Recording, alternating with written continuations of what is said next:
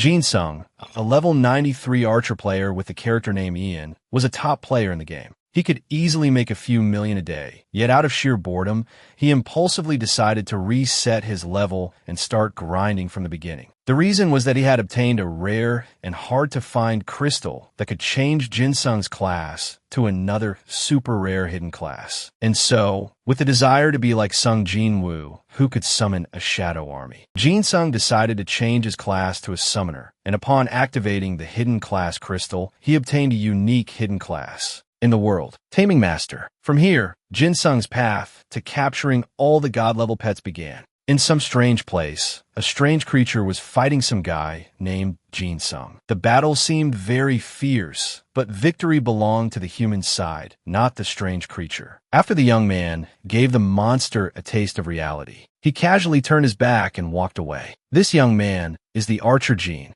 Sung, level 93. He had just defeated an ogre and received a reward from the system. After receiving over 100,000 gold, Jin Sung was about to take a break for some tea. But life is never that easy. From within the mist, some horns emerged, though it was unclear who put them there. When the mist cleared, it was revealed to be a two-headed monster with horns. Its body was probably the size of 100 Jin Sungs combined. He was getting a little nervous now, clicking his tongue in annoyance. The monster, having just appeared, was eager to prove itself, swinging its club down at Jin Sung. But he was agile enough to dodge the blow in time. He only survived thanks to the haste skill. But the duration of haste was only 1 minute. Jin Sung, as fast as the wind, dodged all the monster's attacks. He needed to take it down within a minute. Jin Sung checked his status window while keeping an eye on the monster. He stopped at a safe distance, ready to show it who's boss. He only had one trap left. With no other choice, he went for it. Jin Sung shouted loudly to get the monster's attention. "Listen up, you disgusting monster." The monster aggressively charged at him, and Jin Sung had to time it perfectly. If he was off by even 0.01 seconds, he'd be done for. Jin Sung stared intently at the monster. The moment it slammed its club down, he leaped away to dodge. And at that very moment, he activated the high-level stun trap skill, causing the monster to be stunned and weakened. Jin Sung shouted, "Gotcha!" He drew his bow, activating a series of buff skills. The time was right. He released his hand, letting the arrow fly straight into the two-headed horn monster, officially finishing it off. The system announced that he had defeated a two-headed ogre and received a reward. Jin Sung shouted in joy, "All right." He checked the notification to see what item he got. As soon as he checked, Jin Sung was completely shocked. Getting just one item from the Ogre Warrior set was already harder than getting a 10 in math. Yet he got 2 pieces. If he converted them to cash, it would be at least 5 million won. He had probably used up a month's worth of luck. But that wasn't all. Jin Sung paused for a second. He had received the Mulan crystal. Jin Sung had hit the jackpot this time. Oh my god. Kalen, the world-famous VR game released half a year ago, currently had over 10 million players. Basically, it was an extremely popular game that dominated the entire video game industry. When Jin Sung bought the 10 million won VR capsule for Kalen, using the tuition money his parents gave him and all the money he had saved for part-time jobs, everyone said he was crazy. So even though he started playing 2 months after the game's release, he had raised his majestic archer character for months. Hunting monsters with his archer character earned him about 200,000 won per hour. From this game, he had earned millions of won. The problem was there was now an announcement about an upcoming large-scale update for this game, introducing a new region and 3 new classes. The players enjoying Kalen were excited to hear this news. However, the orange-haired young man had a thoughtful expression that don't worry too much about that. You just need to reset your current character if you want a new one, then they'll grind that character up. Jin Sung, standing beside him, told him they should hunt together and collect rewards until the new region is updated. If you're lucky, maybe you can earn your tuition fee in just one go. Right? That was their plan. The Mulan Crystal, an item that could unlock a hidden class from the NPC in charge of class changes. In short, it was an extremely valuable item that he was lucky to have obtained. The problem was, it was only for level 10 players who had not yet undergone a class change. Jin Sung gritted his teeth bitterly. If he used it, he would have to recreate his character, but recreating a character after earning a ton of money, what should he do? The orange-haired young man mocked Jin Sung, calling him an idiot. Are you planning to restart your level 93 archer character? Are you kidding me? That's too wasteful. Your character is currently in the top rankings in Korea, in the top 1,000 overall, and top 100 in the Archer rankings. Are you planning to throw it all away? Jin-sung asked. You think I don't know that? But this is a chance to unlock the first of the new classes. I can't just throw this item away. The orange-haired young man seriously reminded him to learn a bit more about the hidden classes being revealed. Oh, we have someone in our guild with the sniper class. Jin-sung replied, I know. I've hunted with him a few times. The orange-haired young man asked, do you think the sniper class is significantly better than the archer class? Jin-sung stammered, well, we had a pretty big level gap, so I'm not sure, but it's definitely more useful than the archer class. Their range is unbelievably wide, and the damage of a single shot is very powerful, but rapid firing is quite difficult. The biggest disadvantage is that it's very limited when surrounded by many monsters, I guess. The orange-haired young man agreed. My point is, just because it's a hidden class doesn't mean it's going to be stronger. Jin-sung said he knew. Hearing him say that, the orange-haired young man was about to lose it.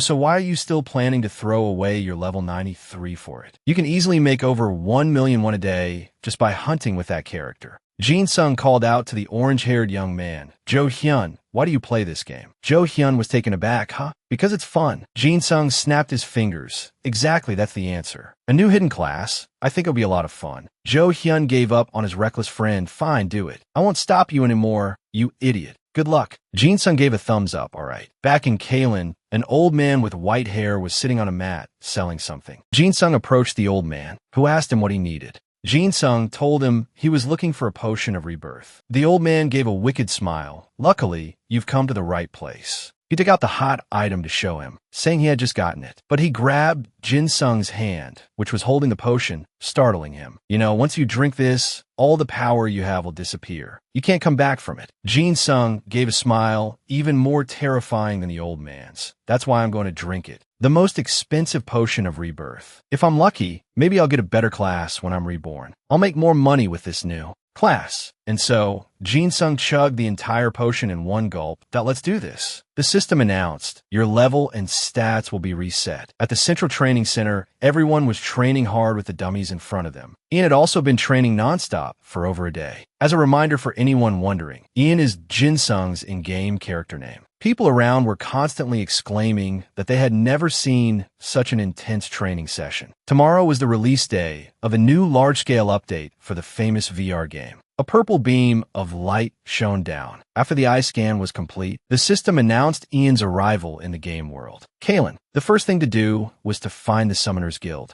After searching for a while, he found the place he needed to go. It seemed Ian was the first person to set foot here. Slowly walking up the stairs, he met Guild Master Ken of the Summoner Class Change Center. Although he was advised that the path of a summoner was not easy and that taming monsters was difficult, he still accepted. The Guild Master had to confirm one more time. Suddenly, Ian took out the Mulan crystal left by the continent's hero. The Guild Master was extremely surprised. In his mind, he urged the man to quickly give him the hidden class. The Guild Master, realizing he was more amazing than he thought, asked him for a favor. It was to help him catch a blue-eyed wolf on the Zamet Plains because his son wanted it as a summoned beast but couldn't handle it. Ian's eyes widened in surprise, knowing that the blue-eyed wolf was a rare level 40 monster. Yet he was given this as the first quest for a level 10 newbie. He gave him 5 magical binding scrolls to capture the wolf, and said that the wolf was just a cub, so it was still weak. The system displayed the quest acceptance window, with the reward being Monster Tamer. Ian felt like he had struck gold. This was the hidden class he had been looking for, a tamer. Without delay, he immediately accepted the request and set off. Although Ian's current level was 10, his stats were those of a level 30, so this quest wasn't too difficult. When he saw the wolf standing on a cliff, contrary to the information, this wolf's level was 20. Ian wondered if he could handle it with his current level of 10. Closing the system window, he drew his bow and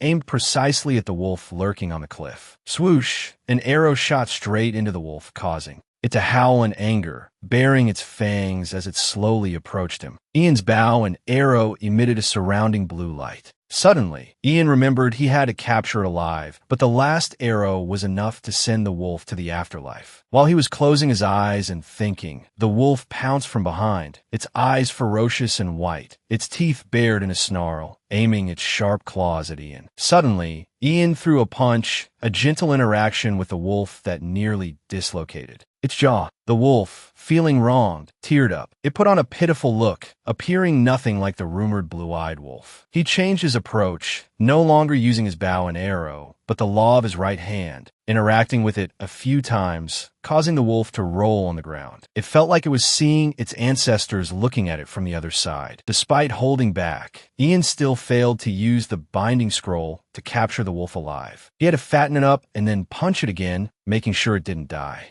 The wolf was in tears. This life was as good as over. Because he had taken too much time, he had to quickly return to the center, handing the binding scroll containing the wolf to the guild master. He was extremely surprised to see that Ian had completed this quest, knowing that the first quest for the Tamer class usually ended in failure. The guild master quickly told Ian that Tamer was not suitable for him, suggesting he become a master. He had never heard of a class quest that could be set up like this, because this class was even higher than a tamer. Ian accepted without hesitation, stepping onto the path of becoming the first taming master. Ian's purple power surged like a wave, enveloping the house, marking a significant milestone. He had officially become a taming master. He opened his system window. First, I'll tame the red wolf from the guide. A mysterious smile appeared on his lips as he began to scheme. I will become the first and strongest with this class. In a desolate land, giant rocks rose like mountains, and the entire landscape was just dry, rocky soil. The sight made him feel a sense of emptiness,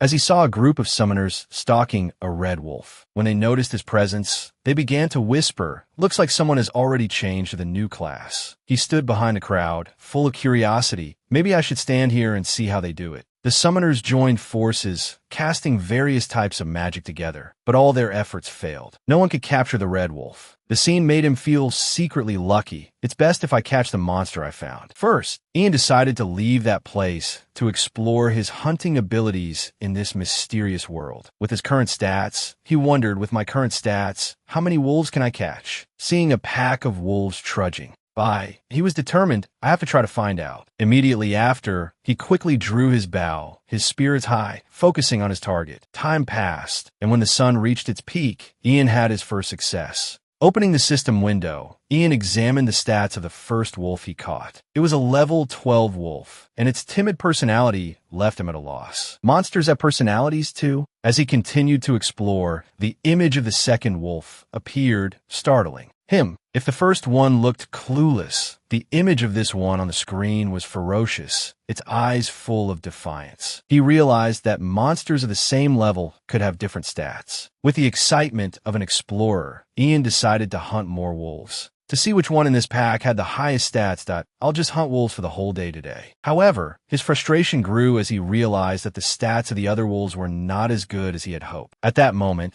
the system suddenly announced that his leadership stat had increased by 1. A feeling of joy surged again as the system announced, "You have obtained the title Wolf Expert. Because you have captured a large number of wolves, this title allows you to identify high-grade wolves without having to capture them." Filled with excitement, he showed his confidence. A magic circle with a star, like in the anime Cardcaptor Sakura, appeared in his eye and began its analysis function. His eyes scanned, and the stats of each wolf appeared clearly. Finally, his gaze stopped on a wolf with dark gray fur and fierce red eyes. Their eyes met. Instead of wanting to gaze at him forever like in a song, it growled as if challenging him, and charged forward without knowing its own limits. Its end was pathetic, beaten to an unrecognizable pulp. "Good. You seem to know your place now," he said with satisfaction, then immediately cast the capture magic. Looking at the wolf's excellent stats, he couldn't help but drool and smile foolishly like a child seeing candy. What was noteworthy was that this wolf was no ordinary one. It had the potential to evolve, while the system windows for the others all showed cannot evolve. He had identified his target and decided to release the other wolves focusing only on training Li, the name he was about to give it. Kneeling in front of Li, he smiled gently like a proud father, and from that moment, the wolf's name was confirmed. From now on, your name is Li. Hearing its new name, Li looked up, its eyes shining as if it had just eaten its favorite food. The system also confirmed Li seems to like its name. Li's loyalty has increased by 5. The master and pet looked at each other and smiled foolishly like children who had just discovered something magical. He was quite surprised. There's a loyalty stat too. The day's moment passed. Now he and Li moved forward with a cool pose like two heroes. It's time to hunt Li, he shouted, and Li responded with a majestic growl. In a modern high-rise building, the atmosphere was so tense you could cut it with a knife. Our Lotus Guild has become weaker since.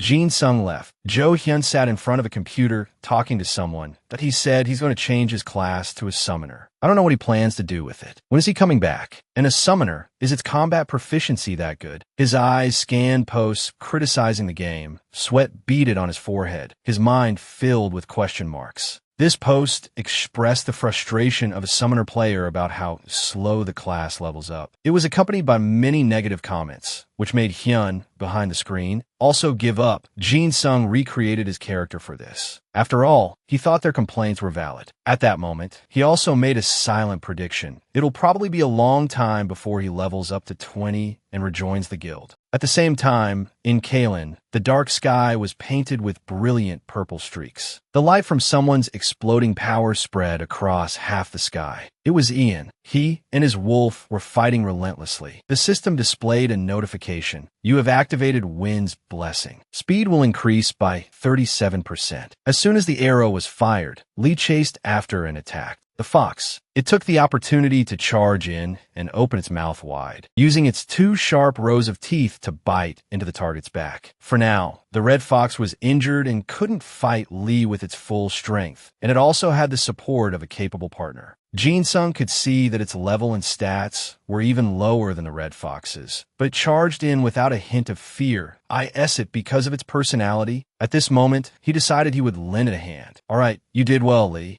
Being praised with such simple words was enough to make it much happier. It combined its attack with the arrow he shot to finish off the red fox. You have defeated a red fox, gaining 265 XP. Your summoned beast, Li, also gained 265 XP. Thanks to this result, Jin Sung realized our XP is split evenly. I should level Li up to at least level 15. All right, time to grind again. The master and pet sat next to each other, acting very affectionately. Li even gently touched his hand. You have activated the basic training skill. Cooldown is 35 minutes. No wonder it's so obedient. The summoned beast, Li's understanding of the summoner's commands will be improved for about 10 minutes. The summoned beast's potential will increase through training. The current potential of the summoned beast Li is 65. Wherever Jin Sung threw an object, Li would run to fetch it. It was truly useful. You have activated first aid. The summoned beast, Li, has recovered 45 health. Li had to lie still for Jin Sung to bandage its whole body, looking quite miserable that you've been my master for a while now. And finally, after all that work, the summoned beast Li reached level 15. The power it emitted was truly eye-catching. However, this level up was much slower than Jin Sung had thought. It because we have to share XP, but training Li feels really fun. It gets stronger every time it levels up. Jin Sung sat beside Li, stroking it very gently, and it liked that too. Li, should we go hunt some bears?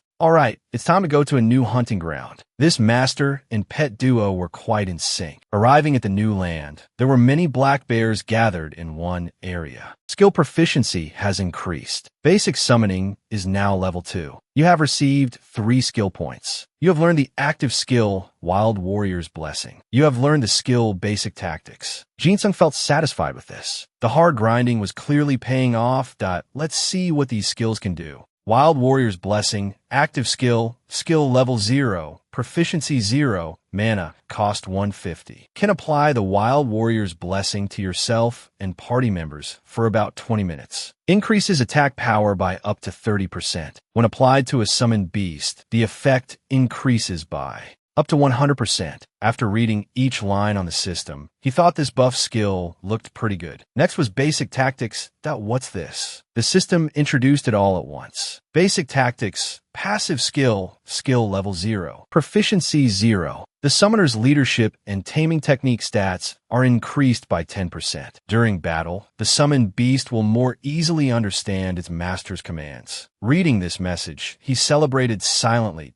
If my leadership skill increases by 10%, I can tame a bear. Let's try taming these black bears. Is there a bear as strong as Lee here? After Jin Sung decided to tame it, the bear suddenly froze, standing on 2 legs. Success. Thanks to Basic Tactics, my leadership stat has increased a lot. Let's compare its stats with Lee's. Looking at the numbers that appeared, he wondered in confusion, is Lee really a wolf? And this can evolve part. I wonder when it can evolve. Let's summon this bear out. He gently touched his beloved wolf. Rested well, Lee. It's time to hunt. Together, they used Wind's Blessing and Wild Warrior's Blessing and charged down. Lee, get that bear's attention. With Lee's agility, it could easily bite the bear's ear. Blood splattered everywhere as it roared in pain. This speed was so fast, it seemed like there were 3 wolves. The black bear's eyes couldn't keep up. From the side, Jin Sung praised Lee, motivating it to attack. Good job, keep it up. This basic training skill is too good. At the same time, Jin Sung began to aim his bow. Lee could completely understand the way he wanted to fight. In an instant, the bear was killed on the spot. It seemed they had subdued it. The summoned beast Lee has reached level 19. This is great. However, he still wanted his Lee to develop even faster. Leveling up was slowing down. If they just kept hunting like this, I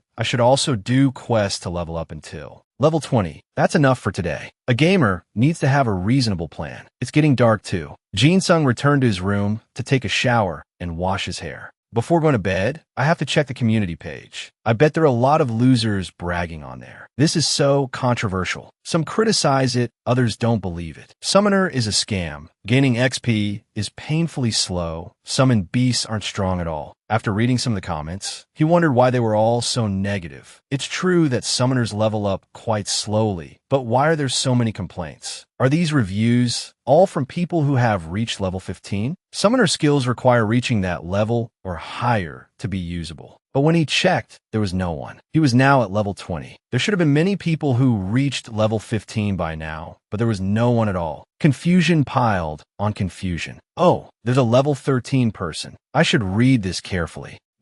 Their taming, blessing of the wind, and first aid skills are quite similar to his. As for possession, it's an active skill, skill level 1, proficiency 55%. Can possess the soul of one of the monsters you have tamed. 30% of the possessed monster soul stats will be added to the summoner's stats. The possessed monster cannot be summoned in battle. Jin Sung thought deeply. I don't have this cool skill. This skill is quite good. It's the only way for a summoner to survive. And because this skill doesn't share the XP I receive with the summoned beast, leveling up is very fast. He wondered to himself how he could fight while in the body of a pet. It's not like the stats are converted 100%. If you do that, you can't level up the summoned beast. That's the best part of being a summoner. He felt regretful that he didn't have this skill yet, but on second thought, he didn't really want it that much. And the skills of a normal summoner seemed different from his. So, let's see what skills a normal summoner doesn't have. He wanted to be special again, to have something that others didn't. While relaxing and having a drink, he immediately realized, that's right, it's basic training. Although there isn't much information, from what he had found, a taming master has fewer combat skills than a normal summoner. But raising a summoned beast to become stronger feels much more rewarding. That means Jin Sung is on the right track. Tomorrow, he planned to try and catch a new beast that was both rare and unique. The clock now struck 4 in the morning. He was locking himself inside Kalen to activate. I'll level Lai up to level 20 before myself. After a long night, it was finally activated. All right, Lai, let's do this. The next day, they continue to hunt. Wild Warrior's Blessing has been activated. Basic training has been activated. Aiming at weaknesses skill activated. They still use their old, well-coordinated tactics. Jin Sung still stood in front to shoot arrows, and Lai would follow up with an attack. You have defeated an Asian black bear. The black bear's fierce appearance was just for show. It just roared but couldn't do any damage, maybe because Lai had become much stronger. Not long after, they received 545 XP. This time, finishing off a monster was much faster than he had imagined. I used to hunt here when I was a level 35 archer. The hunting speed is also faster than last time. I didn't expect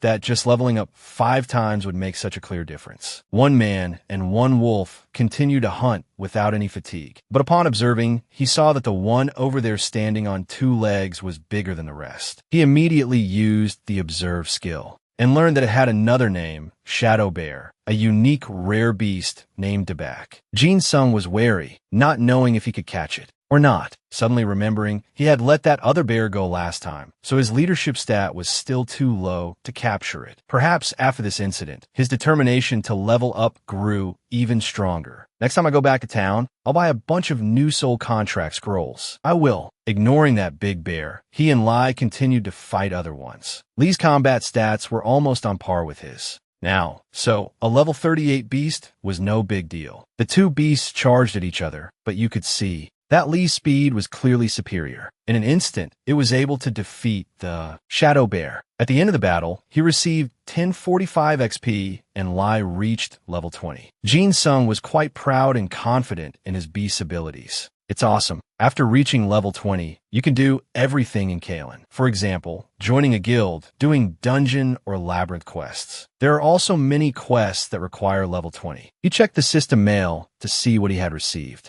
Items. Received Asian black bear meat, bear hunter's battle charm, immortal shadow necklace. Of these 3 items, he pointed to the second one and said he had never seen this item before. It was time to use an appraisal scroll. He checked the abilities of the necklace. This is the immortal shadow necklace, unique rank. Intelligence limit 35 or higher. Durability 124 out of 124. Options, stamina plus 15%. Skill cooldown time reduced by 20%. A necklace of unknown origin, created from obsidian containing a darkness like the abyss. It is a valuable and rare item. Jin Sung was feeling very happy knowing its value. I already had a pretty good necklace from the auction house, but this one is much better. He even arrogantly praised his own good luck. Indeed, as for this item, I have no complaints. Let's see how much Li's stats have increased. Attack increased by 4, defense by 2. As for speed, when he looked, he was extremely shocked. What is this? Do monsters become stronger when they level up? No, this is absurd. Its growth rate is not normal. This surely can't be a coincidence, right? He was determined to find the cause. While the person was anxiously trying to find an answer, the beast just sat beside him, smiling foolishly. Then, a spark flashed in his eyes. Could it be Li's potential? He stared at Lai. The answer was the potential stat. The basic training skill had increased the potential of Lai. Every time the potential stat increases by 10, the stat growth rate also increases. I knew it, the basic training skill was bugged. I was right, hidden classes also have their own unique skills. All monsters also have their own potential stat, and it determines the growth rate when leveling up. In other words, a monster's class increases on its own through its potential, and the training skill is what increases it. Based on this reasoning, Jin Sung decided to spend all his remaining skill points on basic training. Basic training reached level 5 and was upgraded to intermediate training. This is an active skill, skill level 0, proficiency 0, with a 25-minute cooldown. Select a pet to enter training mode for 15 minutes. The summoned beast in training mode will better understand its master's commands. The summoned beast's potential will increase by repeating the training mode. The potential points will increase the level of the intermediate training skill. After reading the information, he felt lucky that he had saved his skill points instead of going to catch that bear. It was a relief to have discovered that great mystery. So Li's potential is now 94. It will reach 100 soon. Looking at the clock again, he was not at all pleased that he had wasted almost an hour just to find the answer. Jin Sung and Lai stood up again, preparing to gain more experience as quickly as possible. It seemed he hadn't eaten anything all morning, so he picked up a delicious sandwich. If I had put this much effort into studying, I'd probably be a lawyer or a doctor by now. At this moment, he had returned home to research and learn on. The computer. Oh, a video about a dark wizard. The skeletons look so cute, I guess. Huh, was that really a compliment, Jin Sung? The second sentence completely contradicts the first. He kept reading and discovered many strange things. Huh, besides the Yuhain call center, who else would be calling me? He checked and saw it was an unknown number, but he answered it anyway to see who was on the other end. Hello, is this Jin Sung's number? My name is Lee Chi-hein, a teaching assistant in the virtual reality department at the University of Korea. Do you know Professor Lee Jin-guk? Jin Sung answered frankly, of course, he's the head professor of the department. Suddenly, Lee Chi-hein wanted him to contact the professor, which confused him and made him want to know the reason. Then she said, I think it's because of your grades. He felt like he was about to explode. His head was spinning. Tears were about to well up. Am I on academic probation? Seeing the situation becoming unstable, it was already late and he couldn't rest, but had to deal with these things.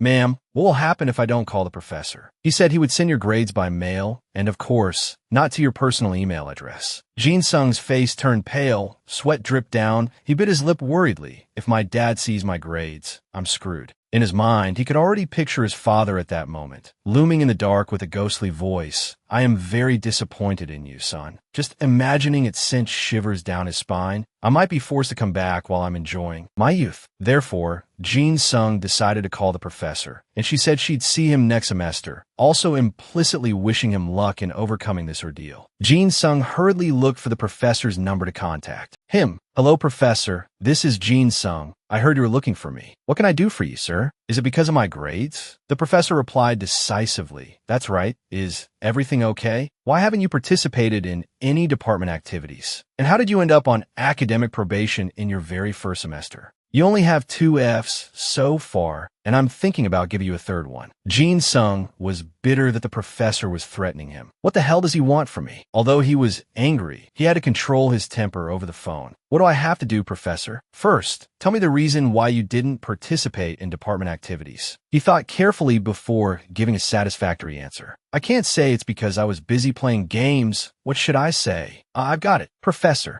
As you know, the reason I chose the virtual reality major is because I admire the infinite potential of virtual reality. One of the reasons virtual reality is the center of attention worldwide is because of the game Kalen, right? So I thought I had to go into the lion's den by playing this game. The professor immediately asked back, you mean you didn't go to class because you were busy playing games all day? Jin Sung immediately retorted, it's not just about playing the game, Professor. I want to learn about the extraordinariness of the virtual world in the game Kalen. Because he gave this reason, the professor was also curious and asked what level he was. If you play that much, you should at least be in the top rankings of Korea, right? Hearing this question, he felt a little regretful. Damn it, if only I hadn't reset. Well, it's like this, Professor. I was originally level 93, but I recently reset my character, so now I'm level 20. The professor found that ridiculous. Do you think I'm an idiot? Do you think I don't know you're saying that to avoid trouble? Jin Sung knew very well that he was indeed trying to avoid trouble, but it was out of necessity. So, would you like to make a bet with me? A bet on whether I'm telling the truth or not. I will try to reach level 93 before the new semester starts. If I can level up from level 20 to level 93 within the given time, won't that prove I was level 93 from the beginning? Lee Jin-guk completely agreed with him. That's right, absolutely. Personally, I'm quite interested in Kalen. If you succeed, I won't put you on academic probation. But if you fail, not only will you be on academic probation, but your parents will also receive your grades for this semester and the next semester, and you must participate in our department's activities. Although it's a bit difficult, this is also an opportunity for Jin Sung to turn the situation around. That's right, but if I win the bet, you will give me an A+ in all your classes, whether I attend or not. The professor thought Jin Sung wouldn't be able to do it, so he completely accepted. Hearing this benefit, his eyes lit up. You promised to keep your word. Thank you, Professor. I will do my best. There's not much time left. We'll have to work harder. Anyway, the original plan was to get back to my old level before the vacation ends, and I've avoided academic probation for the first semester, so this is great. I'll get an A+ without having to go to class. I can definitely do it. First, he went to join the Lotus Guild. However, he was only level 20 now, and the Lotus Guild prioritized a level 3 times what he had. That's level 60. Although the manager could send a join request for Jin Sung, he thought he wouldn't be accepted. Do you still want to proceed? Jin Sung, however, stuck to his original intention, still wanting to join. I'm best friends with the guild master and also close with the main members, so there's no problem. He sent the join request for him. He would be automatically registered as soon as the guild master accepted. Alright, anticipating this, Jin Sung had privately messaged Yuhan, no, Haya, to get him to approve it, right? But he's offline now. Well, it's okay. I'm not in a hurry anyway. He'll accept it eventually. Next is the auction house. He will change all his equipment. This is the privilege of a rich new player. He will switch to the best equipment that suits his current stats. The bonus stat points for the summoner class are not added to melee, but to stats that help with summoning, for example, taming. In the future, he will gradually become more dependent on his summoned beasts. Jin Sung was still wondering if there was anything that could increase his summoning stats, like something enchanted with power. He observed each weapon on display. Suddenly, he saw Mother Nature's headband. Durability up to 224, 224, defense 24. Option is stamina plus 25%. It's a head accessory, heroic grade. Item level requirement is 25. This is a weapon with special abilities. Summoned beasts will have their stamina increased by 20% and combat power by 15%. Summoned beasts gain a 15% chance to dodge. Projectiles. This thing is amazing. He excitedly chose to buy it, spending 150,000 gold. Items for the summoner class are finally starting to be sold. Although he was currently using this item, he still had many unanswered questions. Wait, perhaps other items named after Mother Nature are also for summoners? Therefore, he searched for this item. Mother Nature also has other special items. Name Mother Nature's Staff. Combat power between 150 to 165. Durability 201/201. Options are Wisdom plus 21%. Leadership plus 35. This is also a head accessory. Heroic grade. Item level requirement is 20. Strength 40 and Charm plus 20. Summoned Beast combat power increases by 35%. Summoned Beasts gain a 15% chance to land a critical hit. It's time for a tougher choice, a dilemma. I use a bow as staff, and so he bought it too, knowing he couldn't use a bow forever. It's a bit early, but getting used to a different melee style isn't a bad idea. Holding the staff felt a bit strange, but it was fine. Jin Sung stepped out of the city and summoned Lai to go with him. Intermediate training works even in town, so I have to use it as soon as the cooldown is over. He looked up at the sky and smiled brightly. Time to find some quests. Walking down the street, everyone's attention was focused on Jin Sung. Wow, he's a summoner. The women were impressed, while conversely, the men were envious, which was clearly visible in their jealous eyes. I heard leveling up as a summoner is a pain. I still haven't seen a summoner above level 15. Jin Sung whispered to Lai, now we're doing the Goblin Camp quest. I can get double the experience for completing this quest, and I'll take all the experience for myself. Looking around, he finally found it, the quest NPC. He approached and waved a friendly greeting, Lei Pies, long time no see. But when he greeted him, his expression was like, who is this guy? This NPC will forget me even if I reset, won't he? But luckily, he still remembered him. Oh, look who it is. Isn't it Ian? It seems friendship with NPCs doesn't get reset. What a relief. Jin Sung asked, Commander, have the goblins been causing any trouble lately? Lei Pies frowned. I'm struggling with a new goblin camp that was recently set up. The subjugation unit doesn't have enough soldiers. Can you recommend some skilled mercenaries to me? Jin Sung boldly said, I intend to help personally. He was a bit skeptical.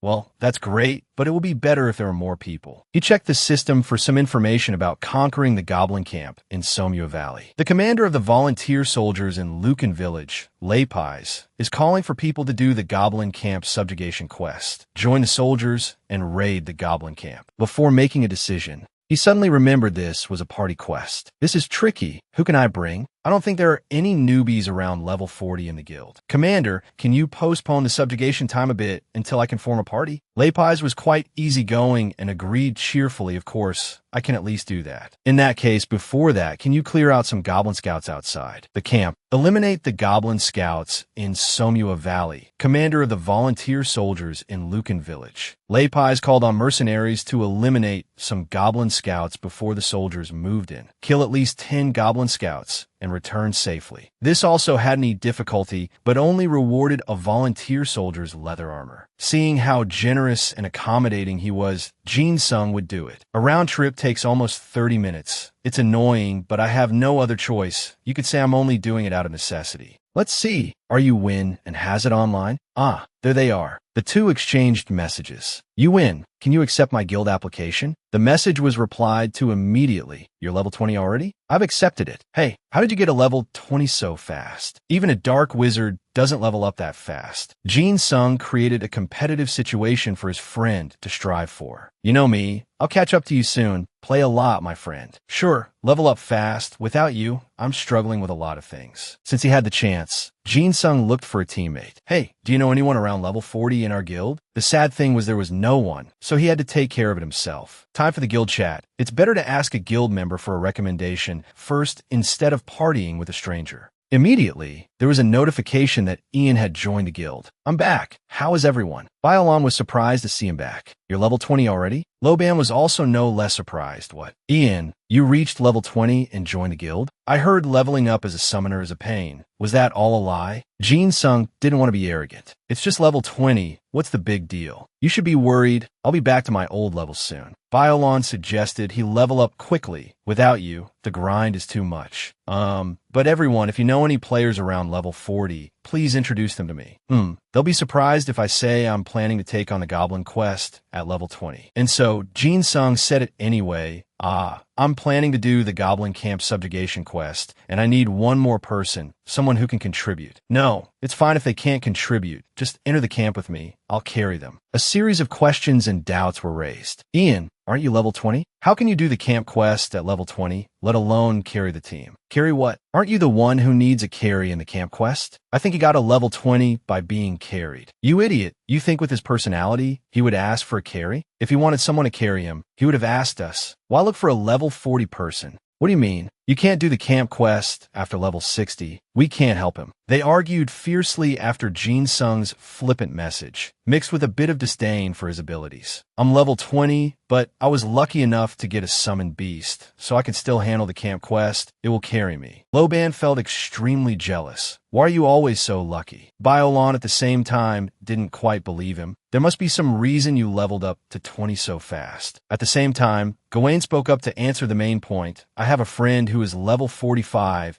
but she created her character with a production class, so her melee ability is different. Her combat class is priest, and her production class is chef, I think. She's a priest, but probably can't help much in melee. She's not very good at the game either. Is that okay? Jin Sung had to accept. Can you contact us when she's online? He thought to himself, as long as she meets the number requirement, I don't care about her abilities. I have to do a few things, so I'm leaving the chat room. Gawain, when you can contact her, message me. Talking with guild members is fun, but it's nothing compared to the excitement of hunting and leveling up on the battlefield. I'll quickly finish the quest before I hear from Gawain. That same day, Jin Sung went to the stream bank and saw a group of panthers drinking water on the opposite side. They are Kukoan monsters. It would be cool if he could catch one. Lai doesn't look very cool or strong. While walking normally, Lai suddenly stopped and refused to go on. He worried. Surely my thoughts aren't transmitted to it, right? He had to sit down and speak softly to it. Hey Lai, do you know how much I love you? But no matter what sweet words he said now, Lai was already angry with him. Then it let out a loud growl, and he discovered Lai was evolving to another level. Now he was more happy than sad. You're finally evolving. But what triggered the evolution? What are the requirements? Potential? Its potential has reached 100. Its appearance will also change when it evolves. Right? I hope it gets bigger so I can ride it. It has now become a wolf. Lai has evolved into a blood-maned wolf. Thanks to the successful evolution of the summoned beast, the proficiency of the intermediate training skill has increased. The intermediate training skill has leveled up to level Z, with 45.7% remaining until the next level up. You are the first person to successfully evolve a summoned beast. Fame increased by 1,000, charm and leadership increased by 30. You are the first person to summon a red-maned wolf. Fame increased by 1,500. Jin Sung was as happy as could be, continuously stroking the red-maned wolf's head. Hee Lai, I love you so much. Lai level 20, HP 790/790, Combat Power 235, Defense 97, Agility 215, Type is Beast, Rare Grade, Brave Nature, Evolvable, Wisdom 135, has Inheritance Ability. Returns 15% of damage taken to health, and if it deals a critical hit, it will receive 50% of the damage as health instead. If it lands a critical hit, the enemy will bleed. Enemies in a bleeding state will take an additional 20% damage per second for 10 seconds. The fierce wolf has a mysterious red mane, with ferocious and violent characteristics. The grade has changed from common to rare, and it can still evolve. If it evolves again, it might become a unique grade. Jin Sung covered his mouth and chuckled to himself. The summoner class is too good. Forget the Kukuin pack. I don't need them even if I had a whole truckload of Kukuns. My Lai is the best. That's right. He had always been proud of owning it. Lai, do you think you can carry me on your back? It lowered itself so that Jin Sung could easily climb on. Lai run. Its movement speed was also very fast despite carrying a heavy load on its back. Before they knew it, they had arrived at the valley of Somer. Having just arrived, there was nothing particularly special, so Jin Sung felt very relaxed, partly because he didn't have to bother walking. Kalen makes these features so realistic. The quest is to kill 10 goblin scouts. Lai evolved so coolly, I can't just let it be like this. Lai, let's go all out. And so, Jin Sung activated the Blessing of the Wind for it, increasing dexterity by 37%. The summoned beast, Li's dexterity stat increased by 37%. At the same time, he also activated the Berserker's Blessing, increasing the strategic stat by 33%. The summoned beast Li's strategic stat increased by 66. In front of them were strange green creatures, holding weapons in their hands. Lai, do you see those 3 goblins wandering over there? Attack them first. I'll provide support from behind. This time he wasn't using a bow, so he couldn't stick to his old fighting style. With these buffs, Lai won't be weaker than any goblin. He was sure of it. Li's close combat would be much stronger than those normal ones, and it also inherited 2 passive abilities. But they couldn't be too complacent, so Jin Sung activated weakness detection. Enemy's weakness has been detected. Accuracy increased by 14.5%. Critical hit chance increased by 22%. Attacking the weak spot adds 91% damage. Seeing how majestically Lai roared made the goblins fearful. A wolf, a red wolf, a wolf is attacking. The summoned beast Lai inflicts a critical hit on the goblin scout. The goblin scout loses 1075 health points. Total health remaining 89%. The goblin scout is bleeding and losing 215 health points per second, and it finally died from bleeding. After killing just one, he received 1,210 experience points. The speed at which it died was a shock to Jin Sung. What is this? How could a level 40 monster die in one hit? The remaining 2 growled in anger. This time they joined forces to attack Lai. It seemed tougher, and Lai was painfully hit by one of their clubs. The summoned beast Lai was hit by a goblin scout and lost 294 health points. Thanks to that, Li's attack power grew stronger and stronger. It refused to be beaten like that and inflicted 495 damage on a goblin scout. 15% damage, 75, 73, then 76 health points were restored. The last one's face turned pale with fear, sweating profusely as it witnessed Li's power and the demise of its comrades. Critical hit, 50% damage. 523 health points restored. After a short battle, Lai completed the mission without any losses except for taking 1 club hit. Jin Sung sincerely thanked Lai for carrying him. It lowered its head and nuzzled him adorably. Just 3 wasn't enough. They still had to kill 7 more to officially finish. All right, let's do it again, Lai. He was so relaxed, just lying under a tree humming a tune, while all the hard work was left to the wolf Lai. At the same time, Jin Sung's friend sent a message. Are you online? Can we talk now? To avoid any unforeseen consequences, he temporarily told Lai to stop. You probably guessed it, my friend contacted me. She's online. She also accepted your invitation. Her name is Heron. You should say hello first. But is that really okay? You should expect her close combat ability to be 0. Jin Sung was a little sad. He doesn't understand me. Hey, don't worry. I was just soloing in Somer Valley. I'm coming out now. Hearing this, his friend was quite surprised. Where's Somer Valley? Isn't that the goblin camp? You killed them alone? That's right. I hunted goblin scouts at the pioneer camp. I just leveled up 5 times. His friend couldn't believe he could do it. Cheating or using a bug. Be careful. You might get banned and cry your eyes out. If that was truly Jin Sung's power, he would surely catch up to his friend soon. He had set a goal to reach level 100 in 2 months. He would reach level 50 in 15 days, level 80 in the next 15 days, and level 100 in the remaining month. This bet, I will win at all costs. Otherwise, the consequences will be very serious.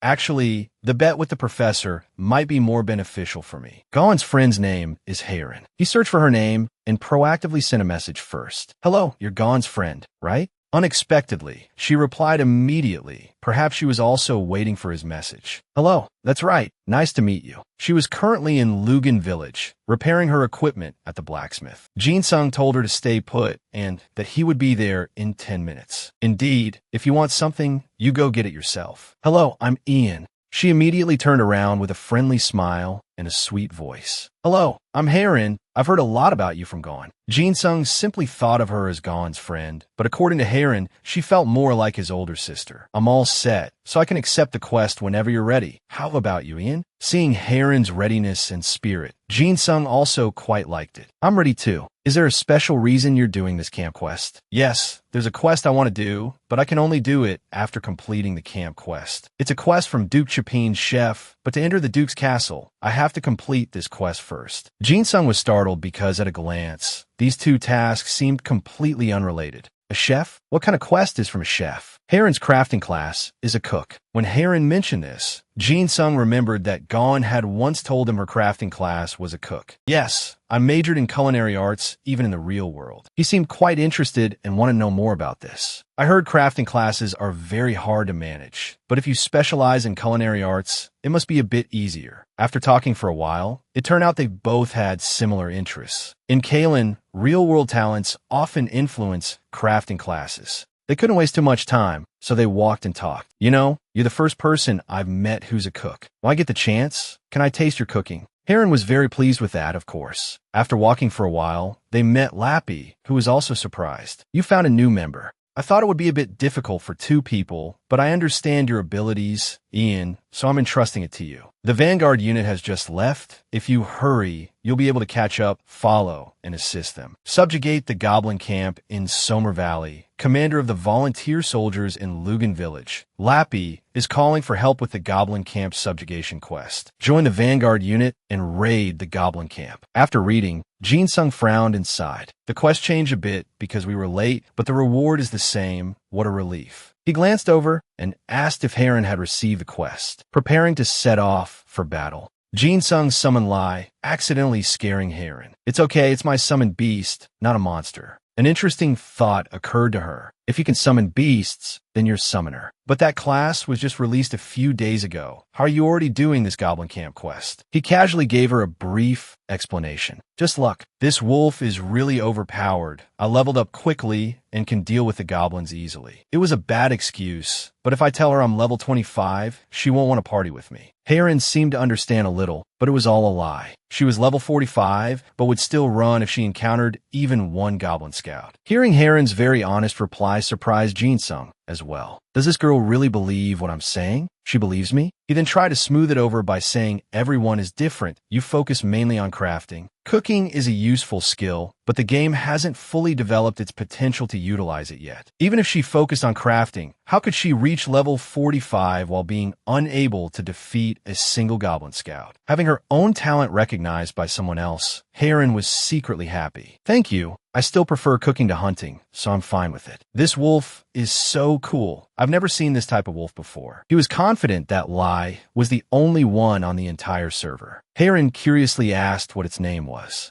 Its name is Lai. You can also call it Lai. Heron seemed to really like it, constantly praising it. She offered a plate of beef for Lai to enjoy. Seeing the delicious food and its aroma made Jin-sung want to fight Lai for it. What's this? A steak covered in sauce? It looks so delicious, I want some too. The summoned beast Lai has eaten the smoked steak. Health points increased by 200 for 20 minutes. Eating a piece of meat unexpectedly increased its power. Lee's abilities just increased. Is it Heron's food effect? It really is. My skill has improved, so it also depends on the food's grade. But it will buff the one who eats it for a certain period of time. Lee's 1400 health is a bit low. Adding 200 is a huge buff. From now on, maintaining a friendly relationship with Heron will be very beneficial. After eating, Lai even stuck out its tongue to tease Jin-sung, making him yell in frustration. Are you having fun eating alone, you wolf? Seeing his own beast get something while he got nothing, he decided to ask, do you have anything for me? Heron Heron held up the empty plate and said with a laugh, "Not right now. I'll cook something even more delicious after the quest, so don't be jealous." Jin Sung sadly squatted down, turned his back, not wanting to talk to anyone, just doodling on the ground with his finger. But when he heard this, he immediately turned back and emphasized, "You promise." Would this action make Heron afraid of his personality? But whatever, he had his own reasons. At Somer Valley, the men of the subjugation captain named Hugo were also present in large numbers. They were wearing armor and carrying shields, looking very grand. Jin Sung and Heron had also arrived. "Oh, you are the new mercenaries. Each of you will be a great help for this mission. Thank you for coming all this way." Their demeanor was very polite and grateful. Jin Sung replied seriously, "I'm just doing my duty, sir." It was fortunate they weren't late. Otherwise, who knows what the effects would have been. Are those other people other players? Are they having a bad day? They don't look comfortable, all gloomy, and their eyes look so fearful. Well, it's not my business. We're fighting different battles anyway. The large number of soldiers present here were lined up neatly, preparing for battle. The goblins were also standing in a pack, growling on the opposite side, not afraid at all. Captain Hugo took the lead and spoke decisively. "Today, we will annihilate all the goblins in Somer Valley. Soldiers, advance." Before anything, the goblin side struck first. On this side, Heron was still trembling, not knowing if it would be okay. In this situation, Jin Sung just said a few words to comfort her. "It's okay, just do as we discussed on the way here." She was still very worried. Will that be okay? That way only you will be on the front line. What she was worried about was his safety, nothing else. Actually, Heron still had her own use. She would support him with buffs. Just her shield alone would be a great help. Heron's easily panicked personality made her very proficient at creating shields. The plan was simple. Heron would protect herself with a shield. Every time the cooldown was over, she would buff me and lie. Heron's level was also higher than the goblins in the camp. Plus, her brilliant shield skill was around level 60, so it would be hard for Heron to die here. I'll use Heron as a shield.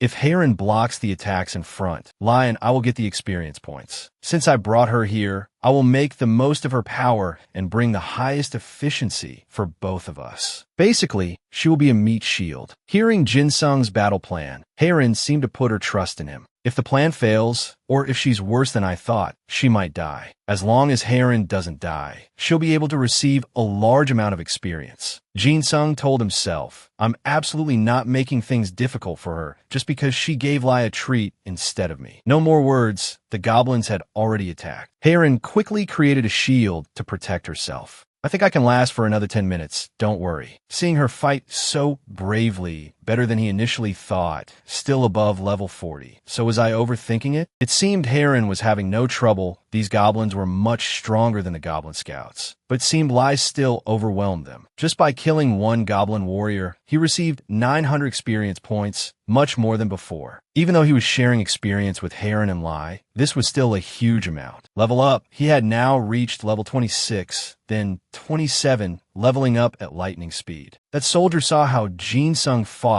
and grimaced, wondering, what is this guy? He seems to be a summoner, but is his level high enough to be here? He clutched his head and called his comrades Fakin and Mylan over to see. What do you two think of this scene? Mylan thought simply, he's a summoner. But Fakin looked closely and said that wasn't the issue. If a summoner is hunting here, he must be at least level 40. But his close combat ability suggests he must be over level 60. How can he be level 40 when the summoner class was just released? The highest is only level 20. This was a problem that all three of them were racking their brains over. Fakin suddenly remembered seeing on the forums, the summoners on the forums were at best level 17 or 18. So what species is that summoner's wolf? Could it be an artifact with a summoning enchantment? Fakin speculated in many different directions. It turned out this also coincided with the blonde-haired guy's thoughts. Looking briefly at how they fought, the cleric doesn't know what she's doing, and that guy is nothing without the wolf. She's fighting in close combat with a staff and doesn't seem to have any dangerous spells. Mylan heard this and exclaimed in alarm, "Are you saying we should kill them?" Fakin was not pleased with this attitude and told her to lower her voice. She also knew she was wrong and quickly apologized. "But aren't you being too hasty? If we don't get any good equipment, we can't make up for the loss." The penalty for killing other players is also quite harsh. It's not easy to get rid of the murderer tag. The blonde-haired guy knew this, but still really wanted to do it. Hey, think about it. If we sell a summoner's artifact, we'll get at least 20 million gold. Even if we split it 3 ways, each person gets 6 to 7 million. Fucking calculated and stated the figures, 20 million gold. If we convert that to real money, it's 40 million won. Just hearing it is exciting. If we do this now, we won't have to worry about equipment until at least level 80. Do you two want to pass up this opportunity, Mylan and Fakin? And I have a very good plan. Now listen. Back to Jinsung's fight, he would probably reach level 30 soon. I heard that once you reach level 30, you get 2 special class skills. I wonder what skills I'll get. The forums say the special spell for the class is 100% random, but that's actually wrong. When I reach level 30, I will get a skill consecutive to my most proficient skill, or at least a related skill, then I'll get a random skill. Not both are random. The skill I'm most proficient in right now is intermediate training. It's an active skill. Skill level is 3. Proficiency has reached 79%. Cooldown is 25 minutes. Select a summoned beast to receive the training status for 15 minutes. A summoned beast in the training state will understand its master's commands better. The potential of the summoned beast will increase with continuous training. The potential will increase according to the level of the intermediate training skill. Intermediate training is basically a potential boosting skill, so I will get a skill related to boosting potential. While he was engrossed in checking the system, a goblin launched a sneak attack, getting close to Jinsung's feet. Luckily, he noticed in time and hit it on the head with his staff with a thud. The remaining skill will be random, but I hope I get a skill related to capture. At the same time, Heron cried out for help. Ian, I only have 5% mana left. He ordered Lai to go help Heron, and Heron had to fall back a bit. The summoned beast Lai inflicts a critical hit on the Goblin Scout. The Goblin Warrior's health drops by 1675, equivalent to 94% of its total health, gaining 921 experience points. Everything before her eyes was going smoothly. She patted Lee's head and thanked it. Seeing these intimate gestures between her and the wolf made Jinsung feel jealous. With me, it's not even that close. Now who is he jealous of between the two of them? Let's put that aside. I need to finish this quest first. He had just turned his face away, not paying attention. They fought their way close to the area where the Goblin Lord was. The humans have come this far. The Lord of Soldiers ordered to kill them all quickly. He raised his weapon high, and power erupted outwards, spreading everywhere and sending the soldiers flying. Everyone cried out for help. Help me, my armor is on fire. Hugo stood frozen, looking at IT to IS that the leader. All soldiers advance. Do not falter or give up at this crucial moment. The battle will end if we kill him. The morale of the allies has now increased by 30%. All abilities increased by 10% for 20 minutes. Jinsung and Lai continued to fight fiercely. The leader's jaw dropped in amazement at his power. What? You're just a hide tamed by humans.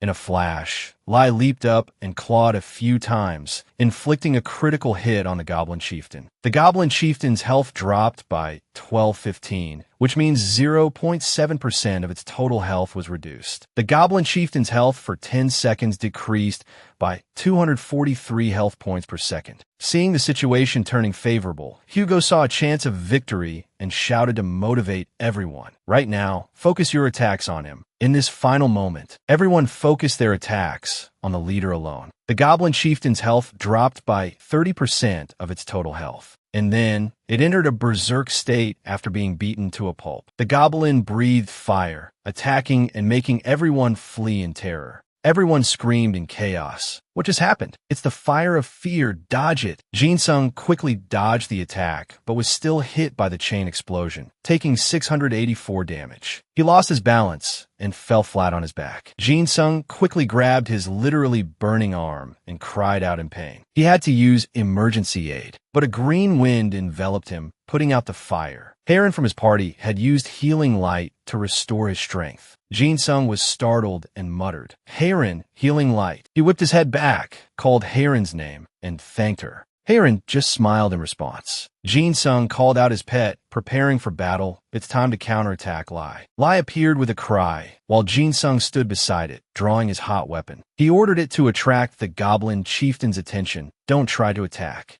Jin Sung switched his weapon to a bow and arrow, ready to draw the bow and shoot down all the goblins. Jin Sung drew his bow and aimed carefully. He needed an opportunity. The goblin over there was like it had just returned from a madhouse, attacking while screaming curses for everyone to die. The goblin chieftain had become more ferocious, so if Jin Sung made a mistake, they would all be done for. The goblin followed his plan exactly, going crazy, attacking everyone and letting its guard down. At this moment, Lai rushed in to attract its attention. And now was the time. Jin Sung released his hand, shooting an arrow straight at the unguarded goblin chieftain. The arrow flew like the wind towards it. By the time it realized it was too late, the goblin chieftain screamed in panic and was finished off by Jin Sung's arrow in a single blow. The goblin chieftain lay still as a clam, gradually fading into space. And Jin Sung had done it. Everyone was stunned, unable to believe the goblin chieftain was dead. Only when the system announced the goblin was dead, that the goblin camp quest was completed, did the crowd jump up and cheer. Success, quest completed. And since Jin Sung defeated the goblin chieftain, reward notifications popped up like crazy. He officially leveled up, reaching level 30, and at the same time unlocked a special skill, also unlocking spatial swap. Jin Sung looked at the special skill, spatial swap, with great interest. Hugo approached Jin Sung, saying he was the one who killed the goblin chieftain. He extended his hand to interact with him. "Well done, you're Ian, right?" Jin Sung replied politely. "Yes, Captain." Hugo expressed his goodwill towards him. "We were able to raid the camp without suffering many losses thanks to you. I'm very grateful." Jin Sung humbly told him that, "No problem. It was all thanks to the courage of the volunteers who led us to complete the mission." Hugo instructed him, "Return safely." Then he turned to the other soldiers, shouting, "Well done, soldiers." He declared that they had completed the mission. "Let's return to the village."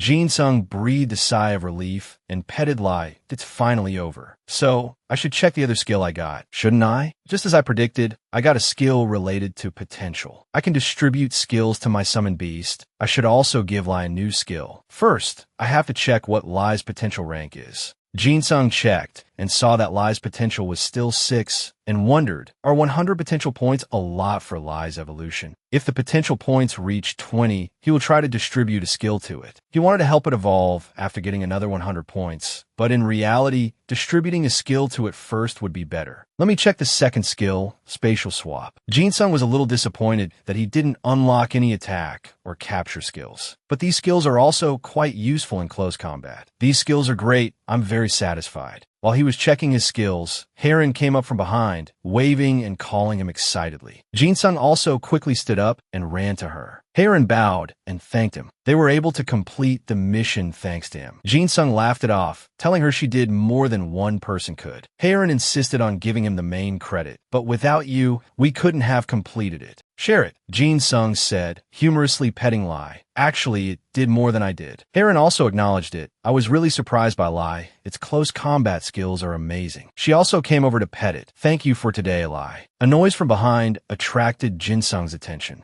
He turned around and saw the other players also approaching. "What's this? Are these guys coming to introduce themselves?" The young man with the lion's mane spoke first at Yorukin. "You didn't get a chance to introduce yourself during the mission." Jin Sung also reached out his hand to shake. "Nadomitsu, I'm Jin Sung." Rukin enticed him, asking if he wanted to start another quest with them. Jin Sung pondered and asked him back. "A quest?" Rukin excitedly told him they knew of a hidden quest related to the camp quest. Jin Sung thought to himself, if it's a related quest, it must be the Goblin High Priest quest. He was planning to give up on that quest because of its difficulty, but now he was at a new level after the camp quest. He was considering that quest anyway, but these guys, they look like they're over level 50, so why would they invite us to do the High Priest quest with them? The level gap is too big for them to benefit. Jin Sung feigned innocence, asking him indirectly, a related hidden quest? He had a bad feeling about this. Should he dig deeper? Rukin replied, "There's a Goblin High Priest quest in the tunnel behind the barracks. They just need to kill him to complete the quest. He's weaker than the Goblin leader, but he thinks it might be a bit difficult for them. He saw you in close combat, and it seems you have a very powerful summoner's artifact. So if you join them, they'll complete the quest quickly." Jin Sung snorted coldly to himself. "They think I summon Lai through a summoner's artifact? Artifacts are very valuable. They're probably planning to jump me and hit the jackpot. I get it. Jin-sung jumped right in. All right, let's see. Should I make up a little excuse? Jin-sung and Haerin followed Rookin's group to see what they could find out. The two opened their mental chat interface and sent each other private messages. Haerin curiously asked him, "Why do we have to send private messages?" Jin-sung told her to wait a moment. He turned to Rookin and said he really liked the offer, but he had to ask his teammate first. Could he wait a bit? Rookin readily agreed.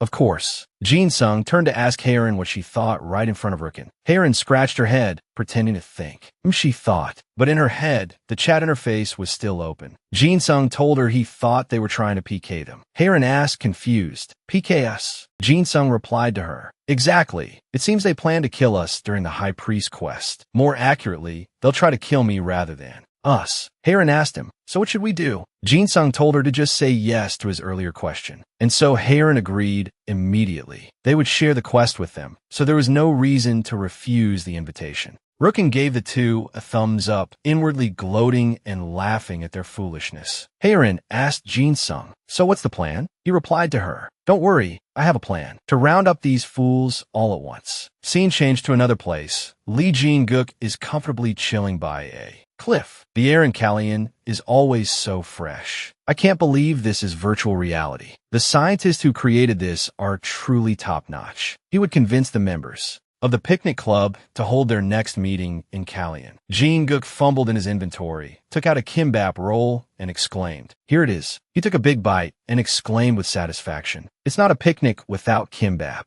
All right, I almost forgot. Jin-guk reached his hand to the side to summon Yuffie. The wolf gradually materialized and became fully visible. As soon as it appeared, Yuffie howled loudly, making Jin-guk feel helpless. He took out a huge, mouth-watering piece of meat and told Yuffie to eat this. Yuffie pounced and devoured the delicious piece of meat, while Jin-guk continued to marvel. "It's so comfortable sitting up here. By the way, he must be playing this game too, right?" He silently recalled. "His name is Park Jin-sung, right? I should have asked for his class. There's no way he could be a summoner, right?" Back to Jin-sung, Haerin, and Rookin's group had entered the cave to do the quest. Haerin and Jin-sung coordinated perfectly, continuously wiping out the monsters in the cave. Rookin watched the two excitedly. Finally, it was the end of the quest. The hidden boss, the Goblin High Priest, would soon appear. So, should he get ready for the real plan? The plan was that while Haerin and Jin-sung were dealing with the Goblin High Priest, they would pretend to be busy and finally attack the two and take everything. Soon, he would have in his hands an artifact worth millions of gold. Just thinking about it made Rookin drool, which Jin-sung found unbearable. Look at him smiling. He should at least put on a straight face. He secretly informed Haerin that the boss would appear soon. Haerin asked him what they should do.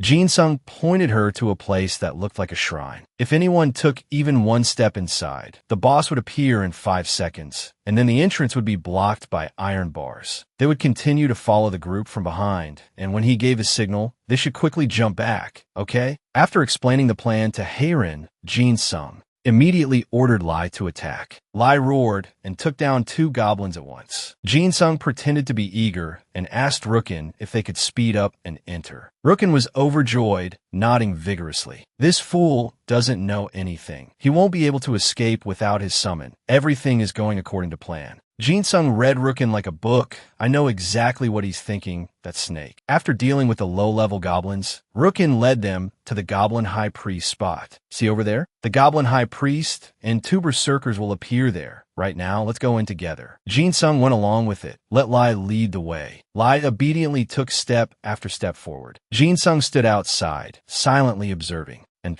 counting down. At that moment, he grabbed Haerin's hand and pulled her back, dodging the falling iron gate. Meanwhile, Rookin clung to the iron gate, screaming his lungs out. "What are you two doing? Why didn't you step inside?" Jin-sung mockingly asked him why. Is he really asking me why? I knew you guys were planning to PK us and steal my summoner's artifact. Rookin, his plan exposed, was startled. Well, what? How did you know? Jin-sung, of course, had no reason to follow their plan. Have fun in there, the 3 of you. Rookin gritted his teeth and cursed him. You fool. You don't understand anything. You can't get out of here. The quest says that returning outside is impossible, unless the boss monster is killed or all party members are wiped out. Actually, we can deal with the Goblin High Priest ourselves. After we kill the High Priest and these iron bars are lifted, it will be your death anniversary soon enough. Jin Sung chuckled. Thanks for the warning. He shouted an order for Lai to bite. Immediately, Lai rushed forward and attacked Milan, making Rookin panic. He hastily drew his sword and charged, but it was too late. Rookin gritted his teeth in fury. This rabid dog. At that moment, Jin Sung unsummoned Lai, leaving Rookin and his weak female companion to face the Goblin High Priest. Rookin was completely duped and could only stand there dumbfounded, looking at the Goblin High Priest and cursing Jin Sung. Rookin was furious, but could only curse loudly, not knowing what to do. You son of a bitch, you think we can't kill the boss just because of this? After we kill the boss and the iron bars lift, you're next. Jin Sung sat and waited leisurely. Yeah, I don't think you can do it. The Goblin High Priest and its two burly minions were growling behind them, making Rookin shrink back in fear. Damn it. Rookin drew his sword and charged forward, telling his two companions to deal with these boss monsters first. They'd deal with Jin Sung later. He shot Jin Sung a warning glare. Let's see if he could be so calm later. Jin Sung happily sat back and watched the show. Has any third-rate villain ever actually succeeded after saying that line? Heirin, still having a bit of humanity, asked him if they would be okay. Jin Sung told her if she was worried, she should go up and help. Heirin gave a faint smile and pointed forward.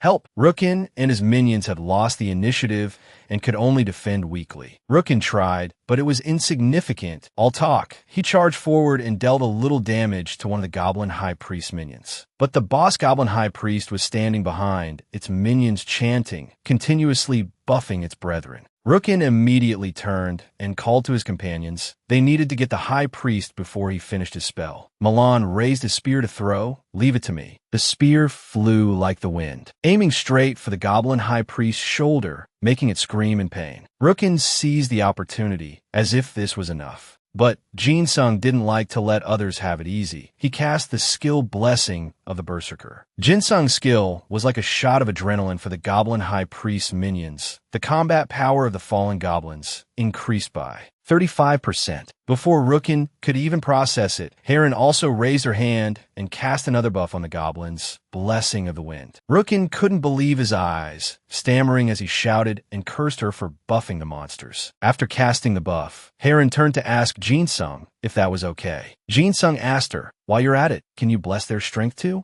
Heirin twirled the scepter in her hand, humming as she asked, should I? Rookin and his companion screamed and begged, no, please don't. No more fighting was needed. Rookin raised the white flag himself. Quest failed. Time skip. Heirin and Jin Sung had left the cave after a huge haul. Jin Sung checked the loot. Those fools left some pretty good items. He told Heirin, now let's go to the auction house and sell these things. Heirin's eyes sparkled as she thanked Jin Sung. Thanks to him, they completed the quest and got valuable items too. Jin Sung laughed and encouraged her. No problem. Heirin did great too. But who knew the High Priest would give them its expensive necklace? It hurt a little to split it, but he got a lot of items too, so it wasn't really a loss. But he didn't know Heirin was so bloodthirsty. He called to Heirin, let's go to the auction house. The two went to the auction house to trade, receiving a large bag of money in return. Jin Sung was ecstatic after getting a good deal. I knew it, we got a ton. If we subtract the auction house fees, the total is 660,000 gold. Jin Sung rummaged through his bag. What's this stone? It's one of the items those pikers dropped. It's warm, so maybe it's a heat pack for winter? The item description doesn't say anything other than unknown, but it feels like a waste to throw it away. Just then, Heirin also came back with food for dinner. Seeing her return, Jin Sung told her let's go finish this quest together. Heirin and Jin Sung went back to see Leipais. The master welcomed him. Your contribution is quite something. The system announced that he had completed the quest. This trip also yielded a bunch of hot items and a level up. Jin Sung grinned from ear to ear, so many experience points, and the gold reward is pretty good too. Heirin excitedly showed Jin Sung she had leveled up to 46. He happily congratulated his friend and took the opportunity to ask Leipais something. Jin Sung took out the flashy necklace the Goblin High Priest gave him. Actually, I met the Goblin High Priest behind the barracks. Leipai's jaw dropped. You even killed the Goblin High Priest. That's amazing. And so, Jin Sung leveled up again.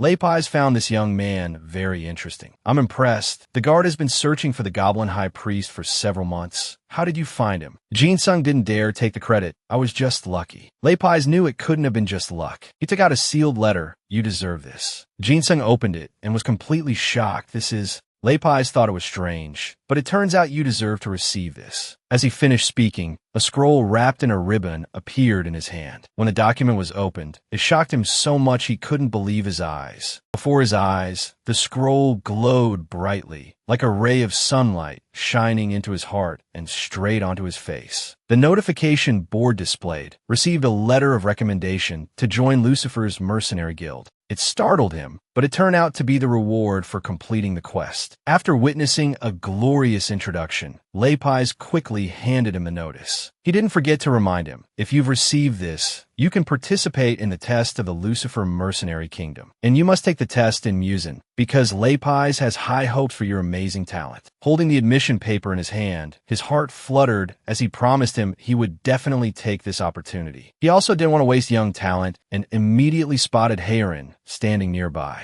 Quick as a flash, he pulled out a notice. Extremely pleased with the dedication she was willing to show for the future of the Lucifer Kingdom. Heirin held the notice in her hand and asked Ian confusedly, "Do you know what this recommendation letter is for?" Of course he knew. As long as she takes this paper to Musin, she can participate in that super tough mercenary test. His words sounded like gibberish to her, especially, "Where is Musin?" Seeing that she still hadn't absorbed all the information, Ian also happily explained that there are 5 continents in Kalen. The ones that are open are Kalanazu, which is where they are standing, and a new place recently called Mazaka. Within this Kalanaza continent are 2 great kingdoms. One of them is Lucifer with its capital Musin, named after the heroes of the kingdom. After listening to a long explanation, she finally understood some of what he said. Speaking of which, because you can't go to Musin before level 50, Heirin had another question that everyone was curious about. What's the point of participating in this mercenary test? He wasn't a dreamer either. Of course, it's because just by passing the test and receiving a badge, you can find quests more easily and also gain many benefits from a guild. It all depends on your close combat skills, what kind of badge you receive. It all sounds very appealing. But she's just a cook, so she probably doesn't need all that complicated stuff. Hearing her mention cooking surprised him, but her plan was to go back and practice her cooking skills until the main quest. Got stuck. Her cute action officially made Ian burst out laughing. He didn't know about other things, but her cooking level must be at least challenger tier. Just thinking about how her cooking skills increased Lai's stats was enough to understand. Ian, looking through the computer screen, couldn't have guessed in 100 tries. Someone getting a power-up after eating. That led him to a definite conclusion that the food she cooked was very special. Thinking so, he immediately asked her about her proficiency in the chef class, wondering how many dishes she had sold. Heirin was going to hide it, but since he asked so directly, she would reveal it. It's high-grade level 1. She didn't plan to stop there and intended to learn even more skills. Her words shocked him so much his jaw dropped. Even for the most common profession like a blacksmith, the highest proficiency he had heard of was high, grade level 3. Just thinking about her reaching such a high level with a cooking profession, he could be sure she was one of the highest level people. He constantly praised her talent and promised to support her, telling her to contact him if she needed anything. This made Heirin's nose swell with pride, and she shyly thanked him. Seeing this lovey-dovey atmosphere scared him to death, making him think he did something wrong. He thought this inwardly, but on the outside, he still went along with her. Just as he breathed a sigh of relief, he glanced over and saw Heirin's friend request notification. Ian also quickly added her as a friend without much thought. His attitude made her see him in a different light. Her soulless eyes now became shiny and sparkling. She shyly took out a small box from her bottomless bag and gave it to him.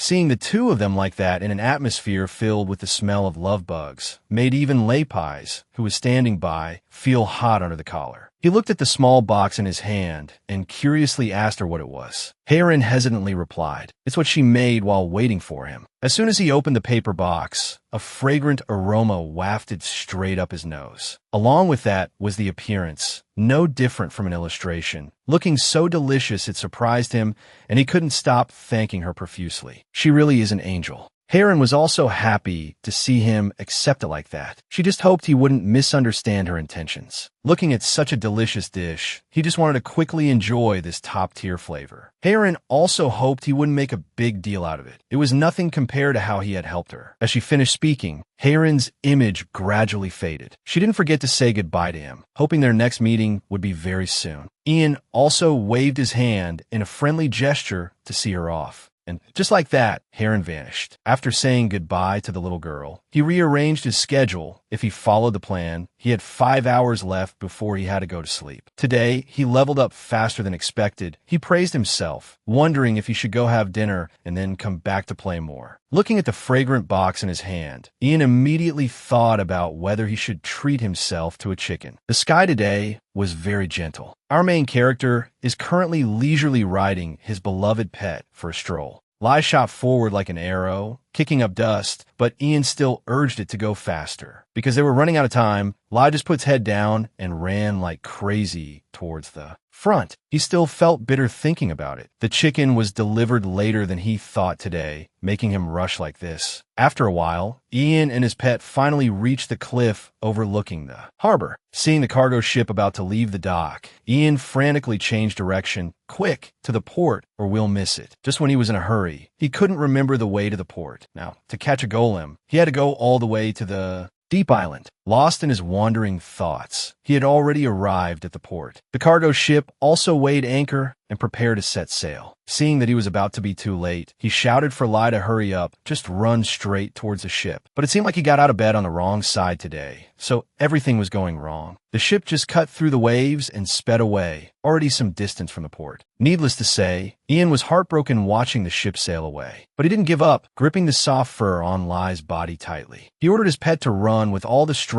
it had since birth. It had to get on that ship. Lai was all too used to its master waiting until the last minute. It had to agree. In a flash, at the speed of light, only an afterimage could be seen. The two of them just flew up high, only a blurry silhouette visible under the bright sky. The sailors on the ship who saw this scene were all scared out of their wits. But the two of them weren't cool for more than 3 seconds. Due to the distance being too great, they were already flailing right above the sea, losing momentum and about to fall. But just as they were about to successfully land in the water, Ian quickly stepped on Lai's body to get a boost and jump hard. He didn't forget to unsummon Lai, and he himself landed on the ship safe and sound. Luckily, his ancestors were watching over him. Otherwise, this would have been a headache. The people who witnessed this scene had their jaws on the floor, completely shocked. Their staring made his skin crawl. Ian immediately turned his face away to avoid future trouble, but still couldn't escape the scrutinizing gazes. Because he was busy chasing earlier, he didn't notice. But looking at it now, the ship was somewhat shabby and tattered, which disappointed him a little. Couldn't they use a better one? Just as he was lost in thought, a clear voice cut through his thoughts. The strange man with shoulder-length hair asked him, "Are you a summoner?" This startled Ian, and he looked back to see a group of people lined up, sizing him up from head to toe. Seeing this, Ian politely replied yes. "But why do you ask?" His voice also carried a few degrees of vigilance. The shoulder-length-haired man smirked, just as he guessed. His action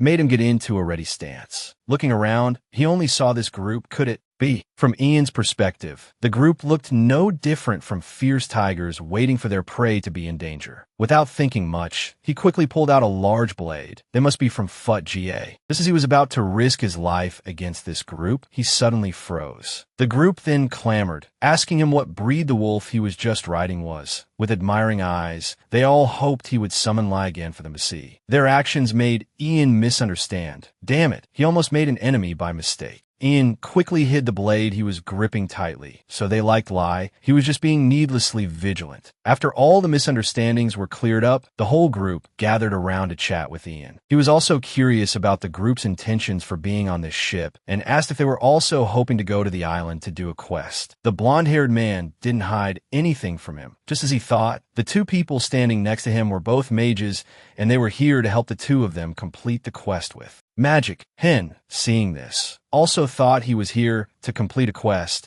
but his words were immediately corrected by the mage standing next to him. Could there be a quest for a summoner on the deep island? This made him blush and bow his head repeatedly, apologizing for his nosiness. Hen, seeing that he was easy to get along with, also shared a little with him. Actually, he was also very interested in summoners. In his group of friends, there was also a guy named Lozen who was a summoner. However, recently the guy found a summoned beast egg. He wondered if he knew of its existence, and as he spoke, he summoned a descriptive image. Hearing about a summoned beast egg made him suspicious. He looked at the egg in his hand and asked curiously, "What is this?" Seeing that he seemed not to know, he also shared honestly. They said they found a golden owl's nest and discovered this egg, but it still hasn't hatched. That's all he heard. Hen's words reminded him of the golden owl hunting ground for the latter half of level 20. So this player Lozen hadn't reached level 30 yet. The ship drifted on the vast ocean like that. The waves lapping against the hull sounded very pleasant. After a while, a giant snow and ice mountain finally appeared before the groups. Eyes. Cold air constantly radiated from around the mountain, with white smoke swirling around. Standing on the ship, Ian looked into the distance and shouted with joy. Finally, we've reached the deep island. The ship sped forward like a warhorse to the front of a large rock shore and then stopped. The group then climbed down and began their journey to explore the deep island. Everyone who came here shivered from the terrifying cold of the climate. Only our main character was still, as usual, not bothered at all.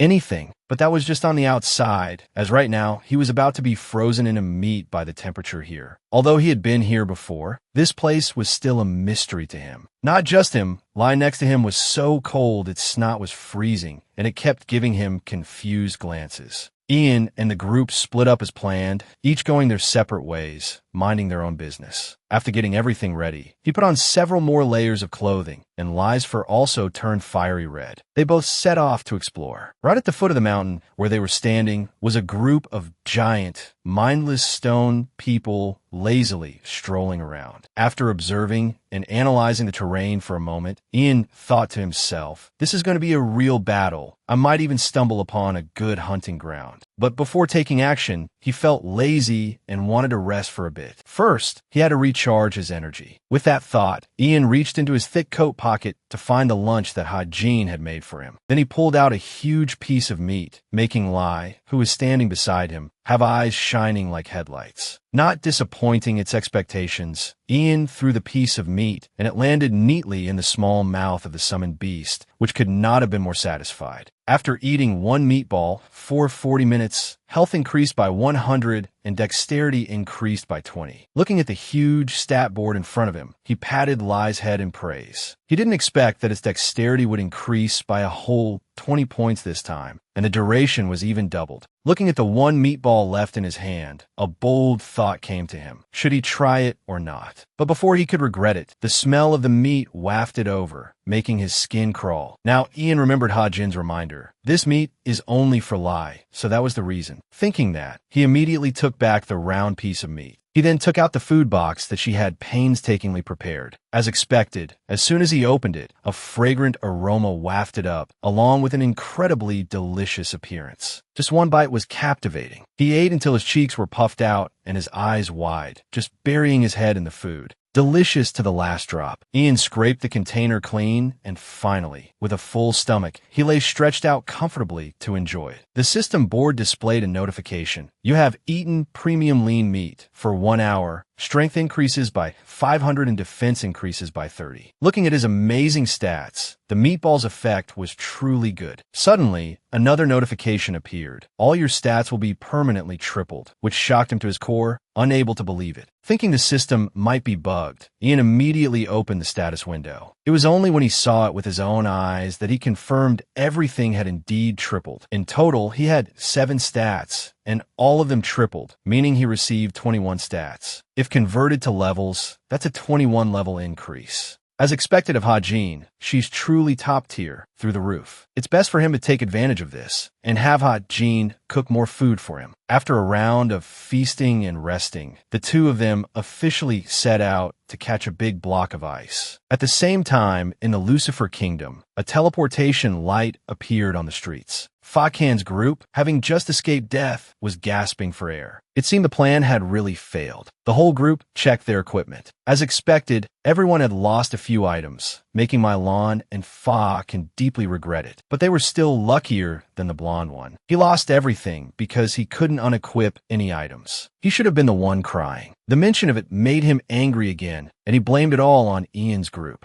They were very weak. If they hadn't fallen into a trap, his group wouldn't be sitting here like this. He was determined to show Ian what's what. He swore that from this day on, he wouldn't let them set foot in Kalilon. After Ian finished off the messy minions outside, he was also exhausted from hunting for 10 hours straight. He ordered Lai to rest for a bit, and the two of them just found a random spot to sit down. Seeing Lai panting heavily from the fight, Ian still couldn't bear it and took out a meatball, asking if it wanted to eat more. Just seeing the plump, round meatball made it unable to control itself, and drool flowed in a line. He quickly fulfilled its small wish. As Lai enjoyed its favorite dish, it kept humming and singing, making Ian unable to resist holding his stomach and laughing. Lai never would have thought that he would be so generous today. Fearing one piece of meat was too little for it, he took out another one, making it so move that its drool flowed in a line. But contrary to his expectations, Lai blocked Ian's hand that was about to offer the meat, indicating it didn't want to eat, which confused him a bit. Could it be that the cat is turning down fat today? But seeing it shake its head vigorously, understood. It turned out his dear pet was being kind today and wanted to share its food with him, which warmed his heart. After letting Lai eat and drink its fill, he got busy checking the stats of these ice golems. Seeing that the two he caught were both level 37 made him quite hesitant, not knowing if he should catch another one to increase his leadership points. Looking at the two on the control panel, they were quite large compared to the rest, but he still felt something was missing. He glanced over at Lai, who was lying quietly, fast asleep. He needed one more to be able to evolve like Lai. But after thinking for a while, he decided he should rest for a bit. After all, he had already spent a lot of time here. Surely he could catch one more. Looking at the giant golems lurking in front of him, Ian hid behind a rock crevice and observed for a moment, then spotted something strange. It was a golden golem, completely different from the others. Could it be that after a series of unlucky days, heaven had finally blessed him? Thinking that, he didn't let the opportunity slip away and ordered Lai to rush forward and catch it. Just as they were about to go in a battle, out of nowhere, an adorable, cheesy, cute turtle appeared, frolicking here, which surprised him quite a bit. He immediately checked its information. It wasn't until he saw the stats, ABC Turtle, level 30, unique, on the screen that he was shocked speechless. It was the first time he had ever heard of its name. But it's a unique grade? Heaven must have shot an arrow of luck at Ian today. Although it looked quite useless, it was cute with its big head, though he didn't know if it had any combat skills. But whatever, better to catch the wrong one than to miss out, because he had a special feeling about it. It was also rare, a species he didn't know, and moreover, it had the unique title, so he couldn't let it escape. Suddenly, he noticed something unusual. Ian moved straight towards the ABC turtle, which was slowly dragging its heavy feet. He felt like one tap would kill it, not to mention using magic. A curious corner of his mind wondered how it could fit into its shell with that cannon-sized head. Acting on his thought, he raised the staff in his hand. Then he placed it on the cute turtle, startling it. Immediately after, its face changed to anger because someone dared to tease it. In just a minute and 30 seconds, it had popped its head and tail into its tiny turtle shell. Both he and Lai were surprised and bewildered. No one had done anything. No one had touched it. So why was it overreacting so much? Seeing it like this, it was convenient. He could just catch it now. Ian immediately summoned a magic circle and ordered the capture of the little turtle. But the command blared with a notification. Capture failed, cannot be captured. This made Ian freeze solid, not understanding why he couldn't catch it. He had a change of strategy. He needed to lower its health. He immediately swung his staff to attack, causing the ABC turtle's health to drop by 1. Seeing that his attack was a bit weak, he launched a flurry of kicks at the stubborn turtle.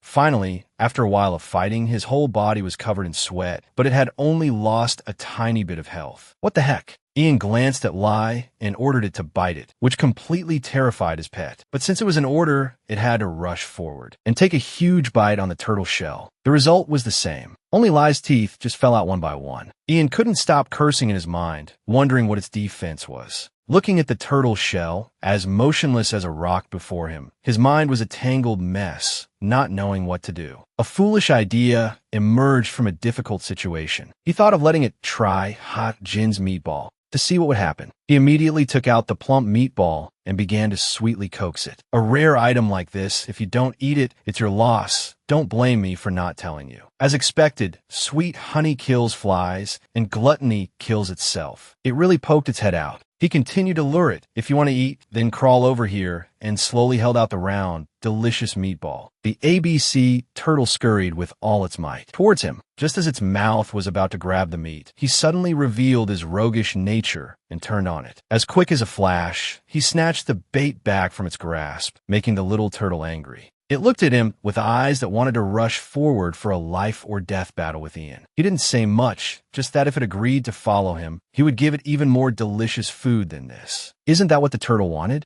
After speaking, he didn't forget to show it the pile of fragrant, rich meat before its eyes. This made the little turtle mesmerized with no way out. He repeated that if it just made a deal, all of it would be its. He only heard the summon capture command, and very quickly he had successfully captured this stubborn turtle. It really was a goofy turtle, harder to catch than hitting on a supermodel. Suddenly, while scrolling through the notification board, he noticed something was not right. It can evolve. The young man looked at the notification screen, reading the information of his pet turtle, which was in its growing age. I knew there would be something interesting, but wait, what is this? Why are the stats so strange? Only defense is high, and a special skill even adds 5 armor points. This little turtle seems to have breakthrough growth. Its armor is even higher than a level 100 monsters. No wonder it only lost 1 health point after all that fighting. Don't underestimate it just because it's cute. Let's see its hidden potential points. The young man was jaw-dropped once again. Even its hidden potential points were at 0. Char points 10. I don't get it at all. There are really many things that are hard to explain. I guess the only hope is that this turtle can evolve later. The whole family is looking forward to the day it grows up. That's right. Who knows what it will become after evolving? Without further guessing, he summoned the turtle. Being summoned for the first time, like a newborn turtle,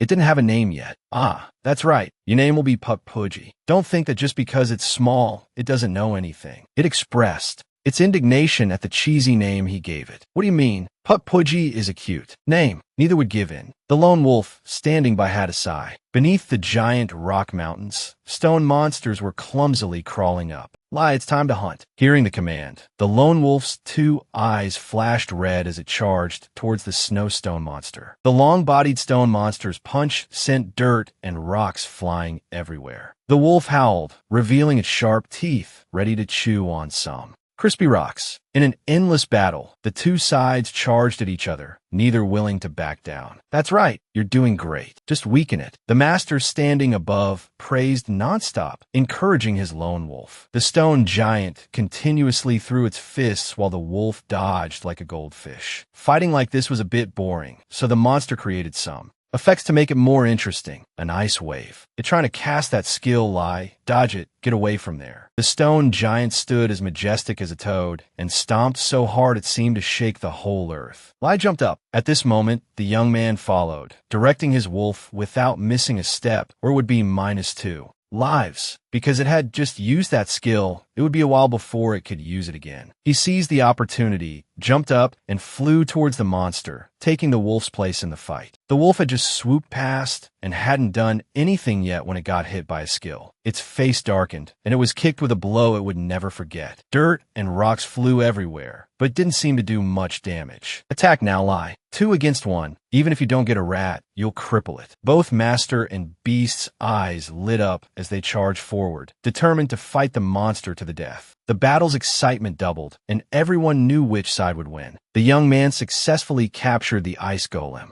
It took a long time to finally catch a satisfactory one. Now, both dirt and stone were firmly in his hands. He read its information and had a marvel. It was truly worth every penny. So we prepared everything.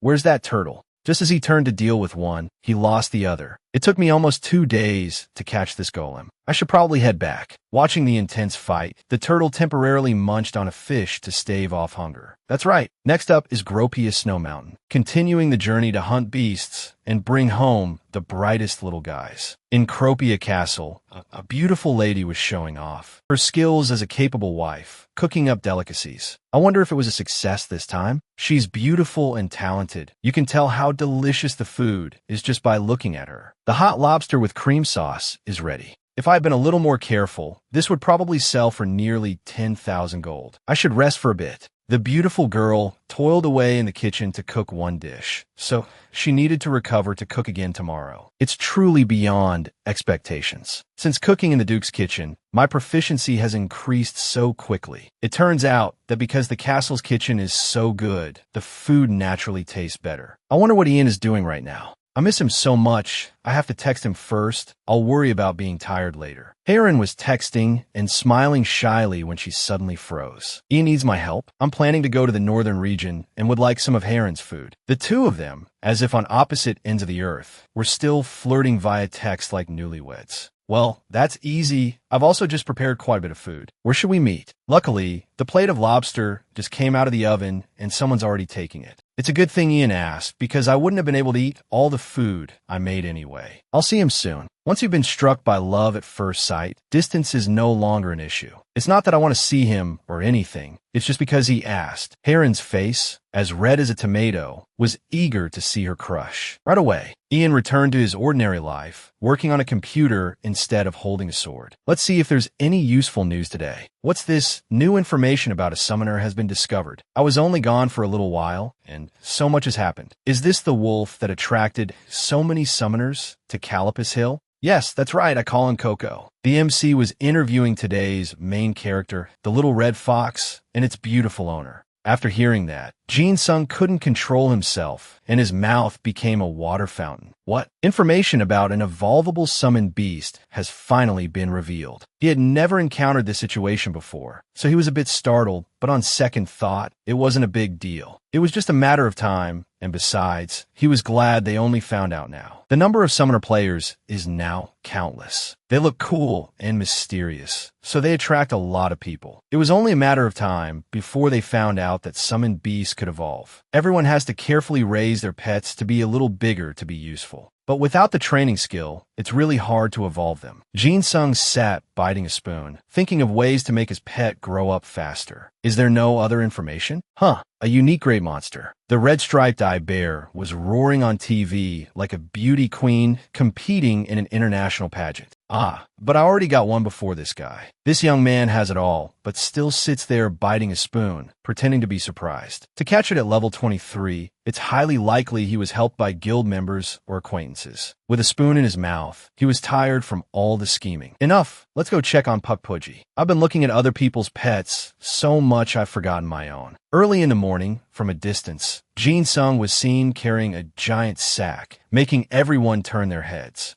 Look, isn't that a bit much, Heron? And you're only charging me for the ingredients? Won't that be too much trouble for you? Afraid her crush would be hungry, she prepared a food supply even bigger than her crush himself. It's nothing compared to the quest you helped me with and that necklace. It's nothing at all. You can tell from her eyes that she would cook for him for a lifetime, let alone take money. It seems there are some super expensive dishes in here too. I want to eat them right away. She spent the whole afternoon struggling with that lobster. I was worried I'd have to pay a lot. Thank you so much. I don't know how I can repay you, Heron. Jin Sung was being too polite, so Heron had to seize the opportunity quickly. In that case, can you help me with two things? He had misspoken earlier, so now he had to nod in agreement, or he would surely starve. The first request is, when you go hunting in the northern region, if you see any ingredients on this list, please get them for me. Okay, I can help with that. Luckily, the request was quite reasonable. And the second request is, Heron stammered, fidgeting a bit awkwardly. She didn't look natural at all. I wonder what she's going to ask. I hope it doesn't take too much time away from my leveling. He had 1,001 things to do, but for the sake of food, he had to listen to the end. Please help me with our upcoming class at school. When I asked one, he said that you were studying at Korea University. Yes, that's right. I'm a freshman there. Schoolwork? Does that mean she wants my help in real life? He hadn't heard the whole thing, but he was already feeling a little apprehensive. I'm studying in the hotel culinary department at Korea University, and I'm a sophomore. He finally understood. He didn't expect they went to the same university, and she was even his senior, so he couldn't avoid it. You like delicious food, right? I really hope you could try all of my dishes and see which one is the best, because the class I'm taking is about making homemade dishes, so... Jin-sung understood the situation. That giant bag of food had a purpose after all. So I just need to eat and say whether it's delicious or not. That's right, you'll definitely help me, right? It sounded simple, but a bit awkward, making him scratch his head. Why would Heron ask me for this? Doesn't she have any friends? At this point, there were no more questions. The food I cook is only for you to eat. I think it's probably because she has a unique personality, so not many people interact with her. Jin-sung made wild guesses, but he was still wrong about her feelings. From now on, let's focus on getting gear. He returned to his game, preparing for the upcoming adventure. The quest in this area is a bit dangerous, and there isn't much information. I have to make sure that when I get there, I have the best gear to fight with. He searched and picked out various things to start the new battle. I bought everything I need, now I just need a weapon. I wonder if there's a bow like the wild type one I bought before. As expected, there are no bows on my level that can deal high damage. These accompanying tools are a bit mediocre, not good enough to go with me. There are no bows that can increase the power of summoned beasts. Should I expand my search? After looking around for a long time, he finally chose one. Iron Gauntlets of the Ancient Summoner. After hearing the name, Jin-sung had a good idea of what its skill was. He returned to that familiar scene with the snow-covered rock mountains. And of course, there was the giant stone monster. Right from the start, the two sides were chasing each other as if they hadn't met in a long time and missed each other. I'll attack from the front, so you take care of the back. The man and beast split up to make the fight easier and end it sooner. Again, there were those heaven-sent punches that sent dirt and rocks flying into the sky. While fighting, he discovered the monster's weakness, so Jin-sung couldn't miss this once-in-a-lifetime opportunity. I believe in you. I spent 900,000 gold on you. He invested in a good pair of gauntlets to have a punching contest with a monster to see who would win. Without hesitation, he rushed forward and used his two fists to fly straight at the monster, startling it before it could react. Weakness detected. It was really worth the money. It was a good thing I bought it. Jin-sung was proud of the treasure he had chosen himself. It looked like a child's toy, but it was quite useful. Looking back now, he still liked its inherent ability. Wait, if it's random, does that include Puck Puji? So that means if it activates, Well, also, Jin-sung was startled, thinking he was about to turn into Poo-Poo-sung. Luckily, there was a rule about physical characteristics. He just stood there muttering, making the monster freeze. Should I use the new skill I got from level 30? The monster heard and roared in agreement. This time, not just one, but two of them were holding props. Jin-sung was caught in the middle, but escaped without them knowing, causing the two brothers to hit each other on the head with their clubs. It worked. You can tell how much the two brothers love each other. They're just giving each other a love tap for fun. Even if it's a slap, it still deals over 1,000 damage. As expected of a level 60 ice goblin, I have to take it down before it has a chance to heal. This goblin is also very experienced, so it won't be easy to take it down. You have dealt critical damage to the ice goblin. It was probably because it was attacked so suddenly that it didn't have time to react. I need to keep attacking. Jin-sung used all his strength to finish off this monster. The ice goblin was no pushover either, so both sides were fired up, their eyes sparking with fire as they charged at each other. My body has become more agile. I'm overflowing with power. However, in this state, I will die if I get hit by even one blow. Jin-sung activated his treasure's effect, but still had to be careful not to go to heaven. When a monster uses an area of effect attack, it will reveal an opening afterwards. Without further ado, he rushed forward, all or nothing. You have just dealt a critical blow to the ice goblin. To land the final blow, Jin-sung gifted the little goblin another punch to the face to finish it off for good. The gauntlets completed their mission once again, taking down the giant stone monster, which rolled onto the ground. You have killed an ice goblin, gaining 1,060 experience points. At night in the jungle, The wind howled and snow covered the ground. The orange-haired group was sitting around a fire to keep warm. I've set up a boundary because there will be times when isets above level 100 will appear. The young man showed off his achievement and was immediately praised by Flo January. The northern region is not a place to play around. It's a good thing we came on this expedition. Thanks to it, we can build a foundation for the guild. As he spoke, the young man poured Flo Jan a glass of water so he could think of the next plan. Although the reason we came here is because there aren't many territories left in the northern region. The question is whether we can protect the place we occupy. We have to do it within 3 months until we achieve it. We need to utilize every member to fortify the stronghold. As soon as we complete the expedition, we must bring the guild members here. The team sounds like it has a lot of members, but they're also busy with many things to do and have to hunt in the neighboring areas. Everyone will come except for one person. How could the whole gang abandon a brother? What do you mean? Ian, of course. He has to hunt a lot in the southern region to level up. I don't know if Ian has made it to the northern region yet. The best one was left behind. Well, successful people have their own way. He just recently asked me for some information about the northern region. He said he was going to hunt in the Cropia Snow Mountains and was looking for any information. Hearing about Ian's diligence made his friend curious about what level he was. I'm not sure about that either. Anyway, it's a good thing that Ian is leveling up quickly, right? The goose-faced friend wondered what Ian was doing without inviting him. After defeating the ice goblin, the world became much more peaceful. Jin Sung was still wearing the gloves, walking the lone wolf. Now that I'm sharing experience with 4 creatures instead of 2, I can clearly see that leveling up has become much harder, even though I've only just passed level 40. Seeing its comrade beaten to a pulp, the remaining ice goblin was so scared it willingly became Jin Sung's pet. I guess it's about time for Slap's potential to reach 100, right? It's time to discipline the newly adopted baby pet that's bigger than its owner. Why is this happening? Slap's potential has already reached 100. Why hasn't it evolved yet? This beast is huge, but its soul is still tiny and refuses to grow up. I know one of the evolution conditions is 100 potential points. Are there other requirements besides potential? Level? But I remember Lai was only level 2 when it evolved. Does each monster require a different evolution level? Whatever, there's nothing I can do about it now. Jin Sung stood there muttering and mumbling to himself again, thinking of ways to raise his baby. Do I have to use the training skill on Pudgy now? The tender little turtle, who just learned to walk, was dragged out to be a guinea pig. This pudgy creature has gone off somewhere. It probably knew this good thing was going to happen and had to slip away first. If it were attacked, the system would have notified me. I'll have to use some tasty bait to lure it out. Come out, and I'll give you this meatball. After wandering around for a bit, he saw the turtle diligently burying its head in the ground. He thought it was doing something important, but it was just munching on a ghost potato. Pudgy's potential increased by 10. All stats increased by 5.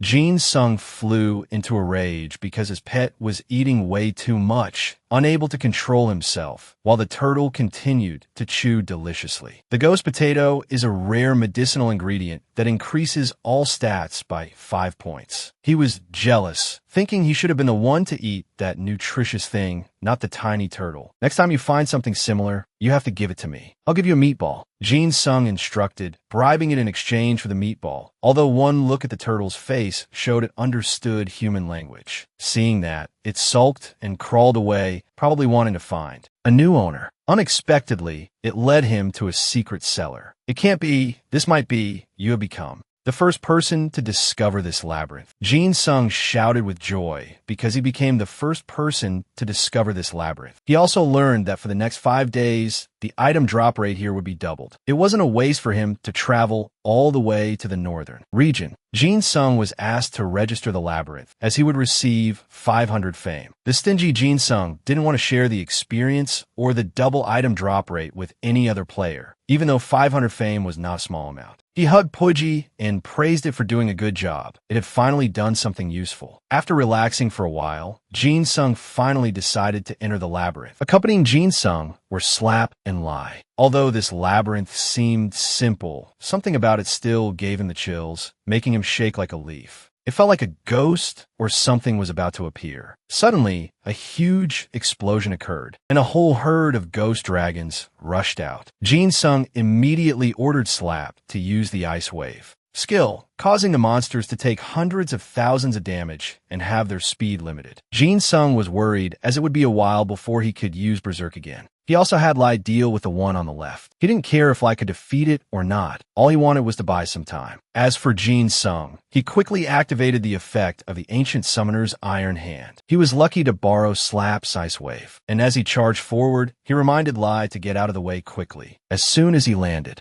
he gnashed his teeth in frustration. If this continued, the fight would last forever. In a situation hanging by a thread, Jin Sung accidentally glanced at the lazy turtle Pudgy, who was yawning in a corner. Jin Sung was speechless, determined not to let it sit there leisurely sipping tea. He ordered it to attack two monsters and draw their attention.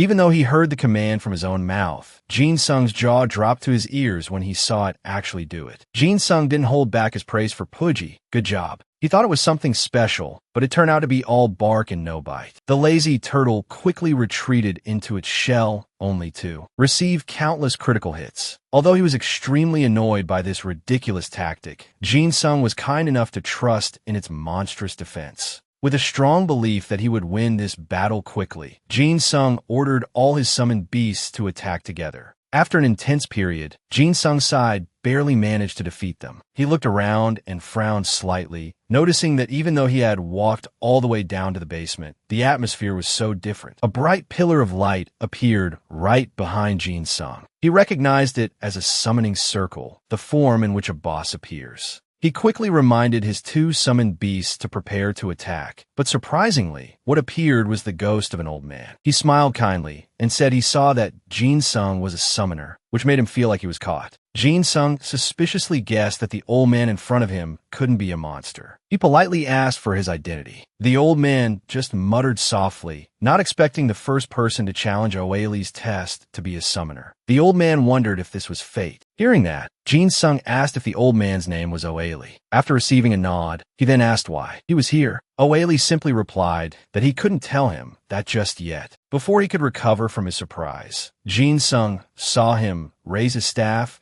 and say that if he passed the old man's test, he would learn all the secrets of the labyrinth. The surroundings felt like an earthquake with continuous aftershocks. Oeli quickly summoned a Chaos Dragon, level 75. Jin Sung's jaw dropped at its enormous size. This thing was twice the size of the ghost dragons, which were already as tall as a one-story building. His eyes widened even more when he saw it was level 75, a hero rank. He absolutely couldn't believe he could defeat it. When he felt like he was about to die, the right thing Jin Sung believed he should do was to unsummon his summoned beast first. The majestic Chaos Dragon let out a powerful roar, causing Jin Sung's stats to decrease by 5% for 10 minutes. He was determined that even if he died, he would not back down without a fight. Oeli controlled the Chaos Dragon to attack Jin Sung. He was a bit surprised to see it could also attack with its breath. Then he grabbed Pudgy with one arm while ordering the other two to quickly disperse. Under the heat of the dragon's breath, thanks to Pudgy's defensive ability, he had a narrow escape from death. Even so, that thing could still penetrate the turtle's bizarre defense and directly reduce its health by a third. He deduced that the Chaos Dragon was like the Ghost Dragons, with low defense and little health. Jin Sung officially launched a counterattack by ordering Slap to use its freezing skill, while I used Berserk to attack from behind. Although Jin Sung might have to give up in the end, he would definitely not back down and would fight. He had just activated the weakness detection function when a danger from the Chaos Dragon appeared. It used its tail to land a critical hit on Slap before Jin Sung could warn it. Slap had lost nearly 5,000 health. Jin Sung was so angry he could barely breathe. Even for a boss over level 70, this was too much. He quickly unsummoned Slap, turned around, and saw his other adopted son also get hit by a critical hit, but it also managed to reduce the Chaos Dragon's health by nearly 2,000 and inflict a bleeding status. Because Lai had landed a critical hit, its combat power was increased for 5 seconds. Jin Sung silently thanked the heavens when he learned that Lai had attacked the boss's weak spot, perfectly matching his weakness detection skill. The Chaos Dragon gradually lost thousands of liters of blood. Taking that opportunity, Jin Sung swapped places with Lai, using Pudgy as a weapon, to attack the Chaos Dragon. Jin Sung silently lamented, "Why is every attack a critical hit? You stupid dragon." Luckily, Pudgy was still great, only losing about 100 health. Lai was ordered by Jin Sung to land another critical hit on the Chaos Dragon, directly causing it to lose over 2,500 liters of blood. Although the Chaos Dragon had just taken a critical hit, Jin Sung guessed it still had more than half its health left. He was lost in thought for a moment and was slammed into the wall by the Chaos Dragon's tail, losing over 500 health. Jin Sung's mind was in complete chaos, his confidence beginning to waver. He doubted whether he could win against this level 75 monster. If not, Jin Sung's valuable experience would disappear along with the words "game over," and he would be restricted from logging in for 24 hours. There was too much to lose if he failed. Even so, Jin Sung was determined to ensure Lai survived. He couldn't lose Lai at any cost. He looked around for Lai and saw that it was still, continuing to land critical hits on the Chaos Dragon. Thanks to Lai, he suddenly realized that attacking wounded spots would deal extra damage, meaning if Jin Sung continuously attacked the wounded spots, the damage would increase. He realized Lai had always been attacking the weak spot on the Chaos Dragon's neck. Jin Sung was both happy and silently angry at himself for only realizing it now. He hadn't thought this feature existed before, but that didn't matter because he would test it right now. After Lai's fierce attack, the Chaos Dragon's name tag started flashing, meaning its health had dropped below half. If you look at it from another perspective, it means Jin Sung could only reduce its health by half after attacking for so long. This thing really is a monster. Now, he needed to make a realistic decision. Could they win in their current state? After a moment, Jin Sung sighed and thanked Lai for fighting hard. He unsummoned Lai. There was no time to use first aid to heal. If the battle continued, his body would become heavy, and that would directly lead to him being unable to dodge the dragon's attacks, and he couldn't win with just Lai. So for now, he had to try to minimize his losses. Jin Sung grabbed Pudgy. He clicked his tongue as he silently recalled the consequences of failure. Under the threatening roar of the Chaos Dragon, Jin Sung still did not flinch. That surprised Oailey, and he recalled the Chaos Dragon. Jin Sung was so relieved he could sweat when he saw that the monster had disappeared, along with countless rewards for conquering the Chaos Labyrinth. Hundreds of thousands of experience points, and a level up to 43. Jin Sung was still stunned that he had conquered this labyrinth. He suddenly thought of the possibility that it was impossible to get rid of this dragon from the beginning. Even so, the experience points received were quite low compared to his guess. Jin Sung didn't care. He was tired and sat down flat on the ground. Oailey walked over and praised him, not expecting Jin Sung to be able to fight the Chaos Dragon so well. Jin Sung was a little embarrassed and said there was nothing to be surprised about. He still lost in the end. Oailey replied that wasn't the case, because it was a summoned beast he couldn't defeat with his current abilities, and also congratulated him on passing this test. Jin Sung muttered to himself, "Is he teasing me? And what's this about a test?" Oailey asked for Jin Sung's name. He quickly replied that his name was Ian. Oailey directly offered a very special gift. He asked if he wanted to receive his legacy. It was the path of a dragon tamer. Although he was a bit dazzled by this amazing gift, he quickly realized it might be a hidden class. He never expected to get a hidden class this way. This surely isn't a scam, right? Muhihi, Dragon Tamer. Just the name sounds cool as hell. And the old man even invited him to be his successor to become a legendary Dragon Tamer. He was very eager to agree, but he still had to play hard to get, pretending to think about it for a bit. In the end, which is better, Taming Master or Dragon Tamer? Jin Sung had easily unlocked the Taming Master class at the beginning of the game, but almost unlocked the Dragon Tamer title after overcoming 1,000 storms and tempests. Alright then, Jin Sung looked up at Oailey with confidence. He wanted to become a Dragon Tamer. The old man was pleased to hear that. He assured him that he would never regret it. It seems he hadn't even had time to feel proud yet. The transfer begins. Let's bless the birth of the new Dragon Tamer. Looks cool.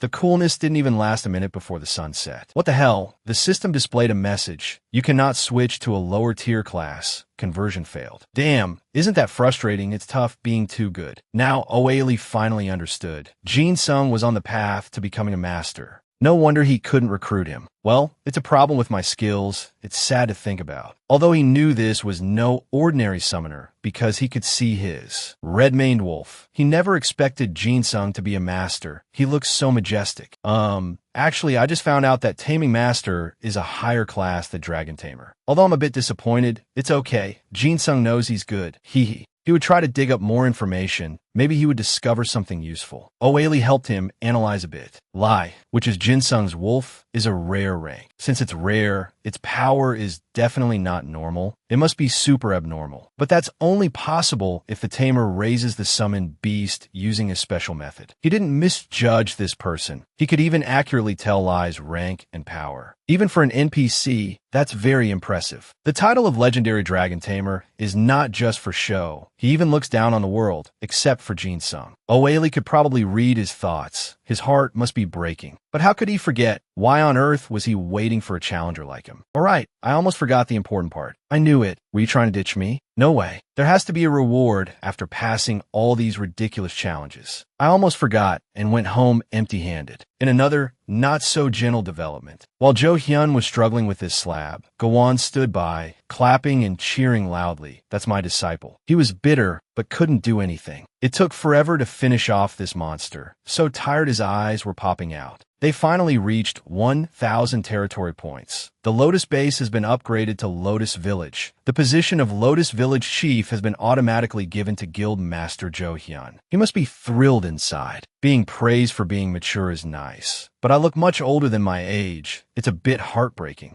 The guild base upgrade is done. I wonder if our little teammate over there is okay. I mean, Jinsung, you guys. He's more than okay. It seems like it's more than that. Sleeping only 2 hours a day for 5 consecutive days has made him sleepy even in the game. Damn, I'm dead tired. The little turtle next to him, usually poetic, now has a pale green face, and both of their eyes are bloodshot. So pitiful. Jinsung is starting to regret accepting this quest. But there's no other choice. If I don't finish this godforsaken thing, I won't get the reward. Giving up or failing means losing fame equivalent to the quest's rank, and it's a B rank difficulty, plus I haven't even reached level 50 yet. If I had known, I wouldn't have accepted it in the first place, and I wouldn't be so worn out now. The quest is a summoner with skills recognized by Oailey. No partying allowed, but luckily there's no time limit. Otherwise, Jinsung would be going home for good on this day, the full moon day of his death anniversary. The most important part is done so carelessly, and the reward is even unclear. Damn it. Although I like playing solo, it's too tough right now. It might be more feasible after I level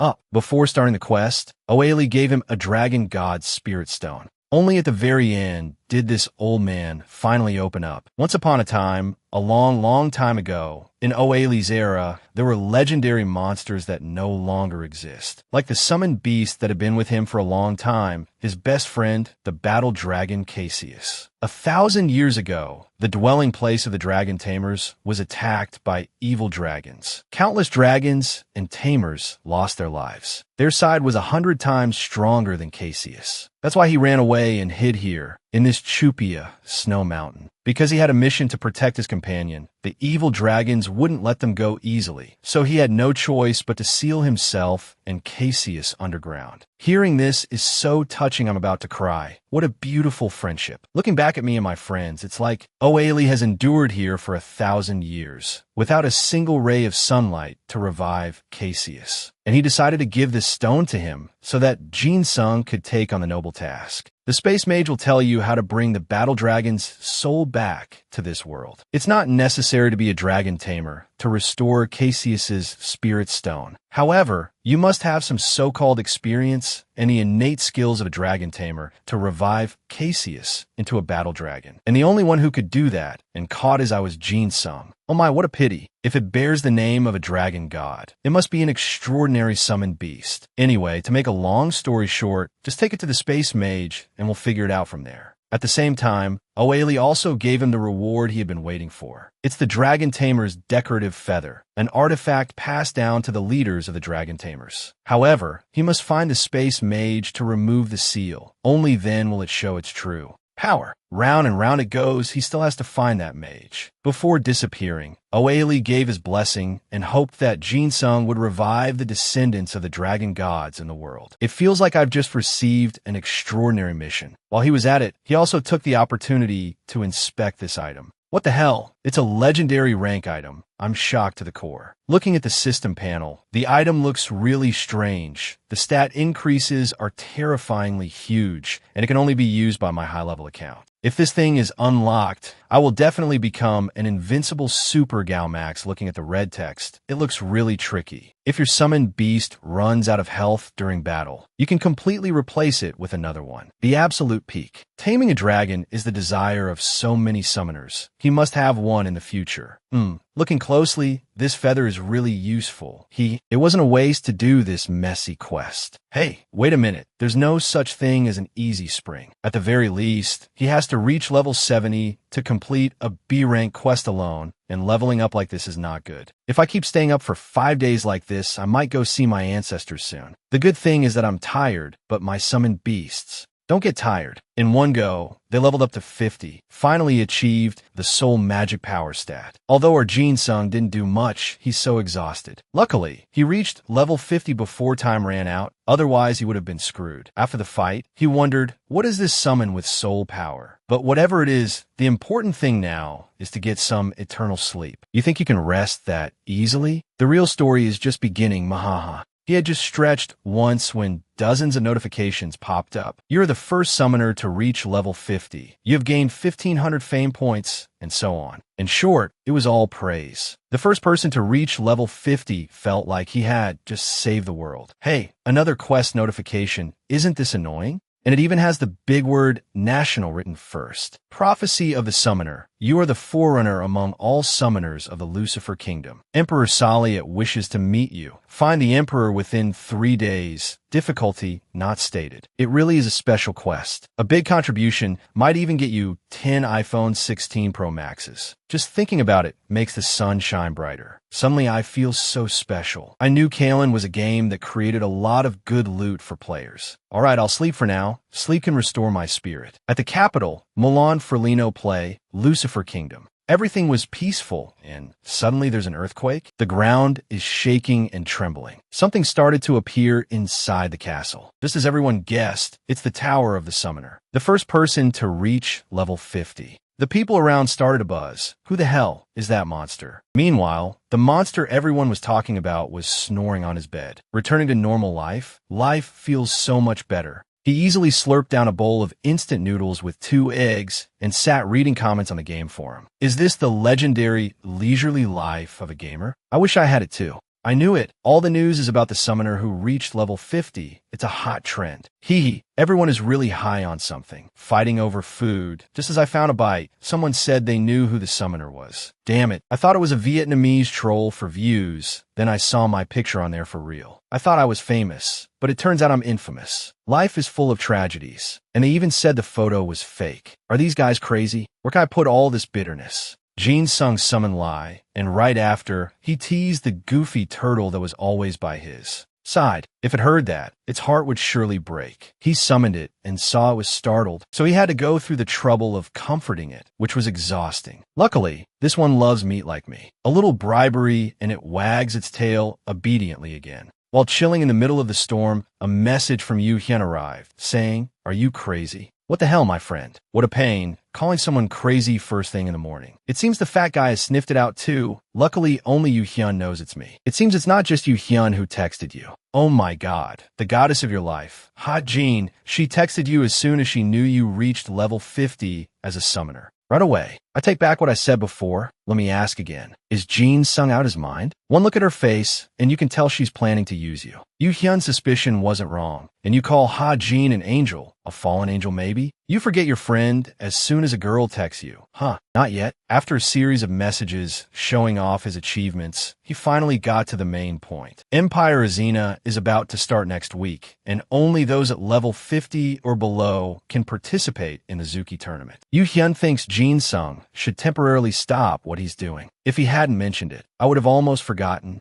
Winning that match will grant several thousand fame points. Alright, no leveling up for a week, what should they do? Well, I guess I'll drag myself to do the prophet quest. Soon after, Jin Sung moved to the Tower of Summoning. This is something created from his achievement. Impressive, huh? Impressive, huh? Truly something to be proud of, majestic and all. Too bad no one believes it. Suddenly feeling proud, there's still plenty of time to check if there's anything interesting in here. It looks similar to the Archer's Tower. Jin Sung approached the Artifact Exchange Center. They exchange items and skill books using contribution points. He suddenly noticed the female employee was quite pretty, with eyes as round as chicken eggs and silky hair like in a Sunsilk shampoo ad. She wanted to know his name to look up his contribution points. Jin Sung used a different name this time, Ian. This chick looks kinda crazy. No wonder I feel a chill. After she looked up his information, she seemed very happy. Turns out it was because Jin Sung was so rich because his current contribution points were 5,000. In total, she cheerfully led him around a showroom. Jin Sung picked up the Ancient Summoner's Iron Sword Orb. 350 points is the price for it. A B-rank quest gives about 200 to 400 points. Thinking back, it's not that expensive. Maybe I should just buy it, be a rich person for a day to see how it feels. He wondered if there was any item purchasable with contribution points that was as strong as that feather. Nothing special caught his eye. Maybe he should just save them. It's time to pull out the trump card. The beautiful employee invited Jin Sung to take a look at their skill books. She was sure he would find something suitable, and then she gave a mischievous smile that was to die for. Scene change. At the peak of Karen Zupia Mountain, Lim Long is in the process of changing fate. Whoever he passed by was a goner. But this monster looks a bit tough. Well, let me do it again to show you all what a one-hit skill, Mark of Death, is. This thing is really tanky. It is a buffalo, but it's really tanky.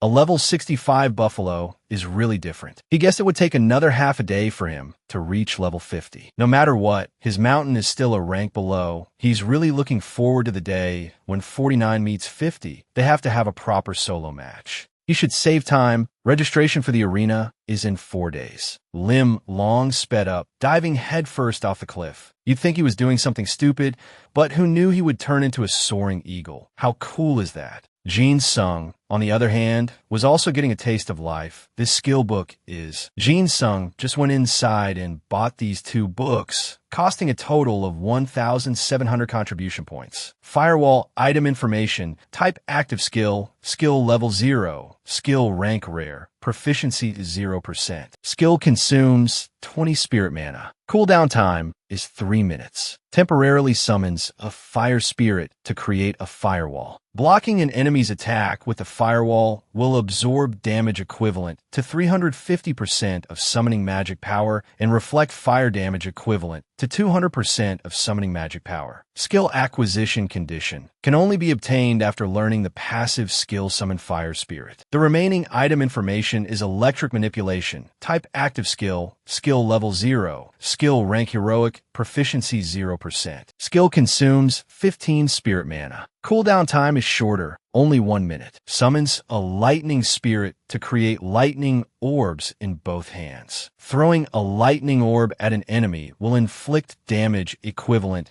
to 250% of summoning magic power, after which the orb will split into 4 and shoot out at high speed. If the split orbs hit an enemy or an obstacle, they will bounce 1 more time before disappearing after 5 seconds. An enemy hit by electric manipulation has a 15% chance to be paralyzed for 20 seconds. The paralysis state will reduce the target's speed by 30% and increase damage from electric attacks by 50%. Skill acquisition condition can only be obtained after learning the passive skill summon Lightning Spirit. Skill activation condition can only be activated when the Lightning Spirit is summoned. After reading both, Jin Sung particularly liked the boosting effects of the second book more. Its attack power is relatively low for a heroic rank skill, but the additional effects like paralysis are great. Figures like skill rank, skill cost, and cooldown time are all ways of using summoning magic power and spirits. First of all, he should still learn these skills thoroughly first. In an instant,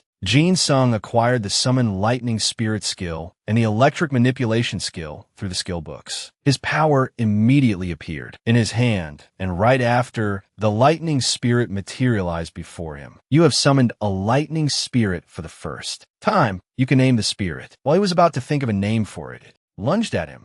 Its name is Chibi.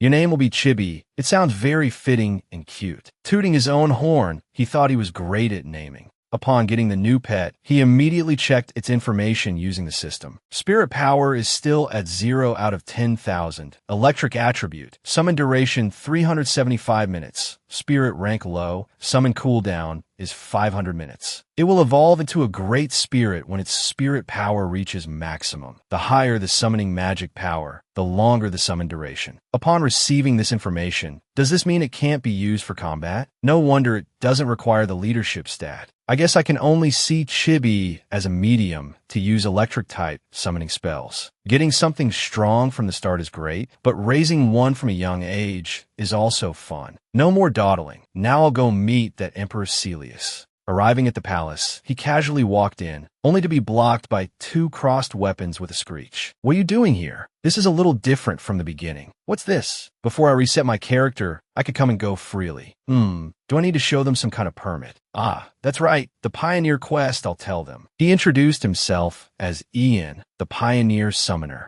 I came here because the Emperor wanted to see me. The soldier asked him to wait a moment. I will ask the captain. The captain came out to welcome Jean Sung shortly after. Welcome, Pioneer. I am Malin, the captain of the Royal Guard. I did not inform the soldiers in advance, so I made you wait. My apologies. He found it strange. What's this? Is he being polite because this is the Emperor's quest? But he didn't argue with him. Malin will escort him inside. He always stuck close behind him to avoid getting lost. At the same time, wondering what level the captain of the guard is, Raphael, the commander of the civil defense team, is around the mid-90s. He secretly checked the information and was shocked. Are you kidding me? The captain of the guard is level 115? The top-ranked player hasn't even reached level 120. What about those royal guards? Even the royal guards are level 104 and 107. The Empire is truly powerful. That must be why the top guilds can't establish a base on the Kelowna continent. If they mess with the Empire, the entire guild will be wiped out. My guild choosing to build a base in the northern region instead of here was a good choice. I think I need to level up quickly and help the guild too. I have to help them fortify the land around the base. And then, Malin led him to the right place where he met Emperor Celius. The two sat opposite each other, looking at each other for a long time. So you are Ian. When he met him, Jean Sung thought he would be a gray-haired old man, but he's really young. All his information is hidden, so he doesn't even know his level. He took the initiative to ask first. I heard you wanted to see me, is that right? Celius crossed his arms and answered sternly. That's right. When I heard that an outstanding person like you had appeared in the Lucifer Empire, I had to find you. The system then said he had met Emperor Celius within the time limit, completed the Pioneer Summoner quest, fame increased by 1250. He didn't expect to receive so much fame just by meeting this emperor. Empire quests are truly on another level. He lightly lifted his teacup and said he was very excited to hear about him, and asked if he knew why. I have long wanted to find a skilled summoner like you. Jean Sung bluntly asked with 2 words, why, which would normally be disrespectful, causing Halem to speak up and correct him immediately. But the emperor did not blame him because he was an adventurer who did not understand royal etiquette. Jean Sung let out a sigh of relief. If he had cut me down with that greatsword, I would have died in one blow. Ian looked closely and saw, it seems to be a very valuable high-grade item. I could have been a goner. Celia had offered an inquiry. Ian, do you know the legendary creature that symbolizes our Lucipel Empire? But he didn't know what those things were. Isn't it the griffin? That's right. Many people don't know that, but it seems you do. The griffin is a monster with the body of a lion and the head, wings, and claws of an eagle. Jean Sung turned his face in confusion. They display it right here, of course I would know. About half a century ago, the Empire found a griffin's nest in the Sika Desert and captured an egg. Hearing this, Jean Sung gritted his teeth. What? Griffins really exist, and they defeated them. However, the problem is we can't make the egg hatch, even after half a year. This time he sought him out because he wants him to find a way to make this griffin egg hatch. After that, the system displayed the full statistics of the Empire quest, the griffin's egg. Half a year ago, Emperor Celius' knights discovered a griffin egg in the middle of the Sika Desert. The knights brought the egg back, and the emperor wanted to raise it, as it is the legendary creature that symbolizes the Empire. However, no one knows how to make a griffin egg hatch. Therefore, Emperor Celius has asked you, a skilled summoner, to make the egg hatch. Quest difficulty unknown, requirements none, time limit unknown. Reward 1 summoner skill book from the Royal Library. If you refuse the quest, your affinity with Emperor Celius will decrease. If you have no affinity points, hostility points will increase. After reading, Jin Sung clasped his hands and prayed, "How am I supposed to know? Make a griffin egg hatch." Jin Sung felt it was absurd and wondered, "I'm not a griffin's mother. How can I hatch an egg? And the time limit for the quest isn't displayed? What does that mean?" He doesn't know where to start now. "I can't lose my fame by skipping this quest." So he accepted the request. "I understand. Let me see what I can do." Leaving the castle, he sighed as if he had been under great pressure inside. Things are getting worse and worse. I've received 2 huge quests that have brought me nothing. At least I know where I can get support for the forgotten ancient monster quest. At that time, Celiac gave him some kind of orb. As for the Griffin's egg quest, he knows absolutely nothing about it. What should I do now? The Emperor suggested he must find a way to hatch the Griffin egg he was holding. He stretched to relax his mind. It seems I can't do both quests right now. I should check out that Zuin arena that was mentioned first. This arena has been open for 5 days, so Jin Sung should also strengthen his new skills. I should find a place to hunt. After checking, he remembered there was an ant dungeon here, which was also when Heron's message arrived. It turned out she was simply asking what he was doing. "I'm preparing to hunt. I'll try to get my experience points up to 99%. Heron, on the other hand, was at a cafe near the school to discuss her vacation assignment with a friend. She even had the courage to add, "I would be happy if we could have a meal together if you're free. You're nearby, right?" Jin Sung was unexpectedly quite interested in this, thinking it seemed fun. But remembering, his heart ached. "But no, I need to use the surging electric wave skill first." He had to refuse a girl's invitation. "I'm sorry, Heron. Let's eat together next time. I'm already in the hunting zone, so it's quite inconvenient to leave now." Despite receiving a less than desirable answer, Heron still didn't frown. "I see. Then text me when you're done hunting." "Oh wait, I might be slow to reply to messages, so I'll send you my phone number." Jin Sung felt like he was collapsing. At the bottom of despair, he knelt down and cried, skipping a meal to go eat. "I'm really speechless." Not long after, he and his pets arrived at the giant ant cave. "These are truly what I expected. All right, let's get started." He ordered Biggie to attack first, and LY was its companion. The summoned beast Biggie received 201 damage from the giant ant, then received 376 points. It started using the Cold Stone Wave skill to smash those ants to pieces. This is probably the right time for LY to attack. It tore those ants into 100 pieces. "Good job, well done, boy."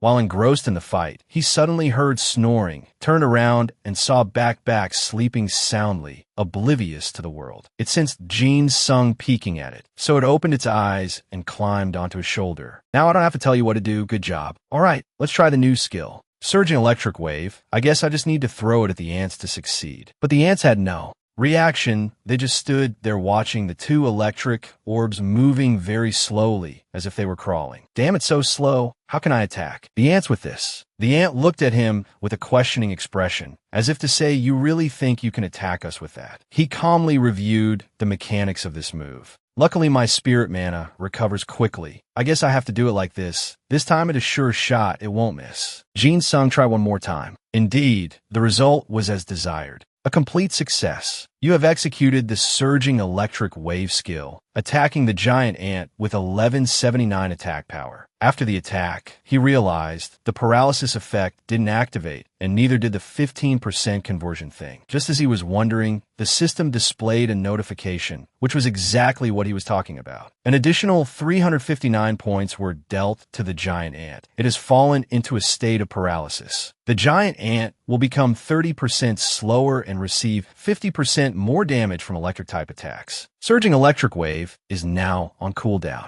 This is also the most suitable skill for mobbing. This is a term used to refer to weak monsters created by the system, like the ones that run around fighting the Power Rangers before the main boss fight. Alright, on to the next fun part. He was quite excited, repeatedly praising mobbing as the best. Phew, now my experience is at 99.9%. I might reach level 51 if I train a little more. I won't be able to go to the arena if that happens. Alright boys, prepare to withdraw. Turning around, Back had disappeared again. It really knows how to make people worry. Who knew it was doing some private business up ahead that Jin Sung couldn't understand? "What are you doing, Back?" Seeing the situation was unstable, he hurriedly recalled it before things took a turn for the worse. As soon as he did, he received 36 points because Back had destroyed a giant ant's egg. Now he knew what it was doing. Immediately, Jin Sung was promoted to level 51. He really didn't expect it to be so fast and shouted in joy. Although he had reached level 51, he was still fuming with regret. Ugh, I'm so pathetic. I should have stopped at 98%. I want to summon Pudgy again and give a good smack. And then he coldly asked LY what he should do, but LY just turned its face away, not wanting to say more. Finally, he decided to recall them. Well, you guys should rest. Suddenly, he started thinking about silly problems. Hey, if I want to lower my level, the only way is probably to kill myself. I'll hide all the items that could drop upon death. Jin Sung held the sword and said this item can be thrown away, so I guess I'll use it. Now, I have to stab myself, but when he pointed the sword at himself, he hesitated. However, he still had to go through with it. You will lose experience upon death. You have been demoted to level 50. You will not be able to connect for 24 hours, ending the fight with the giant ants. Jin Sung had a private date with Heron. He was also quite awkward, not knowing what to say when he met her, feeling that the atmosphere would be very awkward. She said to meet at the cafe in front of the school's back gate, right? He vaguely remembered it, so he went to check. From a distance, he could see Heron's gentle figure with her long, flowing black hair. This time he really looked at her. I didn't know there was such a beautiful person in our school. How could she be so pretty? Is she a celebrity? They met, but Heron was shy because he was wearing a different outfit today, looking unfamiliar. Her beauty is exactly like in the game. I guess you didn't edit your character when you created it. She looks prettier than her character in Kalen.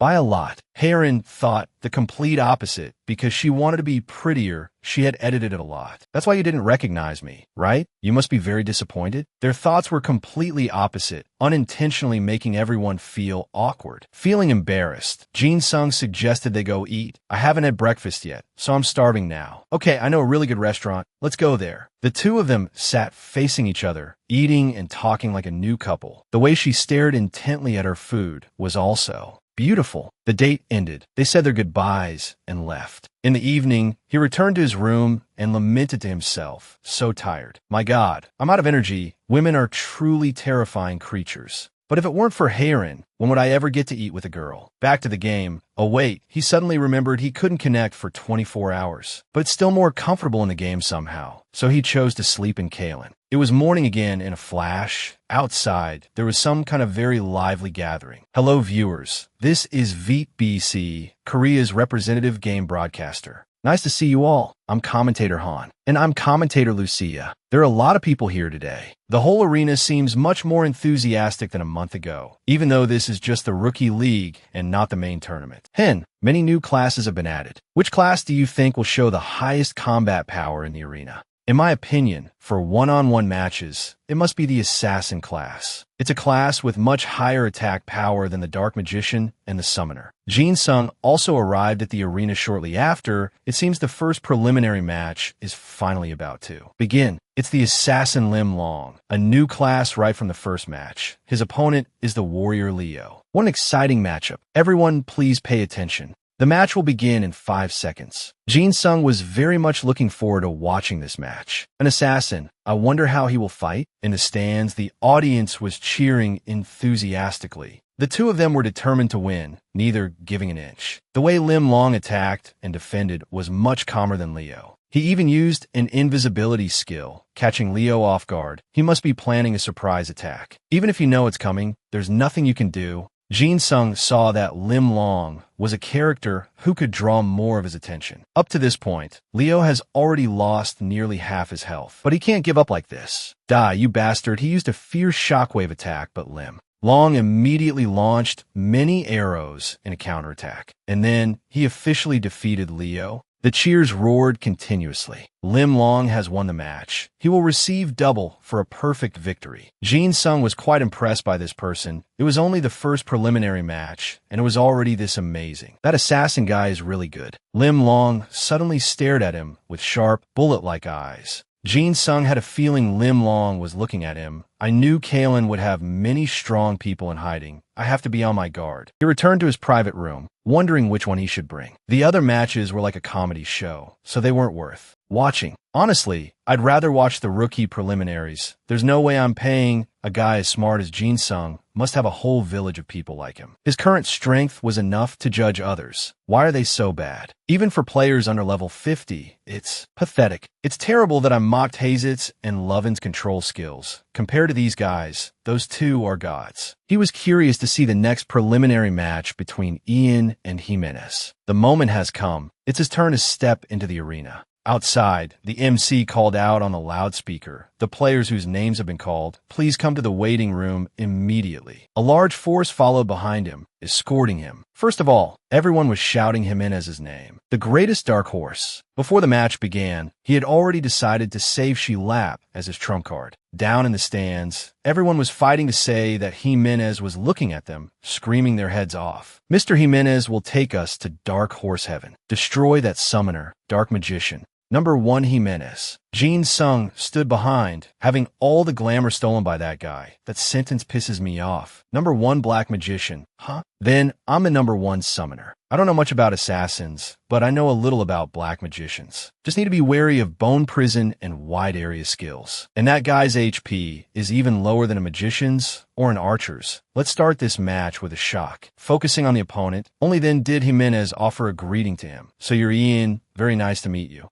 Jin Sung doesn't seem to like this guy. How can a guy look so fake? The two sides shook hands in friendship. Hope we have a good match. The match will begin in 5 seconds. Jin Sung has a few reminders for Lai. As soon as the match starts, aim for the Black Magician. He will definitely unleash all his firepower on me once the match begins. Summoners are very easy to defeat if they are attacked while summoning, before their beasts can use their power. But I still have a few aces up my sleeve. And then the countdown came. They officially began to challenge each other to determine the winner and loser. Jimenez was startled. What is this? I thought the start of the match would be a battle between his summoned beasts and my undead horde. He's just charging straight at me? Jin Sung had guessed from the beginning that this guy would use the Bone Prison spell, so he had prepared a very thorough strategy to counter. Jimenez couldn't believe this was real and shouted in despair. No way. How is that a summoner? More like an assassin. If Jin Sung could predict where the skill would land, dodging wouldn't be difficult. Besides, I've put all my stats into agility. He continued to charge forward while activating Detect. Weakness. Jimenez summoned Bones to act as a shield for himself, blocking Jin Sung. Every action he took was completely within his calculations.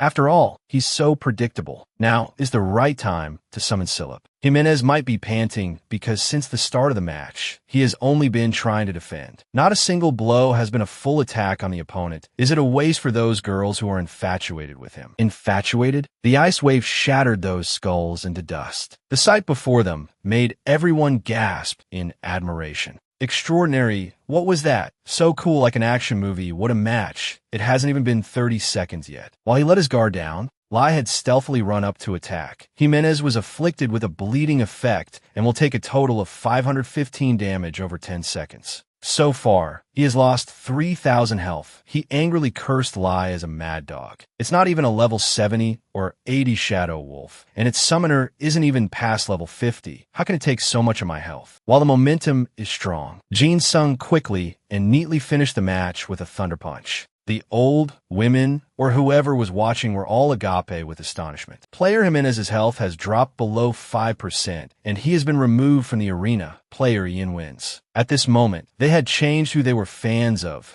Only when he won did everyone truly turn their eyes to him. He is the best. Before leaving the stands, Hen and Lucia praised his abilities. Amazing. Is the summoner class always this strong? Could it be that he has a hidden super class? It was a truly great match, especially that giant wolf. It completely took down Jimenez in just a few attacks. The summoned beast is very good, but the player himself is also amazing. He must be an agility-based summoner. What a crazy thing. Jimenez with a regretful look. I let my guard down because he was a summoner, damn it. I thought he was a noob because he only carried Iron Fists as a weapon. I can't believe the number 1 Dark Horse could be eliminated in the preliminaries. If I had focused, I would have won. Damn it. Jimenez angrily gritted his teeth, looking at Jin Sung. That must be what he was thinking. How is the number 1 Black Magician this week? His controls are like trash. Jimenez couldn't dodge a single blow, Anyway, no one will underestimate summoners in Kalen anymore. The match has been over for a while, but many people are still wondering, where the hell did he find that wolf? Does anyone have information on it? How does it move faster than an assassin class player? Is it because the assassin's level is too low? Was that electric shock skill an amplified current? How is that possible? During a break, Lucia, while drinking water, turned to ask Hen, "Don't you think this rookie league is something else?" This is probably something everyone can see, especially the summoner Ian and the assassin Limlong. The two of them seem to have trained themselves using their own unique methods. Thinking back, it seems Hen has met that summoner and that Redford wolf somewhere before. As Hen tried to remember, he had indeed met them. Before, it was the player he met on the ghost ship during the magician quest. No more discussion on this matter. The next match will take place in a few minutes. Lim Long is focused on strategizing and preparing carefully for the next match. As for Jin Sung, fun is the main thing. Winning is everything, which is like saying nothing. If I keep winning like this, I'll be able to earn 100,000 fame and get all the level 50 summoner gear. All rare hero grade items too. Who can stop me? Alright, win the tournament, then go back to grinding levels. Seeing his appearance, almost everyone was overjoyed. It was like seeing a celebrity. His name was even being shouted all over the stands. As Jin Sung was walking out, an orange-haired female archer glared at him. She is Mylan, the player from the Clara quest. Jin Sung couldn't believe she was level 50 because she looked to be at least over 50. So why was she here? Did she intentionally lower her level like me? As for Mylan, after glaring, she gritted her teeth, looking like she wanted to jump in and tear him apart. "You bastard Ian, are you still keeping my Halos necklace?" What a shameless bastard. Not only was he not scared, but he also asked her provocatively, "I don't know what you're talking about. Why are you asking me about it?" Of course, I already auctioned it off to get a good profit. The two of them kept cursing each other with their eyes. "You son of a bitch. You tricked me last time, but not today. I'll beat you to a pulp with my own hands." The crowd below could guess that they seemed to know each other. It looks like they've fought before. This match is probably going to be hilarious. Suddenly, out of nowhere, she pointed at his face and warned, He's truly too strong for a level 50 summoner. If he really has a summoning artifact, then winning this rookie league would be very easy. I wonder if that's against the rules? It seems the rich get richer and the poor get poorer in this game. Jin Sung was indignant at being misunderstood so greatly. Seriously, does she really think it's a summoning artifact? Me relying on an item? I'm getting pissed. And those idiots believe her. Are you kidding me? Mylan didn't care much, even though she knew the truth and just asserted, no need to say more. Come on, I won't mind the wolf and will kill you first. The match will begin in 5 seconds. Jin Sung was furious with her to the core. "This idiot, I'll wipe you out in 30 seconds. He enthusiastically burst forward for a quick victory. Unexpectedly, Mylan could guess what skill he would use and used homing arrow. That's a high-level skill. He wondered how she found the skill to learn this move. I was also once a player of the archer class. How could I not know? Even if I get hit, it won't cause much damage." Every action in the match was within Mylan's predictions, but even so, she couldn't get past Jin Sung. The homing arrow skill was hit by summoner Ian's summoned Beast Boo Boo. Mylan couldn't believe her eyes. What was that skill that could take it down with one hit? That was the bulletproof vest, and also the reason he could withstand a few hits. While she let her guard down, Jin Sung found a way to get as close as possible. "I've been waiting for this for a long time." He used one palm strike and could end the match. Contestant Ian wins. "It would be great if I could keep fighting people like this." Coming to the semifinals, he went into a private room again to prepare carefully. His strategy. The matches so far have been too easy, but maybe the semifinals will be a challenge for me. The opponent before me is a kid, and he is also a dark wizard. Even though he's a child, Jin Sung told himself not to underestimate the enemy. He introduced himself as Ian. "Let's have a good match." The kid unexpectedly showed such an attitude. He didn't say anything in response, but just thought to himself, "I've finally met someone with real strength. This match won't be easy." But many people will be sad if I, the greatest wizard on the continent, lose in this round. Evil summoner of darkness, your luck ends here, and you will fall before me. Prepare yourself. Seeing his expression and the way he kept talking to himself made Jin Sung scared. What the hell is this? Is he a fame whore? He's like someone with a delusion of grandeur. He's a dark wizard himself. What right does he have to accuse me of being a dark summoner? Also, the greatest wizard on the continent. That sounds ridiculous. After his self-praise, he finally introduced himself. "My name is Ganshi Hyuni. You'd best remember that name. Though it's not worth telling someone who's about to die." Jin Sung helplessly touched his head. "What the? Is this kid not acting?" And then, "The match will begin in 5 seconds. Meanwhile, Hyuni whispered, "Awaken from the sealed abyss. My servants, bring me a promised victory." Jin Sung saw the skeletons that the wizard summoned and felt uneasy. The first thing to note is that they are black. A hidden class. That kid has a hidden class. That's why he can summon skeletons I've never seen before. Damn it, I don't know what skills he'll use. I should have watched a few matches with dark wizards before. Why didn't I watch a single one? He blamed himself. This is too big of an oversight for the semifinal. The match had just begun, and Jin Sung was already hit by Hyuni's Dark Abyss Prison skill. When affected by the skill, he will be slowed by 20%. This means he won't be able to end this match quickly like the previous ones, so he decided to fight normally. Lie. Corner him from the side. Silip. Use Ice Wave. The two of them teamed up and increased the pressure of their attack. Before them was a mess. Hyuni summoned Beast. The Shadow Warrior has been paralyzed. They will be slowed by 30%. For now, Jin Sung has a little hope of winning. Hyuni, on the other hand, was very excited. It's not easy after all. However, your luck ends here. The next move is called Dark Judgment. It's the basic attack skill of a dark wizard. This move is fast, but its path can be predicted through the caster's hand. Hyuni was interested and praised him for being good,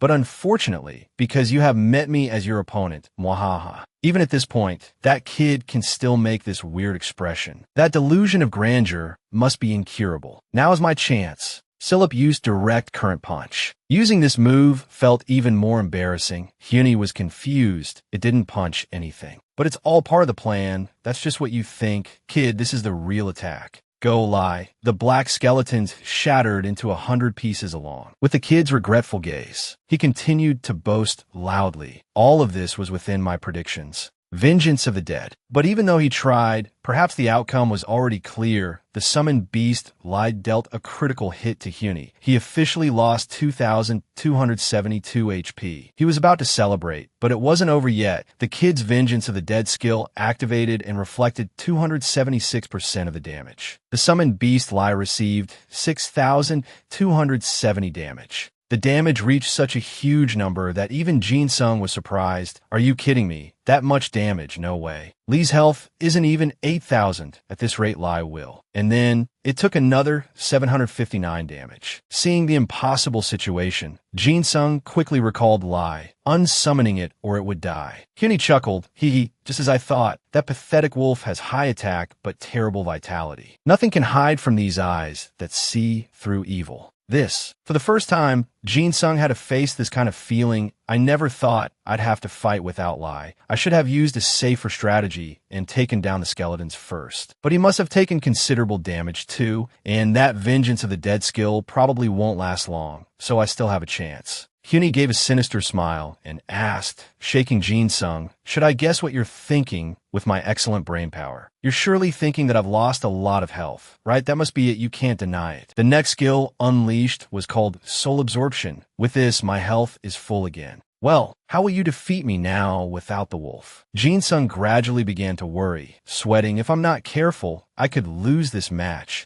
What should I do? This match is completely different from the previous ones. It's extraordinary, truly a thrilling match. This match is so exciting. Han then asked Lucia who she thought would win this match. She wasn't sure because it was still too early to determine who the winner would be, which is also what makes this match so dramatic. In the middle of the fierce battle, Jin Sung suddenly unsummoned his beast. Everyone was confused, not understanding what he was doing. Isn't that his only summoned beast, but it seems to be the best attacker. Best. Jin Sung was deep in thought, planning something again. This is a question many people were wondering about. The way Jin Sung schemed really made it difficult for his opponent to understand. He recalled his summoned beast instead of summoning another one. Have you realized my power and decided to give up? Well, I will accept your concession. I am truly merciful. He remained calm, observing the kid's every move. What is he planning to do? He walked up and pointed straight at Hyuni's face. Hey kid, if you keep talking so rudely, I'll teach you a lesson, you brat. Being called a brat inadvertently angered him. You scoundrel, and here I was about to allow you to surrender. But I cannot forgive you for calling me a brat. It turns out this was Jin Sung's plan, intentionally provoking Hyuni. Now he secretly called out Book Book to fight. In front of him was the turtle Book Book, huffing and puffing. He didn't expect that he still had another summoned beast. At this crucial moment, Jin Sung was moved by the big-headed turtle's action, because from the beginning he thought it only followed him for meatballs, but it bravely stood up to protect him. Hyuni pointed his staff straight at the beast. I will eliminate this big-headed turtle. Dark Judgment was cast straight at Book Book. The Dark Judgment skill has been cast on player Ian Summoned Beast. Upon taking 1 damage, Book Book immediately created a shield that blocked the entire force of that blow. This made Hyuni more furious than ever before. You audacious turtle, I'll take care of you later. First, I must execute that scoundrel. Get him, don't let him escape. Jin Sung felt happy inside, but didn't show it to avoid his opponent guessing. Just as I predicted, I've got him figured out. Now is his chance. Spatial swap. As Hyuni was focusing his attack, Jin Sung suddenly teleported behind him, quickly giving him a somersault that planted his head into the ground. He tried to scramble up, boasting that I'm still perfectly fine. Jin Sung bent down slightly and squatted beside him with a smile. He raised his hand and flicked him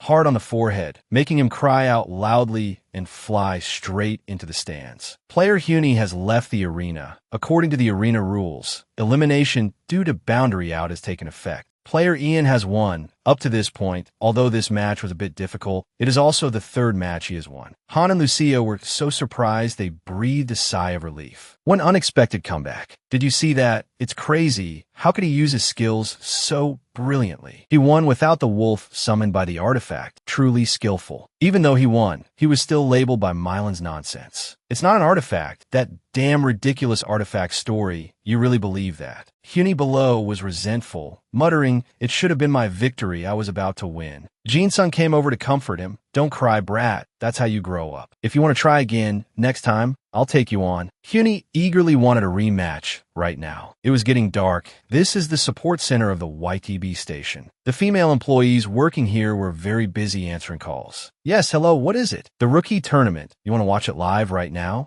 I don't know how many times this has happened. Why are they so eager to watch a tournament that hasn't even finished yet? The forums are also buzzing. What's happening in the rookie tournament? These girls couldn't fully grasp the situation outside the arena. Reaching the finals, Jin Sung met Lim Long again, just as he had initially predicted. I can't believe he only used basic assassin skills to get to this round, while I've already revealed all my trump cards. This match really won't be easy. Lim Long spoke to him first. "Hello, Ian. I really enjoyed watching your matches. Of yours." The two sides seemed to get along well, not showing the same rivalry as the previous opponents. "Nice to meet you. Let's have a good match." The final match of the rookie tournament between player Lim Long and player Ian will begin shortly. The audience below was shouting, not caring who won. "Show us what you've got, Summoner." Everyone was curious about his true abilities. The match will begin in 5 seconds. Jin Sung stretched to warm up for the best result. No matter how I think about it, this is not an advantageous opponent for a summoner. If I can't find a way to deal with that invisibility skill, I won't have a chance to win. I need to maximize my senses and dodge the first blow with my reflexes. Then, I have to win before his invisibility skill's cooldown is over. The match had just started for a few seconds when Lim Long had already used his invisibility skill. What a formidable opponent. However, it was a bit strange when he saw that Lim Long didn't use the stealth skill. I thought he would use stealth and attack immediately. The long duration of the stealth skill is a disadvantage. He probably plans to use it later. Well, if I were him, I would use stealth in dangerous moments. If I fail, the risk is too great. Look how precisely he's aiming. Does he know our abilities are equivalent? He focused, feeling every second of the opponent's approach, and told all his beasts to spread out. Ian quickly told Silip to use Ice Wave. Unexpectedly, Lim Long was actually hit. He hurriedly used Shadow Step to counter, disappearing in an instant. He hid neatly in the shadows. Ian had to keep a cool head to win. Shadow. That's right, his hidden class must be related to shadows. That's why he used that move, but it doesn't mean I'll give up. The match became more and more intense. Lai used Explosion right away. Then move again. Why does this guy keep pissing me off? But he can't dodge while in the air and has to wait for the cooldown. But that was all a wrong prediction. Lim Long was able to gracefully dodge that blow. In his hand, he held a small dagger that broke Ian's ultimate move. He couldn't believe his eyes. How could he dodge by falling like that? The two sharp, knife-like gazes staring at each other looked terrifying. This time, Lim Long used Shadow Combination, catching him off guard, dealing a critical hit to the target. Ian took 45-60 damage from a single blow, and not long after, took another 1075 damage. If it's just a shadow, how can it cause so much damage? The damage kept decreasing while Ian was still wondering endlessly. Lai also grew angrier, pushing him with an electric orb. Lee's relentless effort finally paid off. The summoned beast, Lai, has dealt damage to Lim Long. The player's health decreased by 1795. The electric orb skill has hit the target. The player's health decreased by another 1085. Player Lim Long is paralyzed, speed reduced by 30%. At this moment, Ian was also a bit safer. Getting hit is not his fighting style. Luckily, the paralysis worked, although I can't take a fatal blow. Good, the battlefield has stabilized. Lim Long was worried, but maintained the calmest state possible. Ian thought to himself, just use myself as bait and let Lai successfully attack. Let's break a few of that guy's bones, because the assassin's health has dropped to that of a dark wizard. Lim Long intended to use that move again, but not this time. I thought I could catch the shadow, but it's not that easy. There's no shadow. Is it the stealth skill? Where's that guy?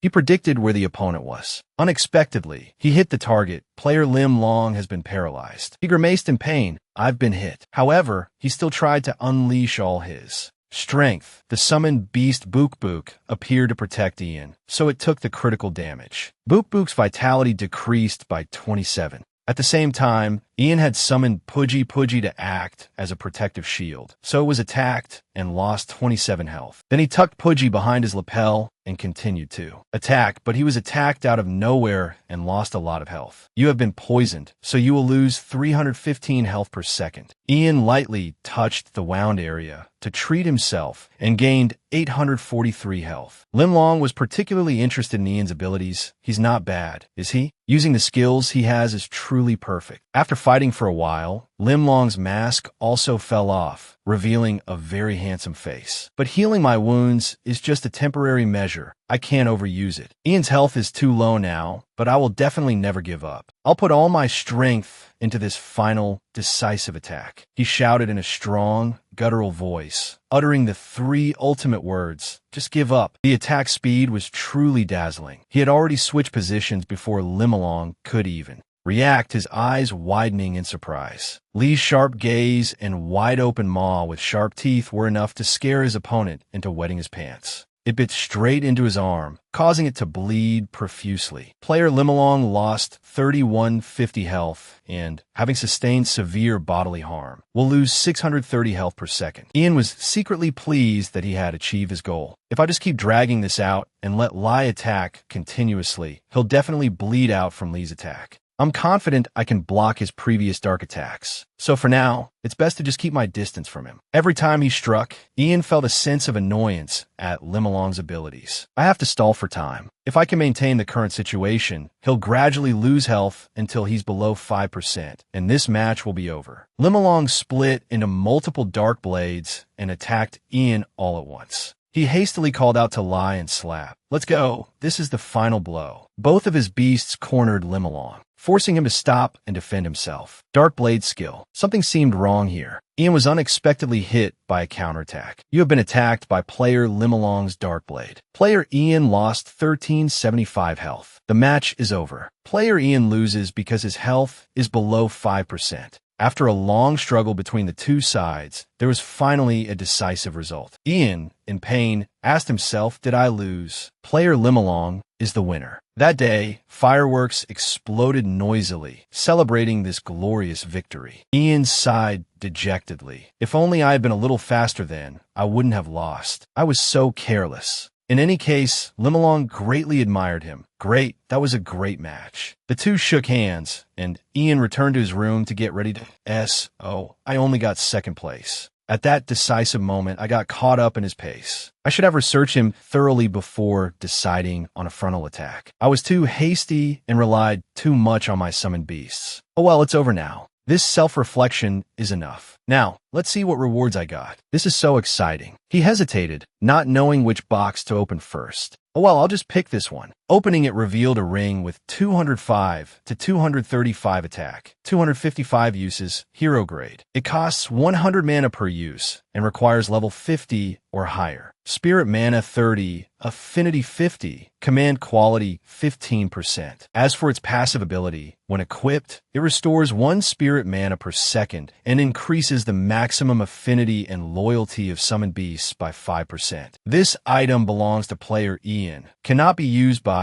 or traded with others, and will be lost upon death. A special ring for a summoner? This ring's effects and passive ability are a perfect fit for me, though I'm a bit disappointed that it can't be traded or lent to others. He carefully put it on his hand, only slightly sad that the item couldn't be sold. My soul energy isn't enough for the electric shockwave skill, so getting this is great. I'll rise like a kite in the wind. Alright, now for the weapon chest. Inside was a brightly glowing bow. This is the Summoner's Radiant Bow. Attack 205 to 235, durability 600/6000, agility option 6. Summoning energy 30, critical hit chance 15%, critical hit damage 70%. This is a hero grade longbow. Also requires level 50, attack 209 to 395. All summoned units' agility and attack stats are increased by 20% and 30% respectively. If you land a critical hit on an opponent, you recover 3 soul energy and leave a shining mark on the enemy. The mark lasts for 5 seconds. Dealing damage to a marked target will reduce the cooldown of all skills by 5 seconds. This item belongs to player Ian, cannot be lent or traded, and is not dropped upon death. A noble bow gifted to the summoner for an outstanding performance in the arena. Ian rested his chin on his hand, admiring it. I received a better item than I thought, but this is a bit cumbersome. If I change weapons, I won't be able to use the link skill. I'll lose the critical hit damage increase for my summoned beasts and the buff from the Fist of Leadership skill. But recovering soul energy and the cooldown reduction are quite tempting. He asked himself, what should I do? I'll use the bow, but I'll keep the fist until I find a weapon with the link skill. Now, if I go hunting, the cooldown on my training ability will be greatly reduced, since it cuts the cooldown time by a whole 5 seconds. Speaking of which, let me check Lee's abilities. The training skill has increased to intermediate level 8 and Lee's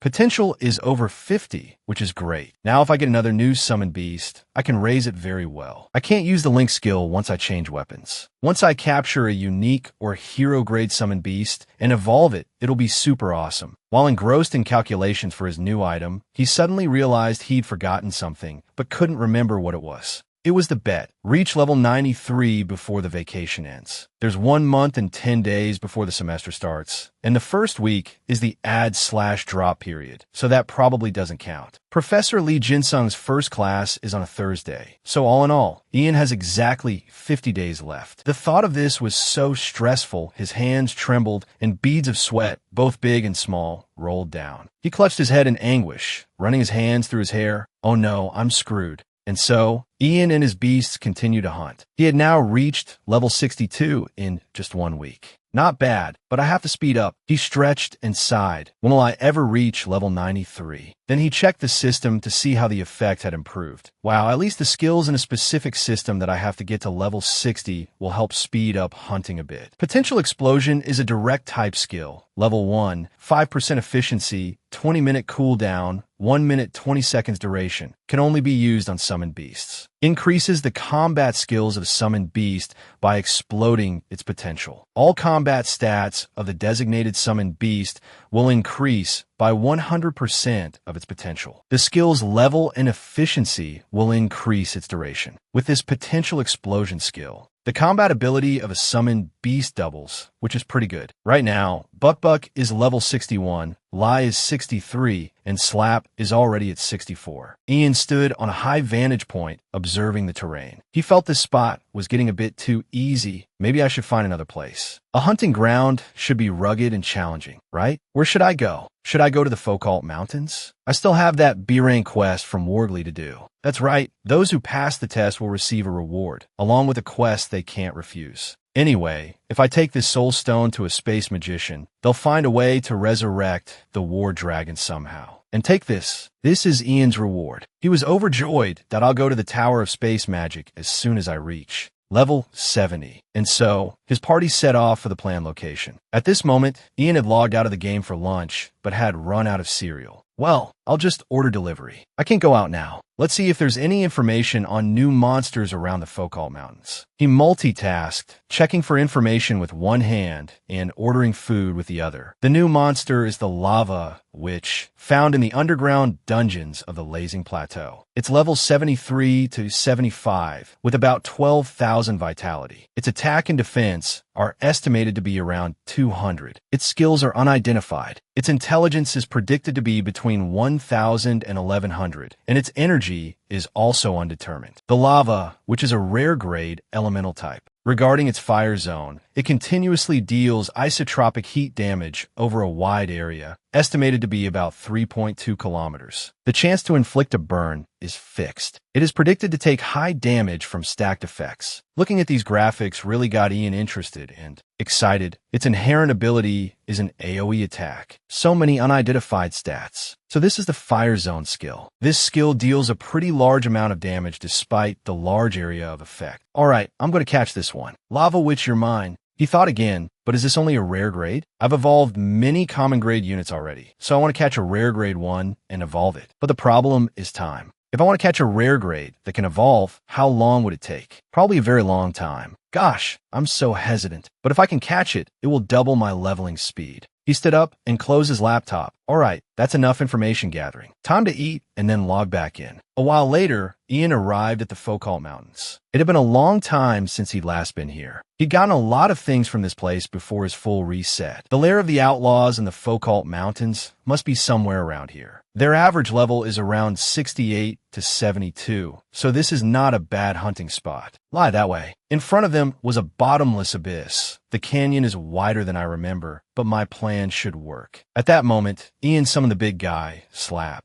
Big guy, bring those boulders over here. I was worried they couldn't be teleported because they're too big, but it seems I managed it. Can you hide there, big guy? Lie, you see the guards over there? Approach them quietly, don't get spotted, then wait for my signal. They began to execute the plan. This time, he decided to use arrows. He held the bow and arrow ready in his hand and landed on the ground as gently as possible with Lie. Then, he quickly charged up the arrow. Since he was using a bow, it was very convenient. It also had a paralysis effect. Just as the arrow was about to be released, the gate guards noticed him. I have to take them down immediately without giving them a chance to fight back. Paralysis is just an added measure. The first arrow aimed straight at his face, making him scream to the heavens. The Mountain Outlaw Guard has been paralyzed. Movement speed will be slowed by 30%, and they will take an additional 50% damage from electric-type attacks. The cooldown for Overcharge has been reduced. You have hit with Overcharge, dealing 1479 damage to the Mountain Outlaw Guard. Overcharge deals an additional 527 damage. At the same time, Ian ordered Lie to bite the remaining one. They had to split up to take them down. At the same time, just as they took out two, someone from above saw them and shouted, "Enemy attack. Everyone, gather at the gate." He yelled while ringing a bell to draw everyone's attention to his words. Seeing the situation turning chaotic, Ian showed Lie the way. This was all part of his long-term plan. They took the bait. Perfect. They aggressively opened the city gates and rushed out. There's the bastard. He's running. Get him. Ian was now playing cat and mouse with them, teasing them back and forth like a fool that "let's see if you can catch me." They kept shouting, "Stop right there. Kill him. Make him suffer." He ran a considerable distance. They must have all come out by now. Good. Everything is going according to plan. Time to go back to square one, Lie. As for them, if they ran far enough to the destination, Slap would take action. He was hiding quite well. Buck and Chi Pie, who were also with him, were acting strangely. You guys want to do something cool too, huh? All right, but save it for next time. There will always be other opportunities. Stop complaining and get on my back. While chatting with his beasts, the outlaws were right in front of him, asking in a loud voice, "Who dares challenge us? The outlaws of Mount Focalt, huh?" Ian saw this and laughed to himself that he trying to act cool. In the end, they're just monsters. Slap jump. A giant foot was about to descend and crush them. At this point, there was no escape. The summoned beast Slap has dealt 2,340 damage to them. Got them. That's why you have to use your head. However, Slap also lost 2,892 health from jumping from a high place. Even though he had taken him down, Slap had ultimately suffered heavy losses. The ambush was useless. Well then, I'll use Ice Wave to continue attacking them. They could do nothing but flee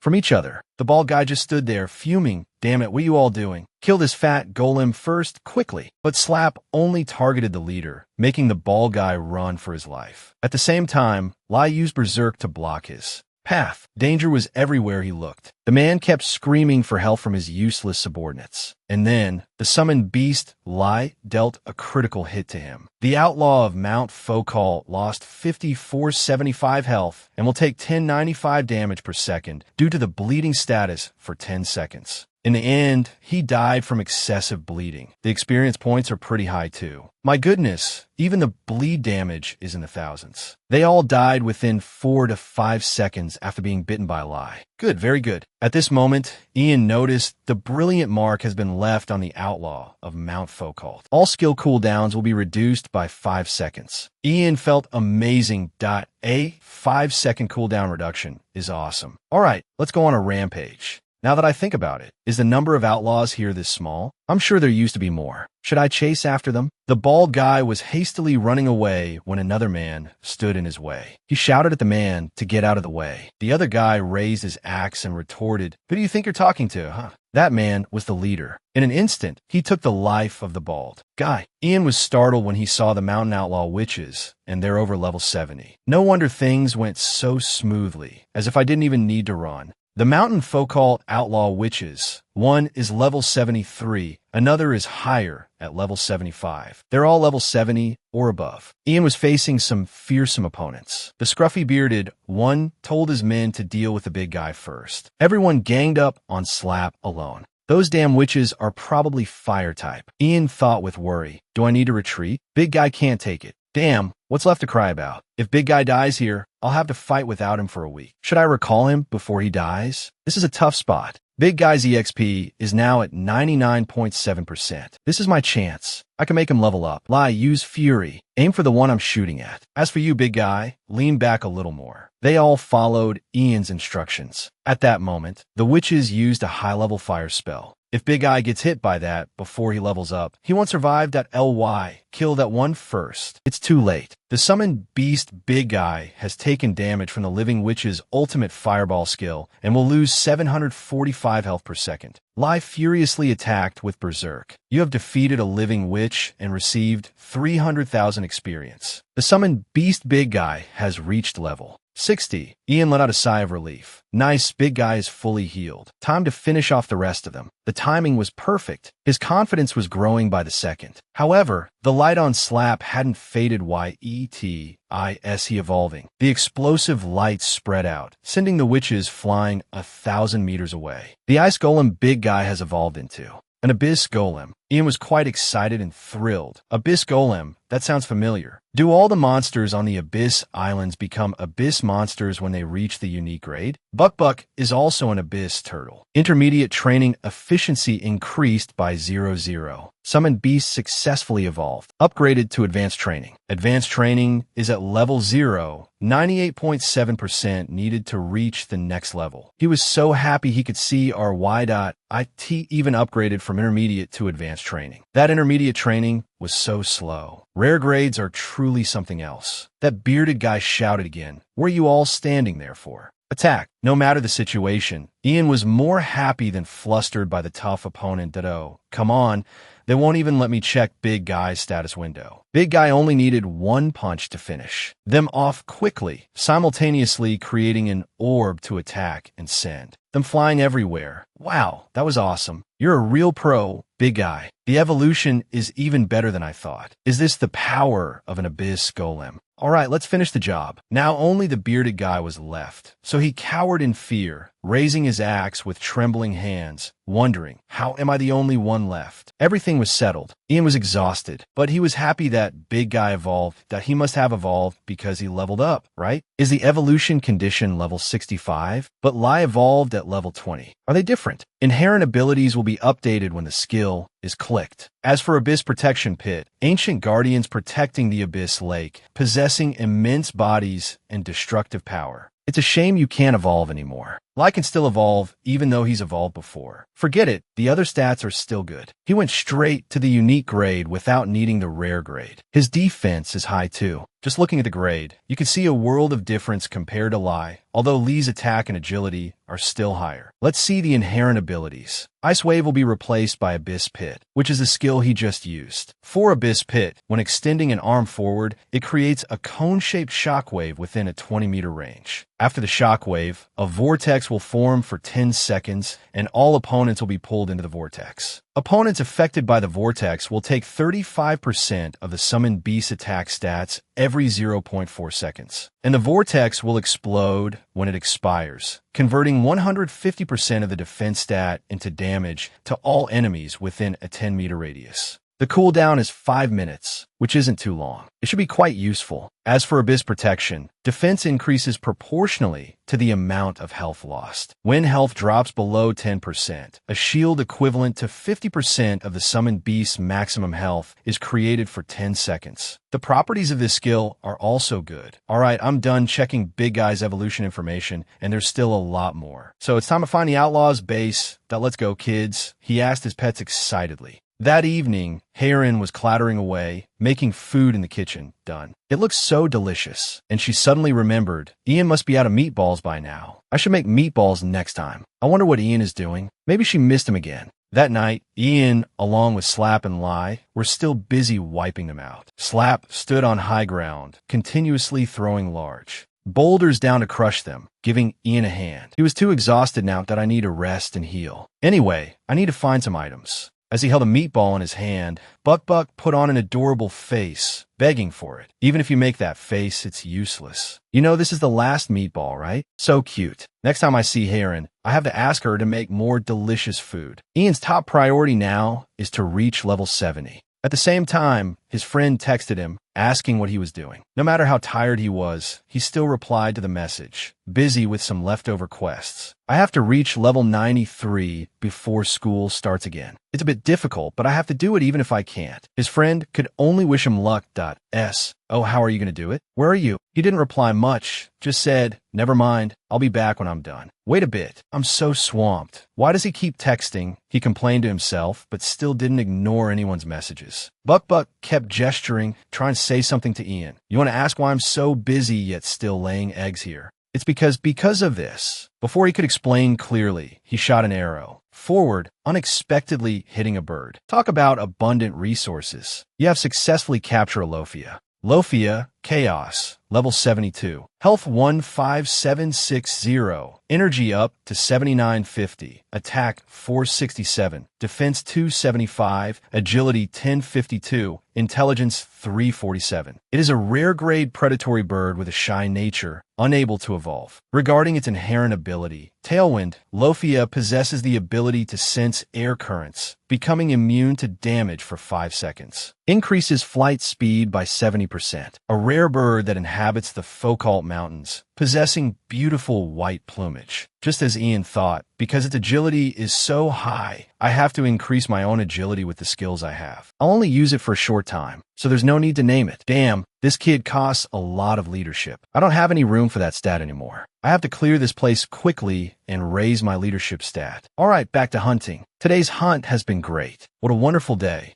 At the center of the Foucault Mountains, the gate guard were surrounding the gate, on high alert. It seemed they had spotted Ian. Big Guy immediately used Abyss Pit to strike down. Everyone was crying for help. We're being sucked in. The effect of the fist became more useful when Abyss Pit was activated. And more conveniently, Ian got 2 electric orbs. Then he switched to the electric shockwave skill, hitting them so they couldn't react, just as I thought. Group kills are the most satisfying part of hunting. Alright, back to the bow and arrow. Attacking in waves is much better than mass killing. Ian had aimed at the opponent. The bandit leader in the center of Mount Foucault is level 80. Seeing this number, Ian froze for a moment. Level 80? I was only around level 75 before the full reset. Not to mention his weapon has turned into a crossbow. I can run away because my agility increased after taming the Lofia, but what should I do? No, I can handle this myself. The guys on the mountain have low health, so a quick victory should be possible. This was Ian's private hope. Big guy, use Abyss Pit once more and attack along with my arrow. Lie, get the leader. The bandit leader frowned, gritted his teeth, and cursed them as bastards. You dare look down on me? He used an area of effect buff, a skill usually reserved for high-level bosses.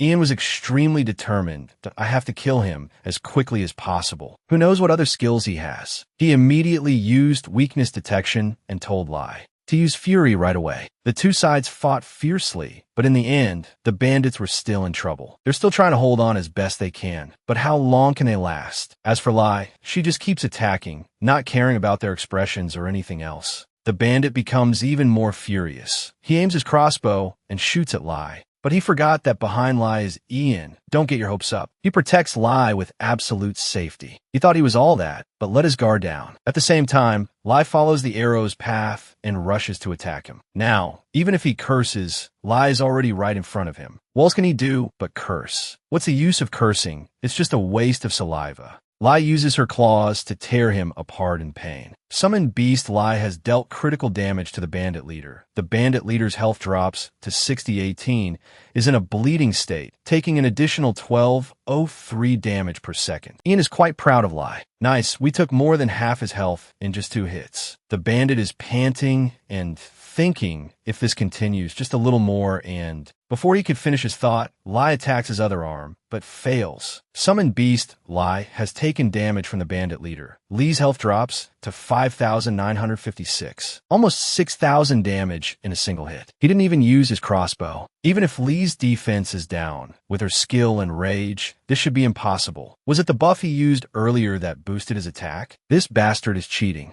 Ian is extremely bitter, but doesn't attack recklessly. Fall back, Lie. Big guy, throw me over there. Sillip finds it hard to understand and hesitates. So Ian speaks up, I know it's dangerous, but just throw me. The crossbow and bow are now clashing at the same time. I'll finish him first. Ian is confident he can do it, while the bandit leader, on the contrary, is terrified. It's clear in his eyes. Ian can quickly dodge the crossbow bolt, but he cannot. However, he also took 2,352 damage from a fall. Oh my god, did I overdo it? The Ancient Summoner's Iron Fist has activated its impact ability. But anyway, it was worth it. Ian has borrowed the power of the summoned beast big guy, the Abyss skill. He takes it and uses it to attack the bandit leader, determined to fight, so he has no way to retreat. Lie also took the opportunity to sneak an attack. This is the finishing blow. He directly rushes in to fight at close range. We did it, a perfect ending. You have defeated the bandit leader. Received 18,500 experience points. He gave me a lot of experience points. A final boss is different after all. Oh yeah, this item, can't forget the drops. Good job, Lie. Ian is about to open the chest when Lie looks in another direction and barks loudly. It turns out things aren't over yet. He's surrounded by bandits. That bastard killed our boss. Don't let him get away. Oh god, with my current health, it won't be easy to get out of here after fighting this mob, right? If I push too hard this time, I'll end up dead for sure. Why does that leader have such loyal subordinates? It's time for him to use Lofia to escape. Wow, my body feels as light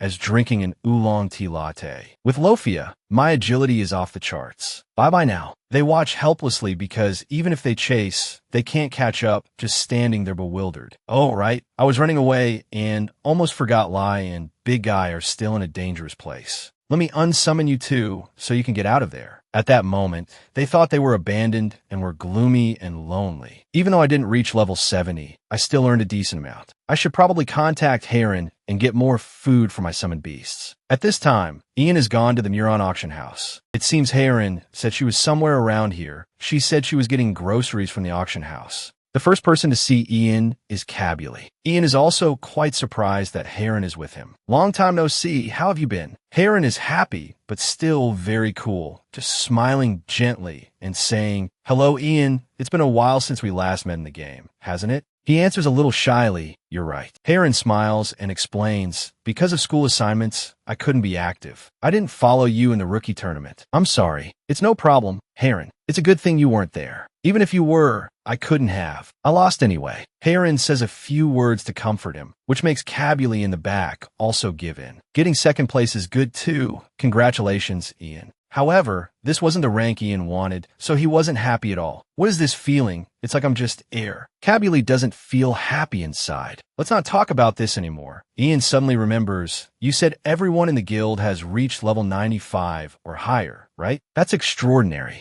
Cabuly puts his hands behind his head and proudly replies, "Of course, I'm sure Piolan is over level 100. Thanks to that, he realized the high rankers are at least level 120. I have to get in the game. It's all thanks to our hard work. Our control points have increased, so dealing with nearby monsters is also harder. It would be very helpful to have you there, but you reset your character." Ian tells him to just wait. "I'm about to get back to where I was before the reset. I'm level 69. I'll also get an academic warning if I don't make it in time." Cabuly has to admire Ian. Does this guy skip sleep to play games or what? Heron just speaks cryptically to gently remind him, "Ian, you'll shorten your lifespan." Ian scratches his head and looks down. "Actually, I have a reason to level up really fast." "Ah, right. Can you show me the new friend you said likes my meatballs?" At this moment, she learns its name is Pudgy. Looking at it, you'll understand right away why it was named that. Heron seems to find any creature adorable, her eyes sparkling. It's holding a carrot in its mouth, but isn't happy when Heron approaches it, even dodging and giving her a sidelong glance.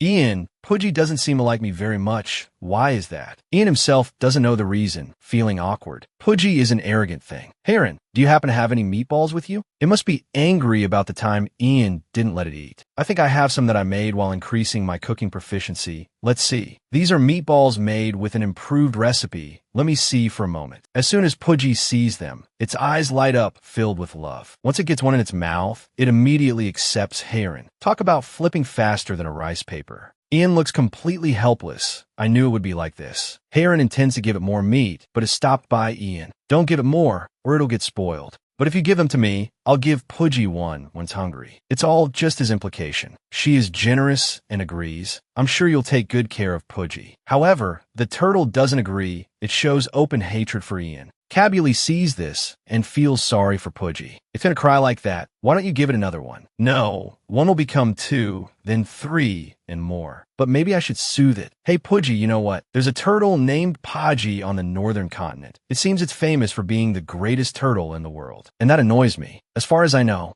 no turtle can compare to your handsomeness and greatness. So I've been pondering, and I realized maybe you're losing to Podgy because you've gained weight. You've eaten too many meatballs, so I can't give you many meatballs. Pudgy, do you understand how I feel?" It seems that at this point, it has been psychologically manipulated and is crying its eyes out. "So be patient a little longer. I will help you become the coolest turtle in the world." Hearing these deceitful words makes Cabuly disgusted. What a swindler. They continue their hunting journey. Just a little further and we'll be able to get out. A focal palace. The air is getting hotter. It seems we're approaching the scorched lands. Do Heron's meatballs work on the lava patrols? No, I don't even know if they eat food. Ugh, just looking at it makes me not want to enter that area, but I have to. I need to catch a monster and I need to level up to 90 as soon as possible. Lion Dei are struggling to fight, successfully destroying its tail. In the underground dungeon of the Scorched Lands, he is entering the tomb with Lion Dei. The air inside is very hot due to the lava eggs. There are a few lava qualms and lava quats on duty. Here, he can't let his guard down, because if he fails and more than 10 of them rush at him, he'll be in danger. He needs to quickly get to the lowest floor of the dungeon to catch a lava patrol. The lower the floor, the rarer the monsters. A few monsters charge forward.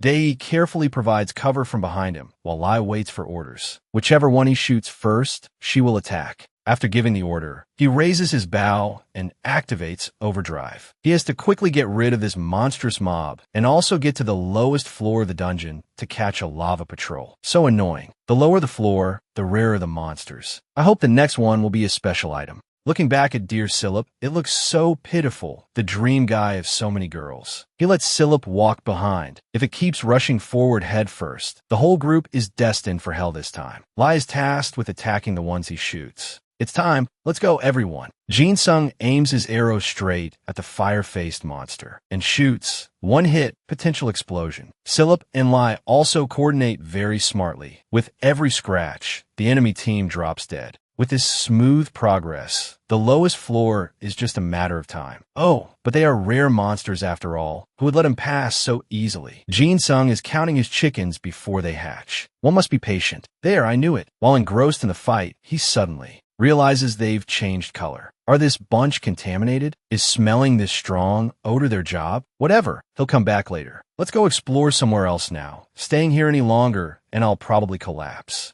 The three of them snake their way to the 10th floor, eagerly opening the door to a surprise. Good heavens, the lava flame is blazing. It's so hot you could call it barbecue. It seems Jin Sung is the first to discover the source of lava. Fire attribute charm increased by 5%. Fire resistance increased by 10. He had never even heard of this thing's existence, and yet he could be the first to discover it. Hee, this is devilishly good. Before he could be happy for more than 10 seconds, another disaster appeared. A monster with 2 horns on its head. He says Jin Sung is the one who meets the standard. The standard to enter this place is him. Luckily, not attacking immediately was the right decision. This goat-headed monster identifies itself as the guardian of the source of lava. Its citizen ID name is Helion. He gets straight to the point to avoid being long-winded, asking if he can single-handedly clean up the source of lava and solve its problems. Or not, intending to refuse, but his mouth said yes is a bad move. Without any mental preparation, he has to rush to meet a deadline right away. First, he asks him to catch 20 or more contaminated lava patrols. Difficulty level B. Reason told him to refuse, but seeing the reward of 42,500 experience points, he did a 360 and agreed immediately. This price is a super bargain, equal to 12 regular lava patrols in the dungeon. Helion gives him a type of sealing stone. All right, just leave it to me. I'll make sure everything is in order. He thought getting the reward this time would be as easy as pie, but the remaining time is 3 hours. Damn, he got tricked again. Greed is such a pain. 2 hours gradually pass. Jin Sung feels like he doesn't even have time to breathe, let alone rest. Helion eats cake and drinks tea while watching him do the quest. Tick-tock, tick-tock. Time is almost up, but there's no sign of his beloved anywhere. Jin Sung always knows how to surprise us. With only a few seconds left, he runs in, panting. He even thought he wasn't reliable at all until he found out Jin Sung had caught a total of 31 of them. From this, we can draw a conclusion. Never underestimate others. He looks so cool now, but just a moment ago, he was chasing them like a madman. So he has completed the quest and has 1.3 million experience points in his pocket. He's really struck it rich. Normally, it takes half a day of hard work to earn this much, but now it only took 3 hours. He's about to successfully level up to 71 super. Carried away by his success, he slips up again and asks if the old man needs any more help. As expected, there's a lot more. Just take it slow. Meanwhile, at the castle, Emperor Celiad has asked about the situation of the Pioneer Summoner, specifically the person we all know who it is. If you don't know, you must be clueless. However, our guy lives a hidden, low-key life, so there's absolutely no news. Helion suggests he will bring that person directly to Celiad. Hundreds of scholars have struggled for years to find a solution. How can the Emperor expect him to find one in a month? Plus, the national holiday is approaching. At that time, the royal family's power will be consolidated if the Empire's symbol, the Jinfi, appears. If there's no news in 2 months, then bring that person here. At this moment, that person in the story is still busy with a hellish quest. I don't know when this thing will be finished. He's been at it for 24 hours. Isn't that crazy? If the reward is crap, he swears he'll chop that guy into 200 pieces and make curry. Luckily, you have completed the quest. Whether it's the final quest or not is still unknown. After giving him the confirmation, he intended to sit and breathe for a bit. Should I retire now? He has collected herbs 5 times already. Please give me a different quest, for heaven's sake. Or better yet, no quest at all. Jin Sung clasps his hands and prays. Damn, I haven't even warmed my seat, and there's an earthquake. Am I about to die? All right, I'll be the only one in Kalen to die. In a dungeon, that sounds pretty cool. But the lava tower has stopped flowing. Just then, Helion also appears to join the fun. Seeing the old man's cheerful smile, he feels happy for him, thanking him profusely. Finally, the quest is over. Why is he thanking me so much but not getting to the reward part yet? Ah, there it is. I thought I was getting ripped off. Seeing the notification that you received 12,935,000 experience points makes his face bloom. It feels so amazing. It's like he could have leveled up even more if he had gone hunting in the middle. In addition, Jin Sung is also given a lava sealing stone, which promises one of the guardians of the lava core. He was supposed to reward him with something else, but because the sisters Appa Jin Sung contributed so much, this is the best thing he could give him as a guardian. The information panel shows this is a level 80 Lava Dragon King. Fire absorption ability reduces fire-type damage by 30%. It also has Lava Breath and Lord of Lava. In short, it's pretty awesome, no joke. But that's not all. The thing that really shocks him here is that this is a hero-grade monster. Its combat power is nearly 2,000. This one is the best of the best. He wants it so badly. He wishes he could form a summoning contract and try it out immediately. But he's already struggling to handle the other two big shots, and he also lacks leadership ability. Well, it's good to have it. I'll figure things out later. I need to go back to the village and find an item to increase my leadership ability first. After saying goodbye and hoping not to meet again, Jin Sung left with a load of spoils. As for Yu Hyun, it's the first day of school, but his friend is nowhere to be seen, and he can't even be reached by phone. Remembering the image of his friend logging in for 500 hours, he feels a bit of pity. Because of his great compassion for his best friend, Yu Hyun decides to visit his dear friend's house after school to see if he's still alive. At this time, Jin Sung is still engrossed in the game, having forgotten that he has school today. He's level 89, grinding his butt off. He can't just stay at level 71 forever. Jin Sung rides on the back of the Lava Dragon King, while Silip below is in charge of dealing with the hideous dragon monsters. Wherever the four of them pass, corpses pile up. Abyss is truly a top-tier skill. Alright, one more final blow. Zek's erupting flames once again annihilates the entire young mob with ease. Lai is in charge of chasing down those who are trying to escape, which is also super cool. The coolness didn't last 10 minutes before it faded because he realized his pounce was useless. He can't fly, so how can he catch them? It's so sad. This time, it's Zek's turn to act. One of these Dragon Kings is equal to hundreds of those other dragons combined. With each of its swipes, the other ones have to drop dead whether they want or not. Very quickly, they finished off this mob. Jin Sung successfully leveled up to 91, drooling with delight. Finally, after so many arduous days, he has obtained his class-specific skill. Oh my god, if it gives him some useless skill, he'll turn off the machine and delete the game. He must reach level 93 within the time limit, although he has to go back to school today, if he knows how to change his schedule, and so on. There are only 10 days left. It turns out he hasn't forgotten his school schedule. I thought he was addicted to the game and dropped out. That would be heartbreaking. My poor guy is losing sleep and appetite to level up. Please, give me a useful skill, or I'll die right here. You have received the synchronization skill and the link skill. What the fuck? Where are these two? It's worth being curious about. The thing that attracts Jin Sung is none other than the words hero skill grade. Not bad. The skill is also quite awesome. But it seems he has seen it on the Black Magician's online forum before. But he still doesn't understand what it means for the health of two subjects to be balanced. When you don't understand, what do you do? Exactly, you have to practice to understand it. Immediately, Jin Sung takes out his two guinea pigs, Lai and Silip, to link them together. So that's how it is. No matter what the subject's health is, the percentage will always be equal. It sounds both useful and like a double-edged sword that could stab him at any time. Alright, next is synchronization. My stats will become equal to the summoned beast stats? That sounds interesting. I have to try it right away while it's hot. Trying it with the other two is too risky. I don't dare. He suddenly remembers he still has the useless but very cute Book. Alright, I'll try it with him. Getting this guy out and luring him to synchronize with me is a whole problem in itself. However, apart from the initial dazzling light, afterward, nothing much happens. What the hell? I have to check my strength stats again. This is so frustrating. My defense is a solid 1500, but why have my dexterity and ability stats dropped so drastically? But thinking about it, it's kind of cool. If so, my defense stat is about to be on par with Silip's. The only problem is, why does the form in the system look so weird? What's with the human head and turtle body? Cancel, cancel quickly. It's defiling my 4,000 years of beauty. I guess I can't use this skill on Book Book. After all, suddenly feeling tired, whatever happens, I'll deal with it later. Even if the world ends, I have to sleep first. Back at Korea University, our IU Hyun is very sad because his best friend is ignoring his messages. Is this even a friendship? While he's fuming, Jin Sung's muse walks up and says hi to him.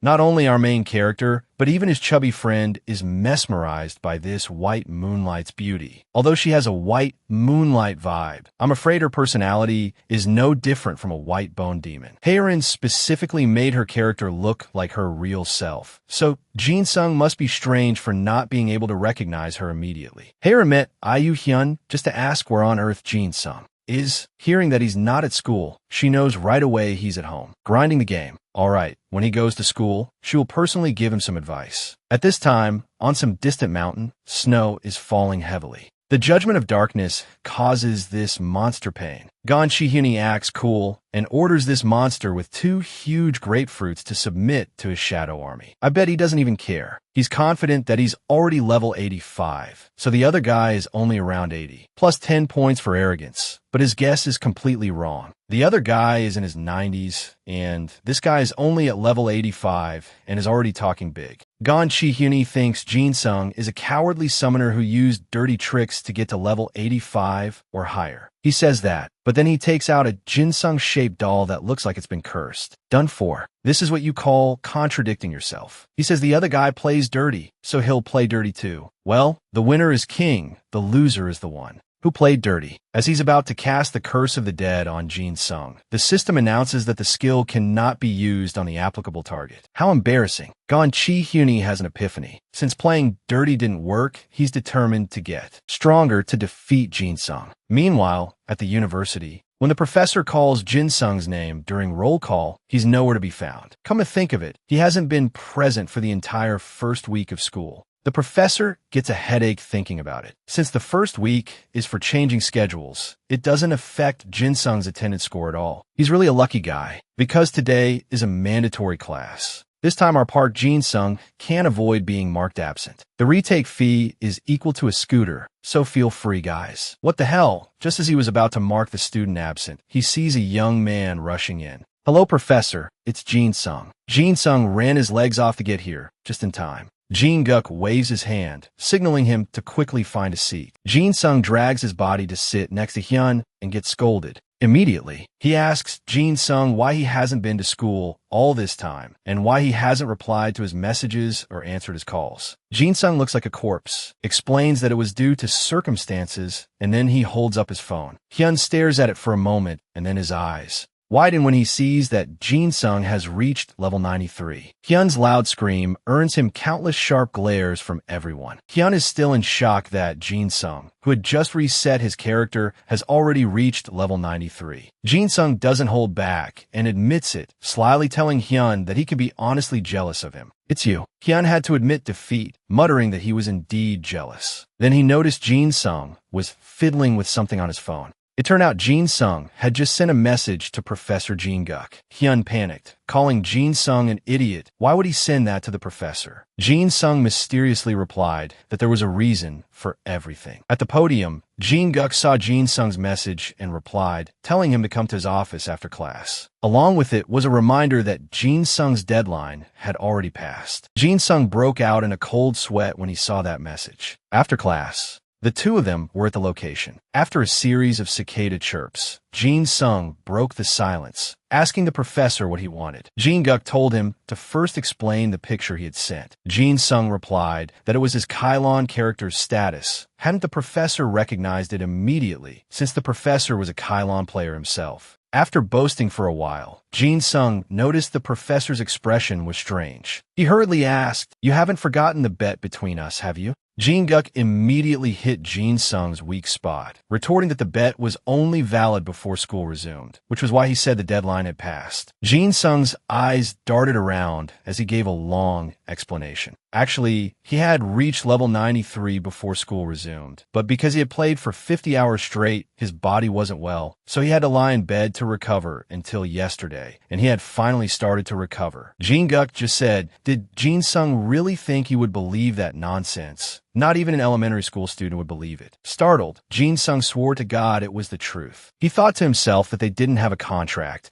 The professor could easily cancel the bet, and there wouldn't be much he could do. Jin Guk, however, thought that he didn't expect Jin Sung to actually reach level 93, while the highest level summoner according to official game news was level 78. Even though he was a little late, it couldn't be taken lightly. If he was telling the truth, he could use him for his data collection. Jin Guk directly asked if Jin Sung was free this Sunday. At the land of scarcity, Jin Sung had arrived first. He thanked heavens the professor had narrowly let it slide, and had even told him to come to the robot village at 2 p.m. this Sunday. But why did the professor want to meet him on Sunday? Anyway, it was a relief that he had escaped the grinding. Jin Sung wondered if he should also start completing his unfinished quests. Right now, the ones he was most interested in were the Space Magic Tower quest and hatching the Ziffin egg. He didn't have enough information to do the Ziffin egg hatching quest yet, so he would do the other one first. He and Lai headed to the Space Magic Tower. It was his first time coming here in person. He found the place to be too deserted, which was understandable since most players had no reason to come here. The teleport gate in front of him lit up, and he was asked if he wanted to go to the higher floors of the magic tower, and he went along with it. After stepping through this gate, another teleport gate appeared. He was a bit suspicious, wondering if he just had to keep climbing using teleport gates. Suddenly, that gate flared brightly. Countless giant demons suddenly appeared. Jin Sung vaguely realized that this was most likely a barrier before he could reach that teleport gate. So he had to defeat all the monsters that appeared on each floor. This was going to be a bit tiring. Jin Sung quickly summoned all his summoned beasts, ordering them to wipe out the horde of giant demons. The two sides clashed, fighting a proper battle with the advantage on Jin Sung's side. Chippy kept screeching loudly as if it was being slaughtered. Even Jin Sung had a grumble that it was really noisy. He wondered how many more boosts he would have to use for it to evolve. Chippy had reached 950 spirit mana points a long time ago, but was still at 975 now. It used to increase very quickly at first, but now the stat gain had slowed down a lot. Only 25 more points were needed, so it probably wouldn't be long.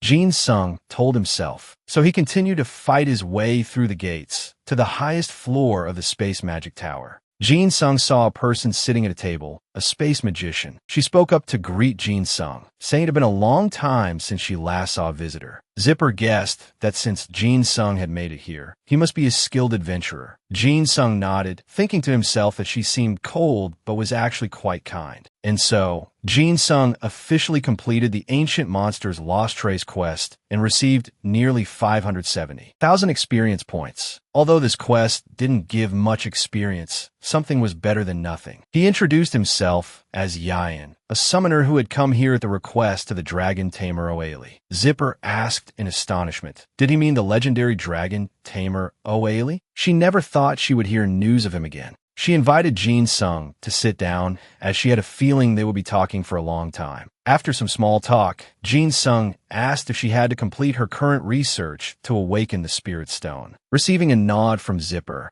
Jin Sung thought to himself that perhaps this way he would learn about the God Dragon. Zipper suddenly remembered something. She wanted to ask Jin Sung for a favor, and he couldn't refuse this request. The quest was called Ancient Relic. To awaken the God Dragon's Spirit Stone, the space magician had to activate a magical device. To do so, she needed some materials, and Jin Sung needed to enter the Space Magic Tower created by Zipper and bring back the pieces of the Ancient Relic. There were 6 pieces in total, and Jin Sung had to collect all of them. The conditions were no partying and completion within 3 days. Jin Sung almost fainted when he saw the quest requirements. He guessed it was part of a larger quest chain. Even the quest difficulty was A rank. He wasn't going to refuse anyway, but even though he wanted to do the quest, he was extremely annoyed that he couldn't refuse it. Jin Sung asked Zipper, so I just need to bring back the relic pieces, right? After receiving her answer, he guessed he had to go right away. The important thing was where to go. Zipper asked him to wait a moment,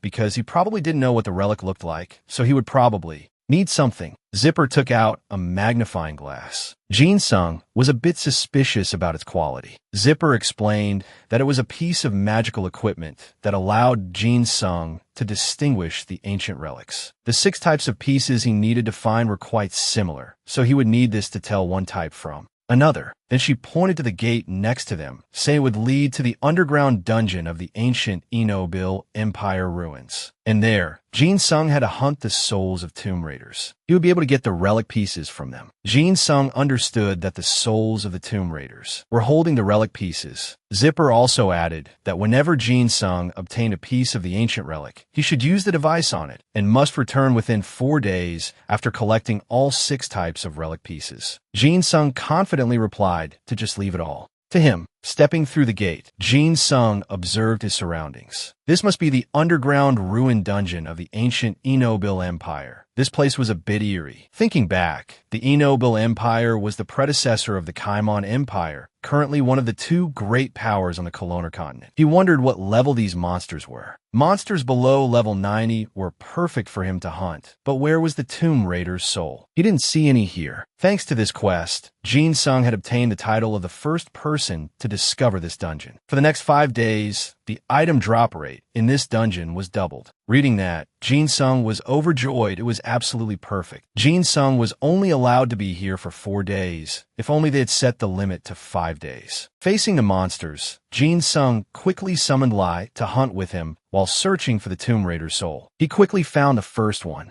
While Lai was chasing it, he used the Clopia Link skill to make short work of the Tomb Raider. Finally, a piece dropped. Jin Sung picked it up, complaining about getting his hands dirty. He took out the magnifying glass, praying to the heavens as he examined it that it was piece number 4, not a piece he already had. People get what they wish for, but due to his luck, he got a piece he already had, number 5. Jin Sung started to suspect this system was rigged. He had got number 5 dozens of times. Already, he began to lament his fate. He had been grinding like a beast for 2 days and had only gotten 5 types. This quest was a real joke. And why were the monster spawn rate and drop rate so low? And he couldn't find a damn thing on the online forums either. The only useful thing he found was that the drop rate would increase if he didn't attack the thief's backpack. Without that information, he would have been doomed. Jin Sung was going crazy because there wasn't much time left, less than 4 hours remaining. Based on his progress so far, he could probably only get 1 or 2 more pieces before time ran out. And it wasn't even clear if he could get number 4. He had failed to get it the last 5 times. If he had known from the very beginning, he would have immediately gone looking for tomb raiders instead of hunting. Jin Sung summoned Lofia, asking it to scout the area for him and let him know if it found any tomb raiders. It was probably fortunate that no monsters in this dungeon used ranged attacks, so using Lofia was also more convenient. As Jin Sung ran and looked around, he discovered a strange monster, the soul of an ancient summoner, level 95. Jin Sung guessed it was a hero rank monster. He had never even seen a special rank monster in this dungeon before. Jin Sung wondered if he should do something, because it was an undead, a level 90 hero rank monster would take at least 30 minutes to defeat. His precious remaining time to complete the quest would be spent on it. In a few short moments, Jin Sung decided to strip that monster bare. It was impossible to pass up a hero rank monster, and on top of that, the experience points and item drop rate were doubled. While Jin Sung and Lai charged forward, the monster muttered some kind of incantation. Instantly, countless monsters appeared. Jin Sung was startled, quickly telling Lai to fall back. Jin Sung summoned Dati and Zake for reinforcements. Jin Sung saw with his own eyes that although this monster was a low-level ghost, it was a summoner. As expected, a hero-rank monster wouldn't be an easy meal. But that didn't mean he would retreat easily. He ordered Lai to attack. Lai quickly dealt with dozens of monsters. Jin Sung cursed inwardly. That low-level ghost probably knew that the summoner himself was the weak point. Lai was ordered to dodge to the side. Then he requested Dadi and Zake to move forward. Dadi used Abyss Pit, but unfortunately, it was countered before Jin Sung could provide support on the other side. While Zake was attacking a dragon, he was knocked down by its tail. Just as he got up, another monster behind him seized the opportunity to attack. Suddenly, Jin Sung gave a wicked smile. He knew it would do that, quickly summoning Pudgy to defend his back. The monster bit Pudgy and shed tears because it was too tough. Jin Sung took that opportunity, shooting an arrow to skewer the monster. He confidently boasted that this battle was a sure win, then told Lai to run over and finish off that low-level ghost. Finally, the battle ended. Jin Sung let out a breath. This low-level ghost was hero rank, so it held on quite well. Maybe he just had to keep killing it until it died, but wasn't its body already dead? The reward flashed. Jin Sung laughed gleefully, saying that was exactly why he played the game. Jin Sung received a total of 2 items, the Ancient Summoner's Staff and the Ancient Summoner's Encyclopedia. Jin Sung was quite satisfied with this hero rank item. Basically, he now had another damage skill that scaled with summon mana, even though the encyclopedia was quite useless. Because it changed flat power to scaled mana, he would be able to increase his damage level quite a bit. Jin Sung felt lucky that he didn't skip this hero rank monster. Suddenly, Lai nuzzled against Jin Sung, confusing him. It kept nuzzling his bag. He suddenly remembered the artifact Peace Quest. Realizing he had lost 30 minutes, he went into an automatic mode of running like crazy to find the Tomb Raider. He ran while cursing loudly, "Stupid quest item. Where is it hiding? Damn quest item." Jin Sung and the lone wolf dashed off as if chased by a ghost. After running a marathon, he plopped down on the stairs as if he'd been chased by a ghost. Before he could even warm his seat, he remembered the timer was still counting down. If I was too unlucky, the quest would have already failed. "Have you collected all the artifact pieces?" Jin Sung arrived, panting as if he was about to collapse. "Yes, they are all with me here. You truly did not disappoint my expectations. I was worried because you took quite a long time. It's tiring, but being cared for by the young lady makes it better." Jin Sung completed the quest, carrying a bag full of artifacts back, completed with a C rank. Damn, I still haven't gotten a B rank. The poor guy ran his ass off like a buffalo, but didn't even level up. The quest is over. I'm so tired and depressed. The haggard Jin Sung dragged his body into the room while the young lady hummed as she held the bag of items. He sat down at the desk, his head nodding off. "Look, I've finally completed the magical device. It's all thanks to you, adventurer. Thank you so much." The girl jumped up and down with excitement, while Jin Sung yawned and yawned, still not able to sleep. "It's nothing. I'm just glad your experiment was a success. Now that the magical device is complete, can we use this to revive the God Dragon's Spirit Stone? Probably not, because we don't know if this device will work stably. This device could backfire and blow up the Spirit Stone." Both of them started to rack their brains, thinking about which item to use. The God Dragon must be a summoned beast, with overpowered stats, and possibly even at the legendary rank. Thinking of giant dragons destroying the earth, Jin Sung shook his head repeatedly. "If the Spirit Stone explodes, I'll lose sleep from the obsession, so I think we should try it on the Spirit Stones of other ancient monsters. And we'll test the magical device on your God Dragon's Spirit Stone later." Well, the young lady decided to risk it all or nothing. The next quest is to revive an ancient monster. The good news is the difficulty is A rank, and this quest cannot be refused. Jin Sung was so happy he grabbed his hair and jumped up and down. "This game won't let me be a good person." He collapsed to the ground, 2 streams of tears flowing endlessly from sheer happiness. The young lady standing next to him could only wish him a smile soon. Early in the morning, sunlight shone down on the closely packed houses. I remember the professor said to meet near the gate. Jin Sung sauntered out of the giant city gate. Now that I think about it, I forgot to ask for the professor's player ID. Just as Jin Sung sat down on the ground, the professor sitting right in front of him turned and asked, "You're here?" He doubted his own existence, not knowing if this was the professor, so he had to check the name tag to confirm. His ID is Jin Guk Lee. He just used his real name? Only then did Jin Sung realize and call out, "Professor." "Yes, so you must be Student Park Jin Sung. Why can I see your ID and level?" The professor also didn't think he had such a high-level student. "Professor, wait a moment. Let me change my profile from private to public." His modesty in not publicizing his abilities made the professor not recognize his screenshot. "You're level 94? So you've leveled up again since that day." "Yes, Professor. It's the result of my summer break efforts." He trembled with pleasure from just one compliment. "Professor, can we go now? Since you've confirmed my level, I've won the bet." "Wait a minute. I think you should follow me first." The professor refused all of Jin Sung's refusals. The bright sun shone down on the ground. "Professor, where are we?" He was led by the professor to a strange place. Surely he wasn't about to be kidnapped, right? I heard you were a summoner. Come and see. You'll know where we are as soon as you see it. I'll know as soon as I see it. That sounded intriguing and piqued his curiosity.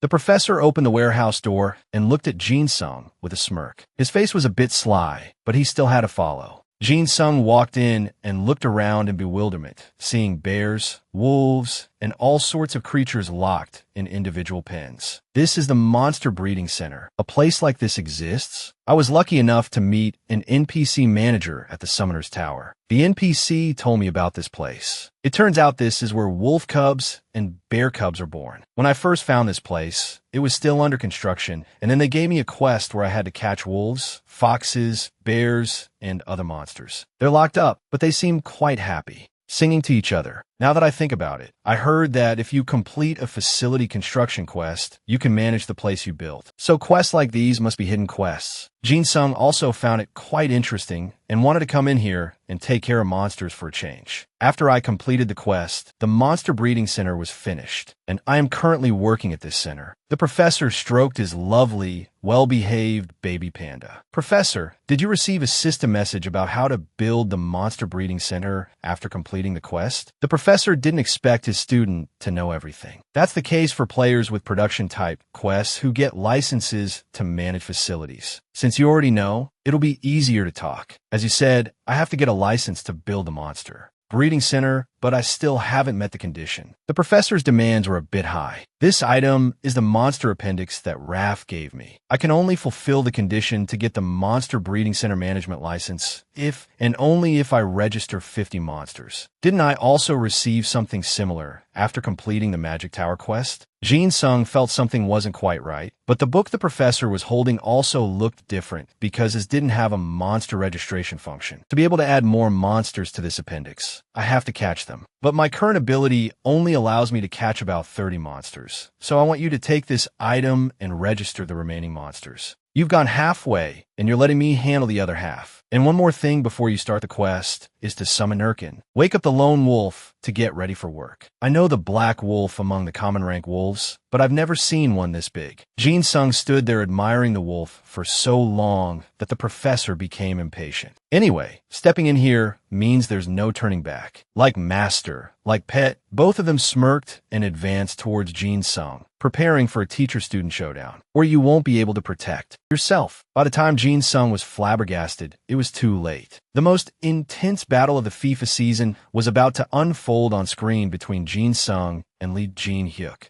Jin Sung was gathering his power as he saw his opponent, Lee Jin-hyuk, assume an attack stance. Jin Sung's pet also seemed to evolve another step. A blue aura enveloped Lai, making Oval's eyes shine as it looked at Lai. With an added 1,000 power of all species, Lai, with the interface of a FIFA demon, came face to face with Oval. It seemed like Jin Sung had 10 points in the bag, but he only saw Lee Jin-hyuk smirk, causing Jin Sung to panic. Jin Sung blamed the professor because the favor he asked was too much for him. Professor, why did you do that? I only asked you to help me. Actually, Professor Lee Jin-hyuk was just trolling to test Jin Sung's FIFA power. It seems you have also evolved your summon beast. Lee Jin-hyuk explained what happened earlier so that the teacher-student relationship wouldn't be strained. I'm sorry for startling you. I just wanted to see your summoned beast. Oh, you wanted to see my summon? Although Jin Sung passed this intense screening, he was still criticized by Professor Lee Jin-hyuk for skipping class. But we'll talk more about why you didn't come to the lecture during the schedule change period. You still haven't forgotten, have you? Oh, I think that's unavoidable. Professor Jin-hyuk wondered about the evolution of the divine beasts, which have been a question mark ever since he started his career. This monster breeding center trains summoned beasts to trust the player in my training area. My Ovil is here. It evolved into a black-clawed wolf. I'm not exactly sure why it evolved either. Jin Sung roughly understood what Professor Jin-hyuk meant. I see. So your wolf is also an evolved wolf, a spiritual connection between the player and the beast. In the most intense moments, the beast will evolve. Just like Jin Sung's beloved Lai also evolved during the fight with Oval. My Lai is also an evolved summoned beast. It's a red-furred wolf, just like my training skill. This place probably trains summoned beasts to awaken their potential, which leads to evolution. Jin Sung's reasoning sounded plausible, making Professor Jin-hyuk go along with it. Professor Jin-hyuk gave Jin Sung a chance to unleash his skills. If he did well, this training center would be his. If you help me, I'll let you use this monster breeding center as you wish. What do you think? Seeing the professor's enthusiasm, Jin Sung thought for a long time. I don't know if the training center is as fast as my training skill, but since my skill has a cooldown, I think I can benefit from increasing the trust of the monsters I'm not using, and there might be other features when this monster breeding center is upgraded. It seemed too reasonable, getting a skill upgrade and being able to use the training center. Jin Sung agreed immediately. Yes, Professor, I'll help you. Oh, is that so? Very good, but what's with that expression? Jin Sung's face looked like he wanted to ask for something. Can I ask you for a favor? Professor Lee Jin Hyuk asked, what is it? The screen changes to a scene of blue skies, white clouds, and golden sun. Jin Sung stood before a mystical array that looked devoid of fearful life. Jin Sung stretched, looking tired. Phew, maybe it's because I haven't been sleeping well lately that my back aches, my knees are tired, and my hands are numb. Jin Sung's suggestion was that he wanted Professor Jin Hyuk to build the training center near his place. If you build the Summoned Beast Breeding Center near my guild base, I will do my best to help you. This suggestion is not difficult. I will help you, of course. It was because Professor Jin Hyuk trusted him that he accepted Jin Sung's proposal like that. Such a touching teacher-student relationship should be further developed. Before entering this intense battle, Jin Sung was checking his list of beasts. Before I do the quest, should I register the summons I recently acquired? His friend's jaws dropped at the sight of Jin Sung's massive collection of beasts. Just recently, Jin Sung had summoned his beloved Lai, a very cool creature, which increased his influence. You have registered the red-furred wolf. Your fame has increased by 1,200. You have registered the abyss turtle. Your fame has increased by 53,700. You have registered the abyss golem. Your fame has increased by 5,600. Having just acquired his pet Lai, Jin Sung was also amazed because his fame had increased so much. What is this? Registering Peabok Pudgy gives me the most fame points. Compared to Biggie, who is also of the rare grade, registering, it gives me 10 times more. The unexpected increase in numbers made Jin Sung extremely thrilled. Is it because Peabok Pudgy has the potential to become a great monster after evolving? Or is it a system error? But before he could think about it, Jin Sung had to go do teacher Jin Hook's quest. Now that I'm done registering, I'll continue with other quests. Pet Lai was once again sent to fight with Jin Sung on this quest. Jin Sung rode Lai and promised a bright future ahead. Today will be a perfect day if we discover a dungeon inside the portal. Don't you think so too? Lai and Jin Sung arrived at the first challenge of this journey. You have reached the Onobin Plateau. You are the first person to discover this land. Your fame increases by 100,000. For 10 days, Jin Sung's fame points will double, along with countless other titles. These undeniably amazing rewards made Jin Sung extremely thrilled. There should be rewards like this from time to time. Jin Sung was immersed in the rewards from different dungeons. The rewards would be different for each quest in different lands. And it's based on the grade of the monsters I defeat. So the grade of the Soulstone monster set is related to the grades of the monsters I defeat and the rewards I will receive. With this desire for super huge rewards, Jin Sung was determined to hunt the strongest monster in this region. I will take the soul of the strongest monster in this land. I need to search this whole area, plus I have the first discoverer's buff for 10 more days. Jin Sung and his pet Lai charged forward with a blazing spirit. Let's go, Lai. Thinking back, we're leveling up like crazy. Stopping before a high cliff, Jin Sung didn't know if he should jump down or not. Phew, should I jump down the cliff? It's full of higher level beasts down there. Below, beasts surrounded all the paths, their eyes radiating killing intent, making it more difficult for Jin Sung to move. After some thought, Jin Sung gathered all his pets into a group, preparing energetically for this battle. Let's see if you guys are mentally prepared for battle. Jin Sung chose 2 pets to evolve because of their incredible power and his faith in them. It's time for Lai and Pudgy to evolve. They have both done their jobs as summoned beasts well. And there's a potential force about to be unleashed. I think Gigi is about to evolve too. Its soul points are almost maxed out, along with the command to advance. A blazing will rose in Jin Sung's heart. Let's go, kids. We've never fought these beasts before, so let's get used to them first. With the thudding of its paws, Light charged down the cliff. Cropia's Soul Link. Jin Sung shouted as Lai evolved to a higher level. A source of blue light covered its entire body. Because the stream of power was so overwhelming, Jin Sung also mutated, his face changing. Lai disappeared in a puff of blue smoke,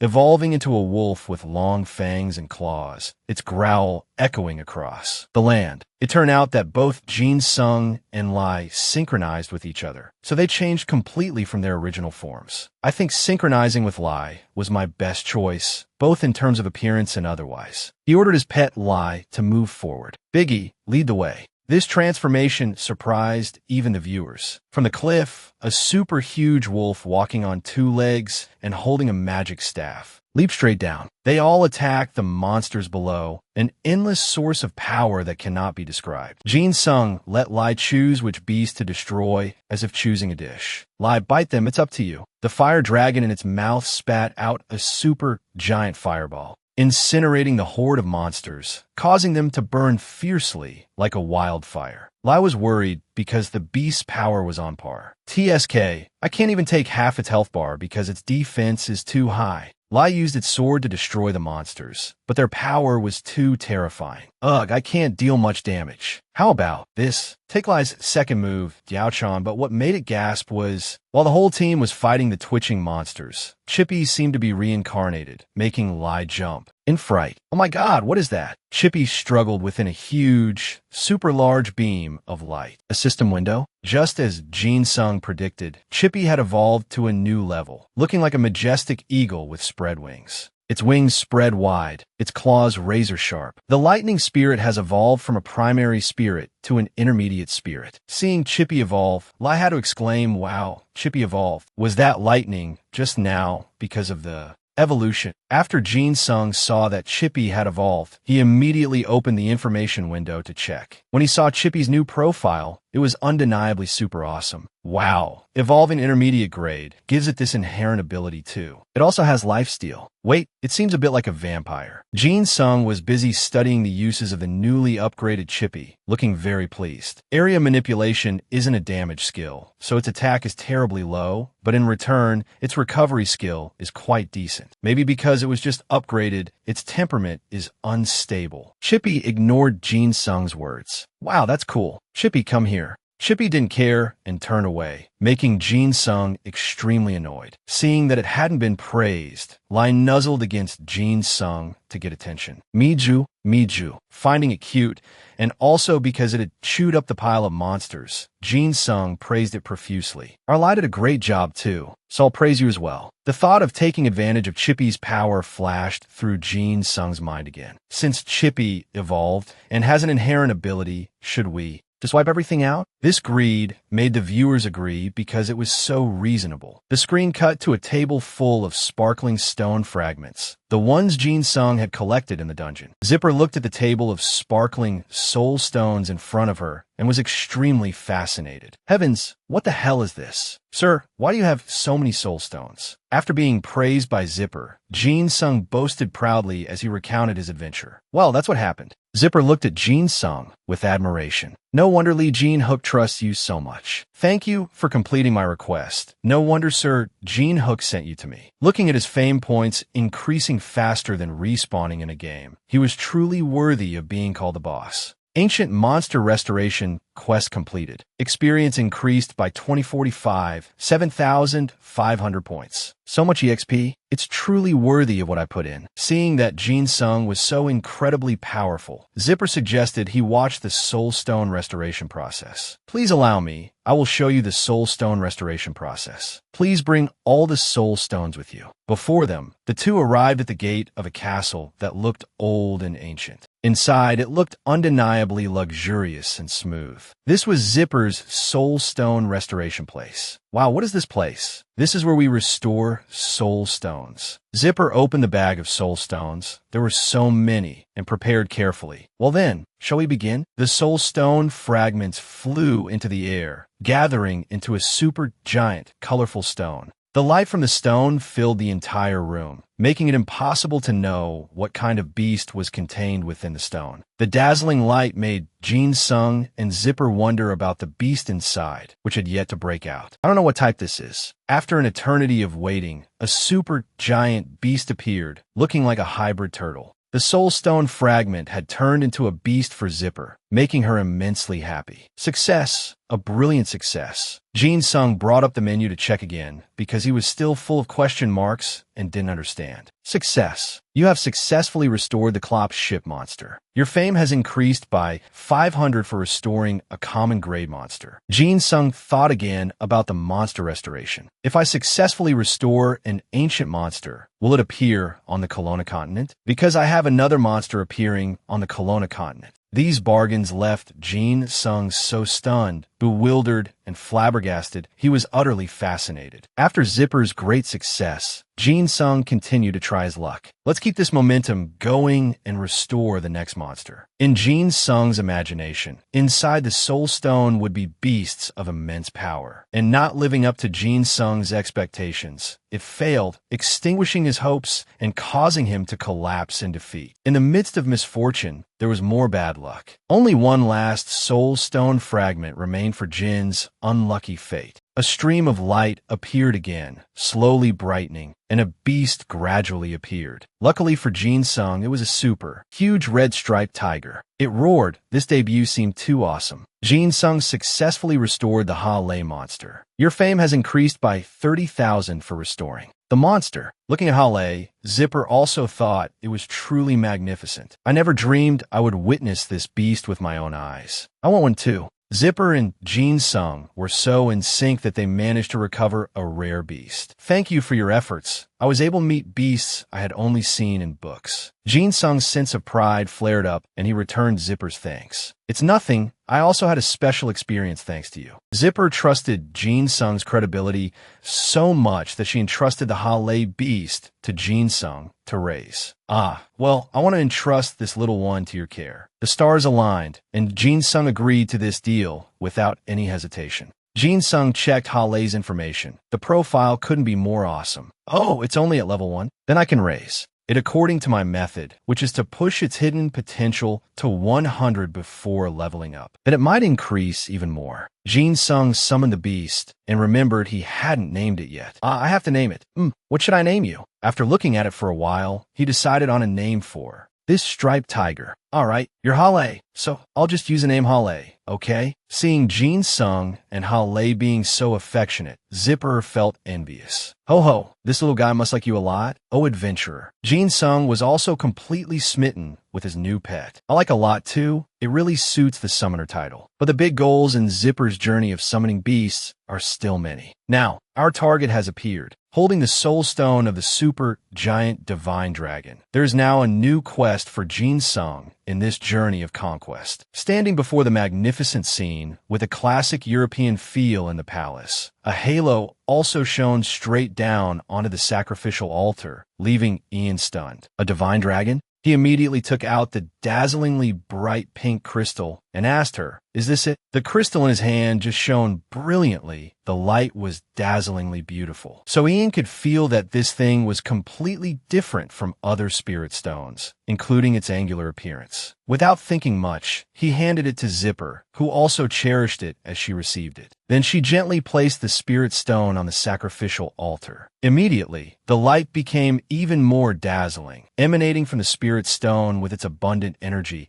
continuously showing off its essence. He was extremely excited. Could it be that after all his efforts, he could finally witness the divine dragon? A creature on a completely different level in every aspect. It will surely become a legend of Kalen. Suddenly, the entire atmosphere seemed to be compressed and then exploded, causing the space to fluctuate for a moment. After waiting for a long time, he was so anxious he couldn't wait any longer, making him worry. What if something went wrong? Before he could worry, a terrifying beam of light shone straight into his eyes, making it impossible for Ian to see the current situation. It wasn't until the light subsided and the scene before his eyes was gradually revealed that Ian was left completely dumbfounded. On the sacrificial altar, an egg was now appearing, floating in the air. Seeing this, she shouted loudly, "It's a success. The egg you are seeing is the divine dragon's egg. Looking at the jet black egg floating there, he became even more skeptical. This is the divine dragon's egg? Not leaving the egg alone for 3 seconds, Zipper, as fast as lightning, rushed up and hugged its rough outer shell. Once this egg hatches, you will be the first summoner to possess a divine dragon, a title that had been lost for 100 years. She happily chattered on without paying attention to her surroundings, and a second later, she faced retribution, twisting her ankle on the red carpet. The egg she was cherishing in her hands was also flung out by inertia, flying out of her grasp. Seeing this scene, Ian was so scared his face went pale as a sheet, too terrified to speak, as if trying to hold on to the last bit of hope. He used all his strength to dash forward, wanting to catch the egg. By some miracle, the egg flew straight into Ian's hands. Not even waiting for 2 seconds, the egg seemed displeased and fell straight to the ground, shattering the stone surface. It was truly unbelievable. Falling from such a height, a chicken egg would have been smashed to pieces, yet this one was perfectly fine. It scared him so much that tears flowed like a stream, but luckily it was harder than the floor.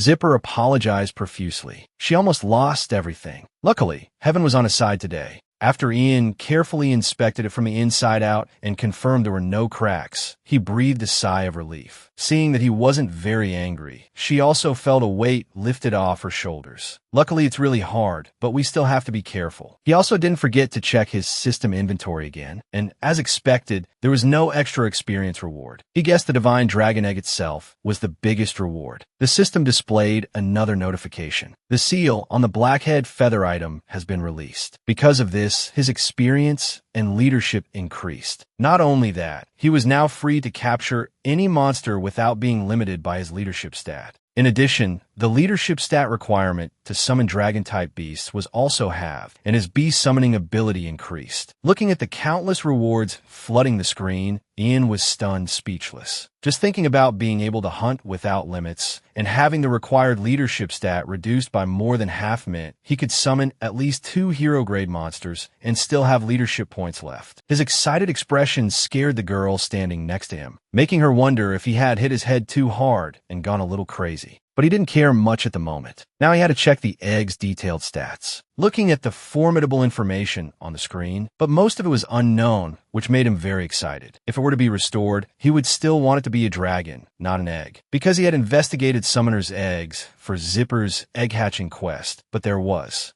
no information. But thinking about it now, he still felt that maybe this was better. He had to find a way to hatch a summoner's egg, because he now possessed both Zipper's egg and the divine dragon's egg. Thinking that perhaps Zipper might know how to hatch a summoner's egg, she indeed did not disappoint him. She understood it very well. Hearing that, he was so anxious he couldn't wait and urged her to quickly tell him the method to hatch the egg. She also found it strange. Ian was known as a summoner, but didn't know this. But this matter was also very simple. It will hatch as long as a summoner incubates it. To put it simply, it's the mother of the summoned beast. The mere thought of himself turning into a mother hen to hatch the egg terrified him to no end. Realizing he was tricked by her, he was furious without reason. Did she think that even a child would know about such a balance? But he didn't. But the problem here is that the mother of Zipper's beast can be found in Sika, and at his current level, going there is no different from putting a noose around his own neck. The monsters at the entrance alone are over level 130. He thought for a moment and decided it would probably be better to ask a knight. Ian wanted to find another way because the divine egg doesn't have a mother beast, but can still be hatched. Mentioning this, Zipper just thought of it, which made him speechless with her. Come to think of it, she didn't have another method either, but she knew a summoner who knew about that problem. Hearing that, his eyes lit up as if he had struck gold, and he hurriedly asked for the address of this summoner. But her answer was like splashing cold water on him, because this person died in the Onobil capital 300 years ago. But since he had helped her, she would open a portal for him to meet their spirit. He thought to himself that something was better than nothing. A patchwork solution was fine, so he thanked her profusely. But she reconsidered. His attitude just now seemed like he wanted to say some unpleasant words to a beautiful flower like her. It made her have second thoughts. Seeing that she seemed displeased, he couldn't let the food that was already at his mouth fall, so he had to back down and plead.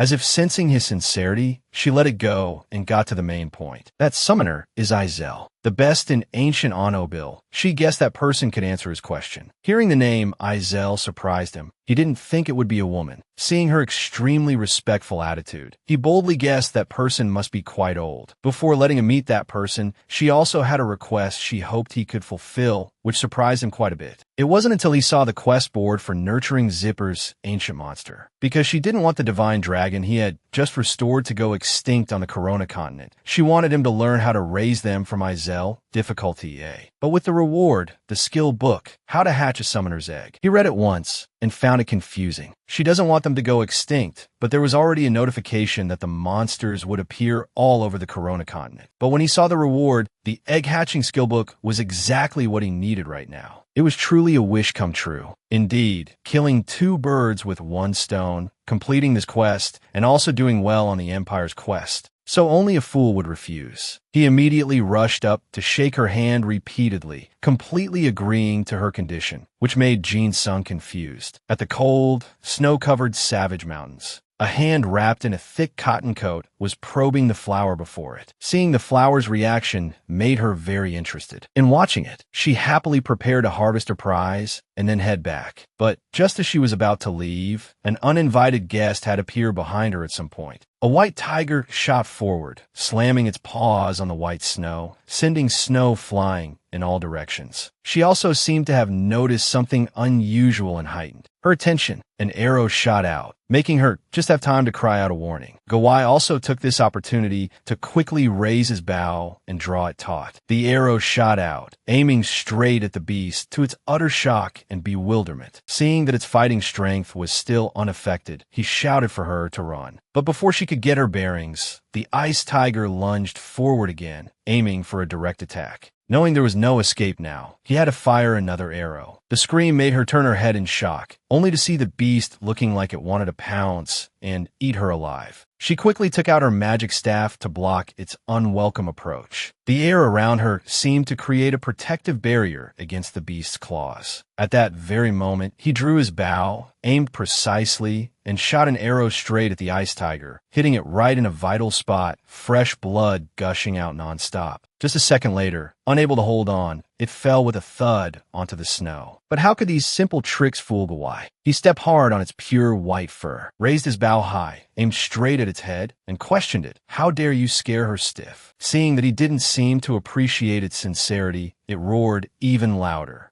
But it didn't know that the more fiercely it reacted, the more Gawai liked to tease it. He drew his bow taut. This will be the end. After dealing with that troublesome big tiger, he turned to remind her, it's very dangerous here, especially the monsters. The weakest kind is at least 20 levels higher than you. If I weren't here, what would you do? Unable to argue, she acted cute and pouted. That's why you have to come with me. Thanks. Hearing that, he was appeased, but the issue Gawai was concerned about now was when she would finish collecting. He really wanted to go home. Seeing his impatience, she assured him, almost done. The reason for searching for ingredients in such a dangerous place was because Hajin wanted ingredients to improve her seasoning level. Actually, she wanted to go with Ian, but he said he had a quest, which was so boring she couldn't be bothered to speak. Gawai saw his older sister sitting there in a daze and asked curiously, why do you need so many ingredients? He wondered how much food she was planning to make. After all, she had been gathering for an hour already, and he was about to get sulky. But when she said she would cook many dishes, Gawai did a 180-degree turn and started flattering her. Are you planning to cook something delicious for this poor little brother? But seeing her hesitate to answer shocked him. Could it be that you're not? In Jin Sung's rooftop room, the chat was constantly buzzing about the ancient summoner and the appearance of a red tiger above level 150. It seems the Titan Guild gave up on attacking it. Reading this surprised him.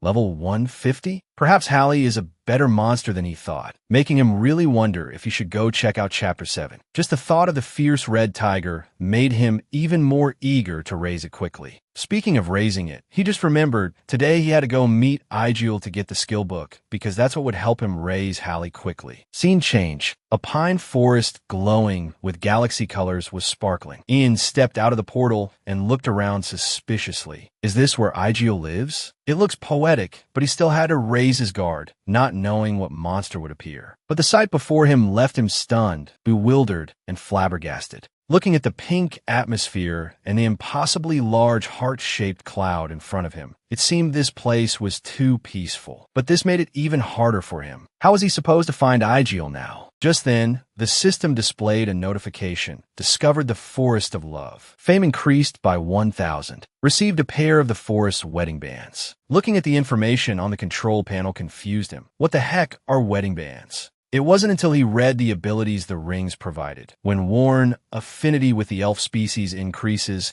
and with all monster species also increases. This ring is bound to the owner, Ian, and cannot be sold or transferred. But there was also a drawback. This set of rings must be worn by both parties. If one side takes it off, the effect is lost for both. Reading it made him antsy. Although it wasn't on the same level as the dragon feather headband, its ability was very outstanding. Not to mention the rings could also evolve, which could be useful with skills like overdrive. But that ring was limited to the female gender. The problem was, who should he give the ring to? Suddenly, images of the active and innocent Hajin appeared in the mind of Master Ian. But they were quickly extinguished because their relationship wasn't like that. If he didn't give it away, the only thing he could get was an additional 30 charm. Why does even the game discriminate against single people? So tiring. While he was racking his brain, not knowing what to do, a sound suddenly appeared, attracting his attention. Ian also raised his guard accordingly. It could be a monster. Thinking of that possibility, he hurriedly ran over to assess the situation. But what he saw was beyond his expectations. A pair of majestic, soul-captivatingly beautiful horses appeared. It wasn't until he saw their long, sharp, sky-piercing horns that he realized they were unicorns. Seeing two hero-grade monsters around level 170 made him hesitate, unsure of what to do. Before he could process it, the pair of unicorns left, wearing an expression that couldn't be more ridiculous, leaving him confused. What the heck? Did they overdose on something? Their aimless actions made Ian wonder if there was something on his face. But then again, level 170 monsters? If everything in this forest was around that level, what could he even do? For the sake of the skill book, he had to endure. Gritting his teeth. Although he had just encountered formidable monsters right at the start, they didn't seem to have any intention of doing anything to him. So perhaps continuing the journey wouldn't be too difficult. With that thought, he picked himself up and moved on. But the further he went, the more creeped out he felt. What's this? Everyone around here was in pairs. Looking at the atmosphere of love surrounding him, he wondered, could this be the reason this place is called the Forest of Love? If he had known, he would have preferred to fight a messy horde of monsters rather than regret it now. Just as he was feeling defeated, a soft voice suddenly spoke up, asking if he was Ian. Hearing that, he immediately turned to find the source of the sound. It wasn't until he saw a woman with a stunning figure appear before his eyes that he suspiciously asked, "Who are you?" But the woman's beauty left him stunned. Could she be an elf? A beautiful face like a statue with exquisite, dazzling features, sparklingly brilliant. The lyrical natural scenery, filled with fragrant colors, made even his old heart flutter erratically. Right until the two of them walked up to a giant ancient tree. It immediately made him gasp in astonishment, his eyes wide and mouth agape. Seeing his surprise, she asked quite proudly, "How do you feel about the forest of love?" Needless to say, the scenery was absolutely top-notch, breathtakingly spectacular. He had never seen such a landscape before. As expected of the master of all summoners, Iziel. Being praised like that made her ecstatic, and she couldn't stop winking at him. Ian thought to himself, so that ring really does increase favorability with the elf race. Thinking this, he felt doubtful again.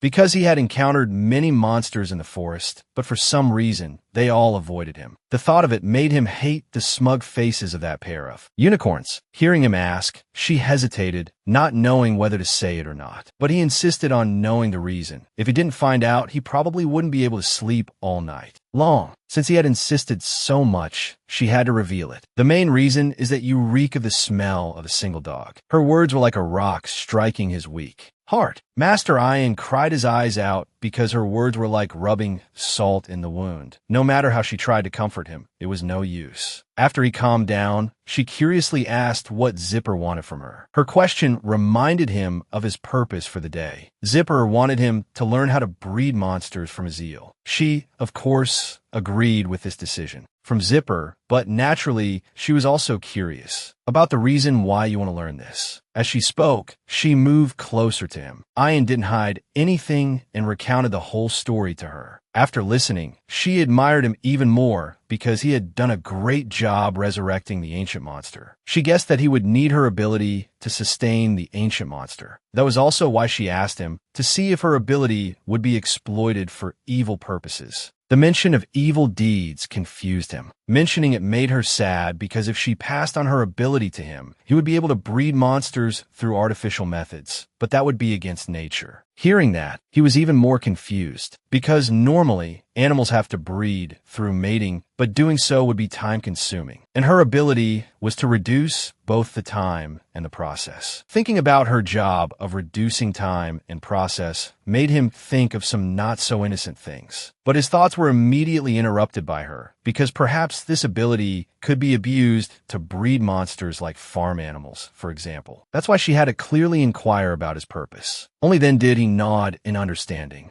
Indeed, if he had such an ability, he would also treat these beasts like farm animals for breeding. But now that he understood the consequences, he promised never to abuse it and to treat them like his own flesh and blood. Seeing his determination, she was very pleased and gladly agreed. But to learn this ability, she considered his skills to be still lacking. Because to achieve this ability, you must have flirting techniques. Her words were like an arrow straight to his virgin heart, making Ian feel a pang in his heart, wondering if being single was a crime. But very quickly, the love quest arrived, to play matchmaker for two pixies who didn't have partners yet, Whiston and Kazo. If successful, Izil would pass her ability on to him. After reading the quest, he froze, completely stiff. But what must be done, must be done. He hurriedly ran off to complete the quest. The quest was already bizarre, but to make matters worse, it didn't even show a difficulty level, making him guess it was probably so difficult it was unquantifiable. How was he supposed to handle this? Just as he was complaining to the heavens, an adorable little turtle came and rubbed its small head against his leg as if to cheer him on. It helped him reset his state of mind and resolve to succeed. Finally, after much struggle, he reached the residence of one of the two pixies he needed to pair up. Seeing a kid who looked about 10 or 11 years old in front of him gave him a headache. Just a child, and already trying to get a partner. Did Azil want to pair them up? He didn't know what she was thinking, making him do this. It made the pixie look back at him with great confusion. He had to put aside his doubts and cheerfully introduce himself as the one who would help Whiston and Kazo become a couple. He expected to receive profuse thanks from the pixie, but who would have thought he would deal him a painful blow? Because he reeked of the smell of a single dog, it made him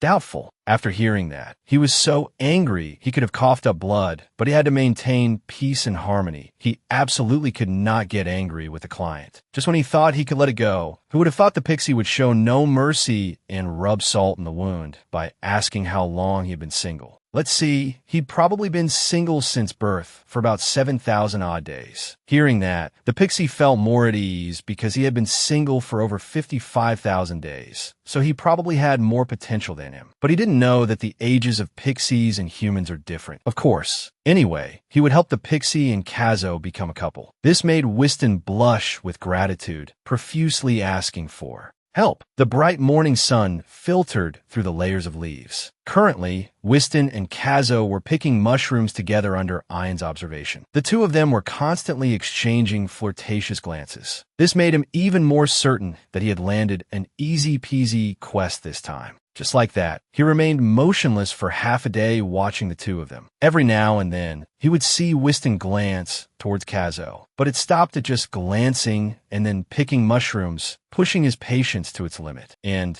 just when he was distracted for a moment, he lost track of them both. It took a lot of effort to wait until Whiston came home. He was giving him a lecture, asking why he let her go without saying a word to her. Actually, he had his own struggles. He wanted to open his mouth to speak, but couldn't, which was frustrating. He was also a loss for words. Truly single by choice, it was more serious than he thought. At this moment, the crystal ball on the table lit up. He then noticed its appearance and curiously asked him, "Is that a message from Miss Kazo?" He was just as surprised that an NPC could send a message. Seeing a golden opportunity being wasted because this pixie remained silent only made his blood boil, and he shouted, "What are you waiting for? Reply as I tell you." 2. Scaring Whiston into apologizing nonstop. He hurriedly told Whiston to reply exactly as he told him say. Now hurry up. Whiston's eyes were spinning like a pinwheel, still not understanding what the heck he was talking about. How should he reply? Jin Sung was also made to stutter by him. Just tell her that you have returned home safely. Whiston obediently sent the message just as he said. He sent, yes, I have returned home safely, madam.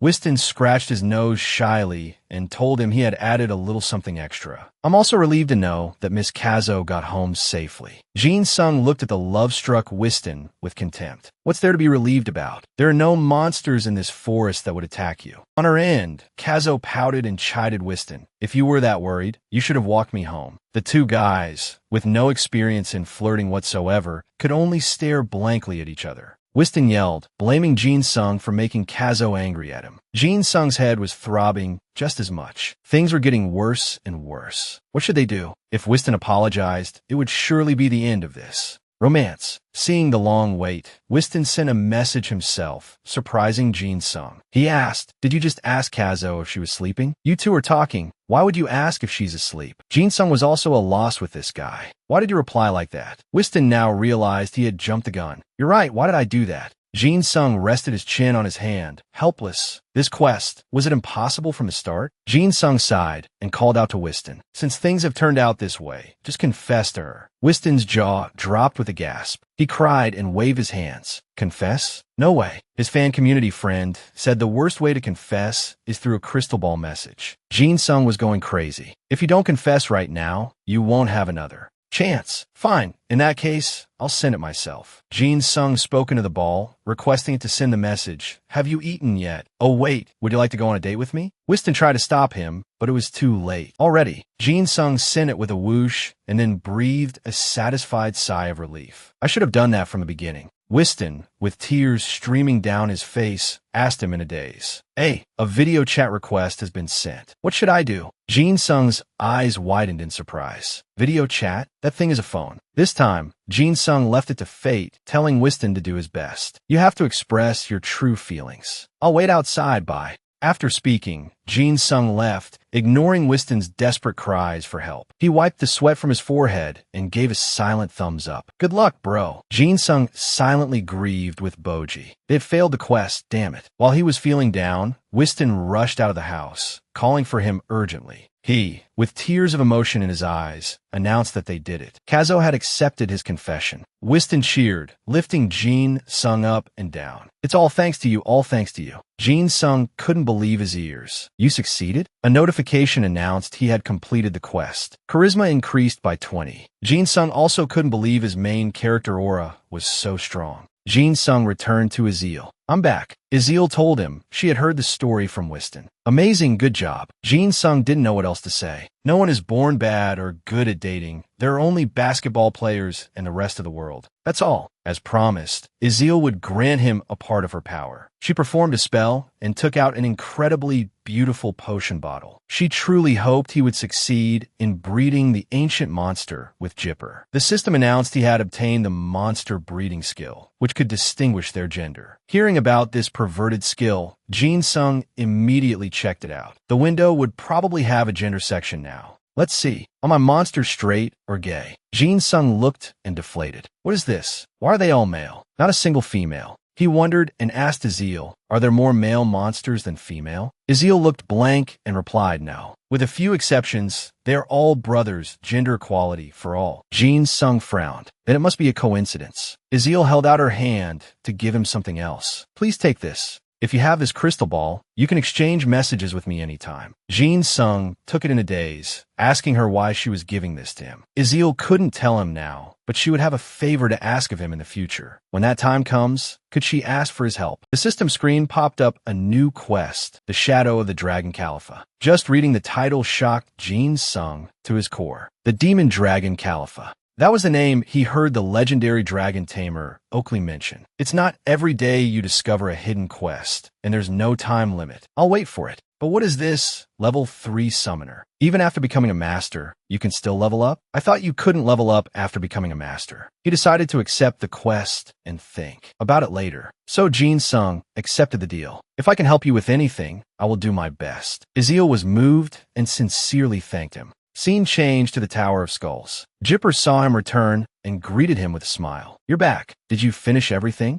Jin Sung seriously reported the situation. "I have obtained the monster breeding skill." Jipper knew Azil would acknowledge him. "Come here, baby. I have something to show you." Jin Sung was led by Jipper into a room full of incredibly majestic-looking monsters. He looked around and told Jipper that a few were missing. Jipper chuckled and told him she only collected herbivores because it's safer without carnivores. She stood excitedly in front of two beetles that were exchanging flirtatious glances. "Then shall we try breeding these two?" Jin Sung got right to it. "First, register them as summoned beasts. Now I just need to use the skill. Oh, wait a minute. I hope there are no scenes here that are not suitable for children under 18 and pregnant or breastfeeding men." Jin Sung raised his hand to control the skill. Monster breeding. As soon as Jin Sung used the skill, the two beetles rushed to interact with each other. Between the two beetles, a source of power gradually gathered and finally formed an egg. Jin Sung breathed a sigh of relief when no forbidden images appeared. He was worrying for nothing. The system announced that he had successfully bred a monster for the first time. He would receive the title of Monster Breeder, and his reputation points also increased quite a bit. In addition, there were new knowledge and skills. Jin Sung continued to reap rewards. "Finally, I've completed the Griffin Egg quest. Oh, it seems I also got a new title, Monster Breeder." Reading through the information panel, the title seems quite useful. It doesn't immediately increase his power, but it increases the chance of breeding a strong monster. I like the line about getting benefits without needing to activate the skill. Jin Sung began to devise a dirty plan. Maybe I'll breed the remaining monsters too. The two beetles broke out in a cold sweat, signaling with their eyes we're both male. Scene changed back to the real world. The whole class was joyfully waiting for school to end. Everyone staggered out, their bodies stiff after sitting for so long. Ayu Hyun saw Jin Sung in a hurry and asked him why he was in such a rush. "Where are you going?" Where else could Jin Sung be going? Into the game, of course. "I have to complete a quest." Ayu Hyun grumbled that he was such a game addict. "What quest are you doing?" Jin Sung replied to him, "I'm doing an empire quest, so I'm swamped. The deadline is breathing down my neck, so I have to bear with it." Ayu Hyun jumped up. "An empire quest? Do you know that Klovang grinds like a madman to get an empire quest? He completes as many quests as possible in the hope of getting one." Jin Sung was a little surprised. "Why does Klovang have to do that?" Ayu Hyun explained to him. "To increase reputation, what's better than an empire quest? They need a guild member with a noble status to upgrade their territory into an autonomous region." Jin Sung said, "To get a noble status, you need 40,000 plus reputation, right? If I told them I've had over 50,000 reputation for a long time, I'd probably get ganged up on." Jin Sung wished Ayu Hyun good luck. "I'll complete this quest and come back as soon as possible. After successfully making the Griffin Egg, I'll probably have more time to look after the guild." Scene changed to the ancient monster breeding ground. Jin Sung had now become a farm owner for breeding. This time he even brought the Divine Dragon Egg. "I can hatch the Divine Dragon Egg. Now." Jin Sung stared covetously at the egg. "Look at this brilliant light. It must be legendary grade." He shouted, "Hatch egg." Jin Sung's eyes, brighter than headlights, eagerly waited for the egg to hatch. A divine dragon egg must be different, right? But surprise, surprise, absolutely nothing happened. The egg remained silent. Jin Sung hurriedly opened the status window to check. Only then could he breathe a sigh of relief. "I'm probably still too inexperienced. Good thing. If I continue to hunt, as usual, the egg will eventually hatch. Luckily, I don't need to do any more quests or get any special items. But what does special next to legendary mean? It's probably not a bad thing, right? Anyway, let's go back to Muron and finish the pending quest." Fast forward to the next morning. Jin Sung had returned to Muron to finish things up. He looked curiously at the egg floating in the center. Could it be the Griffin Egg? Emperor Celiat asked him if he had found a way to hatch this Griffin Spirit Beast Egg. Jin Sung quickly put on a professional smile and replied, "I have obtained the skill to hatch monster eggs." Celiat was very pleased and praised him very good. Jin Sung said that, but in his heart he was starting to pray. Why is that monster even stronger? If I can't hatch that egg, this is a lost cause. Just in case, he had said that he obtained the skill to hatch monster eggs, not the skill to hatch Griffin eggs. Please, I hope it works on the first try. Jin Sung shouted, "Hatch egg." Celiat's eyes widened in excitement. Is the Griffin finally hatching? Jin Sung had noticed the similarity. Just like the divine dragon egg, it didn't hatch immediately. In that case, I should check its information. Jin Sung opened the information window to check it out. This time, of course, the Griffin is also legendary grade, but it doesn't have a special section like the Divine Dragon. What's the difference? Jin Sung asked for permission to speak his mind to Celiat. Where can I find the strongest winds on the Kelowna continent? Celiat, already impatient, was a bit displeased at being asked. Why are you asking me this? How was the Griffin egg hatching going? Jin Sung confessed honestly. I have started the hatching process, but for the Griffin egg to hatch, another condition must be met. Celiat asked him curiously, what condition? Because the Griffin spirit beast has the wind attribute. For this egg to hatch perfectly, I need to let it absorb the power of the strongest winds from the windiest place on this continent. Helen, standing beside him, thought for a moment and said, if it's a windy place, I think you're talking about the Skyscraper Highlands. Especially on the peak of the Skyscraper Altar, the wind power will be the greatest there. Celiat chimed in agreement. That must be it. Helen has explored the entire continent, so he probably understands it best. Jin Sung felt awkward listening to the two of them go back and forth. The Skyscraper Highlands?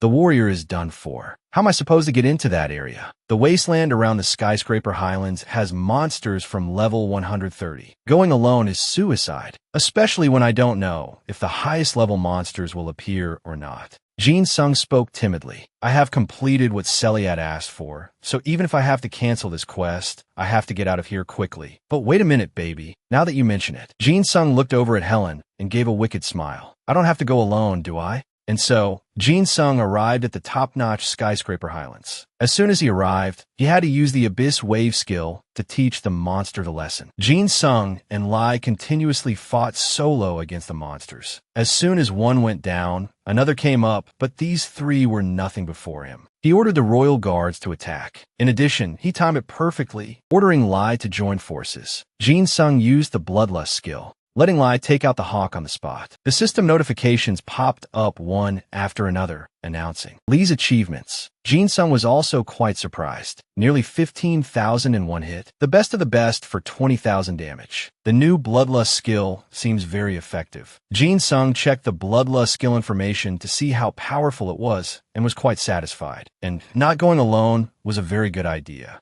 Rewinding time, Jin Sung had expressed his opinion to Celiat. I can't go to the Skyscraper Highlands with the Griffin egg alone, so I need your help and power. Celiat listened to him with doubt. My power? Jin Sung gave a wicked smile and affirmed, yes, the greatest power you have. None other than the unfortunate Helen here. This is a game, so the expedition began in just one day. Although the number of participants was smaller than I thought, the lowest level of the Royal Guards is 150. I also saw some monsters above level 170, which is awesome. So what level is Helen? Could it be over 200? Helen was fighting fiercely over here. One slash, one monster, all decapitated. Jin Sung sat back and enjoyed it happily. The points are shared among the party members, so I'll get over 10,000 experience for one monster. Not only me, but my summoned beasts are also leveling up like crazy. Thanks to Helen for carrying this whole thing on his back. Hee. Helen now noticed Jin Sung enjoying himself over there and called out to him, making him jump. Me. He praised you. You are a much better summoner than he thought. Your monster is quite useful. Jin Sung grinned from ear to ear. Is that so? Did you think I couldn't help in battle because my level is low? Helen shouted, order everyone to stop fighting.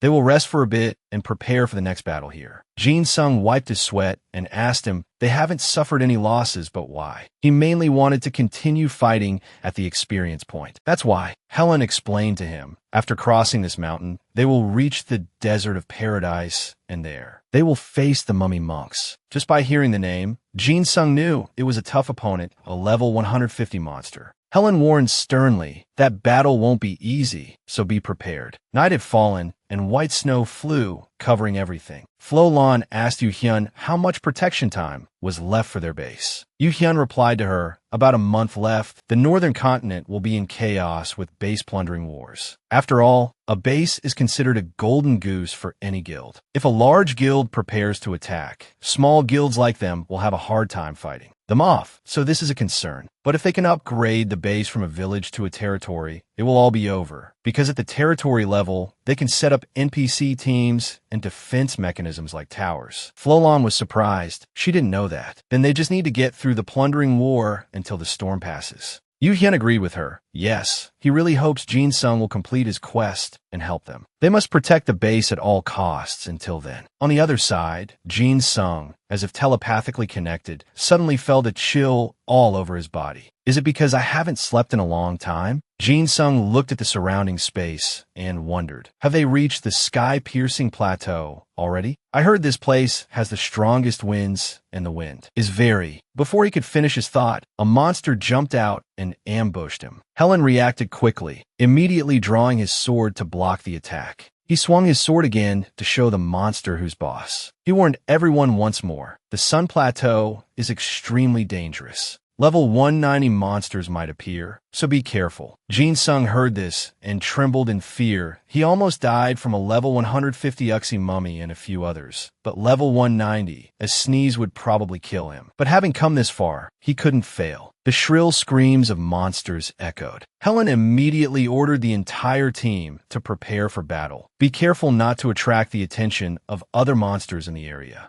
But this monster always moves in packs. There will be at least 4 to 5 more in the area. Watch your surroundings. As soon as he finished speaking, the relatives of the previous monster immediately rushed out to settle the score with the troop. Helen said he would take the lead. All knights must protect the egg and iron. His expression was very determined. While they were fighting fiercely, the horde suddenly ran away. What monster has appeared? Why is the captain so worried? What is that thing? A dinosaur? Its eyes are red. Or is it a winged lizard? It's even bigger than a zooty. All knights, follow me. We will distract it from the front. When we do that, you take the egg and run towards the altar. Ian respectfully obeyed, holding the egg tightly in his hand and especially praising Helen. He is truly amazing, efficient, and tactical. Ian hurriedly fled, one whip of its tail, and I'm a goner. I have to hurry while the knights can still hold it off. Synchronized lie, increase agility stat. Luckily, he safely escaped that dangerous place. I did it. Ian stood frozen halfway, only then realizing there was no wind up here. You are the first person to discover the source of the wind, the altar of heaven. Charm with the wind attribute increases by 5%. Wind attribute resistance increases by 10. Affinity with wind attribute monsters is not less than 30. Fame increases by 15,000. Suddenly, Ian felt something very familiar. Wait, this is really similar to when I discovered the source of lava. No, it's actually exactly the same, only the attribute is different. Then if I have to hatch a fire attribute monster's egg, I probably have to go back to the Burning Lands. Anyway, I have to hatch this egg quickly. If I delay any longer, the knights will suffer great damage, and the Emperor will surely be furious. Here, now hatch.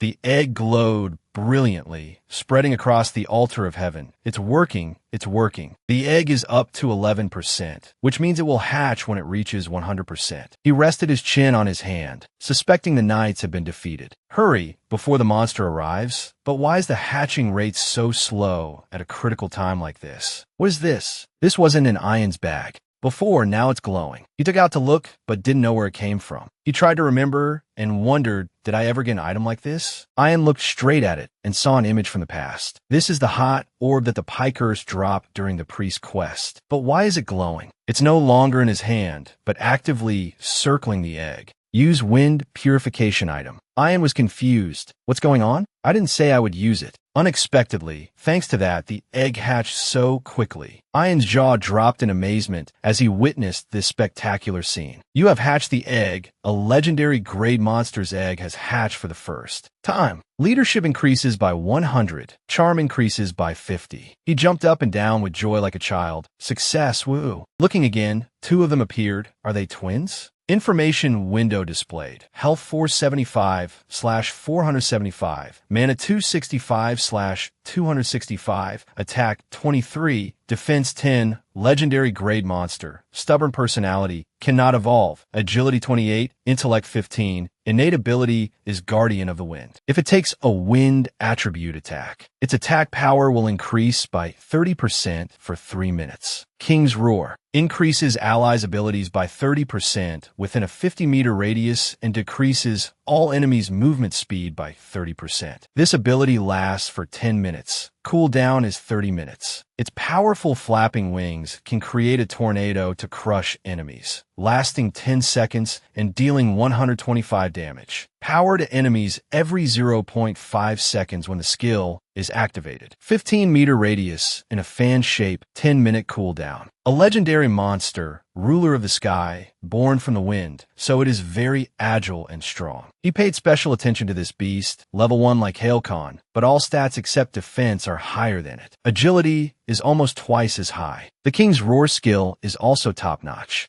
But are they different genders, while their abilities are no different at all? Ian felt a little annoyed. Why'd I get stuck with this test? If there was only one, I wouldn't have hesitated to give it to the Emperor. Perhaps this is an opportunity from the gods. How could I get caught? He immediately captured it. There's no turning back now. There's no one here, right? Suddenly, that giant monster came and chased him for his life. Help the tamer. Luckily, he returned to the palace safely that night. But there was a small problem. Why hasn't the Emperor arrived yet? Does he know what happened? Impossible. Just as he was wondering, he appeared, smiling and saying to him, "You've worked hard. Well done." He politely bowed and replied, "Not at all, Your Majesty. It was all thanks to the knights. They're very strong. Thanks to them, I reaped many rewards." He considered himself temporarily safe and breathed a sigh of relief. Sirius said directly, "The Ziffin you brought back will be cared for by the palace's summoners. Thanks to you, we will be able to proudly present the majestic Ziffin, the symbol of the Lusabal Empire, on National Day." Ian was also quite proud to have such a great achievement. Of course, if your people knew a real Ziffin was guarding the royal family, they would be very happy. Lusabal Empire Quest. Hatch the Ziffin Egg has been completed. S-Rank. You received 19,912,000 experience, have leveled up, currently level 103. You received 100,000 fame. Ian was shocked to receive such a huge number for the first time. I leveled up in just 3 days, and they even gave me 100,000 fame.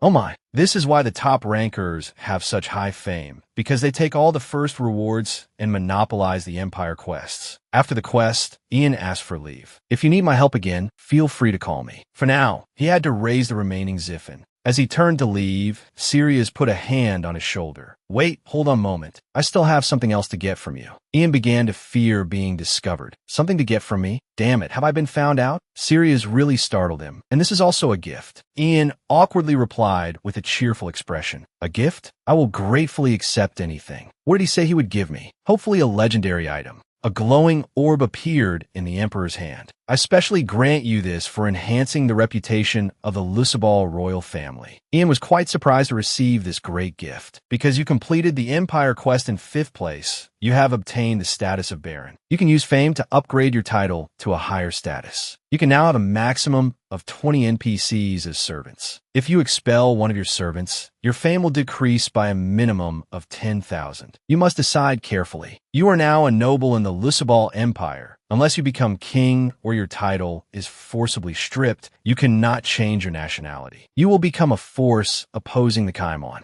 Empire. He was dumbfounded as he received this tricky information. Wait, and I'm a force opposing the Kaimon Empire? What is this? Is this title any good? I should get out of the palace and log out before. Investigating further, Sirius probed, asking if he liked the gift. In return, I will receive your loyalty. Ian didn't understand why his body moved on its own like that. There are indeed many hidden things inside. He even knelt down. "I am very honored. Your Majesty, I will not disappoint you." His face gradually fell, sweating with worry. Is the game system moving my body on its own? Well, as long as I don't take back the Ziffin, it's fine. Ian, a member of the Lotus Guild, has become a Baron. The Guild's fame increased by 15,000. The Guild headquarters has all the elements to upgrade from a village to a manor. Players with noble titles must be the Lord. To upgrade, Cabuli and Ian's friends received this information. Just when we finished preparing, he brought back a new title. Now we are eligible to upgrade. This guy has perfect timing. His friend leaned against the door with a gloomy face, unable to believe this guy. What kind of quest did he complete to get the first noble status of Baron? Did he block messages again? So annoying. At the same time, Flolon spoke with a serious expression. What? What do you mean? Isn't Baron the first noble title one can receive? When completing an Empire quest, I only knew that I would receive the title of Knight or Lord. Cabuli just found out about this. Are Lord and Baron different?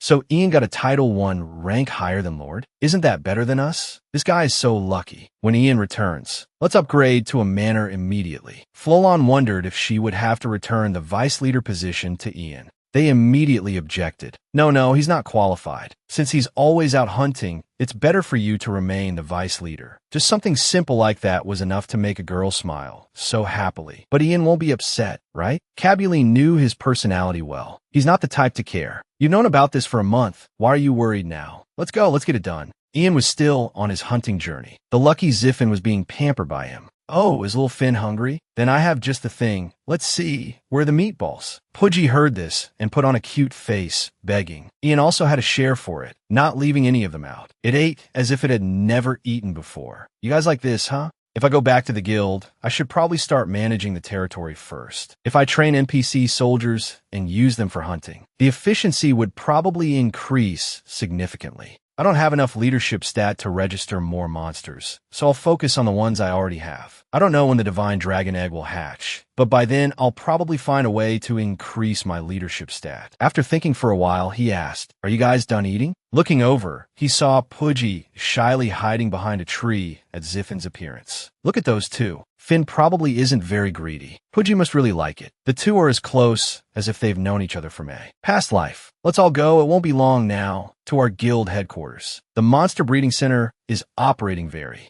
well, a bit difficult, but well worth the time. The old man was waiting for Ian to arrive because he had to leave soon. Why hasn't he arrived yet? At the same time, Heron also just arrived. Professor, I brought what you asked for. This is monster food. This smells delicious. I'd probably eat this if I were hungry. It's wonderful. Ah, Heron, speaking of which, I think Jin-sung was on his way to the mansion just now. Heron hurried off to meet him. Then you should have said so sooner. It turns out the professor also wanted to play matchmaker for this young couple. Aha, what good timing for them, good timing. She grumbled to herself. Really, Jin-sung hasn't even contacted me all this time. We decided not to use honorifics anymore. You should have told me first when he came back, right? Now I can invite him to go to the northern continent with me, right? As she was running to meet him, the building changed. Is this related to Jin-sung's return? Seeing him, she couldn't control her joy and shouted his name. In his hand was a pair of rings, and he was standing next to a male friend, which made Heron's heart shatter. What happened here? No way, those two. Everything is done. The friend asked excitedly. What do you think? We expanded the headquarters quite a bit, didn't we? He wanted to be praised and commended by everyone. Ian had to go along with his wish. All right. Well done, Guildmaster. Let's review everything before upgrading to a manor. If we upgrade right away, we might run into some errors inside. I think the first facility we should build after the upgrade without extra cost is a training center. Yiyun had his own opinion. Don't you think that's too risky? Wouldn't it be better to build an army to improve the manor's defense, since the protection period is about to end? But Ian thought otherwise. Only low-level soldiers are eligible for training. Even with hundreds of them, we just need one high-level mage to use an AoE skill to wipe them out. But if we directly build a guild and assign high-level NPCs to these duties, the military strength can grow and some strong characters might also appear. Flolon summarized it into one idea. We should build a training center first to train NPCs into trainers, then immediately level up our army. If we have a player with a relevant role above level 100, 800,000 fame, and a title higher than Baron as the Manor Lord, we can build a proper guild with that player at the headquarters. Yiyun reacted strongly with dissatisfaction. Damn it, are you cheating or something? Are you playing the same game as us? All right, let's do it. What are we waiting for? Upgrade Manor. All upgrade requirements have been met. The Lotus Guild headquarters is upgraded from a village to a manor. Proceeding with manor upgrade. The guild headquarters has been successfully upgraded. Everything has changed. The scenery here is so beautiful. Ian didn't expect the manor upgrade to be so materialized. At the same time, the system displayed a message. The Lord title will be automatically transferred to the player Ian with the Baron title. Do you agree? The upgrade will be cancelled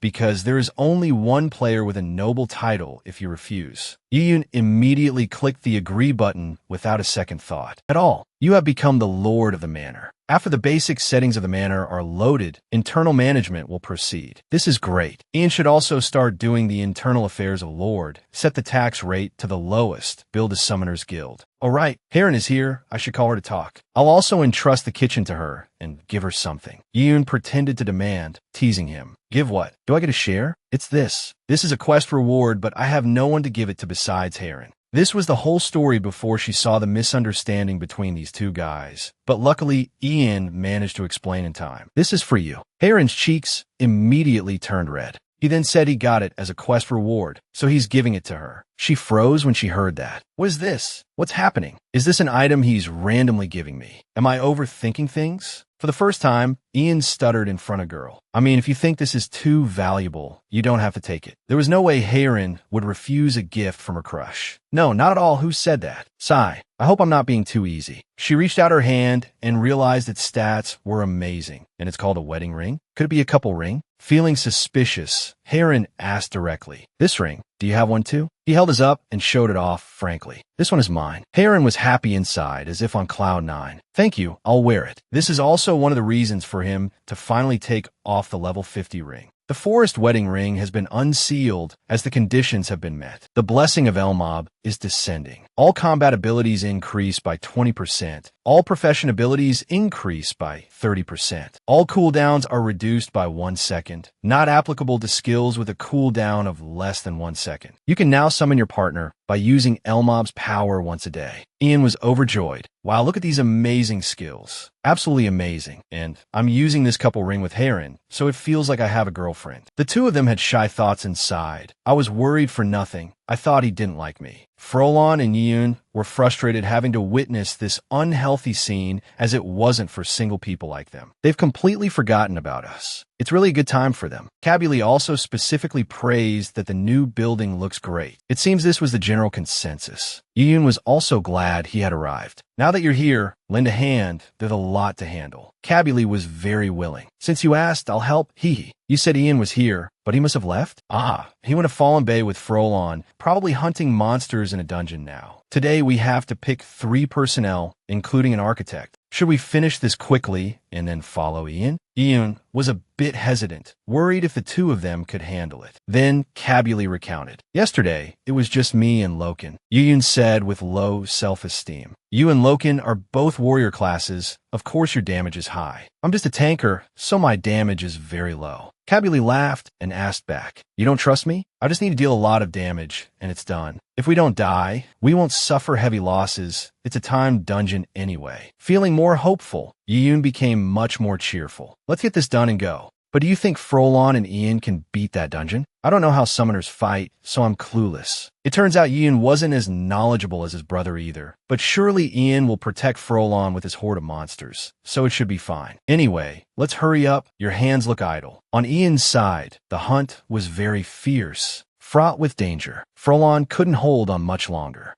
If we wait another minute, my cooldown will be over. Can you distract them while I cast my spell, Ian? The two sides had to coordinate to take down the opponent. With danger ahead, he immediately shouted for Heron to be careful. An electric orb attack hit the monster, but unfortunately, it missed. But that's what you think, you stupid monster. Heron attacked, continuing to use the sweep attack, as many as possible to stun it. After landing a bunch of painful hits on the monster, they retreated. Ian was proud of the beasts he trained. Nice, it stunned. If I keep attacking. Ian put in so much effort and brain power, yet the monster recovered that quickly. Damn it, its status resistance is too strong. There's no other way. Have to keep attacking until it's down. Frolon shouted again, asking for his help. Please distract it. Frolon must be preparing a big hit. Alright, I have to buy more time for her to finish casting the spell. While Ian was focused on distracting, the monster was using its full power to attack him. He planned to dodge, but if he dodged, Frolon would get hit and all plans would be ruined. Since she couldn't move while casting, he advised her not to stop casting. I'll try to block the attack.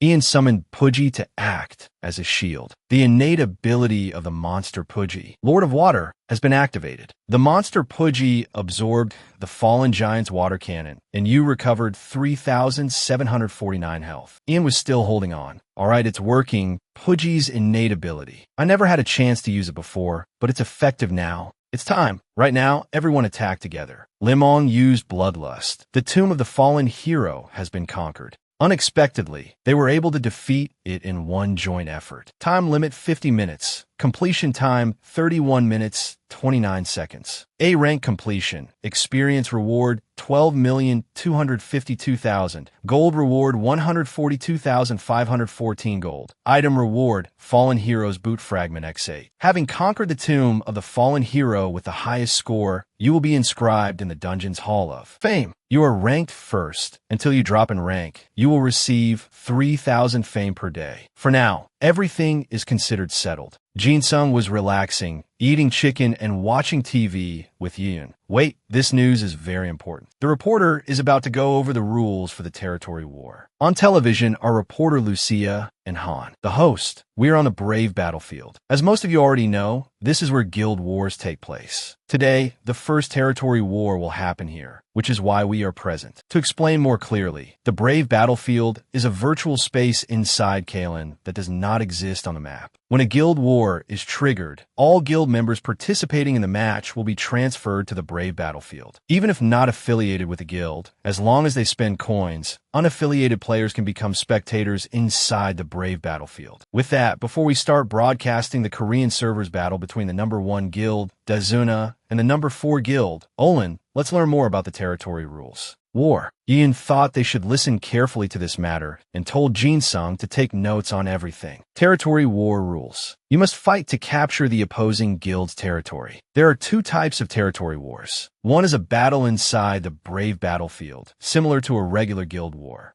And the second is a castle battle. The defending guild must protect their castle, and the attacking guild must capture the castle. The castle battle will take place on the protection battlefield, as it will display the respective guild's mansion, so the map will change depending on each territory war that occurs. All territory wars will end when all members of a guild are eliminated or, depending on which side has more surviving members within a 1-hour time limit. For the protection battlefield, to win, the protection crystal inside the defending guild's castle must be destroyed. The attacking guild must win 3 matches on the protection battlefield for the map to switch to the brave battlefield. And if you win the 4th match, you can take over their territory. The defending guild must win 3 matches on the protection battlefield or the brave battlefield to protect its territory. A territory war will occur once every 24 hours, and the winner of the battle will be inscribed in the protection stronghold for 1 week. All territory wars must have a maximum of 30 people per side. If the battle scale increases to a national level, the maximum number of players will increase to 100, and there is no limit to the number of NPCs that can participate. A player can only participate in 2 matches in each territory war against an opposing guild. Reading all the rules makes my head spin. This is much more complicated than a normal guild war. The consequences are also greater than just losing guild reputation and dropping a few ranks like in a normal guild war. It's probably because it involves territory, right?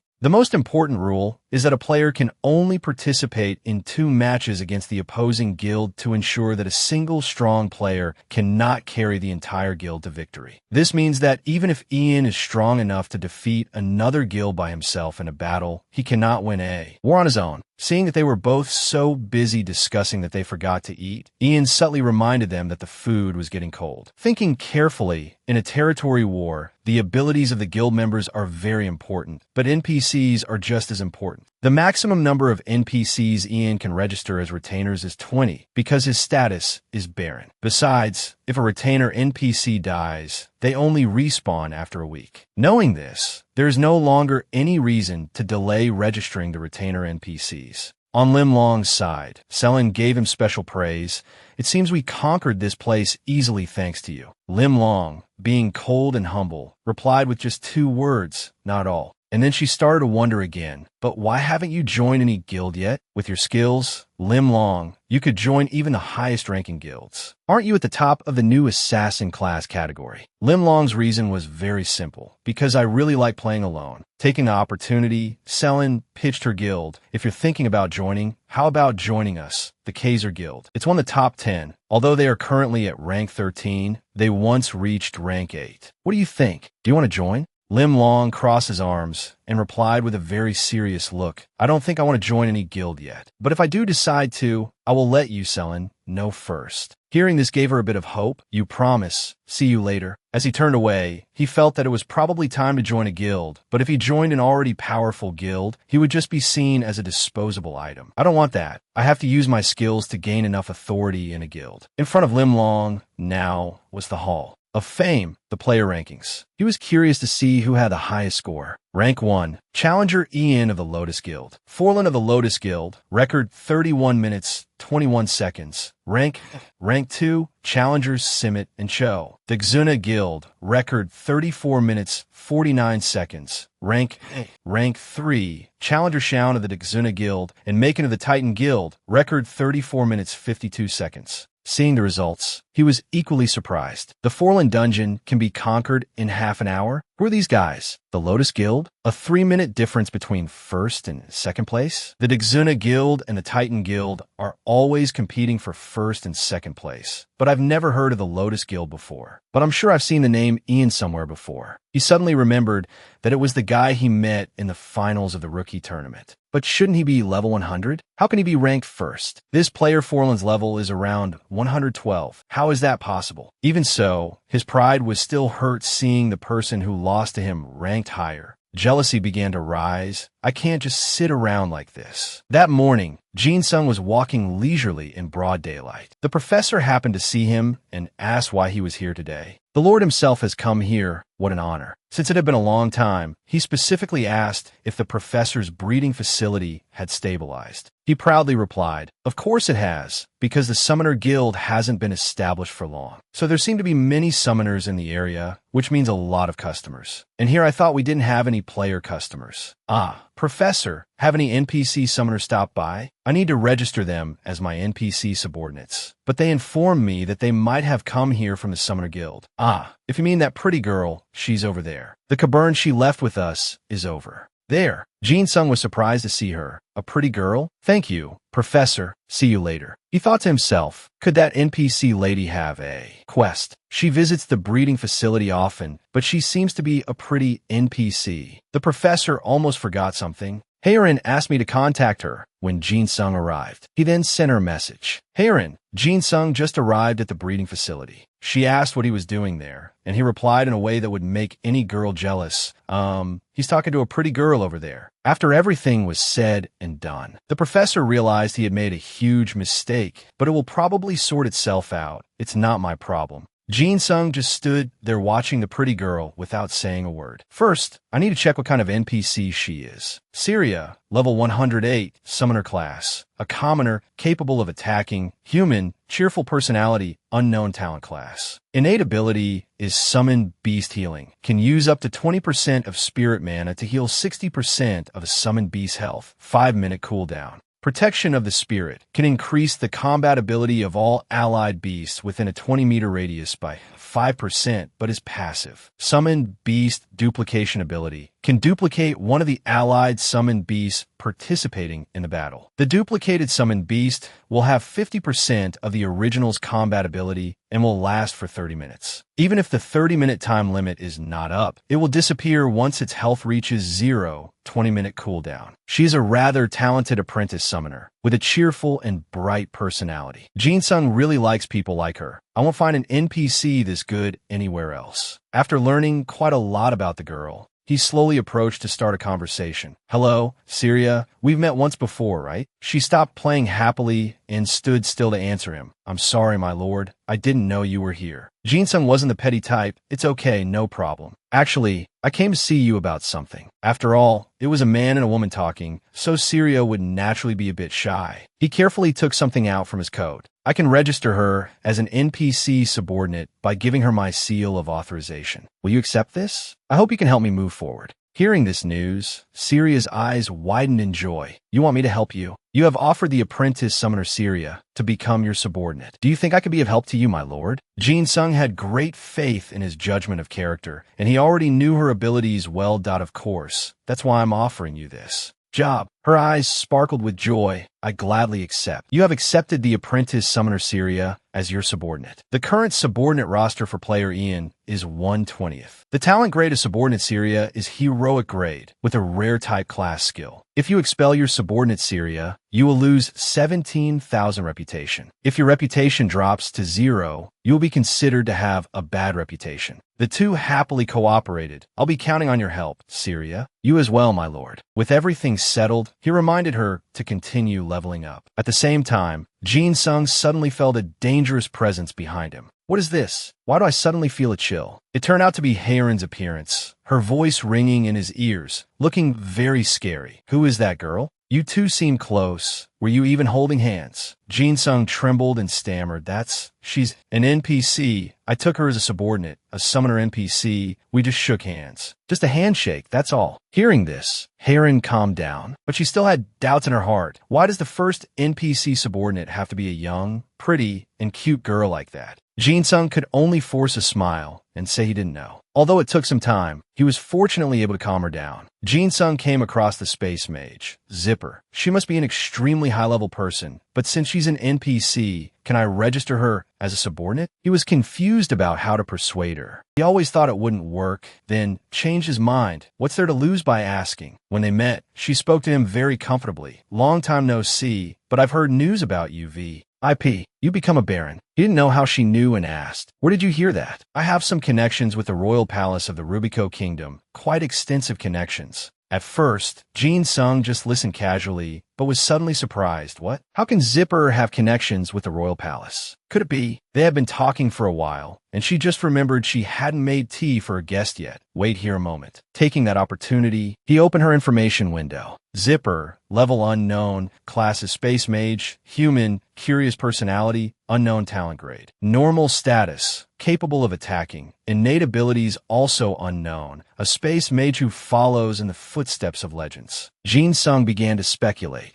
Could she be on the same level as Helen, that monster? And a countess, a higher status than a baron like me. I probably can't have a subordinate with a higher status than me. He pretended to probe for more information. Zipper, are you also a noble of the Lucifer Kingdom? It was just as he thought. The emperor had granted her the title of countess. Since then, she occasionally helps the mages of the royal palace. Jin Sung knew his place and cried inwardly. What a pity. Maybe I'll get a higher title and try again. At this moment, 6 people were gathered around the round table. Flora Lan spoke first. As soon as the protection phase ended, they requested a territory war. Yu Hyun's face looked tired as he replied, "It can't be helped. Considering the guild rankings, our territory is higher grade, so it's natural that many guilds covet it. Our guild has gotten stronger, and this match is a castle battle, so we don't need to worry too much. The opposing Politic guild's rank isn't much different from ours, because in 70% of territory wars, the defending guilds successfully protect their territory." At this point,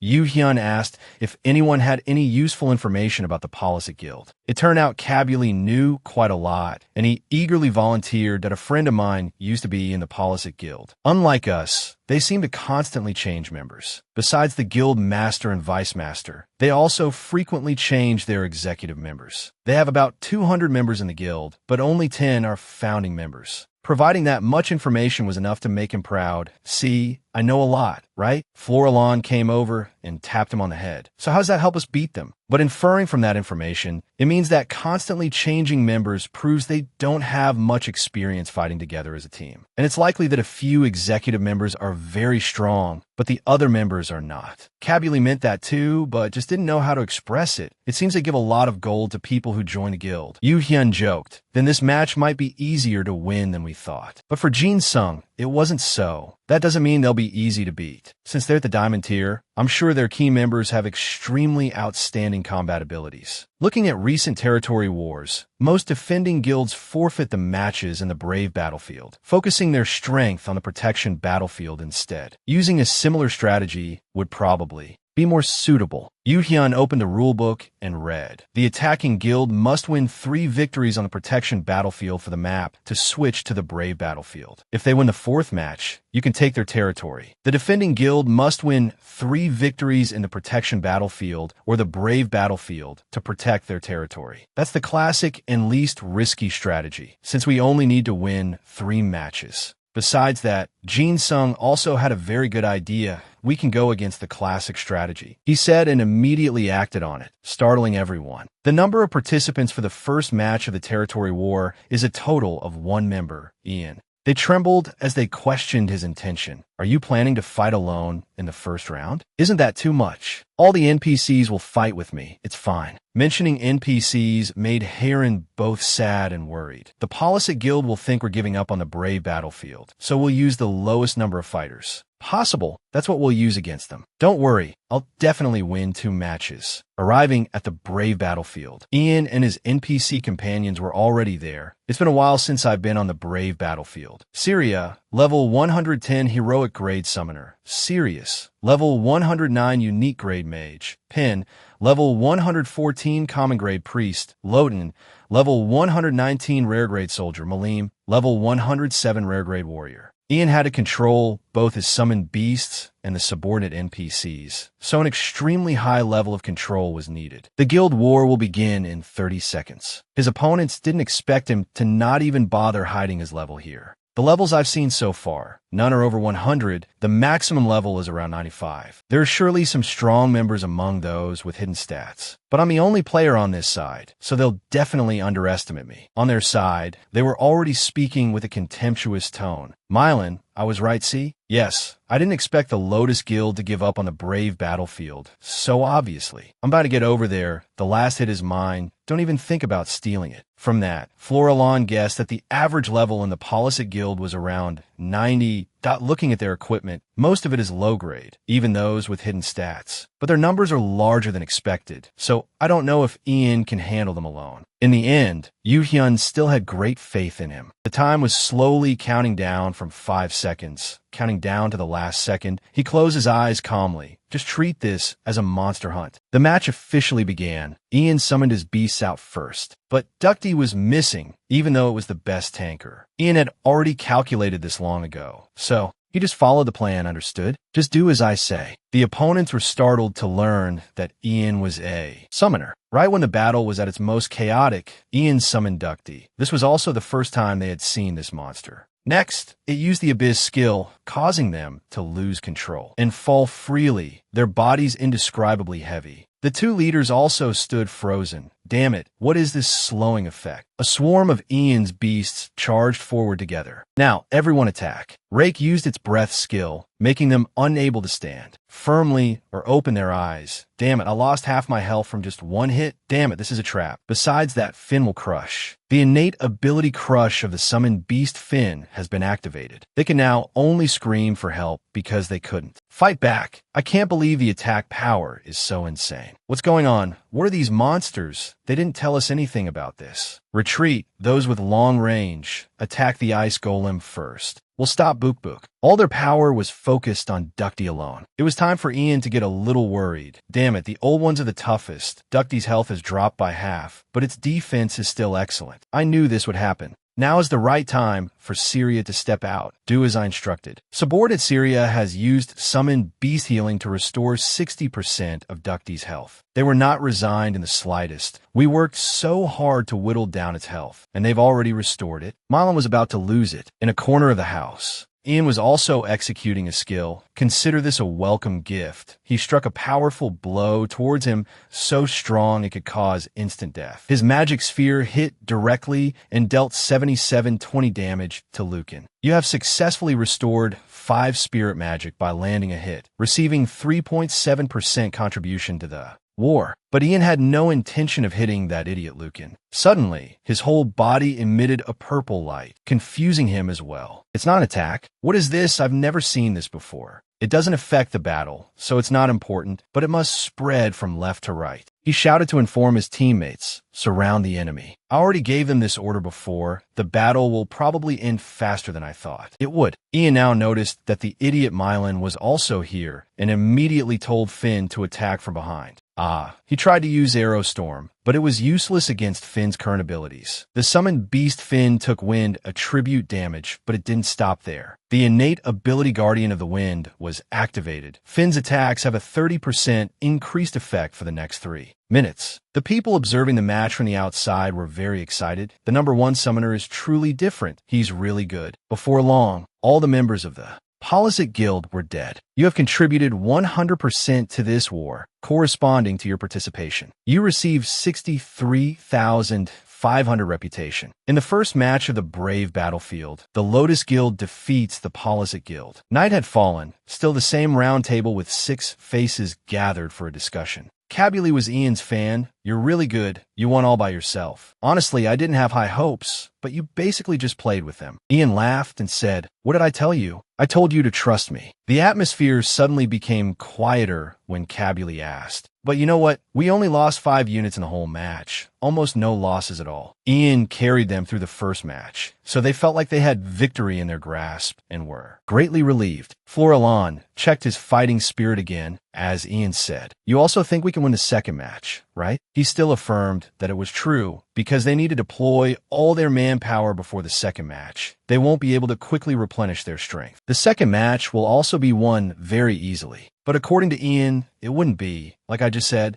the second match won't be as easy to win as the first one. Ian looked up with a thoughtful expression. Back then, they saw me fighting alone and underestimated me a lot, which is why we won so easily. But I'm sure from this round on, they will have a more cautious battle plan. Hayron thought more negatively and asked, "Does that mean you might lose this round?" But no matter what, he wouldn't lose at any cost. This time, I'll crush them flat. Winning this time just won't be easy, but it doesn't mean I can't win. The next morning, they went to school. Jin Sung stretched and yawned widely with Yu Hyun. I thought I was going to fall asleep in class. Even more surprising was that Ian actually paid attention in class for once. Actually, there's a reason for everything. Professor Jean Guk said that if I continue to sleep in class, he'll make me retake the classes with allowed absences. He knows full well that we're crazy busy with the territory war. Of course, there must be a good reason. But, Jin Sung, are you sure we can give up the territory war after the third match tomorrow? He assured him, just let them win. In the end, it will only benefit us. If an opposing guild uses up all its resources and manpower in the first few matches, by the third match they'll have nothing left, and we will win. That sounds like a grand strategy. Jin Sung wished he could participate more in this territory war, but they only allow each player to fight in 2 matches. He also didn't expect that the hatching rate of Cassius's egg would increase by winning territory wars. It had already increased by 5% after just 2 matches. It must be due to the energy that increases the hatching rate. Thanks to that, he only had 11% left to go. When this territory war is over, he thought he should suggest going to conquer the low-level bases nearby. At that moment, Yu Hyun was holding a water bottle when Jin Sung suddenly called his name, so he thought Jin Sung also wanted some. Drank a bottle. Jin Sung just waved his hand, smiled, and said, "Actually, I want to ask about something else. It seems you have some dating experience, right?" Hearing this, Yu Hyun, who was drinking, spat water out from choking. He didn't know why he was so surprised. "You said you had a girlfriend back in high school, right? So you've had a love story of your own, haven't you? Anyway, what I want to ask you is, do you think Hayron is interested in me?" Jin Sung, straight from the egg, innocent and guiltless, recounted the sequence of events. "She gave me lunch and even fed me things like risotto." Yu Hyun was utterly helpless. Good heavens, I know he's never had a girlfriend, but is he always this dense? Just look at how close Hayron is with him and Yule. "No." Yu Hyun sighed and said, "I think it's possible." Innocent light shone clearly in Jin Sung's eyes and expression. "Great, I've finally found love once in my life." Yu Hyun silently wished Hayron good luck. "I don't know why you like this dimwit." On Hayron's side, she was feeding Pudgy a delicious meal. "Eat up quick before he gets home. If he sees me feeding Pudgy so much, he'll get jealous. So eat up quickly. You look better now. How about you, Finn?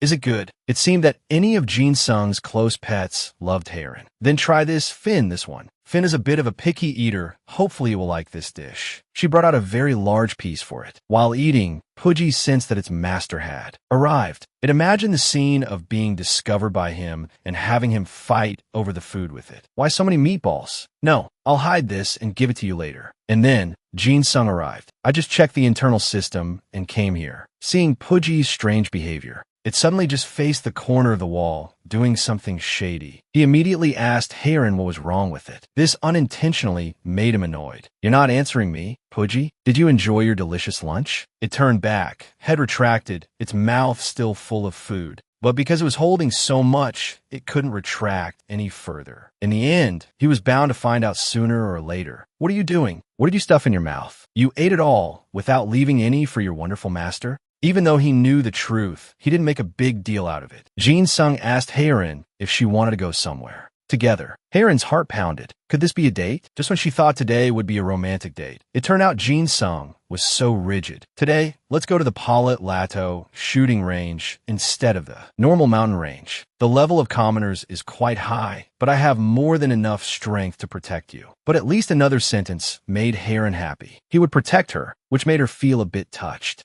But, Jin Sung, is it okay to let Pudgy roam free like that? Isn't it dangerous? It's also called his close pet, so he understands its nature very well. No, it's not dangerous at all. Even if it gets beaten to a pulp all day by those monsters, its health won't even drop by half. Its stats are fully equipped for defense. It would be very difficult to deal 10 points of damage to it with normal attacks. He gently reminded it, Pudgy, if you spot any monsters when you're out playing, just hide like you normally do, okay? This was its own way of self-defense. However, Heron had a question she had wanted to ask Jin Sung for a long time. Why do you never give Pudgy enough meatballs? Is there a special reason? If he didn't explain clearly, she would assume he wanted to bully Pudgy. Jin Sung quickly protested. Of course not. You know how much I love Pudgy. How could I do that? The truth is, at first I couldn't get that many meatballs from you, so I wanted to save them. But when I started giving it more meatballs, it started to gain weight. It's very heavy. Heron found it funny after hearing that, because when it gained weight, it would be quite difficult to carry on his back. If that's the reason, then it can't be helped. Pudgy, you have to persevere. Its previous owner was terrible, a hunting addict, and our poor Pudgy couldn't even eat meatballs to its heart's content. Suddenly, Jin Sung noticed Pudgy had a strange reaction that I think it just happened to run into some monsters or just discovered something. We should get there quickly. Unexpectedly, Finn also flew here with him. I'm going to ride you.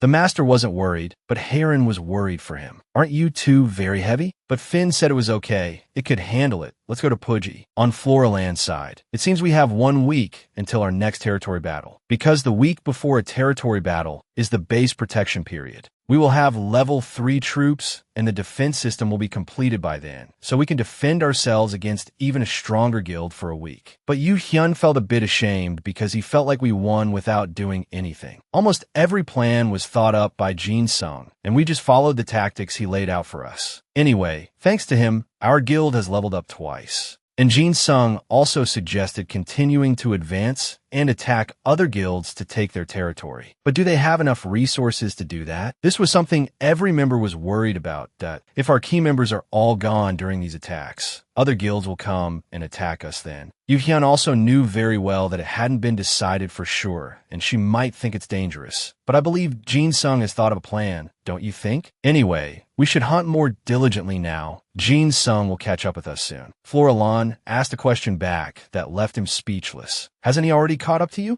Yu Hyun was confident he could be 1 level above Jin Sung. Probably. He thought to himself, that kid Jin Sung, does he play games all night? Returning to Jin Sung's side, he discovered that Pudgy had found strange. Cave, you are the first to discover the Blood Road dungeon. All experience points gained will be doubled for the next 5 days. The probability of encountering items will be doubled for the next 5 days. He was overjoyed inside. Great, lucky me. It seems gamers can even claim dungeons by letting their monsters roam around. Before making the next decision, he asked for Heron's opinion first. What do you want to do? Should we start the dungeon right now? Heron repeated her old words. Jin Sung will protect me, right? Then I'll go in. Jin Sung stared at her. Of course, I'll protect you. All right, let's go inside. At the same time, Lai appeared to fight the monster in the cave. This tunnel seems quite long. We've come so far, but still can't see the end of the tunnel. It seems we can't go up to another floor or anything, so we can only go straight ahead. Heron wanted to change the scenery a bit, but didn't know if there was a brighter place. As for Jin-sung, he wondered about another issue. Why do only a few appear at a time? I just want to encounter more monsters. I have to hunt as much as possible while we're getting double experience points. But this is too easy. You can level up very quickly. Why aren't you happy, Heron? She stared at him without blinking in surprise. How could he say this hunt is too easy? These monsters are all over level 120. The two of them stuck close to each other, inseparable. Ahead, he heard the faint sound of a bell. He had never heard this sound before, but it sounded quite familiar.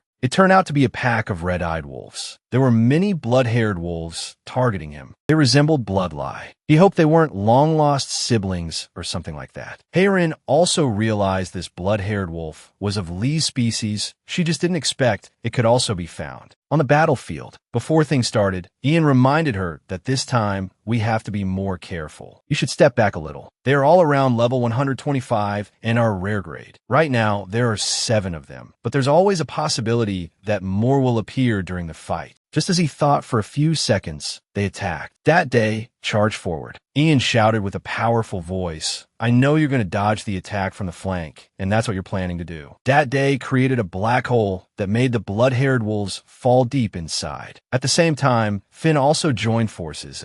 A.K., E, Hallie, and Lai were no exception. The Guardian Hallie used the Guardian of the Wind skill. The Guardian Hallie's agility increased by the sum of all attack stats. They fought very fiercely with their inherent strength. Ian threw an electric orb at the enemy, then Hallie assisted by biting straight into their weak spots. The coordination was incredibly seamless. However, even though they had attacked them to this extent, not a single one died. Damn it, their levels are really high, aren't they? Ian sighed, filled with worry. But even that had no effect against the massive damage. Heron stood to one side, not knowing what to do to help him, feeling useless. Is there nothing for me to do? Ian carries every battle by himself. Everyone, attack. You have defeated the blood-haired wolf, gaining 142,300 experience points and received 4,122 gold coins from the blood-haired wolf. Great! The experience points are so good, the excitement level is much higher. And then he received a blood orb fragment, but he didn't know what it was, a quest item or something. There was no information on the item's information.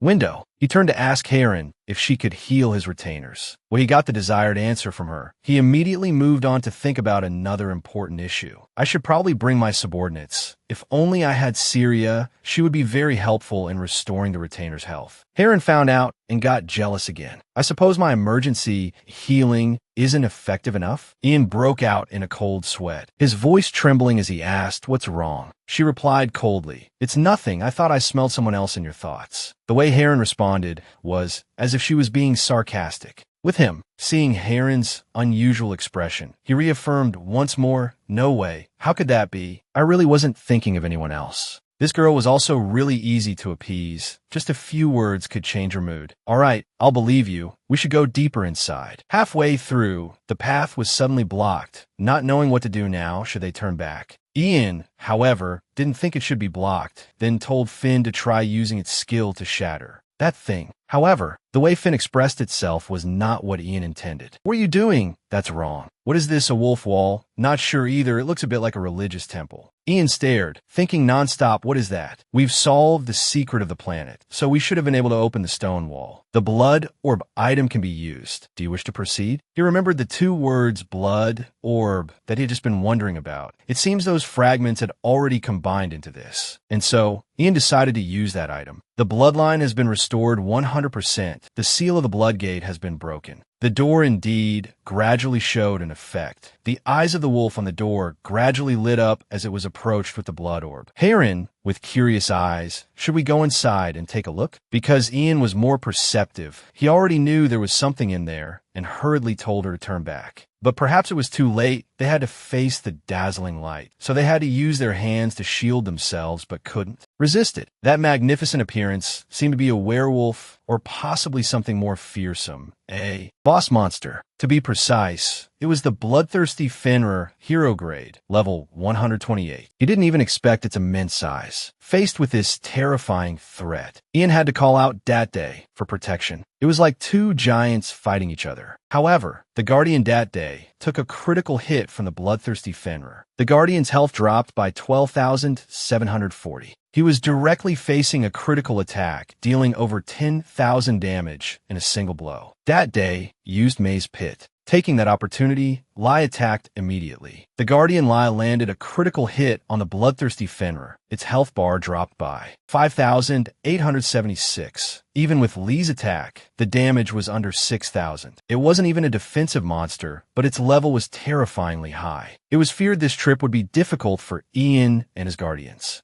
Lai was attacked by the Bloodthirsty Fenrir. Li's health bar dropped to 9,760, then dropped again to 8,598. What was more important now was that Lai was near death. If it was a critical hit, it would have been dead for sure. Therefore, he had no choice but to cancel its summon. That was his strongest guardian, so his indignation soared. How dare you hit my Lai? He called out Lake and Finn to demand justice. Good. Its health bar has dropped a lot. For a boss monster, its health bar isn't that high. Rake was accidentally careless and was scratched by the opponent with a critical hit. Its health bar dropped to 12,740. Fenrir sucked Rake's blood and recovered 44,640 of its lost health. If this situation continued, it would lead to a fierce battle. Lifesteal? That monster is insane. He once again canceled the summon. This time it was Rake. If I'm going to play this to the end, I can't afford to waste any more attacks. He signaled for everyone to retreat immediately. Luckily, Heron had been supporting them all this time, otherwise the result could have been even worse. If Heron is helping to heal us, I'm sure Dat Day will be able to withstand that fierce attack. From this position, we will fight with a blitzkrieg tactic. We have to take it down before its health bar recovers again.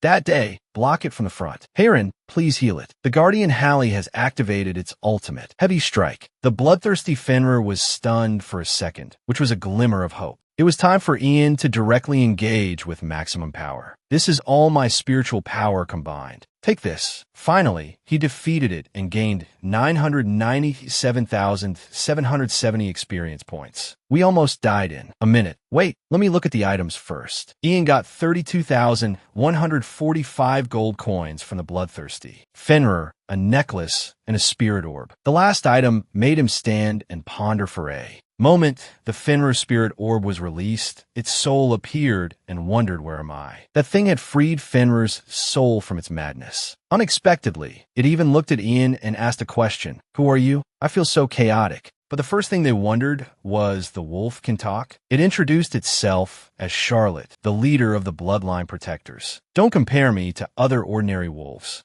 Because it is a tamer, Ian suspected whether he held any resentment. In this situation, it would probably be better to kill him. But no rush. First, Charlotte wanted to thank him. I want to express my gratitude for you saving me from the shackles of this madness. In addition, even though my power was sealed multiple times, you were still able to defeat me. I also want to show my respect to a tamer like you. Ian seemed to be reconsidering killing it. To have these stats even while sealed, just how strong must he be? Charlotte expressed his regret. If among your summons there was one of our race, I could have contributed a part of my power to repay you. Depending on the attributes of that race, I can help them increase their power a little. That is what I can do to repay you. Ian immediately thought of Lai. Wait, I wonder if I can get some help from him for Li's next evolution? Perhaps my summon Lai is of the same race as you, a gray-blooded wolf. If among the Grey Wolves there is also a bloodline, then it is indeed a descendant of Charlotte. But I don't see it among your summons. He then explained that it was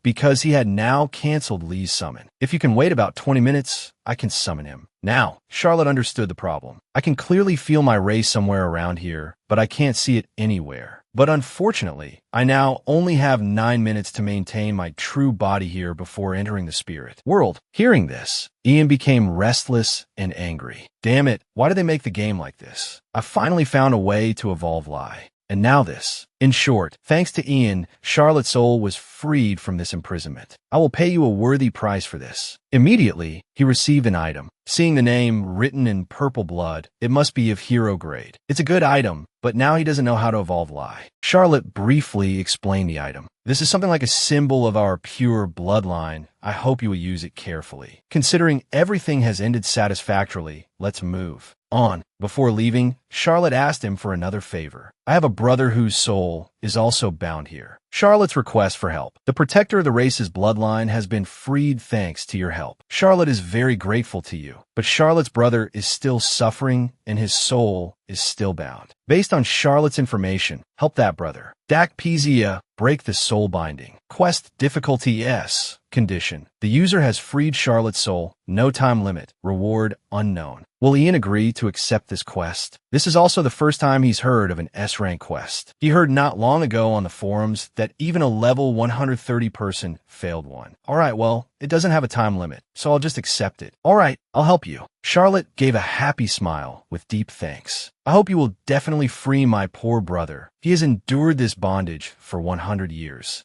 If you continue on this path for another 10 minutes, through the Poses Cliff, it will lead you to the seashore. Follow that coastal road north, and you will see Oliver Village. Look for Ikio in that village. That person might know the whereabouts of my brother. Ian suddenly stopped. Isn't Ikio human? You said you two have been locked up for 100 years. If they're human, are you sure they're still alive? Charlotte dared to affirm that person would definitely still be alive, because that person is mine Oval's only friend. And that person's fate is tied to this matter. Time was up. Ian followed Charlotte's instructions. Wow, there really is a village in here, and the scale of the village is large too. If this is a village that no one has discovered until now, then it won't belong to any nation or guild, right? It's too troublesome. Ian chose to confirm the village's information. Oliver, classification, unaffiliated coastal village. Area, 5,582 square meters. Rank, village. Population, 1,995 people. This is a town located at the northern end of the Oliver coast, with developed shipbuilding and fishing industries. Territorial value is 2,758. If this village really doesn't belong to any nation, this place could be registered as a new base for Ian's own guild. However, his wish was not granted. Cannot occupy a base at the Oliver coastal village. Condition 1. Must possess a territory level higher than a village. He had already met this condition, but conditions 2 and 3 were not. Must have stronger military power than the village. Friendship level with the village must be above 70%. Thinking it over, it's right that he can't occupy it. How could they let him have it so easily? Military power. If I wanna, I can meet it in a few days, but the condition requiring over 70% friendship with the village is a bit difficult. First, he will go do the quest he received, then figure out how to solve this village problem later. Heron only accompanied him for a short while before saying goodbye and see you later. Ian stopped to look at the item he received earlier. Lut Daihan. Durability 55-55. Classification. Charm. Combat class. Hero. Can only be used with a summoned beast. Ability cooldown time reduced by 15%. Inherent ability. When a wolf race uses it, attack power increases by an additional 15%, agility increases by 30%. Item belongs to the player and cannot be transferred or sold to other users. Will not be dropped even if the player dies. Can only be transferred once for the first time. This is a talisman created from a part of Lut Daihan's soul. It has a very powerful ability. Ian was extremely surprised, not knowing what this strange thing was, an item exclusively for summoned beasts. At this moment, he summoned Lai. The two of them affectionately nuzzled each other. I missed you too.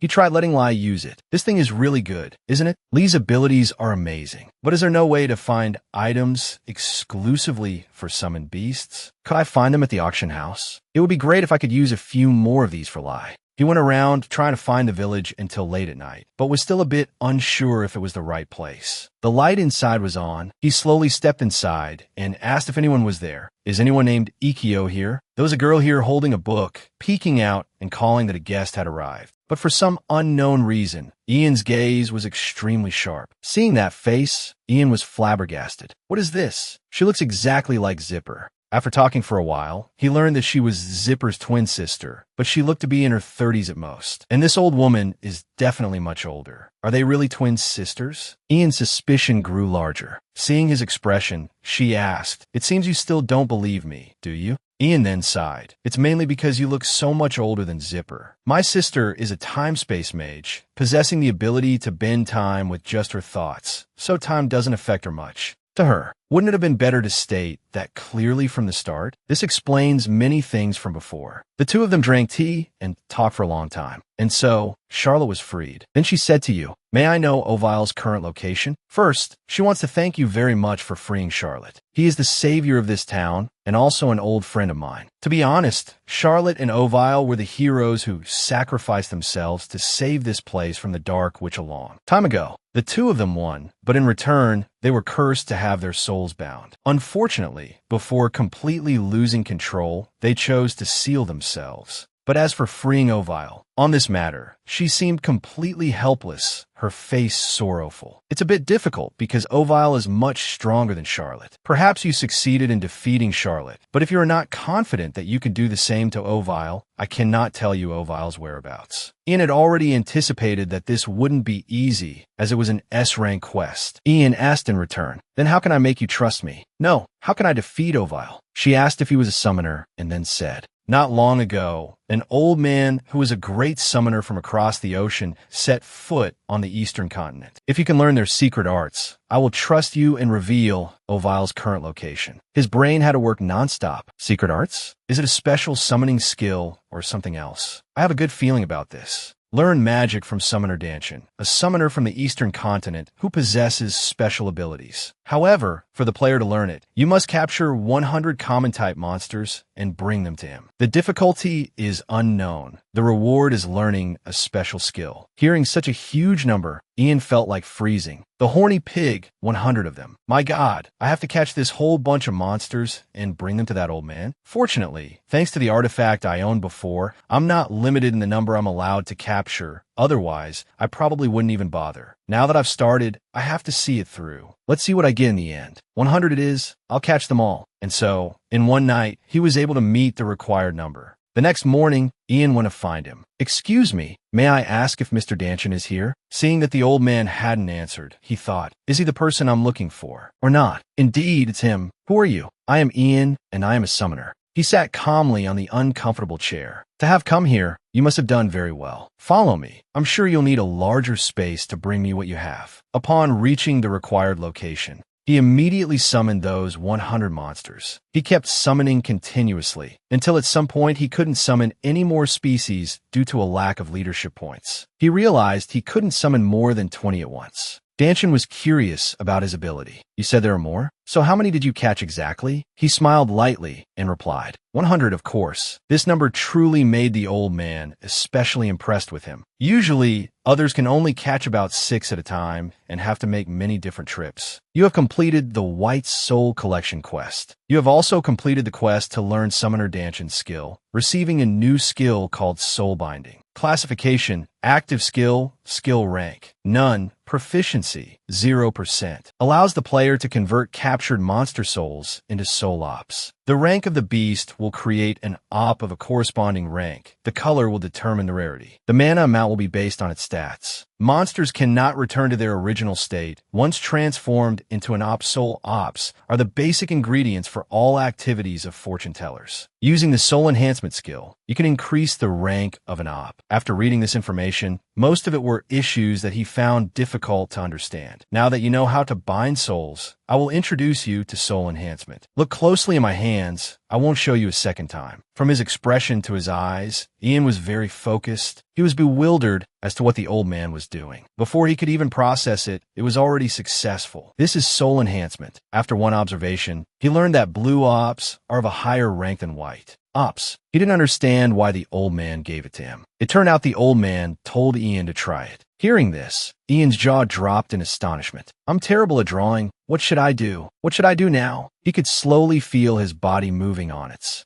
own. You have received the soul enhancement skill and completed the quest to draw the enhancement symbol. In his hand, he was holding the enhanced.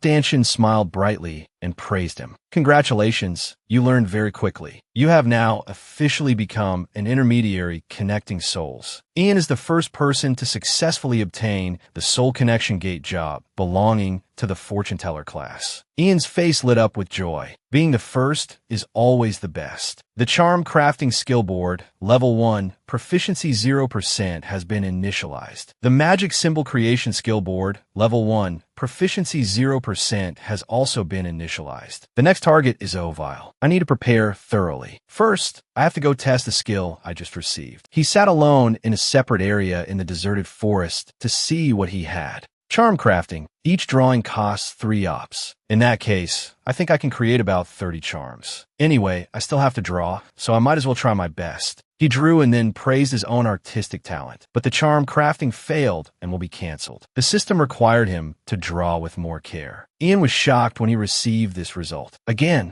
after many attempts, it still failed as usual. In the end, the number of remaining ops was only 1, and the number of completed charms was a big fat 0. Ian sat with his head bowed in helplessness. This profession is a bit difficult, isn't it? Luckily, I'm a genius of effort. Exiting the game, he directly called Michelle. You said you graduated from the design department. Help me with something. I will practice drawing the symbol she guides me on 100 times. Just like that, his artistic skills gradually improved, and the charm crafting was successful. Ian raised his head high with joy. I did it. Item information. Complex talisman, rare rank, can only be equipped on a specific species. With each attack, you will receive 3% of the damage taken directly to your health. Crafted by apprentice fortune teller Ian. He stuck a talisman on Lee's forehead to test it. So cool. Zipper's twin sister's grandmother also praised him endlessly. Well done. Now, I will tell you the whereabouts of Ovile. By any means necessary, you must get there during the day, because Ovile gets stronger at night. Go south to the end of the Pollet Plateau, the highest peak that can catch the moonlight. That is where Ovile is imprisoned. Upon arrival, he summoned almost all of his guardian spirits. Ikkyo said that he had to place the ops she gave him on this altar, but something seemed a bit off,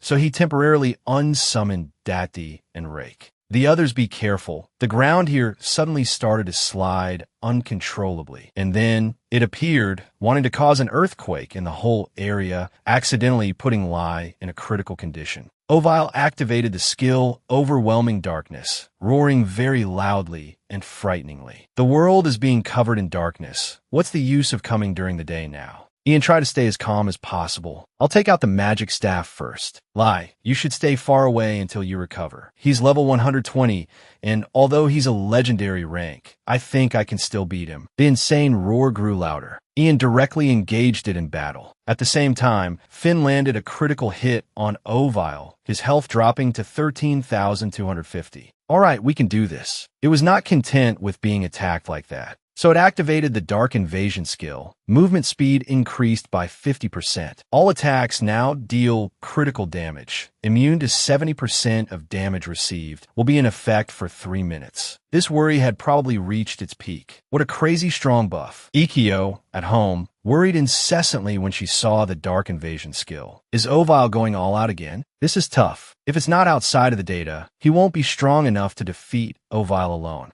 Ian fought while panting continuously. I had summoned Vake and Dati before, but had to cancel. How can I beat him now? If I want to end this fight, I have to do it before he uses Dark Invasion again. He's already beaten me to a pulp. I'm about to die. I guess it will take 24 hours to respawn, but I still have to evolve Lai. It was fortunate that Lai appeared in time to save him from death. It was truly a close call. Seeing Lai being so reckless, he couldn't bear it and quickly tried to unsummon it. However, the strange thing was that this command could not be canceled. This had never happened before. Lee's remaining health was gone. He was frustrated, but couldn't do anything. Why can't I cancel the command? But why is there no notification that Lai is dead? It turned out that the hidden skill of Loot Dihan had been unlocked. Jinsung's eyes widened when he saw Lai in the process of evolving. He rejoiced silently. If this is the case, there is still hope. Jinsung suddenly realized that Ovile was not attacking during the evolution process. Jinsung saw that thing open its mouth and mumble something. It turned out it could talk. Lai completed the evolution process, replying that it was not Charlotte. Jin Sung's jaw almost dropped when he saw Lai was also talking, and on top of that, walking on two legs. Oval said if that's not the case, then die. It pounced on Lai. The two clashed, but the advantage belonged to Lai. Lai slapped it first.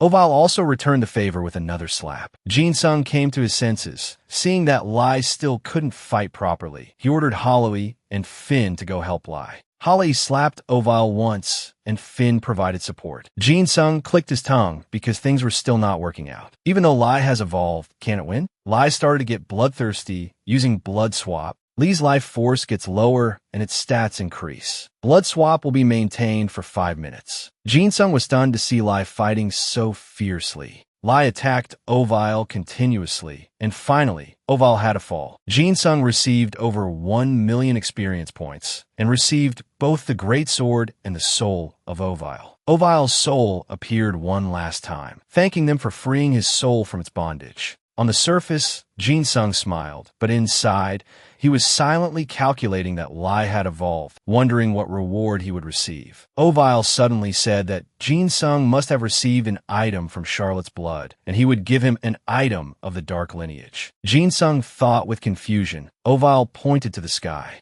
Jin Sung jumped when he saw the lunatic Han star. Oval remarked that it had been 100 years since he had last seen it. How nostalgic, he had been shrouded in darkness for too long. In response to Jin Sung's curiosity, Oval explained that it was the power of the moonlight buried deep underground. 3 stars landed on the ground. Lai quickly absorbed the item's loot D. Han, dat Han, and lunatic honorable the light made Jin Sung close his eyes. When he opened his eyes again, the Loot D banner had evolved into the Suver J banner. This was the first time Jin Sung had received a primordial summoned beast. Jin Sung wondered if being primordial meant that Lai had evolved to the highest level. It had reached level 120. Jin Sung couldn't even swallow his saliva at Li's awesomeness. Oval slowly disappeared. His role was over. When the quest was completed, Jin Sung received nearly 30 million experience and nearly 300,000 gold coins. He shouted with joy. This quest was really worth it. Lai congratulated Jin Sung. He turned to ask Lai if it could talk now. After getting a reply, Jin Sung patted Li's head, praising it for defeating Oval and now being able to talk. Very good. Li's tail wagged, showing its excitement at being praised. Now, they would go to Eccle's place. There might be another quest there. Upon arriving, Eccles clapped and praised Jin Sung's summoned beast for being the king of wolves, but she also had a favor to ask of Jin Sung. He guessed it right away. She would give Jin Sung a very important document of the Empire, asking him to deliver it to the Emperor of the Riddio Empire. Jin Sung agreed and set off. Although he could go to the royal palace right away, it was quite far. He also wanted to go hunting with the evolved Lai, so he would go to the dungeon first. Hyun contacted him, sending him a link, saying it was a large-scale upgrade celebration event, so he should check it out quickly. Jin Sung clicked on it doubtfully. The quest required posting a video of a dungeon battle on the event notice board, and a reward would be given depending on the conditions. If it's the new simulation technology, it might increase the synchronization rate by another 2%. Jin Sung told Hyun to gather all the guild members quickly. He thought there was still time, so what was the rush? Jin Sung said they had to practice. Even staying up all night might not be enough. He set off with Lai, guessing that he would be very busy from now on. In an office, a woman named Mina read the news and saw that everyone was saying Pola Landon was the easiest, with a 15-minute video attached. She thought to herself that although she was over level 100, she couldn't even clear 3 floors of that dungeon before the 50-minute time limit ran out. She clicked to watch it and accidentally forgot to mute the sound. So her colleagues gathered around and asked if Mina also played Kalen, asking what level she was. Mina was about to faint, but luckily they turned their attention to the video on her computer. They all couldn't believe that the Pola Landon dungeon could be cleared in just 15 minutes. The whole group watched it all and then reluctantly accepted this harsh reality. But the summoner in it was what caught more attention. One person found him familiar. It turned out to be the guy who always slept at the back of the class, named Jin Sung. At the LB development room, the girl with glasses asked the boy with the 2-block haircut if he was going to re-watch these videos again. He invited her to watch with him because this player was incredibly insane. The girl with glasses asked if it was video number 1. On the screen, Jin Sung was ordering Finn to use Pulverize, blowing away a crowd of skeleton soldiers. The girl with glasses watched intently and said it was an area of effect attack, clearing the first wave with just a single skill. Not bad. The boy with the 2-block haircut explained that area of effect attacks have a long cooldown. What would he do next? Jin-sung was seen summoning Lai. The girl with glasses' jaw dropped when she realized it was the Supreme Phoner, the final form of the wolf. Lai tore through the skeleton soldiers, directly wiping out the second wave under the increasingly intense gaze of the girl with glasses. Jin-sung ordered to freeze it quickly because as long as the gate is open, it will remain undefeated. Flolon immediately complied. The freeze only lasted for 2 seconds.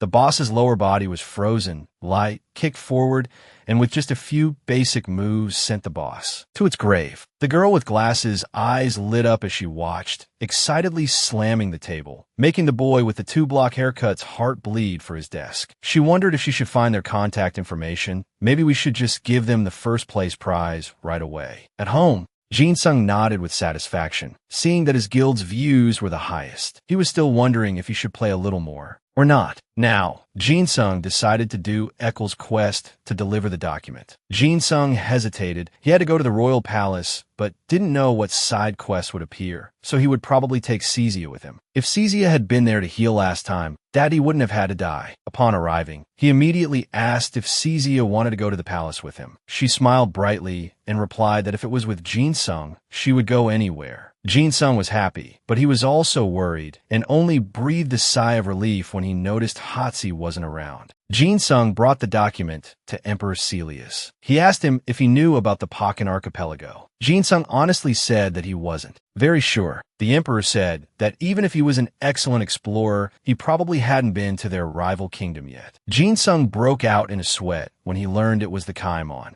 kingdom. The emperor said the Pakan archipelago consists of 18 small islands. On one of those islands is Pakan prison, a prison of the Kaimon Empire. That's where the empire's prisoners of war are, and he wanted him to bring them back. Among them, Jin-sung must bring back the swordsman named Kasa, because he is the strongest swordsman of the Lisibon kingdom. Since Emperor Celius had received a prophecy that the black mist of the Calabis Valley would dissipate, and when that happened, the war between the two empires would resume, he wanted to rescue the prisoners first. Swordsman Kasa is the key figure in determining victory. Jin-sung was surprised to see that he would receive royal contribution points for completing the quest. This was the first time he had seen this type of reward. Jin-sung agreed to accept, but Pakan prison is very hard to find because he doesn't know which island it's on. Even if it's found, there will be many guards around it, and the structure will be very complex, so it won't be easy. Jin-sung was the only person Celius trusted with this task. Jin-sung's brain circuit was a bit different from a normal person's. When he saw the word difficult, the next thing he thought of was fun. The emperor continued that in 10 days, the Kilabis fog would disappear, and at that time,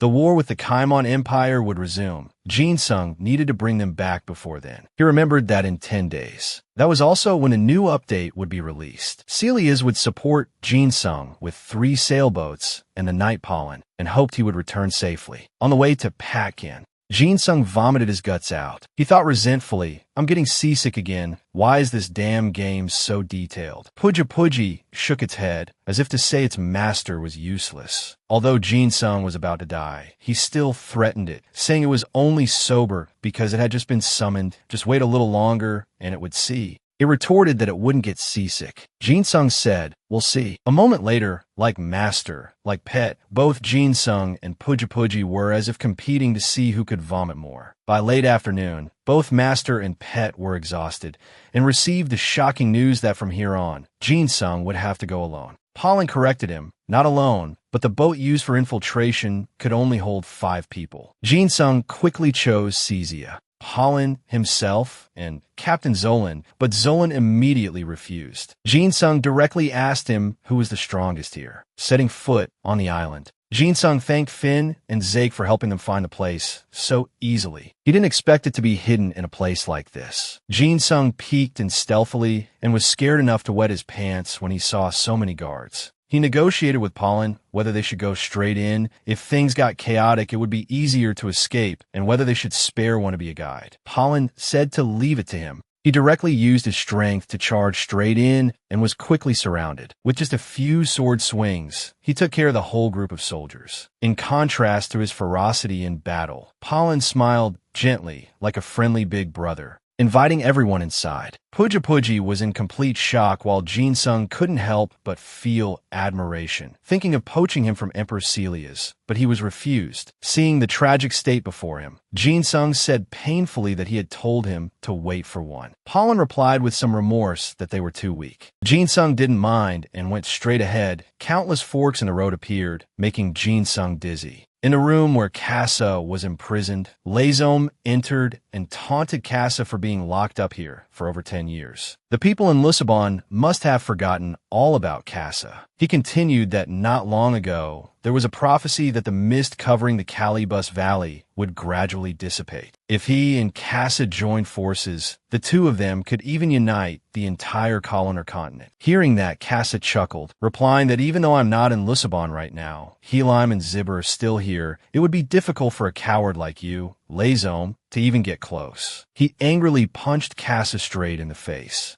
Cursing loudly, you still delude yourself into thinking you're the strongest swordsman in the Empire. You will rot in this prison until you become food for the rats. That's all. On the other side, Cezia saw the countless paths and worriedly asked Jin-sung what to do now. Jin-sung confidently said he had a plan. Don't worry. He put Puja down to its surprise, ordering it to find people a moment later. Jin-sung praised it for finding so many people, calling it a genius, although they were probably not the prisoners Jin-sung was looking for. In front of him were the soldiers of Patkan. Palin got serious and told Jin-sung that these guys were much stronger than the bastards from before. It would be tough for him to handle them alone. Hearing that, Jin-sung summoned Lei and Zake. A few minutes later, they had sent them all to hell. Looking up, the countless paths from before had split into three. Jin-sung picked up Puja and begged it to find the right prisoners. After a while, Puja, with its innocent face, found another bunch of Patkan soldiers. After 5 times like this, even Jin-sung got fed up. Palin also sighed, saying it was an endless loop, and the deeper they went, the stronger these soldiers became. Puja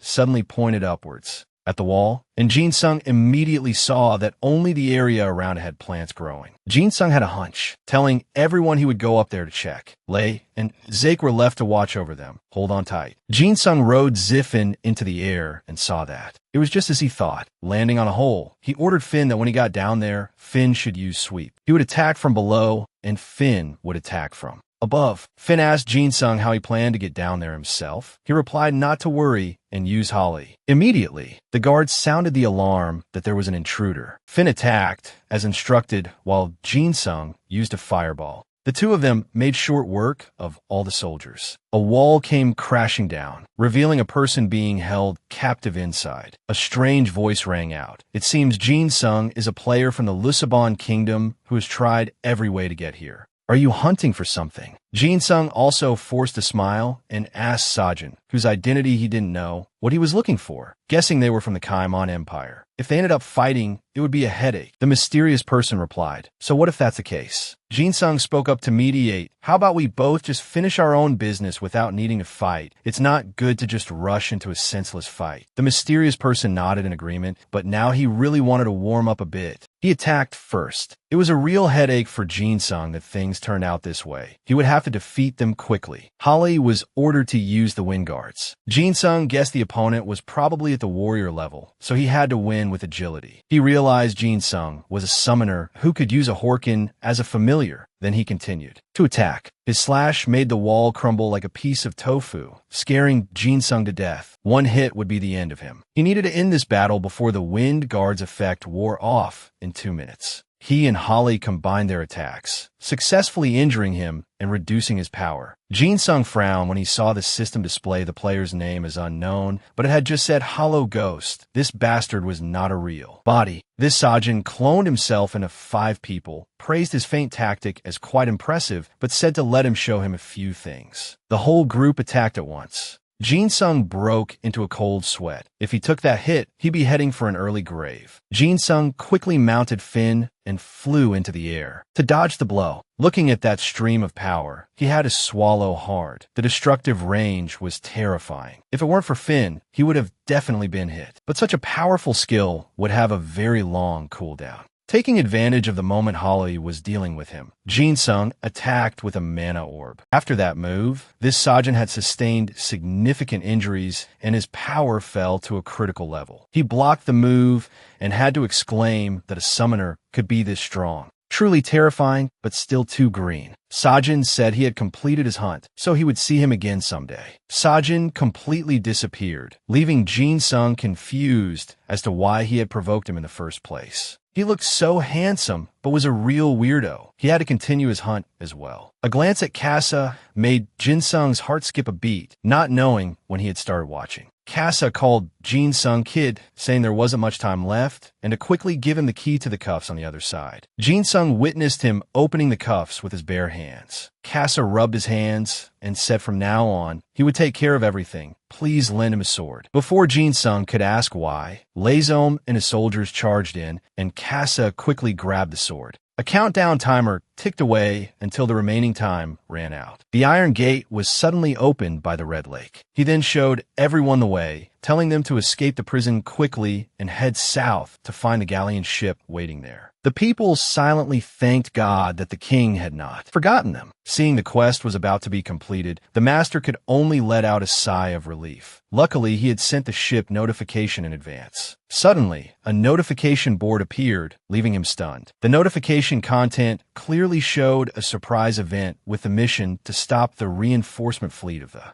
Kaimon Empire, with 12 minutes remaining. Looking at the main screen, the massive army of the fleet was approaching, making him even more confused. They had clearly arrived in secret, so how did they still know? But now was not the time to hesitate. He had to act quickly. On his side, things weren't easy either. The fight was reaching its climax. The two rushed at each other like opposite poles of a magnet, constantly exchanging fiery glances. Very quickly, the general could no longer hold on and was thrown far away. The small fry soldiers saw this and worried for his safety, but were quickly stopped by him. He swore that today he had to fight a life-or-death battle with him to be worthy of a man. As he finished speaking, he swung the long sword in his hand, and a dazzling light flashed, heading straight for Giant. But how could this little trick stand against him? With just one blow, he countered the opponent's move, as if nothing had happened. The general saw this and smirked. Was he going to continue fighting like that with a broken sword? As soon as he finished speaking, the sword in Giant's hand, which was cracked beyond recognition, suddenly began to heal. A light danced around the sword like glue, sealing the cracks. Taking the opportunity to buy time, Giant didn't say much, only seen putting all his strength into his hand, raising the sword with a stoic face. An instant later, a blow came down as if to tear the air in two, all scenery blurring before that divine power of his. Along with it, the mask on the general's head rolled onto the ground. He laughed self-deprecatingly. It was unexpected that he could do such a thing with just a broken sword. As expected, you are the best swordsman in the Empire. His words ended as he took his last breath. But he didn't pay much attention to his praise, because now the sword in his hand was broken beyond repair. But he didn't forget to encourage him. He had done very well after all. After speaking, he turned and walked away. Just then, Ian rushed out from nowhere to ask for Kaiser's help, because the Kaimon Empire's fleet was about to dock. Hearing this, he neither hurried nor slowed, simply requesting a new sword from him.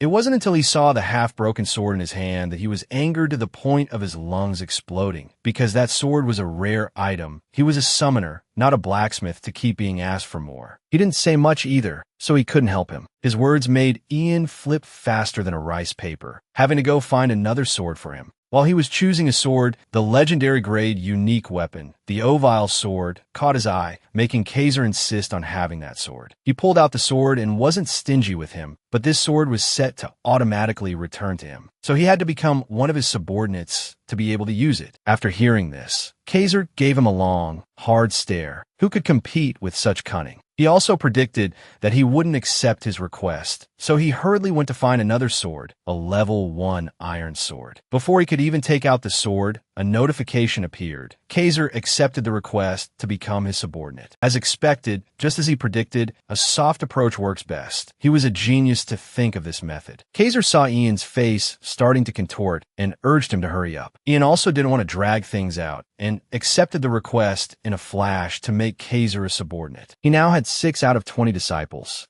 Seeing that Kaiser was a legendary grade swordsman shocked him so much he was frozen stiff with wide eyes. Seeing him still standing there dumbfounded, he kept urging him to get a move on. What's with being as slow as a snail, making him start to wonder who was the subordinate and who was the master. At the same time, Kaimon's troops had also landed and were aggressively infiltrating the island. With an arrogant red-haired man leading the way, he was quite surprised by the unexpected welcome on this island. Kaiser's powerful army was staring intently, as if wanting to eat his troops alive. Seeing his appearance, he also predicted that it was really too late, fatally late. As he finished speaking, Kaiser swung his sword in a wide circle, making the air feel like it was being torn apart. After creating the seal, he plunged his sword into the ground, causing bright smoke to rise continuously, shocking the small fry soldiers to their core. Kaiser's eyes were filled with gunpowder as he warned the Kaimon people. If they dared to cross this line, all of them would die. The man heard this and burst out laughing. Was he joking? What could he do with such a disparity in army numbers? The mighty army stood bravely against Kaiser's people. He was only seen giving the order to attack, crush the people of Lisbon.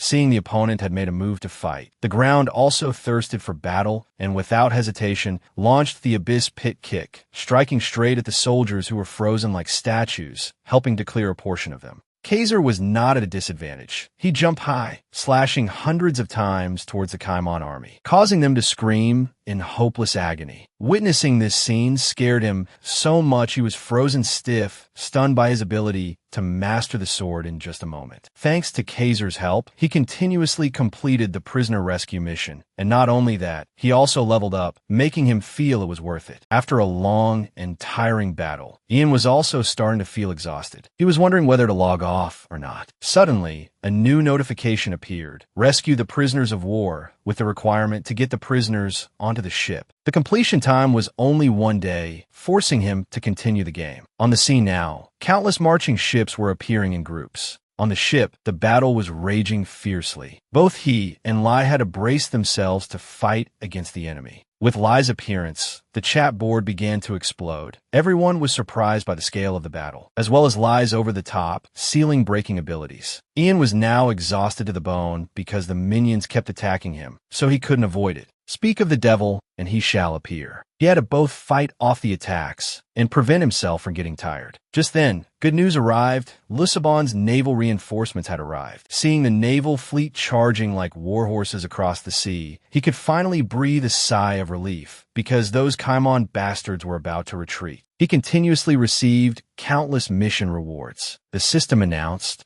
"All players, please note there will be a short maintenance soon. Players are requested to log out quickly." Finally, he could get a good night's sleep. With that, he immediately turned off the game, lay neatly on the armchair, preparing to enter a beautiful dream. At the same time, someone rang his doorbell, but it seemed he was sound asleep and didn't react. Seeing this, the person outside the door began to get anxious. There was clearly someone at home. Thinking he might be busy, the girl took the liberty of entering the password to let herself in. The system simultaneously displayed a mysterious notification. New update. Remove PK and regain the central continent. Not long ago, the appearance of the Kalen's sleeping pod moved him to tears. He never expected his childhood friend to be so useful, making him thank him profusely. She saw this and was quite envious of his luck because she didn't even have the old version. Hearing that the beautiful girl didn't have a login pod, Jin Sung's desire to teach girls flared up, insisting on giving her his old login pod. This scared his friend so much he almost lost his mind. Just by selling the old login pod, he could have earned at least 1,000,000 gold. Could his friend really be in a Hajin? She saw his sincere desire to give it to her, and her heart fluttered. She was hooked but still shy, and firmly refused. She didn't buy it only because her father didn't like it. Jin Sung thought for a moment and suggested selling the pod, which made her hesitate. She shyly asked if he could keep it so she could come over to play. Hearing the goddess of his heart say she wanted to visit his house regularly made his long single heart start to beat wildly. Needless to say, he agreed in a flash. The love-filled atmosphere was extinguished by the orange-haired third wheel. He reminded her to tell her father what she planned to do. And the fate of the orange third wheel was to be punched straight into the wall by Jin Sung, frozen in place. After dealing with the orange-haired small fry, Jin Sung started exchanging sweet nothings again, promising to contact Ha-jin, creating a pink, love-filled atmosphere. Back in the present, Ha-jin was peeking through the door. She called out but got no answer. Thinking he was asleep, she boldly went in to check, but the result was that he wasn't there. This scared her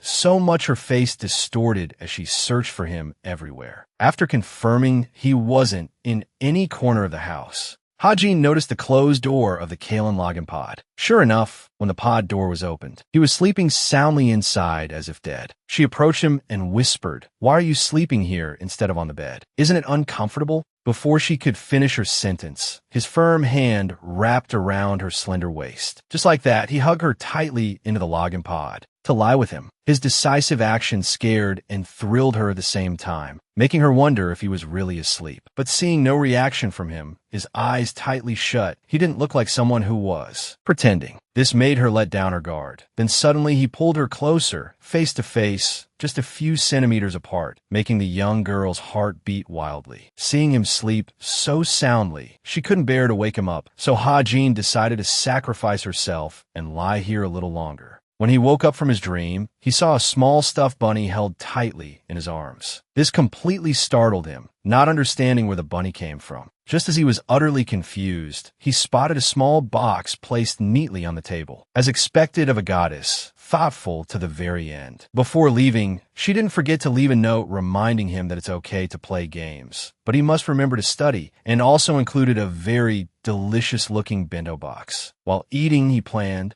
he should probably go to school today. After finishing his meal, he dragged himself to school. He looked around for a while, but still couldn't find Ha-jin anywhere. Just as he was about to call her, the orange-haired third wheel rushed over. Without a word, he dragged him away, leaving him stunned and bewildered. It wasn't until they both arrived at the auditorium where the esports competition he was participating in was being held. But he hadn't registered, so of course, who else could it be but Cam who registered for him? As soon as he finished speaking, Jin Sung glared at him with burning eyes. Only then did he hurriedly apologize for not telling him. Just in time, the esports program was about to start, forcing him to compete even if he didn't want to. The battle between the virtual reality technology department and the creative writing department. A guy from the creative writing department was looking around because he was lost from his group. He took the opportunity to hit him with a blast, taking down the opponent, including the dazed team captain, who didn't understand what was happening, also got kicked and logged out of the server. The people watching the match couldn't stop praising his skill level.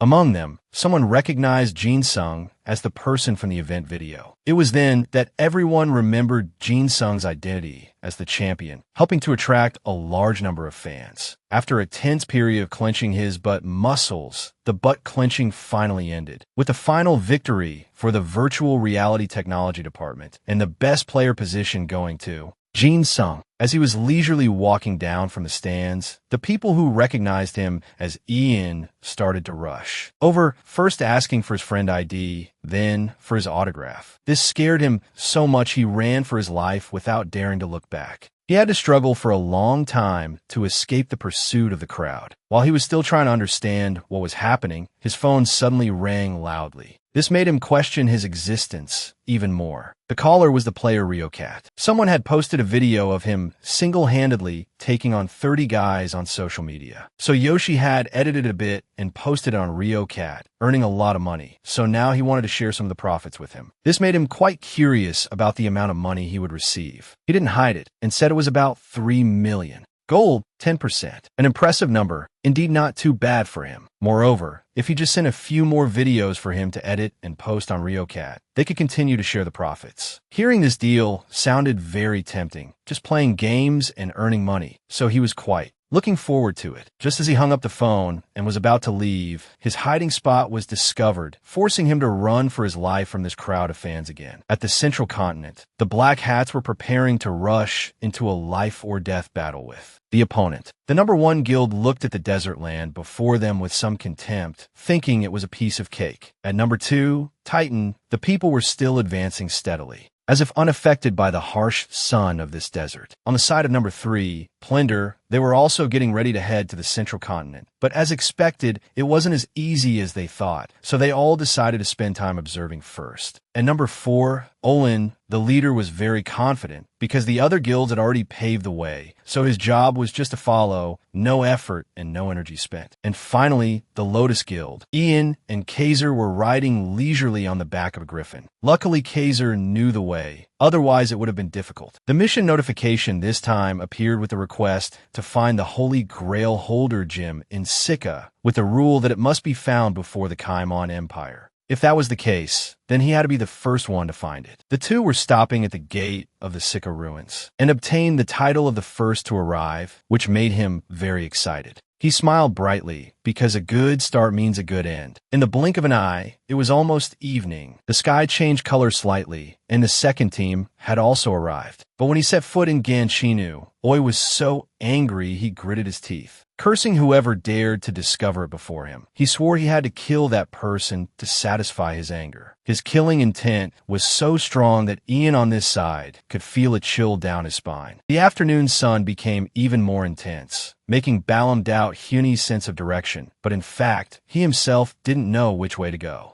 With his overabundant confidence, he believed that just by following the footsteps of darkness, he would arrive, which left the man speechless at this arrogance. Suddenly, a thick black aura appeared in the middle of the desert, surprising him. But he also wanted to feel it. No sooner said than done. Huni began to chant, "Darkness, do you desire me?" Immediately, his body acted like a magnet, pulling all the thick black smoke towards him. It wasn't until it all dissipated that he noticed a dark purple orb with a rare, strange logo had appeared in his hand from nowhere. On Zian's side, he was currently at the Sika historical site. Casa was somewhat skeptical and asked him they would soon have to enter the tomb and face monsters. But could there be someone inside? As he spoke, he stared at the tightly closed gate. Casa's words made him very concerned. They were clearly the first to arrive, so how could there be someone inside? It wasn't until the gate slowly began to open that he was left stunned and flabbergasted, looking at the person standing right in front of him, Ganchi Huni. He also didn't expect that he was the person he was looking for. Remembering the scene of being beaten by him so badly, he couldn't lift his head, made his eyes turn red with bitterness.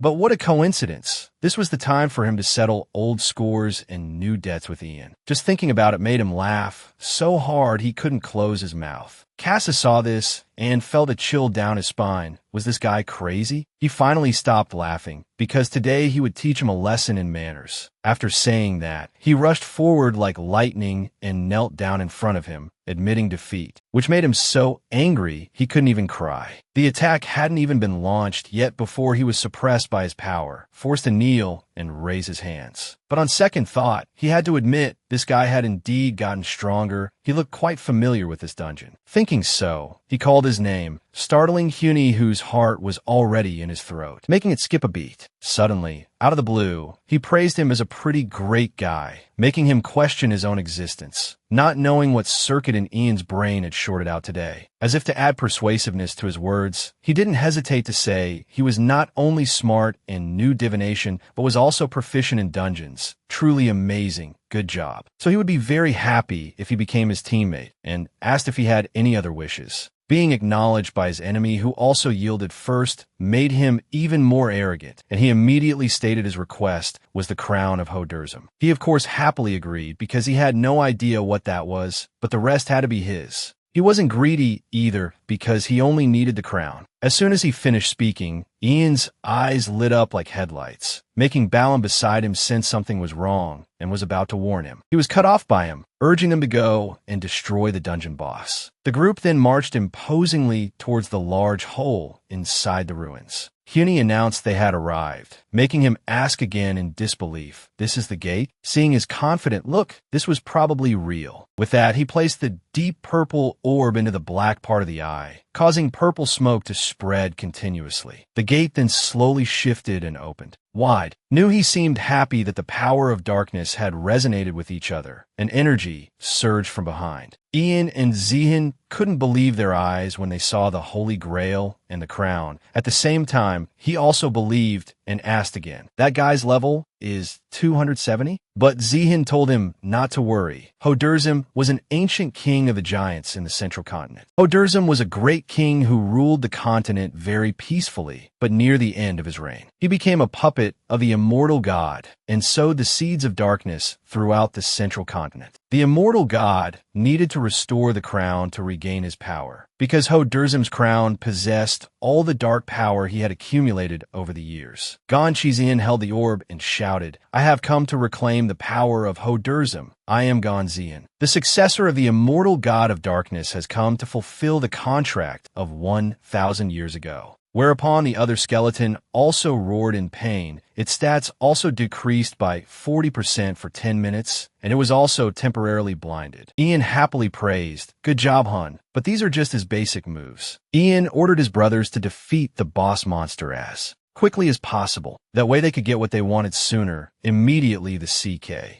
Datta rushed forward together to surround Hodurzim, making it scream again, but this time the stamina of Datta, Lai and Finn continuously decreased, which Ian couldn't imagine. Indeed, Hodurzim was terrifyingly strong. If it weren't for Zihin, he would have surely been in danger. Even Kassa couldn't compare to it. Speaking of Kassa, he just realized he didn't know where he had gone. Ian turned to see him leisurely lying stretched out. Ian asked him if he had been here all this time. Kassa replied with his eyes closed, "That's right, don't bother me with a weak monster like that, Zen." But Ian pleaded, "That monster is too strong. Please help us." Kassa seized the opportunity to demand, unless he gets the legendary armor. Otherwise, he won't help. He was currently too tired of his own outfit. Seeing this, Ian had to give in to his wish, but not very willingly, still mumbling, "What a waste. I mean this one, the legendary armor. Do you like it?" Kassa immediately perked up and didn't forget to thank him. After putting it on, he was about to go somewhere and told Ian he would be back soon. Kassa swung his sword once and slashed out the Hodurzim's eyes. Some magic crown cup thingy fell out with a clatter. Holding it made Ian's heart feel like spring.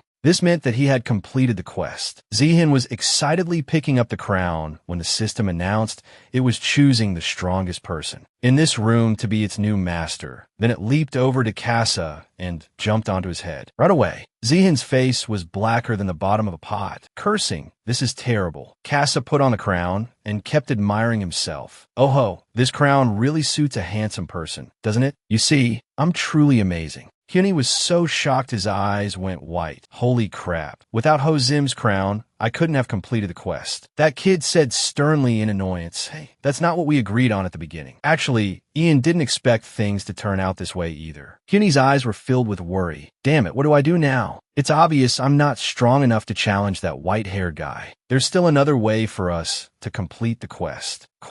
This crown is simply a converter for the immortal god to completely take control of Hozim. So if you stay near the owner of this crown for the next 100 days, you'll be able to absorb the leaking dark aura with a wooden coin. Seeing a glimmer of hope, Hyuni brightened up considerably. "Really? What a relief." Kassa tilted his head and asked in a cold voice, "Is that so? Who gave you permission? Don't even think about getting near me." He scowled and said Hyuni was detestable. That kid was indignant. "How dare you say that to the future Lord of Darkness, you will inherit the power of the immortal god? How disrespectful." It was because of his childish and arrogant attitude that Kassa disliked him so much. Ian softly pleaded for him, "Lord Kassa, why don't we help him just this once?" Ian whispered in his ear, otherwise Hyuni would throw a fit if he heard. "You see, he's a very pitiful child. You can tell from the way he talks that he's not normal." After hearing his advice, Kassa considered it. "If you agree to my offer, you must become my subordinate. However, if you can become stronger than me, I will agree to give you back your freedom. If you're truly a descendant of the immortal god, you should at least have that much courage.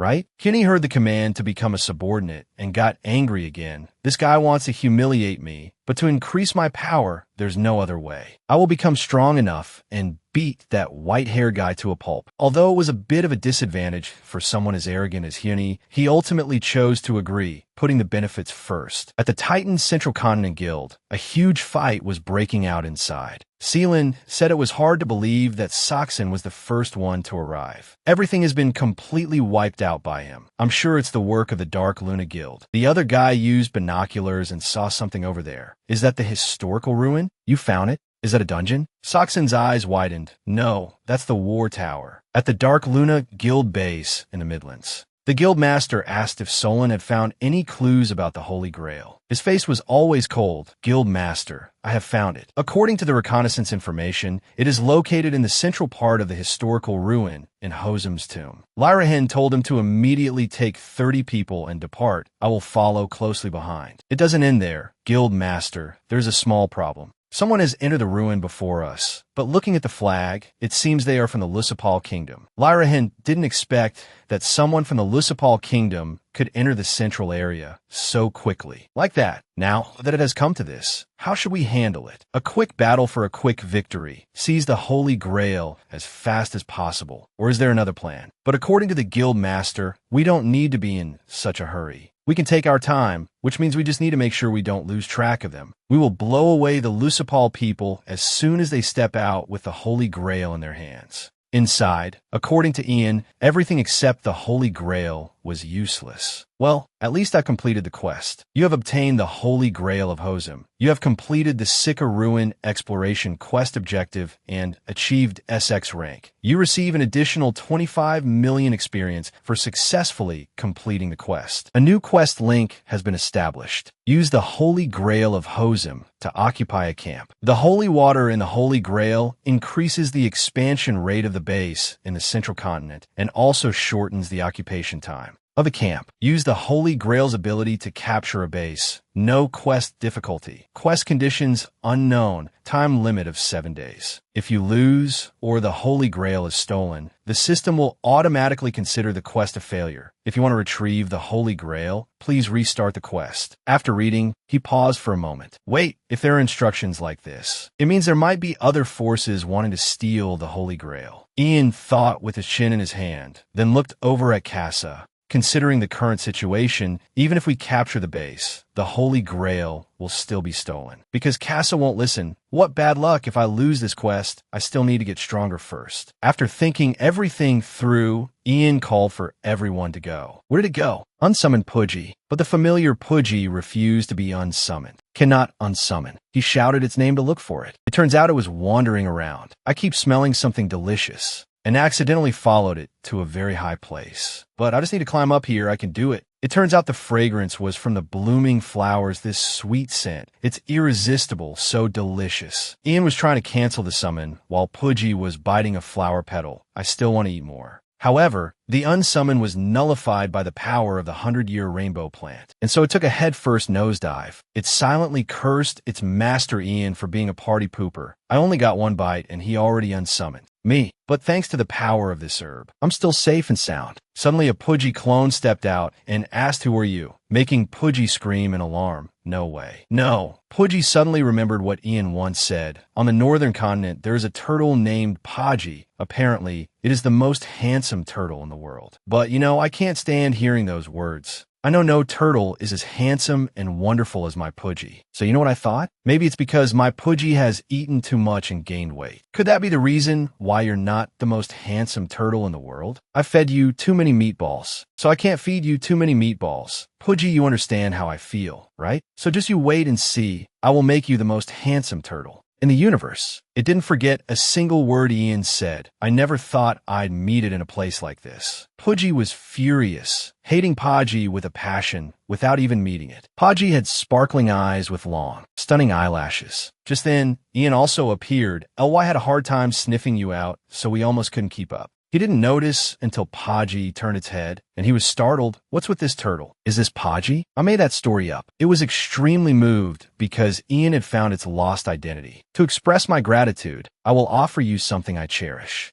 Ian also held out his hand. If it's offering, I guess I should take it. It spat out something from its mouth that was covered in saliva, Although it's a bit dirty, it's a turtle spirit. Classification, legendary grade magic. Usage restriction, equipable or not. Depends on familiarity. Option, all combat abilities increase by 55%. All cooldowns of inherent abilities are reduced by 15%. When worn by an ancient turtle species, it allows the wearer to use the inherent ability Water Curtain. Water Curtain does not allow any weapon to penetrate. Effect lasts for 15 seconds. Cooldown is just 1 minute. Returns to user Ian. Can be converted once at the beginning. It is an item containing a part of the soul of the legendary ancient emperor turtle. It holds the secret for an ancient turtle to evolve and become a dragon turtle. He thought to himself, if Pudgy evolves, it could become a dragon. Podgy has been asleep for a very long time, so I don't remember much. Please, help me restore my memories. Quest of the Emperor Turtle. Podgy in the ancient historical ruin, Tomb of the Giant. The dragon turtle has awakened from its long slumber. However, because of that sleep, Podgy does not remember its past. To retrieve its memories, you must find a magic pearl of the Emperor Dragon Turtle hidden somewhere in the tomb. Find a magic pearl of the Emperor Dragon Turtle and return a Podgy. Hidden quest with SS difficulty. Quest condition player must gain the trust of the Emperor Turtle. Player must successfully defeat Hosem. No time limit. Reward is the egg of the Emperor Turtle. Only one party member can receive it. Dragon Turtle Scale Armor. All party members will receive fame depending on the clear rank. Ian needed to gather information to upgrade Pudgy, but it even gave him a quest, a win-win situation. At this moment, Casa was lying alone looking at the ceiling. Everyone has gone to find that damn turtle. So boring. I should go out for some fresh air. He stretched and yawned.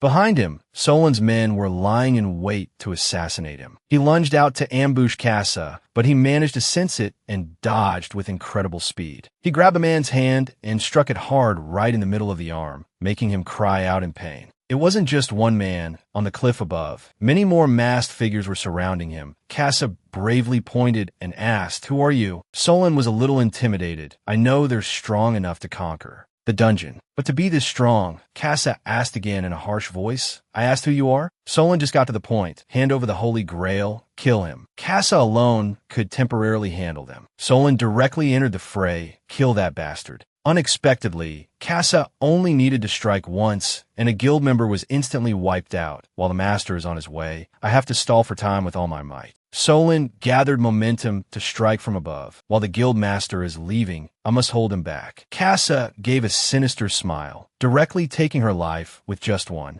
slash. Did I tell you? I don't have the Holy Grail with me. Solon felt extremely guilty. What damn bad luck. I'm sorry, master. Casa held his weapon and lamented, "My weapon is broken again. There's some good items around here, right? Maybe I'll drop by that bastard lord's place or somewhere." Later, that incident became known as the Nightmare of the Central Continent among the members of the Dark. Luna Gang. Soxon and Seelan had also entered. It's a good thing we got that quest. Soxon had heard about the War Tower from Laxomio in a previous quest. At that time, someone told him he looked pathetic. "I'm sorry, because I failed. You probably can't achieve your goal anymore. Instead, I will give you information about the War Tower, a place to hunt monsters, or buy artifacts or rare items. However, it requires 5,000 or more contribution points to enter. The thing I'm looking for is the Flag of Faza, an artifact that can double experience when hunting monsters. As long as I get this artifact, I will become much stronger. The Kaimon territory will win the war." Suddenly, Soxon felt something was off. That item is the skill Book Loyalty of the Desert Warrior. Passive skill, legendary rank, no consumption value, no cooldown. You can create a sword curtain by focusing your mind. There is a 15% chance to form a sword curtain before a surprise attack. The curtain will block 300% of the damage to the user and reflect 150% of that damage. Skill usage condition. Swordsmanship skill must be higher than sword master level each time the sword curtain is formed. Player damage increases by 10% for the next 15 moves and can be stacked continuously for 10 waves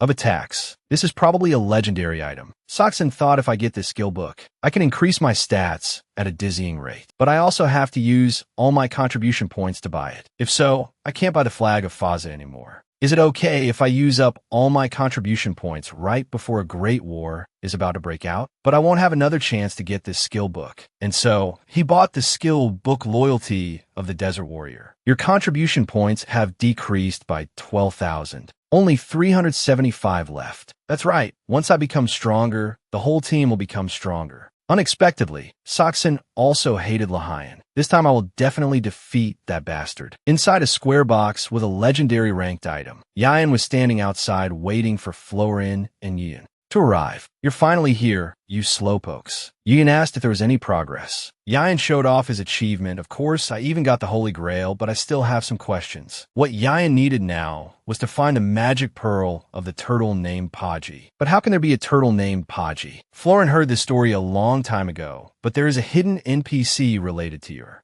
job. So it's quite fitting, because hidden NPCs are named based on their background. Hyuni felt the darkness within him boiling. I want to face the enemy as soon as possible. Yayan readily asked Hyuni, right? Since everyone is here, do you want to go hunting? Yin was confused, not knowing who this kid was. He immediately retorted, I'm not a kid, nor do I admit to being anyone's subordinate. I will become the Lord of Darkness, you weakling bastard. Yayan was worried about Kasa, but he'll probably find his own way. Yayan summoned R.A.K. to attack first. Yuyun and Florin also contributed their strength, blessing of the mage. Yuyun's power increased by 30%. Death Knights make our opponents suffer with the darkness of despair. In this situation, he cried out for Ly. You have defeated the scorpion monster. At the end of the battle, Yayan thought we've finished most of the hunting here. Suddenly, Puji looked horrified. Something is coming. Everyone was bewildered, not understanding what was happening. Unexpectedly from underground, a monster emerged. Monster. Level 200 Salon hidden boss equipped with a magic pearl. A hand emerged from the ground. A level 200 Salon, a hidden boss carrying a magic pearl. Just the wind pressure alone was about to blow them all away. Yayan told Yuyun to step up and shield them.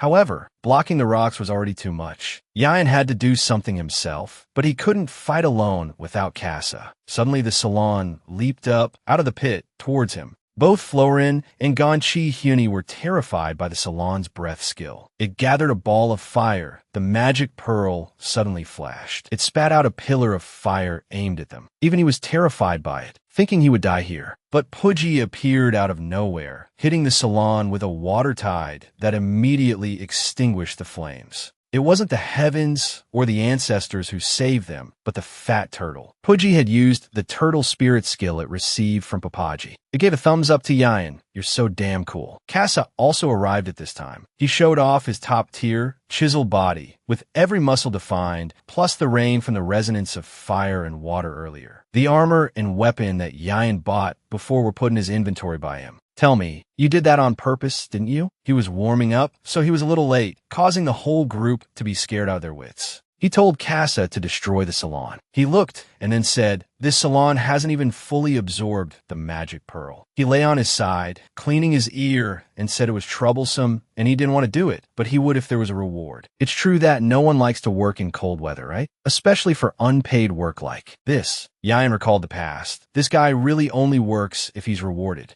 Anyway, since he had figured out how to defeat it, he decided to do it himself. The four of them, Yayan, Puji, Florin, and Ganchi Hyuni, gathered. He summoned Finn and Dada and recalled R.A.K.E. He ordered Dada to cast Deep Abyss. A purple light sucked the rubble inside, freeing Yuyun, who had been defending all this time.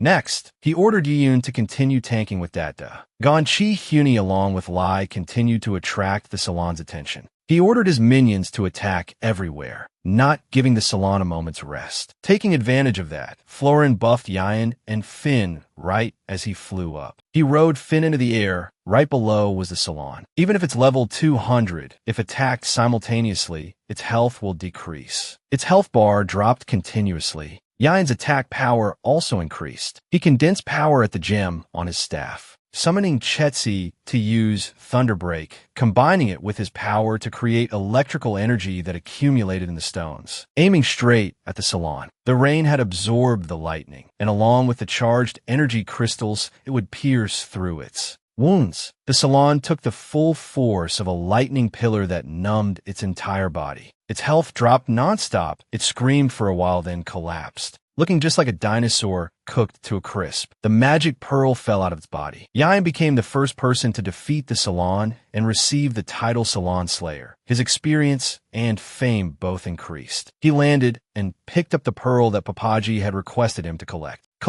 It was an item capable of changing an individual's evolutionary potential. And of course, Yian planned to use this stone to upgrade Pudgy. Holding the pearl in his hand, after appraising it, he would know the reason he had been working his butt off for days. Putting the pearl in his bag, he suddenly remembered he hadn't eaten anything, so he told Ganchi Hyuni to clean up. While the kid was bewildered, not knowing why he had to do it, Yian vanished. Back in reality, he was tiredly dragging himself, planning to order food when Ha-Jin was. Already waiting behind him, she grabbed his arm. Today, she was determined to pull him out of that game world. Hurry up, change your clothes, and let's go on a date. The young man who had never had a girlfriend, now being led by the hand by a girl for a walk in an amusement park, his delight was written all over his face. The two of them rode a roller coaster, ate, and watched the fireworks together. At night, under the booming fireworks in the sky, he suddenly asked Ha-Jin what she would do if she found someone else's item that she really needed. She thought he was going to confess his feelings, so she was very disappointed. However, she also reminded him that no matter how much he needed it, the item should be returned to its owner because it didn't belong to him. Yian smiled brightly. "You're absolutely right. Thank you very much." He took Ha-Jin home. She predicted that he would also play games all day tomorrow. Suddenly, she asked him how she looked today. "You look very beautiful," and the two said goodbye to each other shyly. The next morning, he entered the game, met Papaji, and returned the magic pearl. Suddenly, it turned hostile. "Are you messing with me?" But he just replied that things should return to their rightful owner, even though he also wanted to use the pearl to upgrade. Pudgy. At this, it calmed down. Controlling the thoughts in one's head is easy, but the heart is not. You have miraculously overcome temptation and greed. Although you wavered, I appreciate your honesty. Now I can return to my glory days. The pearl slowly merged with Papaji. Its body suddenly glowed with a golden light. Its physique slowly changed. After the light disappeared, a three-headed dragon turtle hybrid appeared. Looking at Papaji's new true form, Yian wondered if Pudgy would look this cool if he used it on it. Papaji made an offer to you because it was very grateful to you. Ha-Jin's spirit is no longer here, so it doesn't need to protect this place. It wants to join you. As it spoke, it bowed its three heads to the ground. You were a little confused, but then opened your arms to welcome it. A brief overview of the Central Continent situation. The guilds belonging to Kaimon are the Desunin Guild, ranked first, and Titan, ranked second. On the other hand, the guilds belonging to the Lusopal Kingdom are the Olin, Slender, and Valiant guilds. The place where Ian is standing is a new continent and a desolate desert. There are no resources, so the guilds that are spending money to develop their territories are also facing difficulties. The Kaimon Empire is home to many guilds with overwhelming power.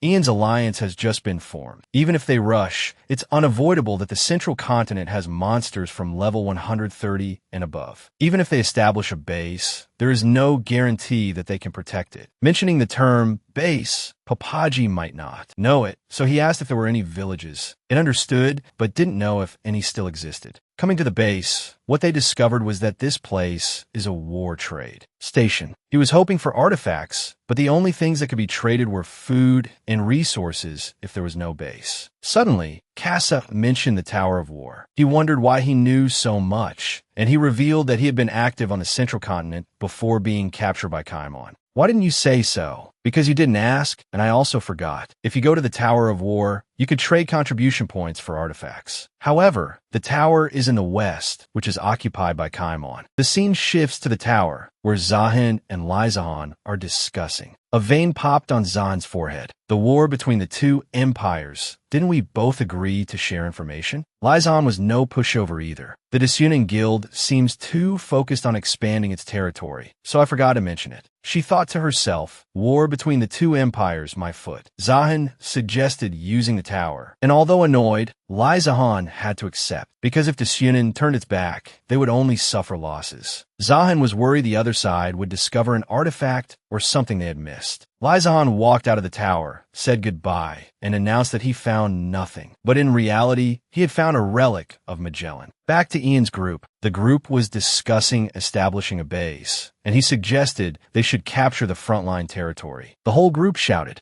He explained that although the risk is high, the competition is low, it wouldn't take a huge amount of effort to occupy the base. Lusopal is on our side, so we only need to worry about Kaimon. Zohihin worried that if Kaimon attacked continuously, they would run out of resources and food, and they would also have to withstand attacks from the top two guilds. Ian smiled. He already had a plan for this problem. There's a large fortress in the middle of the desert. The time left to occupy the base is about 4.5 hours. Zohihin laughed happily. Thanks to the blade master at Durzum, the construction is quite fast. Firen also didn't hesitate to praise. That's right, Ian's efforts are paying off. We are not sure if building a military base on the front line is the right decision or not. Ian confidently puffed out his chest. It's okay, Firen, just believe in me. Since my comrades have arrived, I'll go out to welcome them. Seeing him coming to greet them, Cabuli waved excitedly, brother, over here. Bolin also followed suit and greeted, long time no see, Lord. He was very happy to see them again. Cabuli, go on, Bolin, Caesia, thank you for coming. Then he remembered something. Caesia, do you have any spare leadership points? The lady replied respectfully, yes, I do. Why do you ask, my lord? He had no intention of hiding it. I got a new familiar, but I'm short on leadership points. Can you take care of Dangda for a while? Caesia respectfully obeyed. Of course, it would be my honor. At this moment, many future plans had already formed in his head. Thanks to the dragon taming feather, I really don't need to earn more leadership points. But I don't have enough leadership points to summon all my spirit beasts. Since Papaji is a heavyweight fighter, even if I summon Dangda, it won't have anything to do.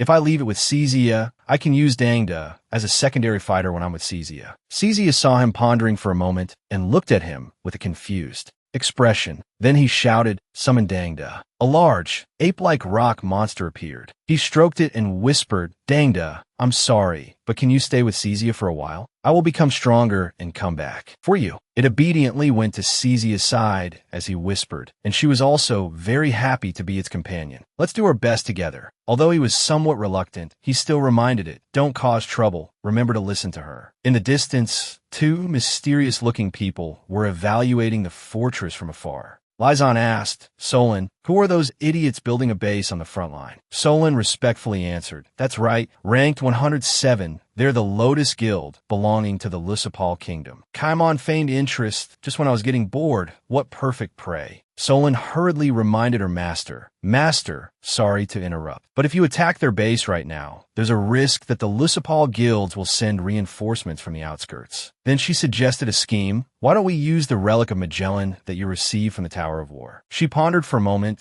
then reluctantly agreed. All right, since you were defeated by some strange guys, the current guild members are all at a low level. If it weren't for that, we could have attacked them immediately. Then she raised a red emblem and smiled slyly. It's all the same anyway. We should test the Relic of Magellan to check the strength of these desert warriors. The Relic of Magellan is an item you can only get after being recognized by the desert warriors on the central continent. The person who receives this relic will be protected by the desert warriors, and all NPCs on the central continent will become allies with the holder of the relic as well as their nation, and it gives you the ability to command the desert. Warriors. At this moment, she turned back and ordered someone, wipe them out, Gathosan. A mummy warrior had appeared behind her at some point, startling Solon. Solon looked at him, drawing 2 knives from his body in horror. When did he get here? That guy is very strong. Inside the fortress, the bells were ringing loudly. The patrol soldiers saw the desert warriors approaching, dust flying everywhere, and shouted, It's the desert warriors. All troops prepare for battle. The desert warriors seemed fearless, their red eyes glowing as they charged towards the fortress. Kassa and Ian's group stood on the fortress wall observing. Ian asked Kassa, aren't the desert warriors neutral? He explained without hesitation, it's the Relic of Magellan, an item that allows you to command the desert warriors.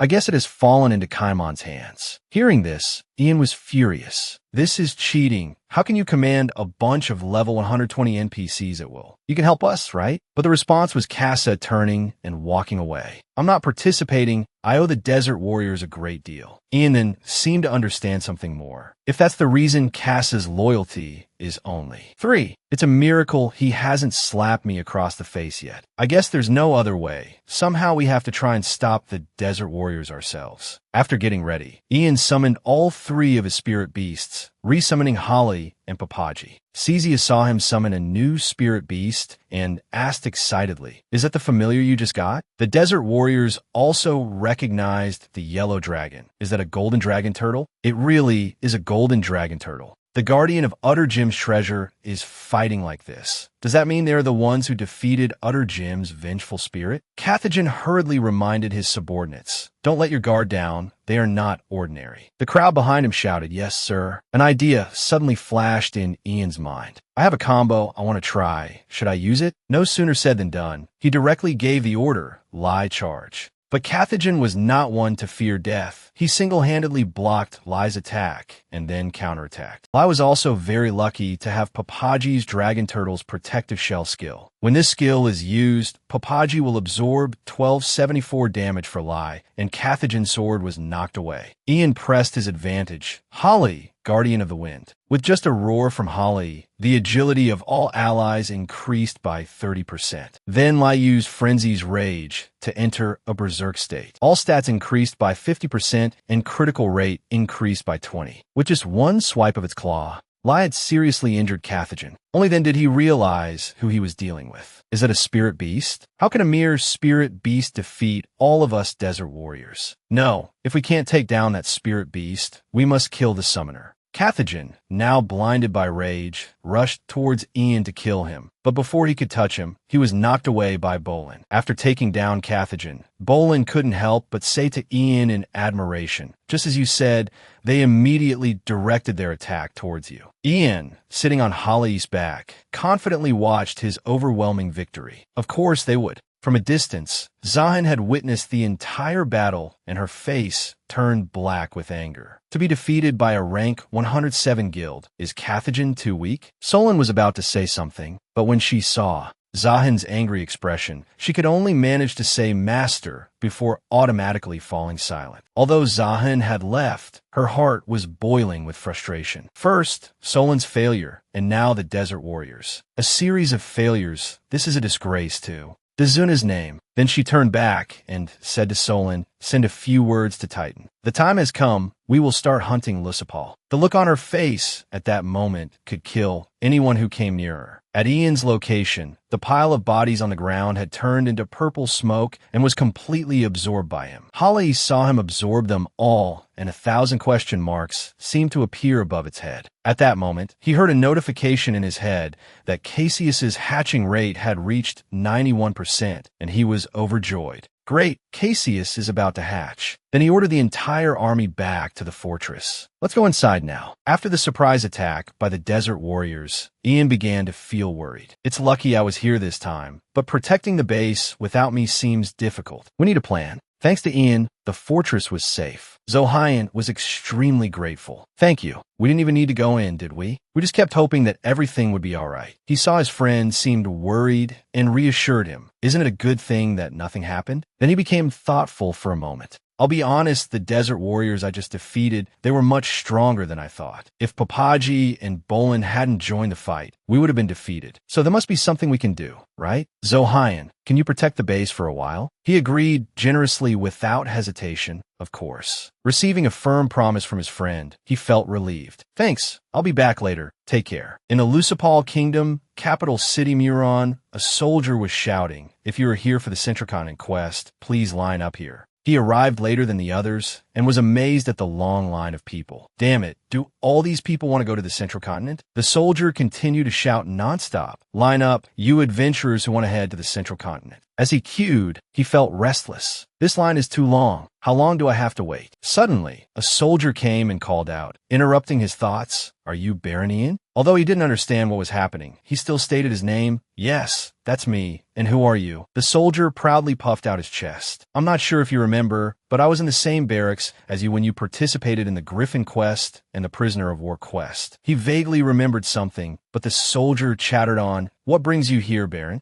He answered honestly, "I just want to go to the Central Continent." But as you can see this line, the soldier laughed and patted his chest, assuring him, leave it to me. I'll take you to Captain Helam right away." Hearing that, he was overjoyed. "Really, thank you." At that moment, two people were talking animatedly in the distance. The one in the mysterious-looking cloak asked curiously, "Who is that guy?" The royal guards recognized him and gave him special treatment. The muscular guy also guessed, "I guess even in a game, who you know is still pretty important, huh?" The mysterious guy suddenly remembered, "Is that him? From those Rank 1 announcement videos." The muscular guy immediately understood his friend. "You mean that summoner? I think his nickname is Ian or something, right? So that guy is a famous summoner." The mysterious guy shook his head. "I don't think so, but I'm sure his level must be around 130 or so." Suddenly a voice cut into their debate. "No, Ian must be over 130. Both of them said in unison. "Who are you, and how do you know?" The girl slowly took off her hood. "Because I am the genuine #1 summoner, Loren." The eyes of the two guys lit up when they saw Loren introduce herself. "The summoner idol, Loren." Loren continued confidently, "Summoners can be judged by the spirit beasts they summon. People may not know this. Ever since Ian set his stats to private, he has been the strongest summoner here, but he just doesn't want to show it." Ian had now arrived at Helam's room. He was very happy to see him again. "Ian, why are you here?" He didn't hesitate and got straight to the point. "Sir Helam, I want to fight on the front lines of the Central Continent." Firen saw Hyun looking pensive and came over to ask, "What are you thinking about?" Hyun looked sorrowful. "No matter how hard I try, I can't understand Jin Sung." Firen patted Hyun's shoulder comfortingly. "Don't worry, everything will be fine. It's Ian, after all." And as time passed, the war between the Dragon King and the Empire raged on without end. In these battles, the Empire's victory was firmly established as the kingdom was repeatedly defeated. So Ian returned to the base to further strengthen his forces in preparation for the next battles. The goals that Ian had set were all accomplished based on the outstanding achievements he had contributed. Ian was put in charge of forming a quest to build a fortress with 3 watchtowers and a way station beyond the front line.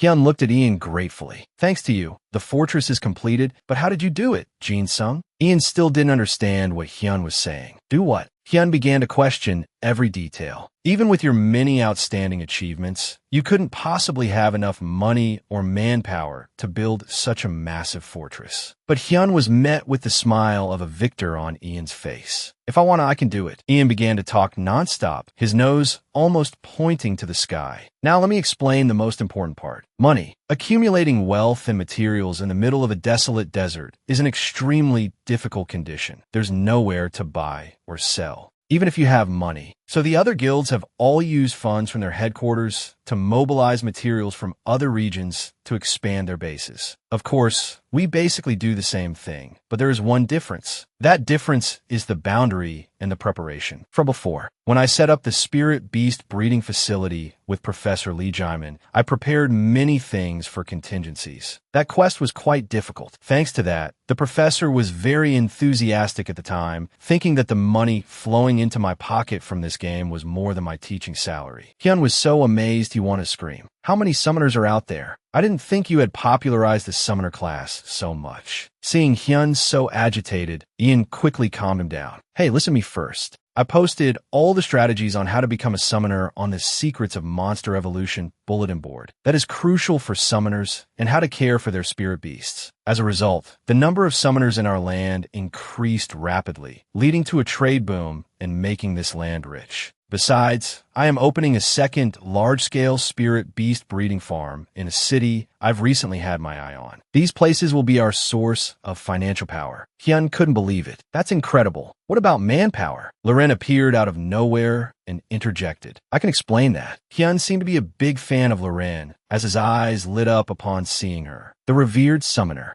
"Loren, what is a noble person like you doing in this shabby place?" Seeing his friend dissing his brother for a girl, Ian retorted, "What? The place I built with my blood, sweat, and tears is a shabby place?" Loren puffed out her chest and explained. "In short, the labor will be provided by us Golden Summoners." Hyun wondered, Golden Summoners? The Golden Summoners are a group of approximately 20 summoners who are extremely talented and highly ranked. A dream team for any summoner, but in reality, they're a secret group of followers of their unofficial rival, Ian. Speaking of her idol, Loren became super enthusiastic. The Ian class began to actively help ever since Sir Ian, who never reveals this publicly, shared a post on a niche board. It's a touching story about why we are helping. Hyun got goosebumps listening to Loren. Loren, the idol of all, is the founding member of this amazing organization. Ian also had to say to Hyun in awe, I was quite shocked at first too. Finally, Hyun regained his composure. Was it okay for you to help him for free? She immediately denied it. Oh my, what are you saying? For free? Of course, we will receive a proper reward.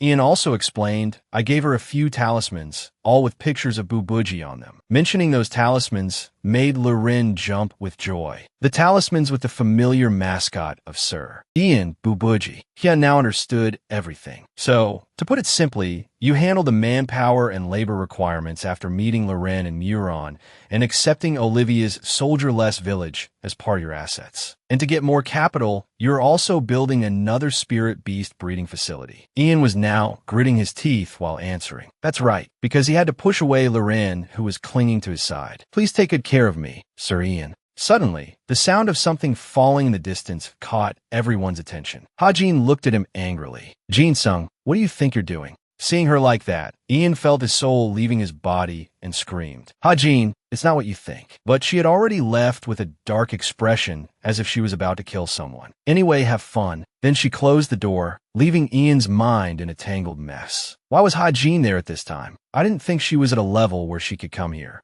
But when he saw Hyun scratching his head and saying, she said she felt bored at the northern estate and wanted to come here. Did I forget to mention it? Then he understood everything. He was so angry he felt like he was about to catch fire. You guys, at the Daxina Guild base, Zahan said mockingly, it looks like it will snow on the central continent tomorrow. You guys intend to strike Lucia first. I thought you weren't interested in the Lucia kingdom. As Zahan listened to her, her anger grew. I can't even reveal our defeat to them. If they find out, they will definitely try to surpass our faction's ranking to take the top spot. Zahan continued to speak nonstop. It's fine. If we attack them from the front together, we won't need any strategy. Zahan immediately disagreed. No, let's do it this way. Our guild will attack from the front. Titan should take a detour and deal with the Aquilan and Spinna mobs. Zahan also did not approve of Zahan's strategy. Is there any special reason? There will surely be great losses if Daxina acts from the front without us. Aren't you afraid of Aquilan and Spender?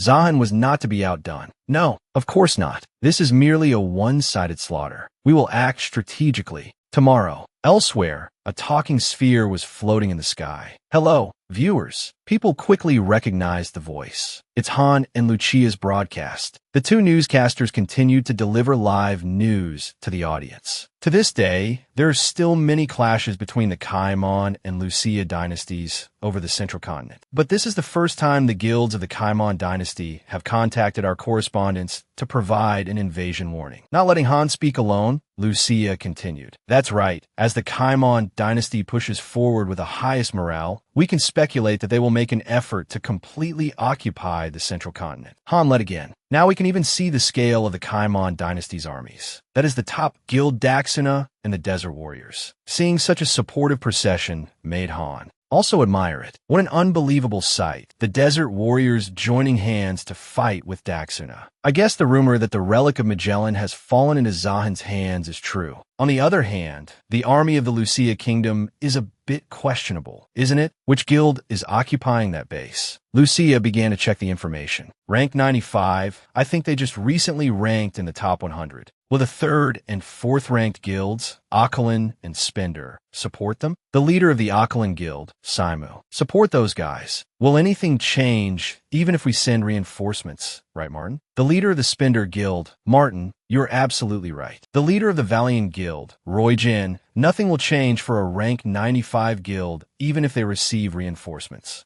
Hyun was extremely tense at this moment. Are you sure we can stop them? Do you think any guild will send reinforcements? Ian still answered bluntly. No, there will be no reinforcements from other guilds. But don't worry too much. We have them too. At this moment, Zahan handed Solon a short sword. Hold it. Solon was bewildered. This sword is? Zahan explained. This is a summoner's enchanted sword. Use it to attack the back gate. Solon did not dare to delay. Yes, I obey. Zahan returned to command the legion. All right, all soldiers, trample these bastards. Hyun was in turmoil at this moment. It's starting. We're going to lose. The opponent is Daxina. It will be a tough fight. Ian casually patted his shoulder and said, "Enjoy it. It's just a game after all." Hearing his friend say that, he felt his courage renewed. All right, all soldiers, prepare for battle. Activate the defense tower. Immediately, the cannons on the wall fired continuously towards the Daxina crowd. Jahan, on his horse, watched them without saying a word. The people below were fighting fiercely. They fought with all their might like moths to a flame.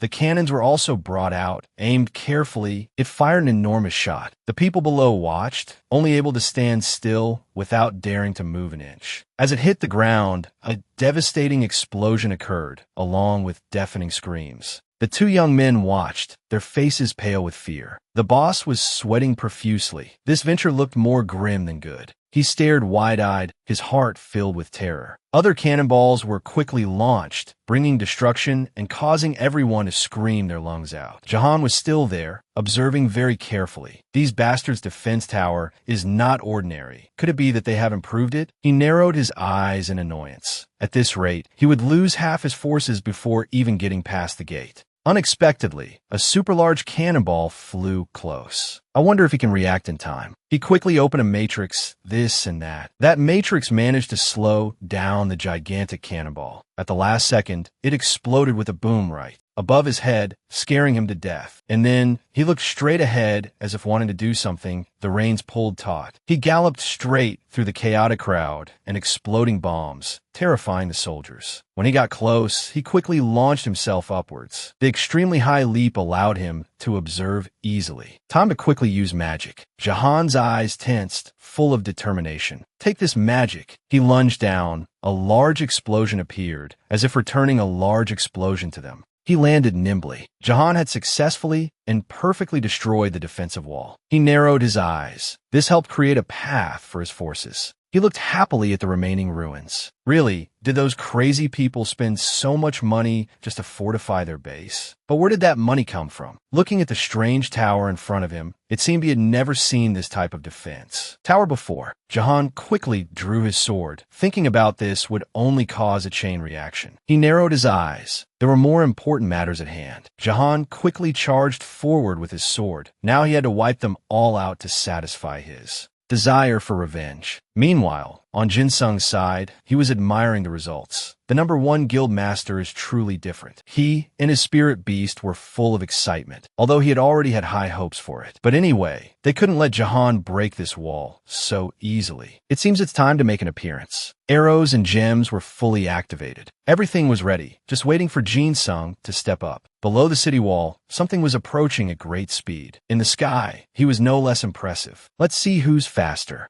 The entire citadel was now engulfed in a sea of fire. However, its majestic appearance was still clearly visible. He watched with great excitement. The battle had been going on for a while. Below were ashes, scattered weapons, and bodies lying everywhere with no room to walk. Looking at it now, it was no different from a mass grave. Both sides had suffered heavy losses. Some were so exhausted they slept right by the wall, while others lay stretched out on the ground. Human bodies and stone bodies lay scattered about. The aftermath of this battle was truly terrifying. At this moment, at the back gate of the Lotus base, a group of soldiers had fully assembled there. The leader was Solon. He said he would send a signal from inside, but hasn't it been too long? And also, what about that weird guy? He took out his binoculars. Fakan and Gatchahuni were already waiting. They were with the freak he had faced before. What if he's part of the Lotus Guild? Fakan looked bored. They had to protect the back gate. Suddenly, the gate opened, making him extremely scared. He looked with intense focus. There was still a small chance to win, and that was with the Master's sword in his hand. Inside the gate, the silence was incredibly frightening.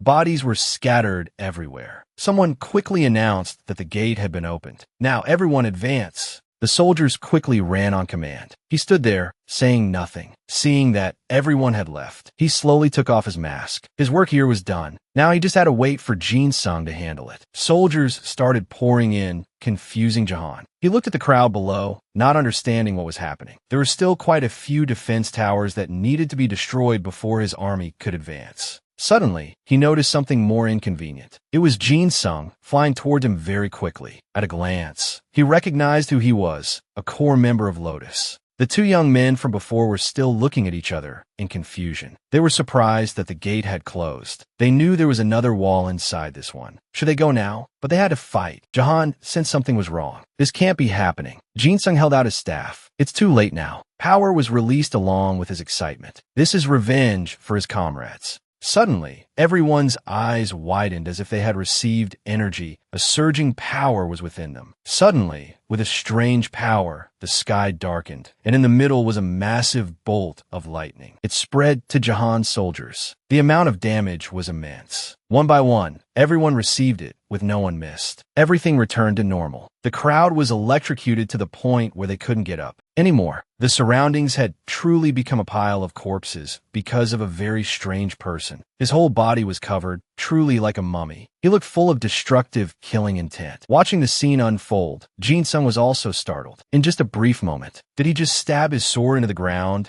to minimize the damage taken by letting the current run through his entire body? What a formidable will. The bodies of formidable people were scattered pitifully, but fighting him in this state would be too difficult. He suddenly smiled smugly. This is all that's left. An armored knight heroically charged towards the fearsome person. He's not a child. He sensed everything as soon as the knight got close. With a decisive move, he easily parried the attack. He landed on the ground. Can't land a hit? Looking at him made the knight a little scared, but his bravado remained. Did he come here just to be defeated again? He, with his bloodshot red eyes, said, "That sounds cool. Let's see if you can still say that in a little while." He channeled his internal energy destructively, his power surging. He wouldn't be defeated like last time. He charged forward like a god, startling the knight. The tip of his sword was already close. It was too late. And just like that, Saizo spurted out violently. Going back a bit, at the back gate of the Lotus Guild headquarters, right when the lightning current occurred, Solon was still observing intently. The strong current made it impossible for him to see, so he had to cover his face with his cloak. He peeked out. If I'm not mistaken, the right time has come. All troops, prepare to attack. That thing, it's a master signal. Everyone advance. They will quickly break through from the back gate. He drew his sword decisively, leading the massive army with the sword bestowed by his master.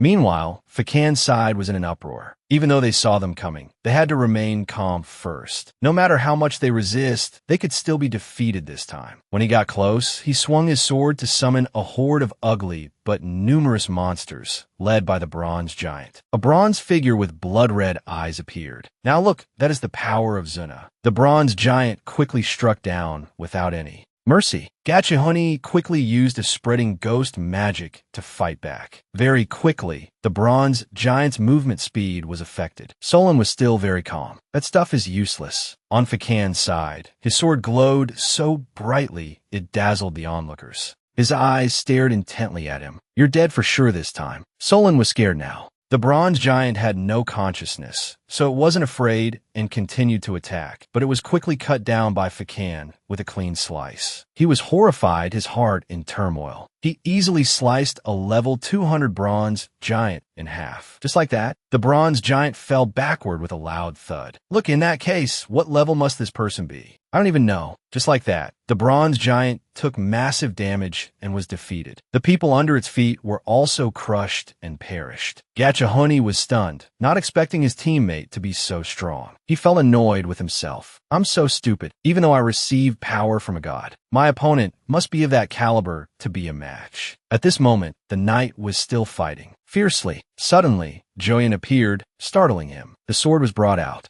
A very decisive and swift slash. Just like that, the enemy was easily struck. But looking again, that damage wasn't enough. At this moment, his face turned pale with fear. I waited so long to find another chance. The sword emitted a destructive light. It was launched forward at lightning speed. The mummy was completely startled. Am I going to die like this? The knight lunged forward so powerfully that even Joyen didn't expect it, let alone Kato-san. He smiled smugly. At this moment, Jaha was so angry his veins bulged. A formidable stream of power appeared, full of hatred. He stared at them. These damn bastards. He shouted to use his ultimate mage skill, startling Jin Sung. He used phantom illusion, causing the heavens and earth to shake. Even the birds and people were startled. At this moment, Finn was defeated. How terrifying to die in just one blow like that. This caused Jin Sung to tumble down. And very quickly, Papaji was summoned. It quickly caught him after his high fall. He landed safely and thanked Papaji very much. Right now, he had to summon both Lai and Papuji to face Jaha together. He glanced over without saying anything. He stood against the light, creating a gloomy aura. Summoning so many, huh? But it's useless. Jin-sung was a little scared. What should I do now? The situation doesn't look very promising. He was scared now. It only took one move for him to defeat Finn. It seems I can't use the aerial attack strategy with magic orbs and arrows anymore. Using it would mean an early demise. He thought of Rake, but its defense is even weaker than Finn's. The same thing would just happen again. He quickly swung his staff to prepare a skill. Blessing of the Wind, Blessing of the Warrior, abilities have been enhanced. Protection of the Turtle Dragon, Fennis Wrath. Lai's power has been enhanced, and it's taking the damage instead. So strong. Jin-sung was extremely pleased. Great, if Lai is in a state fully supported by so many effects like this, then it's worth a try. Absolutely fantastic. Jaha stood there, pondering for a long time. He had to make a move too. Blessing of the Sorcerer. Power once again began to spread fiercely. The sword also glowed with light. His mask looked terrifying. Within him, destructive power was spreading throughout his body, full of hatred. His power increased significantly. Joyen watched in fear, and Hung was also completely startled, not knowing how things would turn out. Jin-sung let out a terrifying laugh. He looked up at the dark sky. It seems I have to take back my worth-a-try statement from earlier. Hung and Lucia were horrified. Lucia was extremely scared. This change in Jaha's form is so terrifying. Hung completely agreed. He guessed this was the first time she had seen this, and surely some of the audience wouldn't know either, so he would explain. Everyone should understand, player Jaha's class is a hybrid class called Sorcerer, which allows her to use magic and a swordsman to use sword techniques. But as of now, which one he is more proficient in has not been revealed. Everyone assumed the top swordsman was Sajin and the top mage was Jemmy. And the reason his appearance changed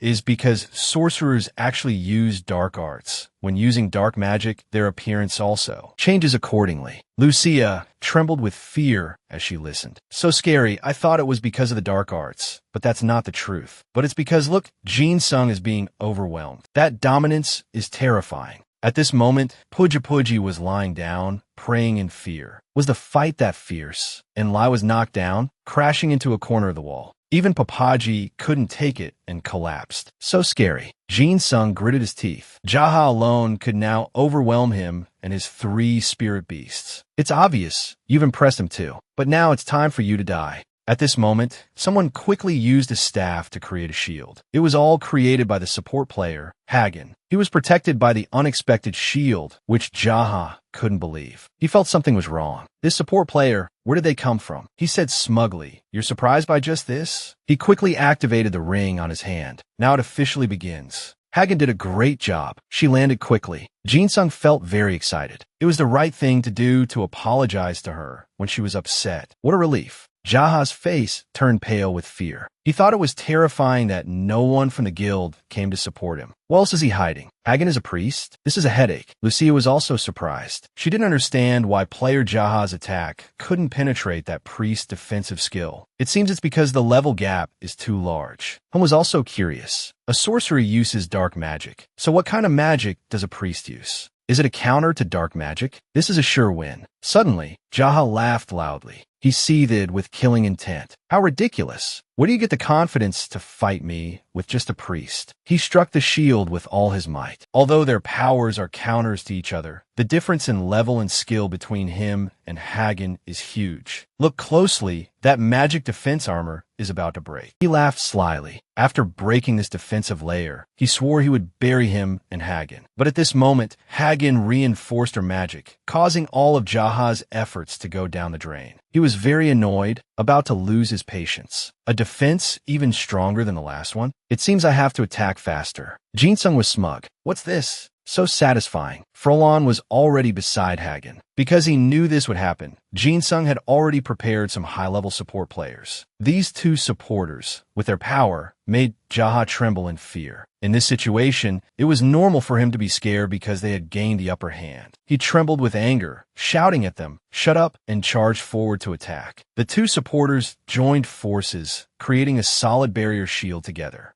Jinsung was very calm. Time for a space switch. This time, it's Puji's turn. It stood before Jaha and channeled its power. It let out a ferocious roar. Immediately, its shell grew to an enormous size. Although Jaha knew the turtle shell was very sturdy, he still tried to attack. But a cloud of smoke made them disappear. "They run fast, huh?" He looked at Puji in surprise. An attack like that only dealt 3 damage? Taking advantage of his distraction, Jinsung told it to spray water. Hearing the command, it quickly accumulated water in its large belly. It quickly sprayed out a massive jet of water that Jaha couldn't withstand. The force of the water was so strong, he couldn't see anything. It was Hagen and Frolin's turn. Holy Law of Origin. The staff in Jinsung's hand also began to activate. He quickly summoned Zatsi and aimed. His bow. The arrow was fired, carrying destructive power. Zatsi quickly charged forward, following the arrow. An arrow and a bow flew at great speed. Jaha had to just open his eyes after the water attack when he was startled. By the time he realized the situation, it was too late. The arrow pierced straight through him, causing him to take a huge amount of damage and become paralyzed. Not only that, he was also hit with a slowing effect. Hung and Lucia were overjoyed. Jaha was hit. Yes. Will Jinsung succeed in turning the tables? Everything stopped. The surroundings were a mess around Jaha. He was still talking tough. "Just one hit, and you think you can defeat me?" Well, of course.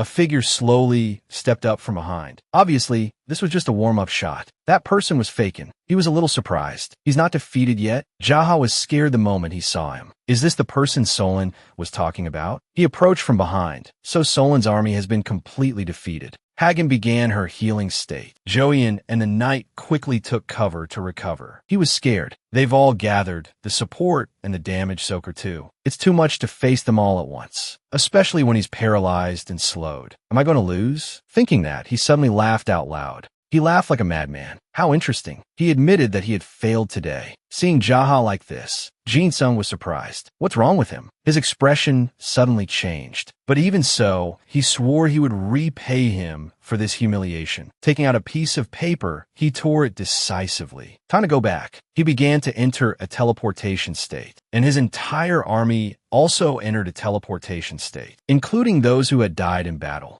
And then they all quickly disappeared. Jinsung was surprised. They're retreating just like that? He's really rich. Using a Buji scroll costs 600,000 yen. He sat down in relief, joy evident on his face. Anyway, everything ended well. He stood high above, looking down and laughing loudly. Really, I can't believe it's Lotus. They successfully defended themselves against the #1 guild, Daxuna. It's truly a complete miracle. But perhaps because he was too excited, he sprayed all his best commentary into Lucia's face. She kept wiping her face while he kept talking. Oh no, this case can no longer be considered an ordinary miracle. Everything was a success, thanks to the #1 summoner belonging to the Lotus Guild, player Ian, and his rare strategy. Ian was still dazed when he was mentioned, then he thought again. Well, it was his strategy, although it was just enough for him to survive. A win is a win. But suddenly Ian came to his senses. He shouldn't let his guard down like this. The reason Daxuna could maintain its position as the top guild was because of Lijihan's fanatical obsession with victory. Puji walked over from distance. When he saw it, his face seemed to sober up. "You were really scared just now, weren't you? Good job. Thanks to you, I survived." He remembered when Ian told it to switch spaces, which made it fume. Puji walked over and gave him a loving slap on the cheek. Then it sulkily walked away, leaving Ian sitting there and crying his eyes out. Ian sobbed, wondering when it would grow up, evolve, and get stronger. Suddenly, someone called Ian's name, making him peek open his eyes. "Master, how much do you know about Paji?" Ian didn't answer right away, but asked Paji if it was okay, then answered the turtle dragon.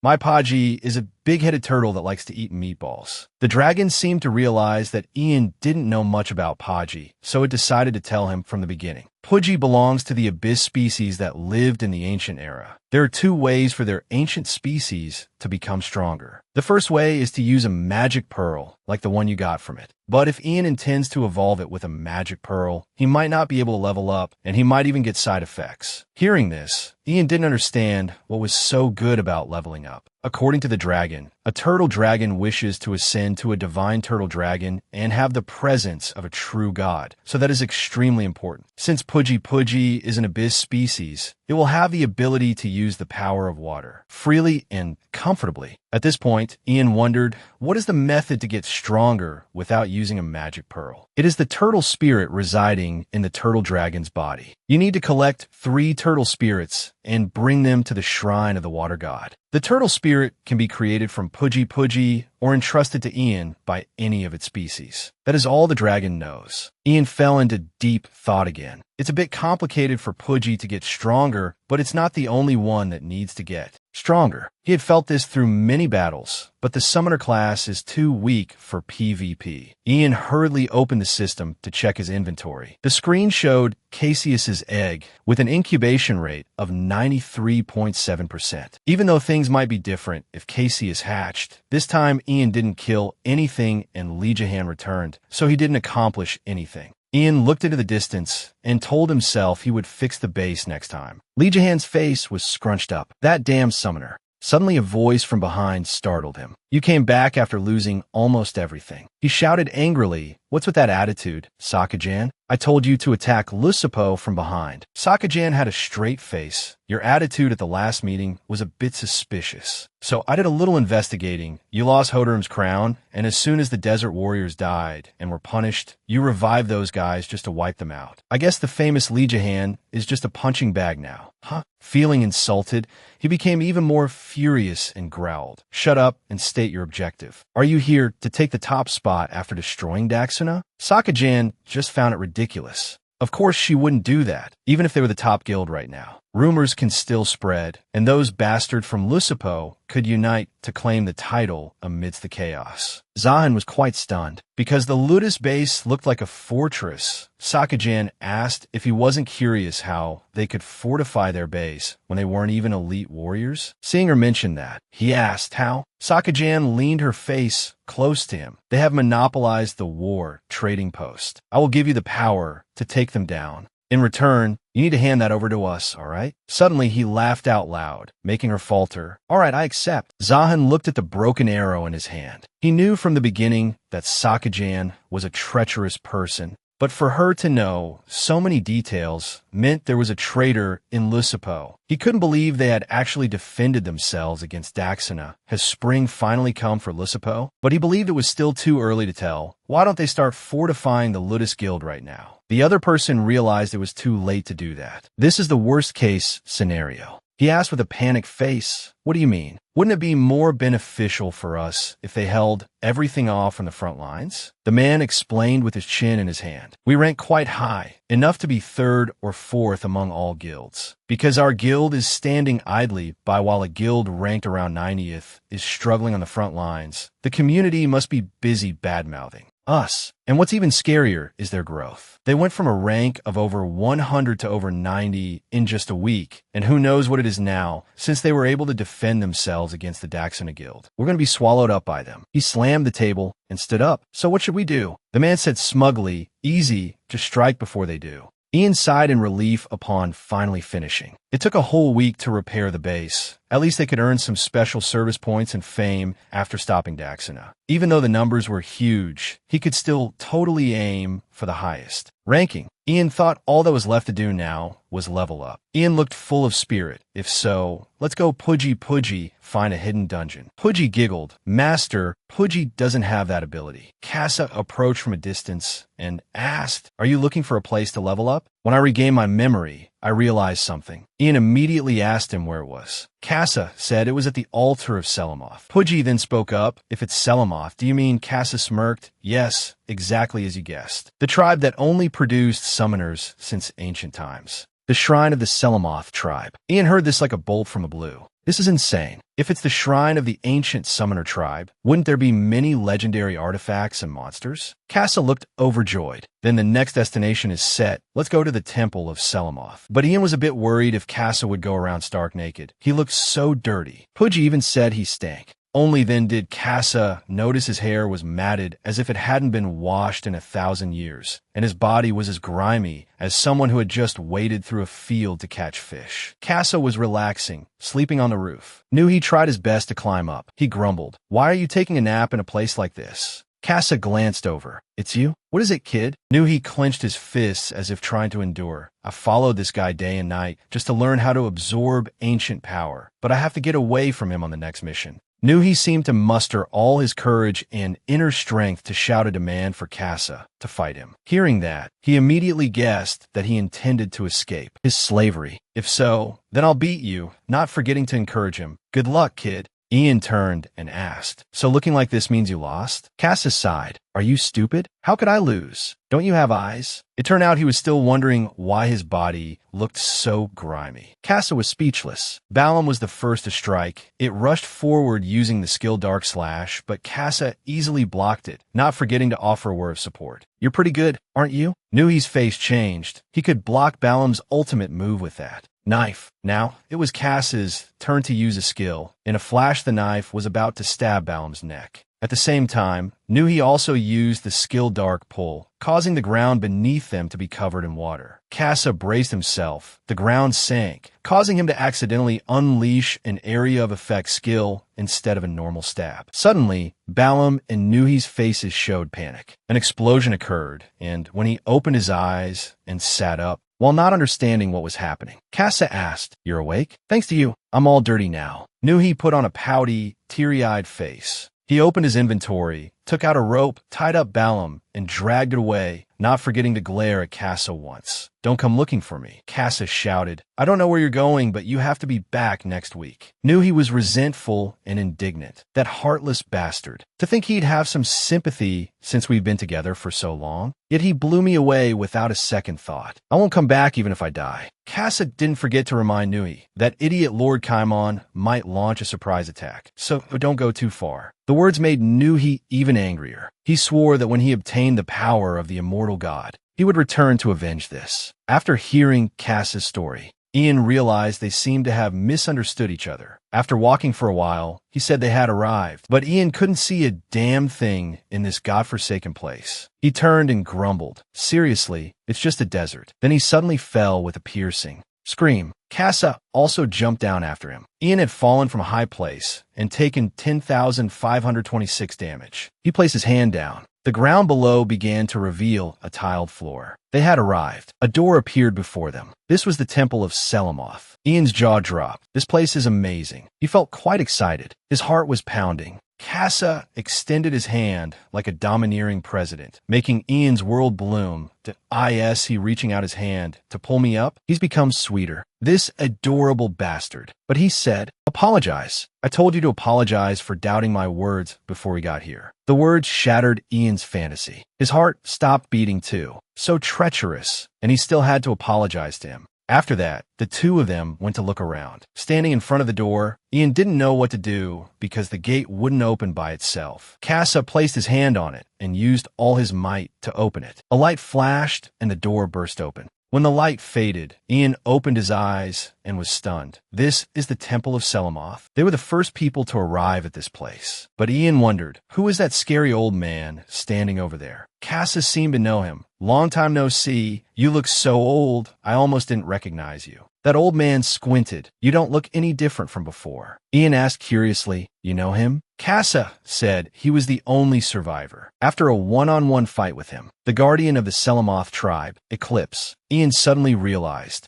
if he fought Casa and survived, doesn't that mean he's also extremely strong? Eclipse didn't forget to ask who Ian was. Casa again took a tamer as a disciple.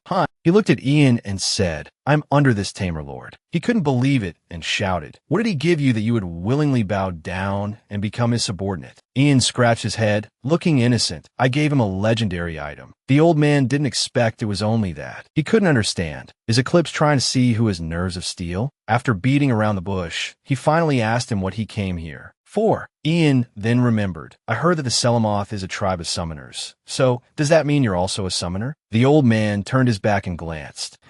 I a summoner? Suddenly a strong wind blew. That's right, I am Eclipse, a summoner and brave warrior of the Selamoth tribe. The strong gust of wind almost blew Pudgy away. Ian still didn't understand what a summoner and brave warrior meant. Is he a dual class? At this moment, Casa spoke up. Enough joking. We came to overcome the trials of Selamoth. Seeing this, he approached Ian and smacked his lips at him. The kid looks up to standard. He can probably pass all the trials. Ian asked him what would happen if he passed a trial. To enter a trial, you must show your skill. Eclipse changed his attitude. What do you think, Tamer? Do you think you can pass the trial? Ian affirmed with certainty. Of course. Another portal opened. Casa was the first to jump in. Ian didn't expect there to be a secret passage in a place like this. When he stepped in, the system announced this was the first stage of the Selamoth trials. Pudgy suddenly disappeared while Ian was still confused. Then Eclipse laughed loudly. What do you think? The trials of Selamoth only recognize you as a true warrior if you pass the trial without your familiars and equipment. Hearing that, Ian froze. A true warrior, my ass. How is a summoner supposed to fight without summoning beasts?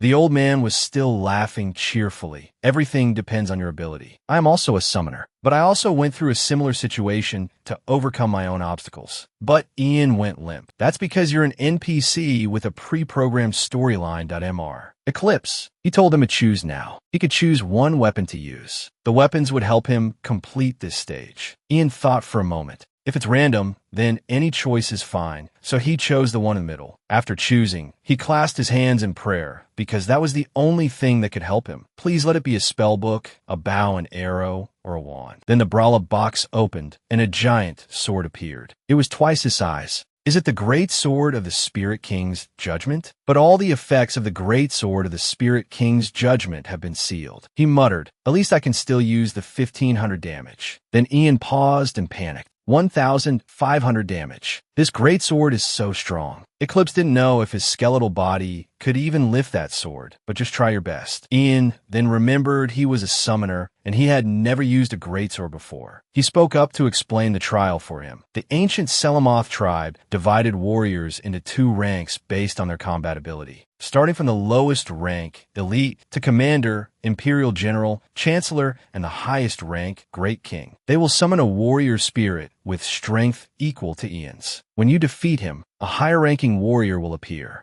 Ian then asked, equal strength, does that mean you only judge physical strength? Then he laughed loudly, looking very confident. All right, it won't be long before the king-rank warrior has to enter the battle. Eclipse liked his confidence. Now let's begin. A magic circle appeared. An elite rank warrior appeared. Ian looked at his opponent with a determined gaze. Then the two of them charged forward. There's a saying about striking first to gain the upper hand. Ian landed a single blow and the guy spat out blood from his mouth. The trial of the Selamoth tribe officially began. The scar-faced old man laughed with delight, cackling. That kid, he's very good. Ian exhaled wearily. Luckily, that method worked. I knew the strategy of striking first would be a successful trump card. But this was a strategy that was only possible thanks to my high agility stat and the weapon's powerful attack. If that bastard had been able to block my attack, I would have definitely taken a hit from the greatsword. You have completely overwhelmed the Selamoth tribe warrior. The class will be adjusted to suit your abilities. We will proceed to the match with a priest-class Selamoth warrior. The old man was very satisfied and amused. Magnificent. All right, choose another item, summoner. Ian looked over everything, expressing interest. This time I really get to choose instead of a random choice. The choices for me are a dagger, spear, staff, bow, and arrow. Such variety. Using a bow and arrow would be quite convenient. But I wonder if I can take down a priest with a bare gauntlet. But if I use that gauntlet and can't use it to fight other classes later, it would be quite risky. He had some questions, so he asked him directly, when I move to the next round, will that weapon disappear, and will I get to choose a new weapon from these again? He smiled slyly and offered his condolences. No kid, that depends entirely on me. Ian tilted his head foolishly. Is this old man senile? Meaning, according to this old man, even if I win with a different weapon, I won't know if I'll get to choose a weapon in the next round or not, so the answer is already decided. In the end, Ian decided to choose the longbow of the Spirit King's judgment. He would choose the weapon he was most confident with. Classification: Legendary Grade Longbow. Equipment restriction: Selamet Tribe Warrior, Great King Class. Inherent power: Magic Arrow. You can shoot magic arrows even without any arrows. Judgment Storm has been sealed. There is a 10% chance to summon a Judgment Storm on attack. Judgment Storm is governed by the Soul Mana stat, and all enemies damaged by it will take 1% damage based on their remaining health. This item is owned solely by the user Ian. This is a temporarily provided quest item. All options have been sealed. Holding it, he could only wish he could get this as a quest reward. He wanted it so much he was drooling. Now, then, Ian has chosen his weapon. Let's begin. A priest class Selamet Tribe Warrior has been summoned. Before attacking, Ian still spoke politely first. Sorry for doing this while you're still being summoned, but I'm going to attack first. Its two eyes suddenly lit up as if awakened and dodged his attack. However, it still got a slash across its face. That is the priest class Selamet Tribe Warrior. It seems that strategy is no longer usable from this round on. Both sides use bows to fight, but perhaps Ian's side still had a slight edge. The force of the two bow shots colliding was very strong. Casa and the scar-faced old man calmly stood with their arms crossed, observing and laughing loudly. Your master is quite good, isn't he? Casa coldly got straight to the point. Never mind that. What's the purpose? There were no witnesses in the previous round.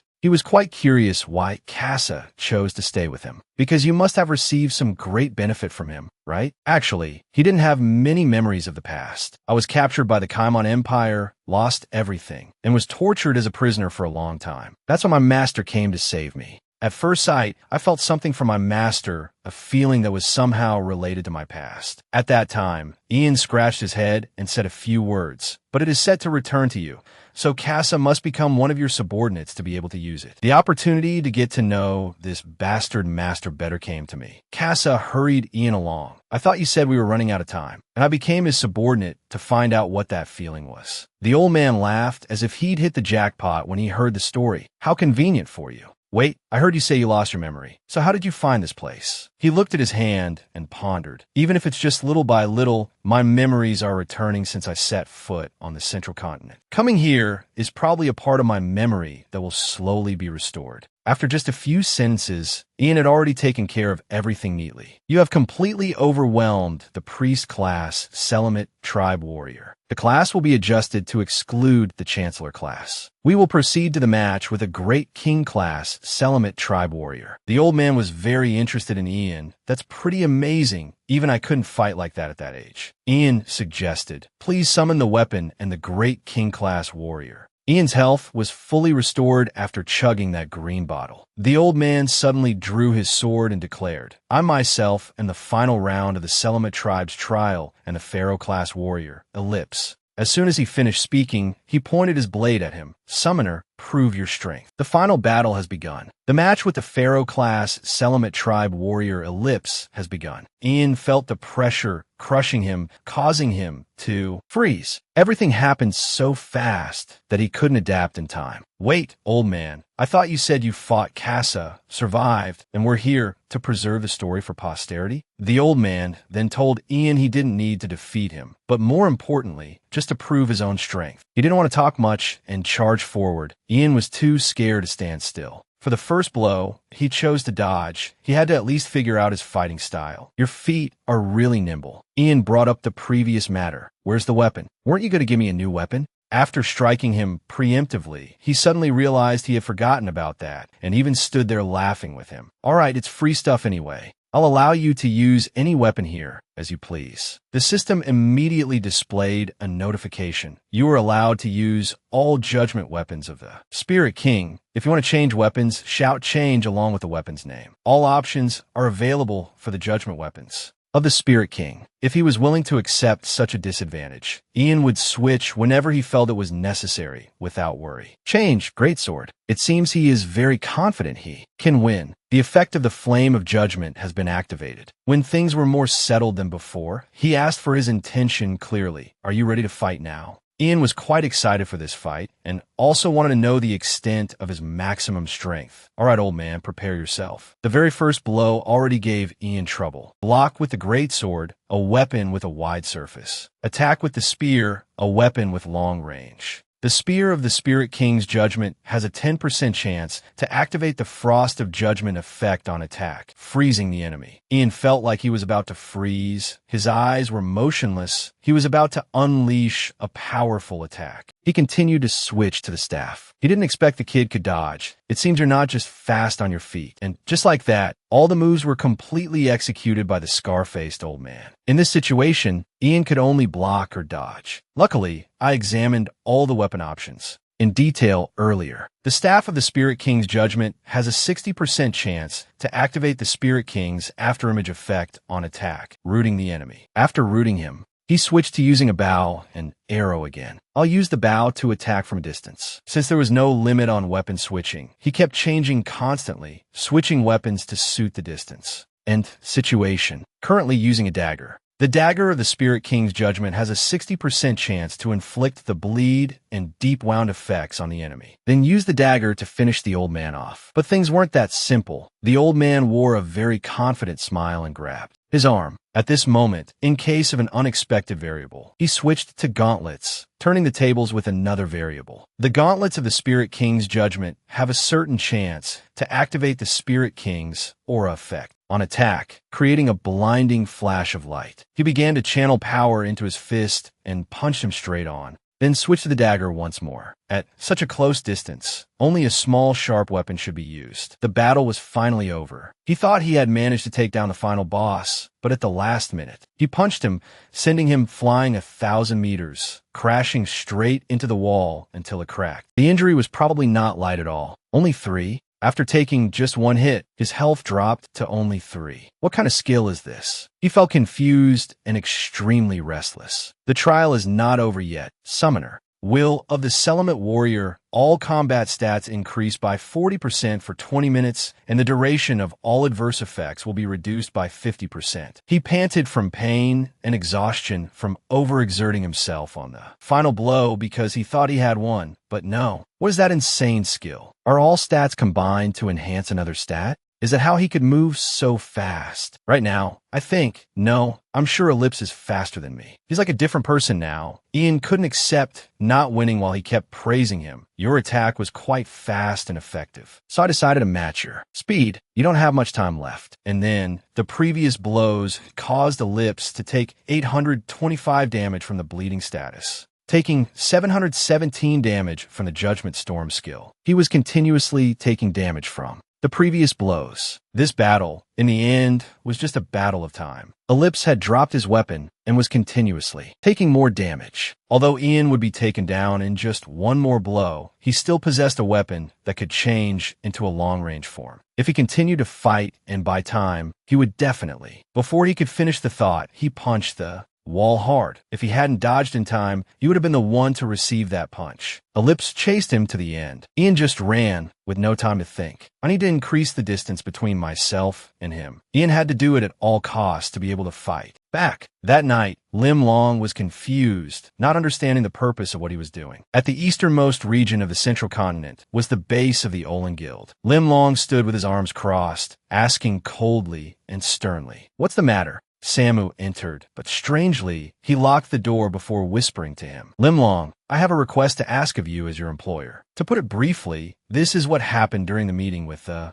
Lusabol Guild. At that time, they were discussing very fiercely. I can't listen to this nonsense anymore. Attack them? Why should we do that when we are on the same side? To be honest, we secretly sold information about Lusabol to the Titan Guild. And not long ago, when we learned that the Lotus Guild had exclusively acquired the transit base, we sold that information to the Titan Guild for a pretty good price. They informed us that they would form an alliance with the Dark Ruka Guild, the guild that failed in the fortress attack, and they just made us an offer for a big deal. The reward is 50 million won in cash. Samu heard it like a bolt from the blue. What kind of deal is this? The item in the exchange is the complete blueprint of the Lotus Guild's base. They want details down to the number of towers inside. But our guild is full of mages. Obtaining that information is too difficult for us to do alone. So what does everyone think? Both Joe Chun and Samu were sweating profusely. The fall of Lucibol is inevitable. If things have come to this, why don't we take the opportunity to get rich before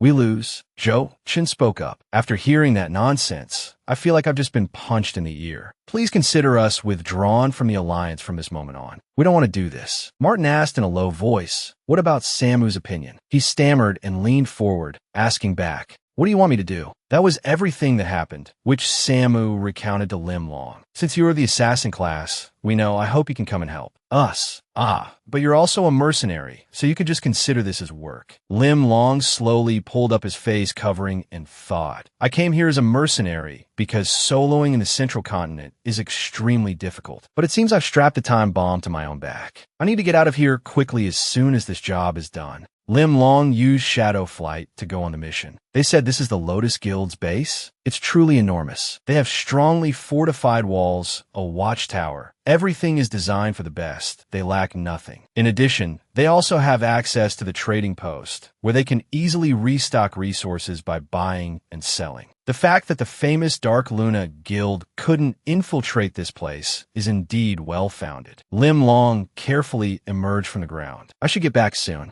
Suddenly, someone appeared and attacked him without any opening, making him angry. Which madman is this? It turned out to be Ian. He even admitted that he himself was a bit crazy. Kaza was also there. Ian furiously asked Lim Long, and what kind of bastard are you? Lim Long just glanced at him, not wanting to speak and argue. Seeing this, Ian thought he was being cowardly and didn't dare to say a word. Are you using your right to remain silent? You know something, huh? Hey Kaza, why are we facing this suspicious guy right after that trial? Is this a sign from the gods to test my new weapon? As soon as Ian finished asking, he slammed the weapon straight into the ground, wanting to shake the world, but still failed to prevent the opponent from using the Spirit King's shadow. At this moment, Ellipse was attacking him at lightning speed. Ian, at this point, was completely helpless, resigned to closing his eyes in fear, a small tear even welling up in the corner of his eye. As the attack drew closer, he thought he would swing a fist straight into his face, but no. He slowed down and used a finger to gently tap his forehead. Just that was enough to make him fall down in fear. And so the trial is over, my summoner friend. Well done. Although you didn't win this fight,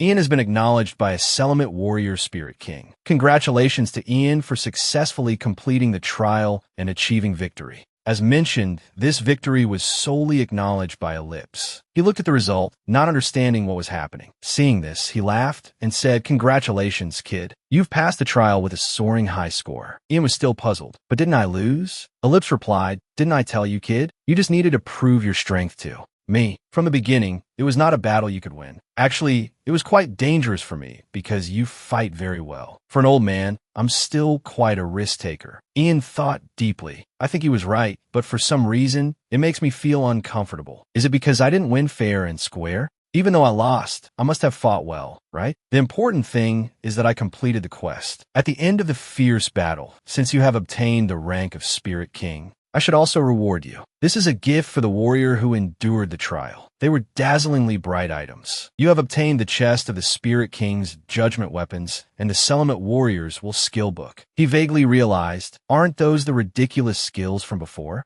Item information, Selamite warriors will. Type, legendary active skill. Usage limit, level 38 or higher. Cooldown, 30 minutes. Availability, all combat stats are increased by 40% for 20 minutes, and all non-combat stats are combined to enhance the desired combat stat. In addition, while Selamite warriors will is in effect, the proficiency of all handheld weapons will increase by 15 levels. As a result, the user will be able to utilize their full combat potential. No other skills can be used while Selamite warriors will is in effect. After reading all the private information of this item, Ian was suddenly startled. What the hell? Looking at the details, it's full of huge risk factors. I mean, it would probably be against the rules if such an amazing skill had no limitations. And the most anticipated thing, please let it be the bow and arrow set I used before. He closed his eyes and then decisively opened it. It was the Spirit King's Judgment Spear. Leadership plus 200, stamina plus 150. The stamina of all summoned spirit beasts increases by 15, and attack power increases by 35%. Type, Legendary Long Spear. Option, all combat stats plus 150. Availability, Divine Response. When a decisive attack is used against an opponent, there is a 20% chance that the availability of one of the summoner's familiars will be activated. Judgment Lightning has a 10% chance to summon the Judgment Lightning skill during an attack. The Judgment Lightning skill can be stronger depending on the soul mana stat, and any opponent standing within a 5-meter radius from where the lightning is summoned will be struck with an additional 50% damage. This item belongs only to the user, Ian. It is a weapon that once belonged to the one chosen by the Spirit King, who once guarded the ancient Salamut tribe. Among all the Spirit King's weapons, it is the rarest and most powerful. Ellipse seemed to enjoy laughing with that interested and delighted tone.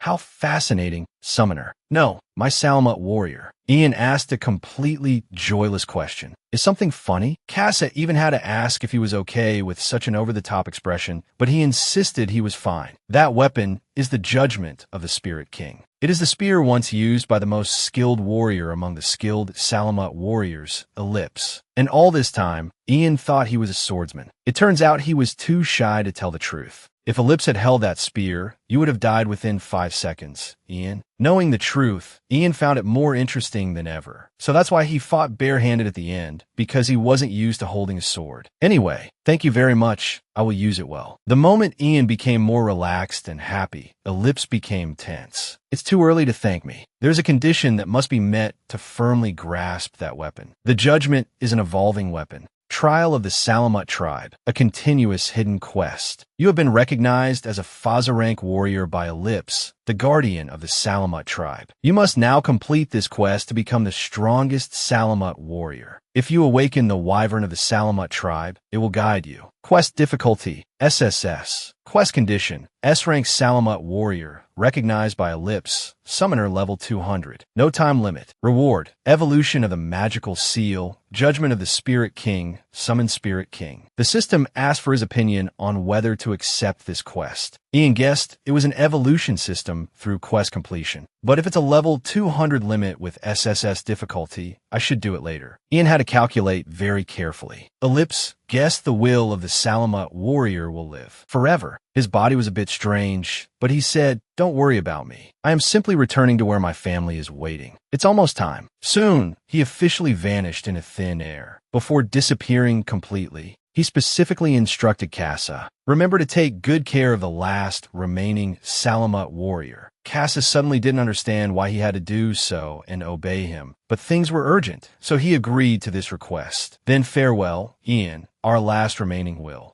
Ian looked up after him. He's gone. We should go back too, right, Casa? Returning to Lim Long's situation, Ian was like a madman, talking with a distorted face that if you don't answer me immediately, you will receive a death sentence. Lim Long calmly picked it up and examined it. Casa saw Ian's current state and felt guilty that I'm sorry, Ellipse. Come to think of it, this guy's a lunatic. If you're going to use it like that, then give it back. While he was busy worrying about nothing, Lim Long had slipped away at some point, just like Ellipse. But did you hear what he said, Casa? That bastard, he just said Olin, the 4th-ranked guild in all of Kalen, the Archer Guild of the Lusabol Kingdom, the Olin Guild, specializing in reconnaissance and intelligence. For such a guild to have brazenly invaded right in front of my base, it feels concerning. I should inform Ayu Hyun to reinforce our guild's defenses. Samu paced back and forth in the room, restless and uneasy. Shortly after, Lim Long returned. You're back. So what about the information on Lotus? Lim Long said he had obtained the intelligence, but in the process, I was discovered by the summoner Ian. Hearing this name, Samu was also alarmed. The core member of the Lotus Guild. So, did you defeat him? Of course not. There was some weirdo next to the summoner. I figured it was best to flee, so I came here.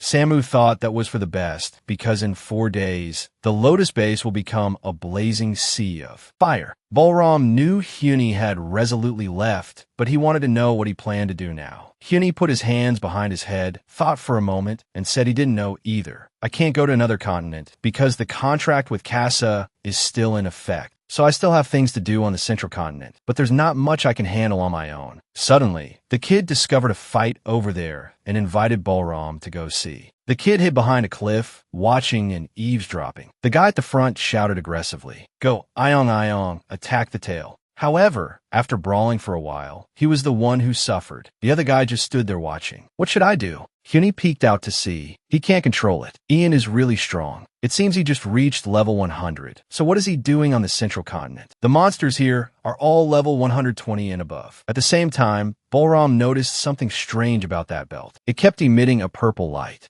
Isn't that the Dark Lord's contract? That's the item we need to obtain the power of the immortal god. The Dark Lord's contract. Hyuni had to save him and find out how he got it. Bolram agreed to help the kid from then on. Seeing the situation was no longer good, he told his Ayong to run. It was so scared it just stood still, holding its head, neither dodging nor fighting back. When a scorpion was about to whip its tail at Ayong, the hero Bolram appeared. It saw that it was still safe and opened its eyes to see. He saw this scene and was moved to tears. Thank you for saving my life. You two are amazing. I've never seen such a strong dark magician. Hyuni's ego swelled a bit from the compliment. Before my darkness, scorpions are just small fry. Praise me. While laughing happily, Hyuni turned serious and asked, Who are you? Why are you hunting monsters here, newbie? That guy is Kanul, a summoner, and this is his familiar, Ayong. Hyuni also introduced himself and said he would become the Dark Lord. This is the tin can of darkness named Bolram. The kid didn't beat around the bush and got straight to the point. Where did you get that belt?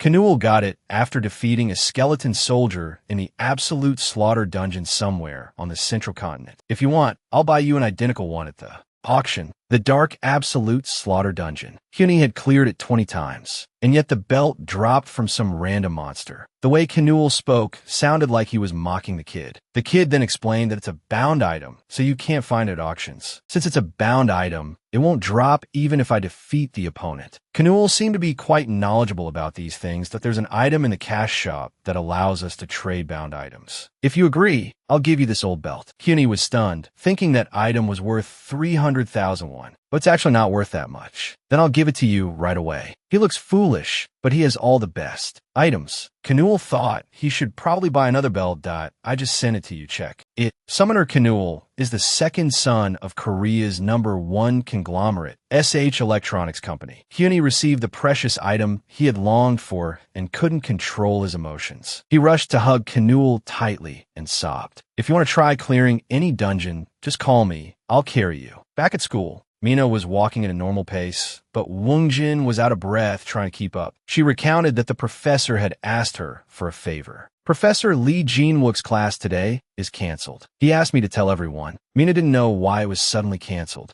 A moment later, she remembered that today was the big day. Everyone was well prepared. The top guilds, Dark Luna and Titan, were all present. The Cross-Eyed Bastard and the Desert Warriors. Subordinate Pollen suddenly felt a chill. As for the Lotus Guild members, they looked much more majestic. The flag even had Ian's face on it. Summoner Kim Byung-Lozen and the Valiant Guild leader Roy Jin. Ian carefully observed everyone present. Although they weren't the 3rd or 4th rank guild, they were the only guild that helped us. He started a conversation with Roy-chan in a cheerful mood. Thanks for the help, even though you had to break your alliance. Roy-chan was quite polite and kind, and even felt sorry for him. It's all right. I'm sorry for coming to support so late. If you need anything, just tell me. It's time to start the war. Sakin rode her horse closer to Lai Rahan and asked softly, Do you think the Lotus base has gotten stronger since you tried to besiege it? Lai Rahan suspected she was probing his expression despite having an inside man, so he just answered with a short no. Sakin was still innocently clueless. Then obviously, we will win. You haven't forgotten our promise, right? Lai Rahan replied, but showed his dislike, looking away. Yeah, you'll get that trading post. I just want the head of that summoner bastard. Get ready. Ian summoned them all at once. Lai, Pudgy, Baji, and Finn. 5 seconds are counting down. Everyone get ready. Rihan is using the Mage's Blessing. Valiant, ready the defense. All legions, prepare for battle. 5 seconds have passed. Begin the attack. They fought chaotically. Rahan and Sakin were both determined to take Ian's life. Phantom Illusion Step. Ayu Hyun and Roy-chan provided some support, but it was also difficult. At that moment, Lai jumped high and attacked from above. Rihan noticed and took out his sword to block, but Lai had already gotten very close. Ian was sitting on Finn's back, flying above. Lai is doing very well, but his opponent is Rahan, so he won't last long. Finn, let's go meet that bitch Sakin. She intended to attack, but was blocked by Ian. She gave a sinister smile. "We've met before, haven't we, Summoner Ian?" he said in a friendly manner. "Long time no see." Remembering that time was terrible. When I was on Paco Island, I didn't know who you were. Because of you, I almost failed my quest. Still, you really destroyed a lot of the fortress. Do you know how much money they cost? Finn attacked the soldiers besieging the gate. After Finn left, he would summon Hallie to fight. Ian dared to confidently assert, "You can't get past me." On Cass's side, there was also a separate mission. Phylan stood below and reported that all preparations were complete. "Now, open the gate." The gate is opening. Outside, many people are standing in line. The man covered in bandages had been waiting for this moment for a long time. "Finally, you finally appeared, you damn bastard." He rushed out, ignoring the situation. It's obvious this is a trap, but these bastards won't listen because they are NPCs. While the bandaged man was using all his strength, the white serpent coiled tightly around him. Peerless spearmanship of Lusable. His struggles were in vain. At this moment, each side had its own opponent. Ian and Hallie faced Sakin, while I faced Rahan. After struggling for a while, the bandaged man was exhausted. "Will he die?" Cassa drew his sword and said a few provocative words. "Come at me. You hound a Kaimon." The two reporters, Hen and Lucia, were sitting in the observation room watching the situation when Hen suddenly stood up in alarm. What does this mean?" "Lotus, there's definitely a problem with this. Lotus shouldn't open the gate and release soldiers immediately. So the people inside the city use bows and arrows to shoot the people outside, and some even use ladders to climb up and attack. Inside, Lotus, reinforce your defenses now." Mina and her friend were sitting at home, eating and watching the match. So the NPCs just pulled a fast one. Mina had seen them before. Back then in class. She saw Ian sleeping in class, and even sleep-talking about Heron not being there. She was in the middle of telling the story, then got embarrassed and shouted, "Unji, you don't know anything, even though his drawings are terrible." Seeing Mina's overly excited emotions, Unji had to slowly approach and tell her calm down. But she said, "How can I be calm? This is all part of Ian's strategy." Cassa charged in on his horse. "Die, you Kaimon bastard." This situation is like suppressing the 12 warlords. The speed of the horse also caused the people below to fall on top of each other, their cries for help echoing loudly. That amazing NPC is displaying an incredible feat as if he's fighting his final battle. Lucia, who is that NPC? If the information I've searched is correct, that is the undefeated swordsman Cassa, a once-in-a-century talent. His rank is legendary. Hearing the word legendary, no one expected it. Even a legendary rank NPC belongs to Lotus? It's no coincidence that he could kill the bronze giant with a single slash. "Lucia, is it possible that Lotus can actually win this siege war?" Before she could answer, there was something else interesting to see. Look at the screen. They've wiped them all out. "Lucia, what just happened?" The focus of this battle might be Cassa, but the players and NPCs near the gate are no pushovers either. Everyone has their own strengths. As you can see from the replay, when Phylan used her ice magic to freeze the enemies, Pollen the Thunder and Lauren's familiar attacked fiercely to finish them off, and the reliable, tanking familiar shielded them. But mainly, those buffs were distributed through the dishes of the new chef named Heron. This is the first time I've heard of a dish that provides a buff. Everything feels strange and new. Each of them showed great ability in their respective positions. I already knew this, but that guy Ian had appointed Cassa as the center too. Wipe out all the troops to fall back and restore health and mana, also known as a hit-and-run strategy. Unji guessed they were very confident because they were all masters. At this moment, Mina's expression was very strange. Her eyes were drowsy, her cheeks were flushed, and she was drooling. If I were a summoner, it would be difficult to fight one-on-one. I would probably die after fighting alone. "It's time to come back, Hallie Pudgy." When the opponent's attack was launched, someone shouted his name, and luckily he was able to dodge it. However, Ian still took a critical hit and suffered 74,275 damage from the Void Illusion. He didn't understand how he dodged, but still got hit. And the name of that skill is Void Illusion. I only attacked him once, but heard two different sounds, the spear and the sword. I think I understand the theory behind it now. I think there's something strange about you since the last time we met, but it's still a mystery.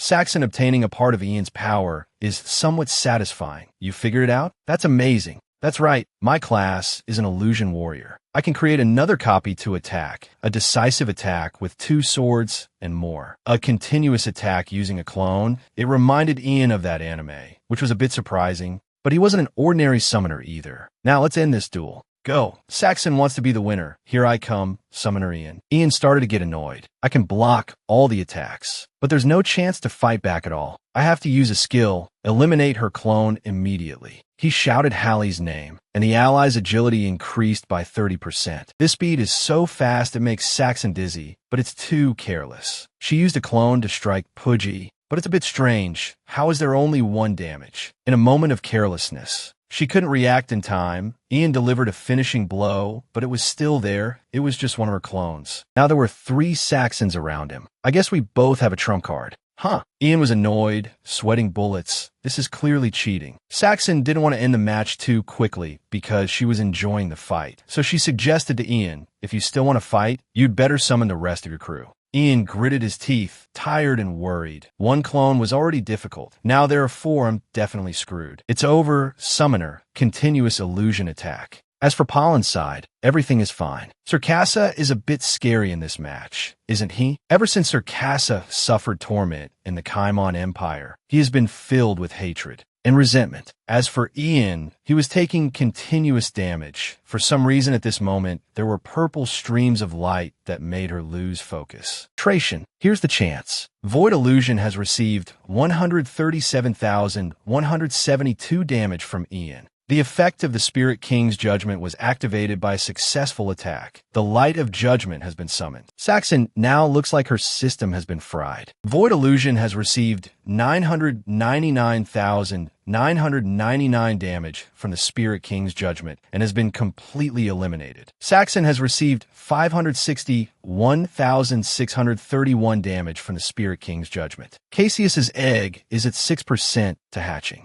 Is this really the effect of the Spirit King's judgment? How lucky. She mistook the energy for hatching Cassius's egg as an attack. In fact, the fact that we were able to summon this energy source means that everything is going according to plan. Finn and Pudgy did a great job. Perfect timing, Finn. As soon as he arrived, Ian immediately jumped on his back to escape the encirclement of the 3 clones. Hallie also jumped up from there and clawed at them. Void Illusion has received damage from Hallie and has been completely eliminated. Saxon was so bitter she was speechless. Unbelievable. The situation was reversed with just 1 stab. What the hell is that weapon? Ian was excited. It was his time to be smug. All right, let's do it one more time. Perhaps now Saxon is finally using her sword aura. Is it her strongest weapon? It's not even a normal sword aura. It's radiating everywhere. If she wants to turn the tables back, Saxon has to use this skill. Caught off guard, Hallie blocked the damage and disappeared. It was defeated in a single blow. Will of the Desert Warrior, exactly like the skill that bastard covered in ice used. Could it be that this person has also gone through some kind of trial? She even knows to eliminate all her clones to avoid splash damage. Her combat ability is truly formidable. Ah, Saxon said in a weak voice, why don't we end this?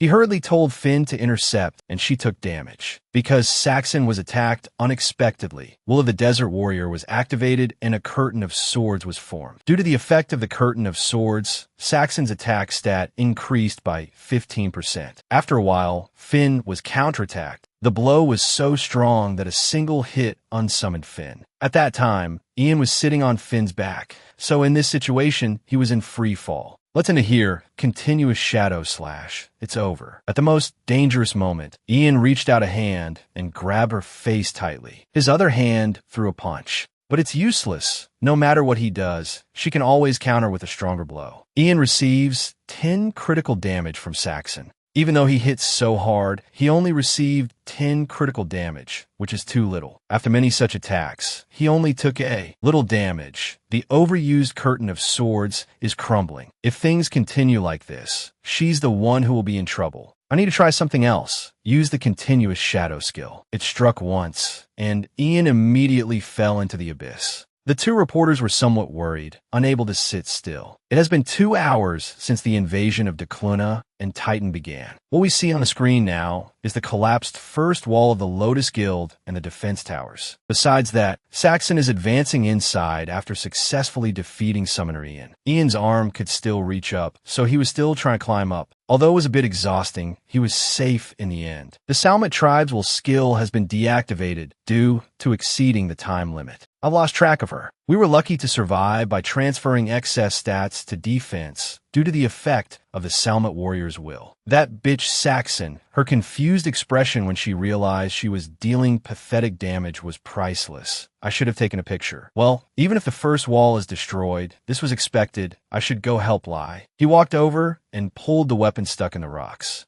Up. All right, let's go. Saxon was also quite wary of Ian. Who the hell is that bastard anyway? He's abnormally tough. He's supposed to be a summoner with limited defense. Whatever, the biggest obstacle has been eliminated. Now the only thing I need to do is find a way inside. The victory belongs to Kaimon. Kanul sat alone in a cave watching the match. It was more intense than he thought. But is it okay for you to just stay here? If I remember correctly, you have someone you need to fight. Over there, Huni.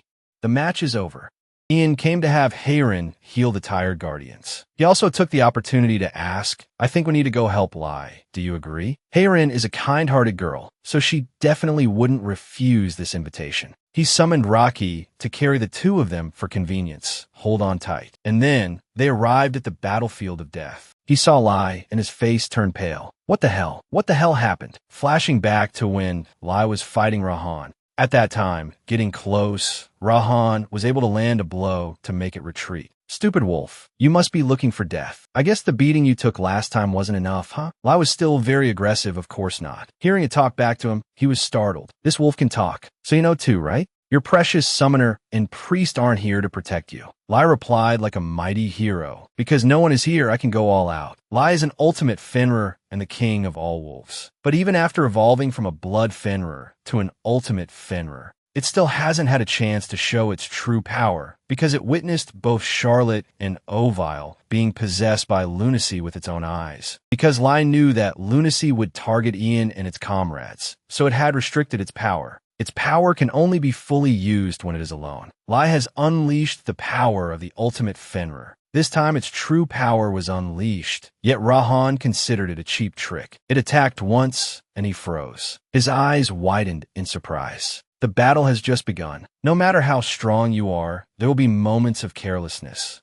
So Lai took a blow from that guy and was sent flying. Seeing this situation was not good. Ayu Hyun and Roy Chan stepped in a fight. Not knowing if they would survive, they spoke to Lai privately, please protect Ian for us. They both took massive damage from Rahan. Lai uses Shadow Invasion. All of Lee's attacks will be critical hits. Lee's movement speed increases by 50%, and its evasion rate increases sharply. Rahan switched to the Mask of Torment. After fighting for a long time, his Sorcerer's Blessing effect was nullified, and the Mask of Torment effect was also nullified. Nevertheless, he especially respected Lee's strength. You did well for a familiar, but your master and Lotus will fail. Hearing this, Lai burst into tears. I'm sorry, master. It collapsed in the depths of pain. Lai has been killed in action by a critical hit from Rahan. The familiar that activated the Shadow Invasion skill has died. The skill becomes nullified. In the sky, the darkness gradually fades. Only Roy Chan is left. Ian hastily told Hayron to heal him. After a while, he opened his eyes. Ian, who had been right beside him, asked immediately, "Are you okay?" Luckily, Roy Chan was fine, but you shouldn't be here right now, Ian. Rahan has gone inside. At the same time,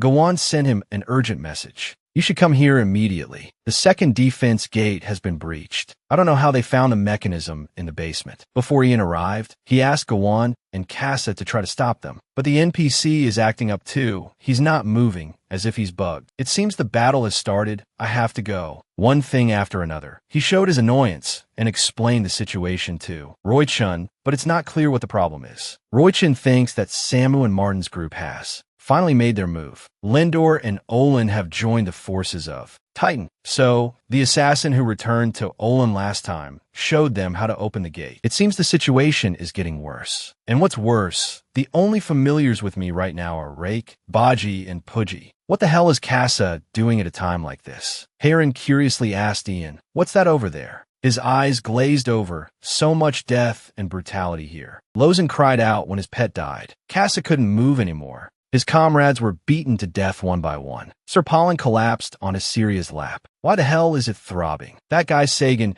is also here, shattering Syria's ice. Casa seemed haunted by the past. This feeling is just like when I met the Lord. Sagan and Heron, after a long time and many battles, met again. I opened the gate as promised, and Heron has wiped out all the monsters. The only thing left is that monster. He pointed at Casa and said, but Casa didn't move at all, as if he was paralyzed or bugged. So I think we just need to cut off his head. Her thinking was simple, and Heron agreed to do it quickly. Phantom art combined with continuous shadow slash. As the blade was about to strike, he noticed a strange movement. What is that? The highest floor of the dimensional magic tower. Zipper was happy inside. He's finally awakened. She is the master of the dimensional magic tower. Dragon Tamer Oli is on the northern continent. He also knew about that final awakening. It seems everyone was waiting for it. My old friend, one of the 5 divine dragons, the war dragon Cassius. As soon as it woke up, it roared loudly, shaking everything. The deafening sound made the two youths' faces turn pale. His body suddenly emitted a purple light. He wondered if Cassius's energy came from the Kaiman bastards that Lai had defeated earlier. The energy required for Cassius's egg to hatch has been met. One of the 5 legendary divine dragons is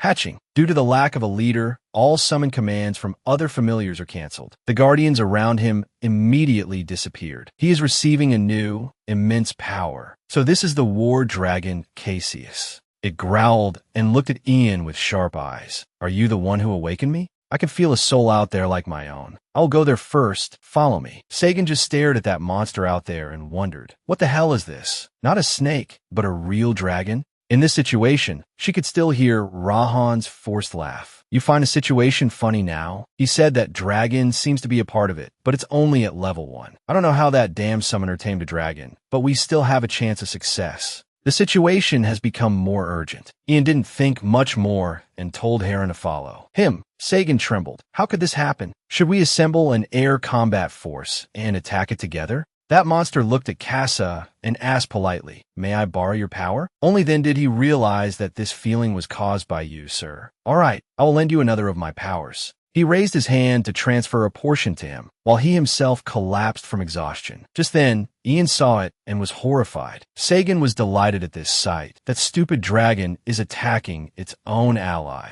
Rahan immediately cursed. Hey, are your eyes just for decoration? Its current level has jumped from 1 to 302. An incredible leveling process. Sagan stopped laughing immediately, now only able to gape. So that dragon didn't attack him, rather it absorbed him. At this point, the matter was no longer simple, but had become extremely tense. Prepare for battle. It's about to use that skill. Everyone, get out of the way. But it was too late. Everyone had to endure the black hole of death. As she was about to charge in recklessly, Sagan felt something strange. What's going on? Why is something holding me back? Damn it. She created another clone to help her escape this black hole. Knowing she couldn't stand directly on the ground, she stood on her own sword. Canol just watched and had such a strong reaction.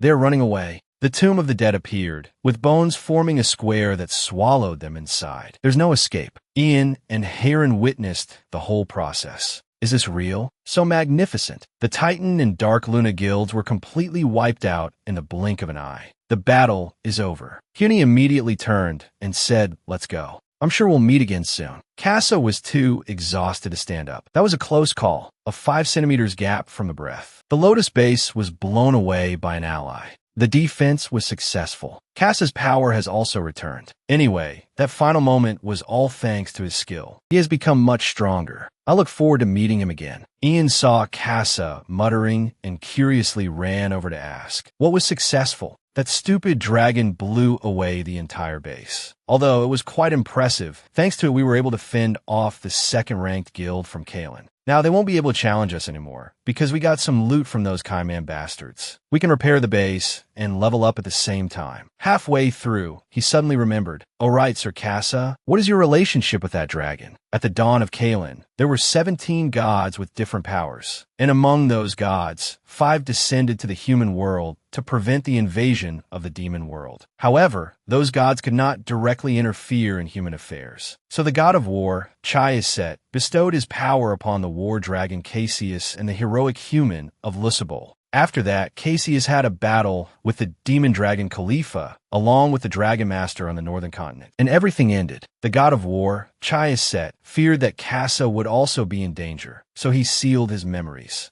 That's how Kassa's journey of wandering throughout the human world ended. But over time, the seal weakened, and Kassa's memories completely returned when Cassius hatched. Due to the connection through the power of the god of war, Chiaset, Ian rested his chin on his hand and wondered, is that a pre-existing setting? But this story has nothing to do with me. The problem is I need to help him regain his original strength, and I need to let him achieve his hidden ability at level 100 as well. Cassius was wearing a construction outfit. The people around even praised its skillfulness. Thanks to it, the work is going smoothly. But since he borrowed Kassa's power and leveled up on his own, he's probably only missing about 2%, although it doesn't make much of a difference. And if I summon this guy, I can't summon other subordinates due to a lack of leadership, so I'll probably need help. Seeing Cassius's enthusiasm, Ian spoke up and said that's enough. Let's go ask Kassa for help. At the Titan base, a grumpy Rahan attacked his own men, leaving Sagan confused. "Rahan, what are you going to do now? We failed to ambush them,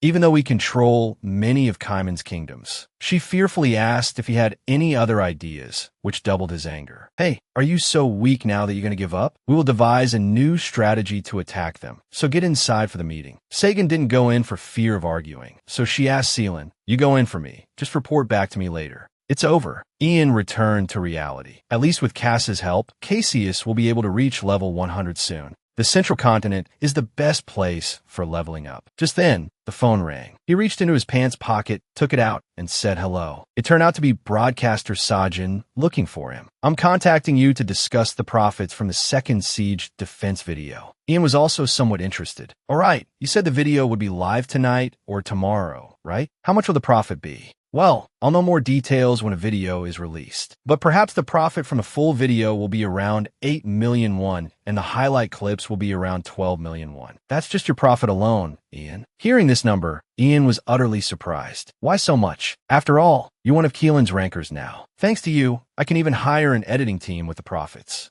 I'll contact you again when the video premieres. Ian imagined what he would do with all this money in the future. Should I transfer it to my parents' bank account? No, don't even think about it. They'll suspect I stole it. I think I'll just use it to go eat something. With Hayron, I haven't checked the community in a while, have I? I should go take a look since I won the siege. The hottest searches right now include the story of God Ian, Ian's strategy, who are Ian's familiars. At the same time, there are also positive comments. Ian's subordinates are amazing. Lotus is truly the light of Lusipal. Lotus is the best. Hey everyone, are there any open spots to join the Lotus Guild? Rahan and Saxon are both fake rankers. No way, you die just by touching a single hair of Rahan's. Someone said you'd be killed by the Vice Guild Masters. Not even. The Desert Warriors will kill you first. All of them are obscure. This feeling made Ian proud and happy. Yes, it's great. Besides that, they criticize that the strongest rankers of Lusipal are hiding. They are disgusting. Just quit the game and delete your characters. Why not try to be a little braver? There are rumors that they made some dirty deals with Titan. What a betrayal. It really doesn't make any sense that the 41st ranked Lotus Guild could defeat Kaimon on their own, while Lusipal's top-ranked guilds keep hiding. Besides, they put us in a dangerous position by allying with Titan. Lindor and Olin have decided to join forces with Titan. Thinking back, if we didn't have Cassius, we probably would have lost. This is pissing me off. How dare they mess with us? An eye for an eye, a tooth for a tooth. I will get my revenge in the most brutal way possible. Ian leaned back in his chair, thinking nonstop. He knew he had said he would get revenge on Olin and Lindor, but how? Other than what Roy-chan said, he had no proof at all. It would be great if he could find something. He decided to search online for any useful information, but unfortunately, there were no leads. Suddenly, not long after, he found what he needed. On Lusipal's side,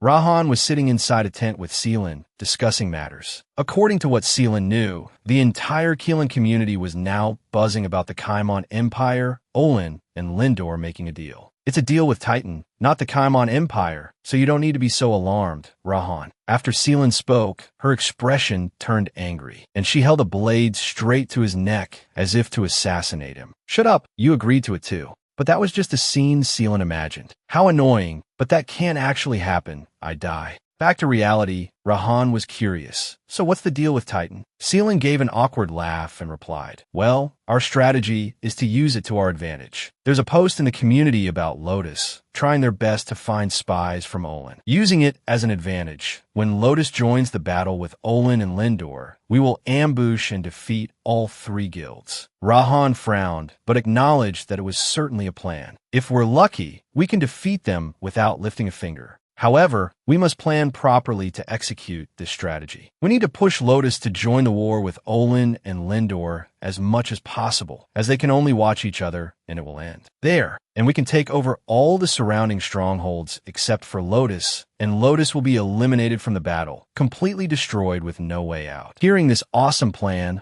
Rahan's eyes lit up. That's an attractive idea. I like it. All right, let's proceed. A few days later, at the Lotus stronghold, their guild was also seriously discussing the next battle. So, in the community, there's a post saying that Olin and Lindor will attack us. Those bastards, backstabbing us wasn't enough for them. It could be that Kaimon is plotting to divide Lusipal's forces or something. Considering both possibilities, Ian thought it was both. Olin and Lindor have been pushed to the edge of a cliff. Who knows what they'll do when they have nothing left to lose? As Flo Allen said, this is Kaimon's opportunity of a lifetime. All the strongholds around them have been captured. That's the clearest evidence. They're using the situation to their advantage. Ayu Hyun cried out in alarm. So what should we do? Ian, with a confident expression, don't worry, I have a pretty great plan. He handed a very thick book to Ayu Hyun. On the other side, Heron and Solin were storming towards the door, kicked it open, and rushed straight inside. He got close to Seelan, glaring, and said in a cold voice, "What the hell is going on, you bastard? It's been days since that post was made, but those dogs from Lotus haven't made a move." Seelan was so scared she was trembling all over, unable to speak. Saxon spoke up, telling them to calm down. We're also planning for that. Since Kaimon has conquered 80% of the central continent, Lotus has no choice but to act. Solon was so angry, she put a knife to his throat, warning him to shut up. He hasn't given you permission to speak. Do you want to cause more trouble? Seeing things getting worse, Seelan had to tell herself it was okay. Everyone calm down. Don't make a big deal out of it. This is one of the situations we anticipated. If they don't make a move, we can only invade them. We have more strongholds.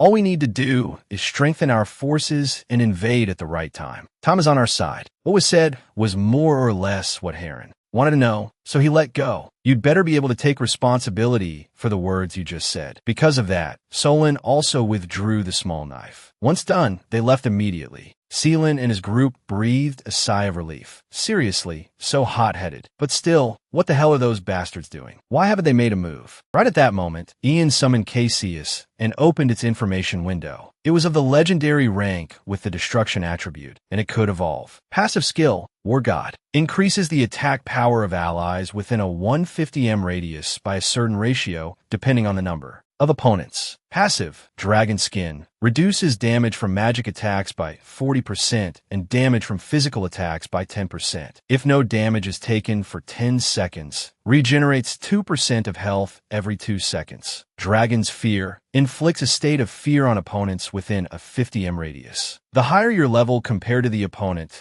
the higher the chance of activating the fear state, and once in that state, the opponent cannot attack Cassius. War Dragon's Breath deals continuous damage equivalent to 40% of attack power for the next 10 seconds. For the user, the effect is halved. Polymorph. Cassius can transform into a human. In human form, all combat stats are reduced by 30% and active skills cannot be used. Cassius, the War Dragon, is one of the 7 holy dragons of legend, with abilities passed down from a god. Its power has not been fully restored, making it incomplete. After reading through all the rare skills, Ian was very interested. Who knew it had this skill? Cassius used Polymorph. Immediately after, it transformed into a human form. But unexpectedly, it was painfully ugly and tacky. Ian was stunned. What the hell is this? Cassius hadn't been in this form for a long time, and Ian called it a friendly neighborhood uncle. After polymorphing, all of Cassius's stats were reduced by 30%, and active skills could not be used during this time. Cassius slowly admired each part of its body. It's been a long time since I've polymorphed into this form. Ian, using this skill for the first time, didn't understand. Is this your default form every time you polymorph? Even his way of addressing it had to slowly change. Cassius said this wasn't its default form, but I feel most comfortable in this form. Why? Are you unhappy because I didn't change into the form of a woman?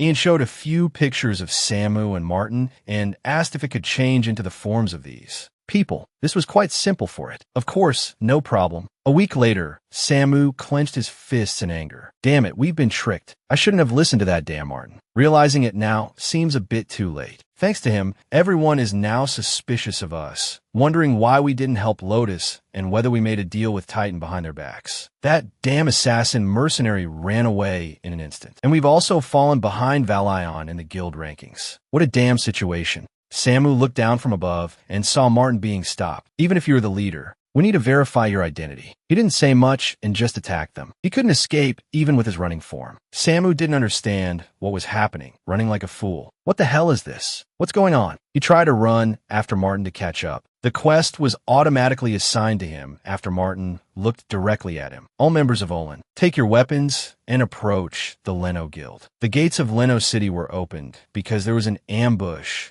Samu was the one who shot an arrow straight inside. Everyone, focus. They used grappling hooks to latch onto the walls to climb into the city. At this moment, Samu realized it was a trap. They were surrounded by chains. Oh my god, my body won't move at all. Why did you do this to us? Samu blamed Martin. You attacked our guild members first, and then you ran away, you despicable bastard. Martin feigned innocence. What are you talking about? Why would we do that right now? There's no time for self-reflection right now. 2 days ago, our guild member was assassinated with an arrow in the Scorpion hunting grounds. That was Olin's doing, you cowardly bastards. Hearing these words made Samu even more annoyed. What kind of nonsense are you spouting? Why would our archers go all the way there to hunt those tough scorpions? I think someone wants to divide us. After a long while, Samu was able to move again. Normally, what Martin said wasn't certain, just a guess. Samu, you're not as smart as I thought. Outside, Ian and the fake Samu created by Cassius's polymorph were hiding in the bushes. They found out earlier than he thought. He was planning to stage another scene at Samu's base. What a bore. Anyway, it seems they still suspect each other. This will probably buy me enough time. Casa found something strange and called Ian over to take a look. Immortal Dark Lord is a linked hidden quest. You have met all the conditions to awaken the power of the Immortal Lord, who established an immortal empire underground thousands of years ago. You have successfully completed all quests from the Immortal Soul and are now qualified to become the next Dark Lord. Right now, awaken the Immortal sleeping on level 100 of the underground dungeon and defeat him to become the Dark Lord. Quest difficulty, SSS, 1 player acknowledged by the Immortal Soul. No time limit. Reward, class changed to Necromancer. Depending on the class of the participating player, the reward may vary. Casa saw that it seemed the kid had found a way to activate this quest. That's why the quest window is shared with me, because that kid is my subordinate. He wondered slightly, are even the quests undertaken by my subordinates shared with me? If the difficulty is SSS, it's on par with the trials of the Selamet tribe. He exclaimed, not knowing what this guy was doing, and he could get a legendary grade summoner item. He didn't think he could pass it up. Right then, Ian sent a message to Huni. I heard you just had a big quest, didn't you? Don't pretend. You already know Casa is my master, right? Since you're Casa's subordinate, this quest is also shared with me. Huni sighed, unable to hide it from Ian any longer, and asked directly, so what do you want from me? Ian simply wanted to join the kid on that quest. The kid tried to dissuade him. Anyway, it's a Necromancer quest, so you won't benefit much, right? Ian didn't care about that. Don't worry, we'll discuss it after we get there. Seeing Huni's expression worsen, Canul immediately showed concern, but the kid didn't. Want to say it. It's nothing serious. It seems someone else will be joining our quest. We need to finish this quest quickly and deal with that person. Hearing the words, that person, Canul lit up as if he'd struck gold. Could it be the summoner Ian? Huni said in a stern, cold voice. He might be there too. Canul was more excited than ever. Awesome, I finally get to meet him. He skipped and jumped around like a child. Huni was dumbfounded. You admire him that much? He started to explain. You know Huni, he's the strongest summoner. If I meet him, I'll definitely ask him to teach me how to train dragons. While the Lotus Guild was in a meeting, Ian was absent. It turned out he said he had something important to do and had already left. It's not that important, really, but Flo Allen was going to ask him about the next updates for Kalen. Oh, and by the way, also about what was written in the book Ian showed us last time. Ayu Hyun put his pen down firmly on the table. If you put it that way, those are the plans for the future, Lotus's plan. Lotus will leave the central continent. Flo Allen knew nothing until she heard the news, and her jaw dropped in astonishment. What about everything we've built up until now? Currently, over 85% of the central continent belongs to the Kaimon Empire. With just our defensive cannons and our strength, we can't make a difference. When Kaimon targets this fortress, we will return to our strongholds on the northern continent and capture every stronghold around the Lepel Empire. Although other guilds will resist, it will be fine. We already have the pretext of being the only guild that stood up against the Kaimon Empire on the central continent. Using the fame we've built in the central continent, Ian will be promoted from vice commander to commander, and we will create the Lotus Kingdom. Flo Allen scratched his head. It's too complicated. I can't understand it right away. Currently, we can occupy the Knights Guild or the Magic Tower, Special Defense Towers, and other game content on the Central Continent. A kingdom created from just our guild. Understanding the issue, they were all ready. When we declare our nation, Kaimon, who has ambitions to unify the continent, will surely attack us. Do you know what rank our guild is? Flo Allen answered without thinking. We're rank 2, not high, not low. Then she suddenly froze, her eyes wide. Wait a minute. Could it be that our ranking has been completely manipulated? We need to hide our true strength while continuing to grow stronger. When we are ready, we can confront Kaimon. Ian and Casa were walking together on the ice and snow. The atmosphere was gloomy. Even the sand was all gray. It's understandable, as this is the land of the undead. Casa, do you know anything about the undead of the Black Sea? Casa mumbled. The undead, simply put, they are allies. The Dark Lord can manipulate the undead and turn them into subordinates. Their true nature is cruel. But for a millennium, humans and the undead joined forces to fight against the demons of the underworld. And since humans also needed to protect their territory, they had a common goal. The demon's purpose is to conquer this dimension, and during the alliance with the undead, the warlock class was formed. The immortal progenitor is the origin of all warlocks. At the same time, Ian came face to face with the Dark Lord Huni. He waved his hand excitedly in greeting. Long time no see. You're different now. It seems you've gotten taller. The kid didn't want to talk much, and he also seemed more mature. Enough. Let's go. We're going to take down the immortal. Ian called Lai to attack first. It used its claws to tear at each one. Konohel even got to witness Ian's playstyle firsthand. It's truly top-notch. Lai, you're quite enthusiastic after not being summoned for a long time.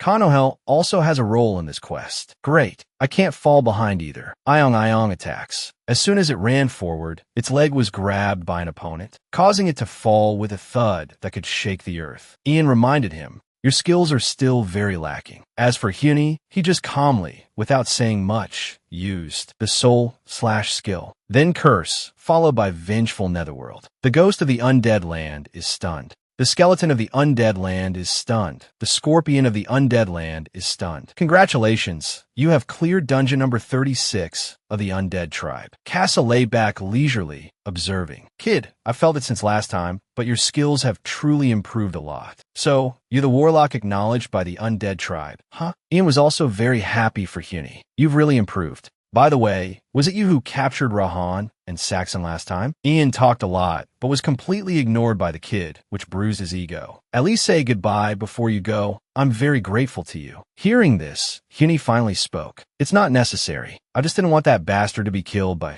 someone else's hands. That's someone we can't easily deal with. By the way, the first time dungeon clear bonus is still the best. Ian had leveled up and his leadership skill issue had improved a lot. Now he could summon both Lai and Cassius at the same time. Hurry up, let's finish this quickly and go hunting. At the 100th underground floor of the Undead Tribe's dungeon, As expected, an SSS-Rank dungeon is not easy. Everyone's summoned beasts were exhausted, and the party's stamina was nearly depleted. Is it possible to defeat the immortal in this state? This was something everyone was probably worried about. He suddenly remembered he still had a question. Casa, if the undead tribe are allies, why do we have to kill them? As I said, they were temporary allies. Now the war against the demons is over. The undead tribe could become an enemy at any time. And the number of undead monsters has recently increased. Haven't you seen? It seems the undead tribe is plotting something. I'm sure Zufio and Kaimont don't want to see undead monsters running rampant. In essence, what we're doing is helping to cut out the tumors. Based on this information, they decided to open it. Hyuni began to chant, "O immortal Dark Lord,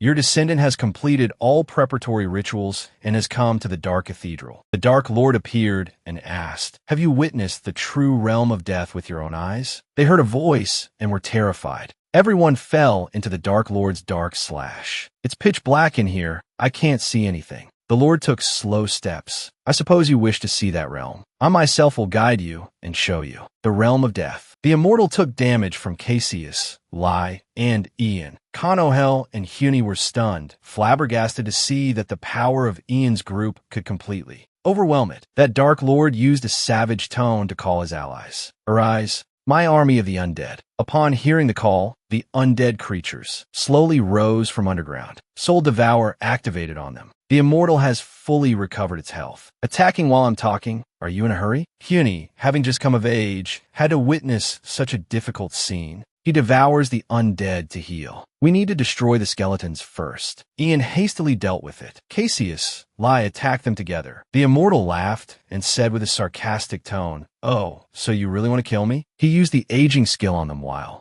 simultaneously causing them to be exhausted and blinded. However, only Cassius was immune to the curse thanks to its dragon skin. Lai and Balaam were also immune to the curse thanks to darkness resistance. Thanks to this, the immortal realized that a few bugs seemed to be immune to my curse. Well, no matter, just let the undead finish them off. Ian was terrified, sweating bullets. What should I do? We're at a disadvantage if we have to fight with these debuffs. Moreover, I can't concentrate because of the blindness. The only ones who can fight are his 3 immune guardians. Lai, do Dark Warlocks have any weaknesses? Hyuni thought that a powerful magic attack might be effective. We can't let him absorb all the souls at once. Perhaps Cassius's dragon's roar will work. Is this our last hope? But if we use it, the dungeon will collapse on all of us. Ian pondered how to execute a one-hit knockout blow. Hyuni then came up with a tactic, but with this tactic, we have to bet our lives. Jin Sung felt uneasy. What can we do to deal more damage? At this moment, Jian suddenly thought of a tactic. However, succeeding with it would not be easy. He said the key thing, which is to bet our lives. Hearing that, Jin Sung was extremely shocked. Our lives? He collapsed, his face full of horror. What kind of tactic is so terrifying? Jian calmly replied, self-immolation. He also knew this skill. It's the counterattack skill you used in the arena last time. You guessed right, but to aim it at the immortal requires 2 conditions. The conditions are not simple. First, the immortal must unleash a very powerful attack. And second, they must withstand that extremely powerful attack. He had already calculated this with Balaam and was ready, but they couldn't deal a significant amount of reflected damage because of the Warlock's passive darkness resistance. As for Jin Sung, his weakening curse was at a low level, so he wouldn't be able to withstand the attack of the boss. It's all because he had dealt the most damage before, so if he approached, the boss would retaliate fiercely. So, in short, your point is to use me as a human shield, isn't it? No matter what your attitude is, it is what it is. Can you do it or not? He smiled smugly. Of course I can. Everyone, just time it perfectly. Cassius suddenly touched Jin Sung. It knew exactly what it needed to do. He stood up briskly. Let's try it. That's how it was on the outside, but inside he was a little worried. This is truly a reckless tactic. This tactic, I need to approach him from the air, which is not really my forte. But it's okay. I have complete faith in my skills. That belongs to Giant. And what's more, I'm not sure I can block his attack in this state. Look at him. His aura is terrifying, the complete opposite of mine. I quickly ordered Cassius to fly towards that immortal being. In about 3 more seconds, we'll clash. It quickly charged forward at great speed, but the immortal showed no fear at all. How amusing, attacking is futile. Just as planned, it's time for Dragon's Roar. Cassius suddenly acted strangely, which surprised the immortal. When he came to his senses, he saw that Jin Sung had already charged at him. He was stunned, bewildered, and taken aback by this formation. He refused to lose, quickly using his old age. Jin Sung was no pushover either, so he immediately used overdrive. It was at this moment that Jian quickly used retribution. A large python began to appear. The atmosphere was now truly chaotic. It flicked out its long tongue, but I wasn't scared at all, so I looked at it resolutely. Suddenly, it bit right into my neck, and I couldn't block it, which startled me completely. Jin Sung has taken a huge amount of damage. What should I do? What should I do? It bit harder and harder. Suddenly, a large explosion appeared, shaking the entire place. Cassius looked at it, startled. The white tiger was also startled. The rest of the people were also shocked. Now let's see what happens. They stared with their mouths agape. He was bewildered, not understanding what was happening. What is this outcome? What just happened? Jin Sung was lying there unconscious. Luckily, I had used the will of the Sura tribe to endure it, and now I only have 2% of my health left. The immortal wasn't very surprised. It was nothing special. He was startled again because he was spitting blood. Oh no, could this be retribution? Did you activate that skill in that brief moment of obscurity? He looked at Jian, who was supporting Jin Sung. That damn necromancer brat. What is this? He was in free fall. A great fall created a destructive explosion. He lay motionless after receiving 1 billion damage. What a failure. Suddenly, the skeletons gathered around him.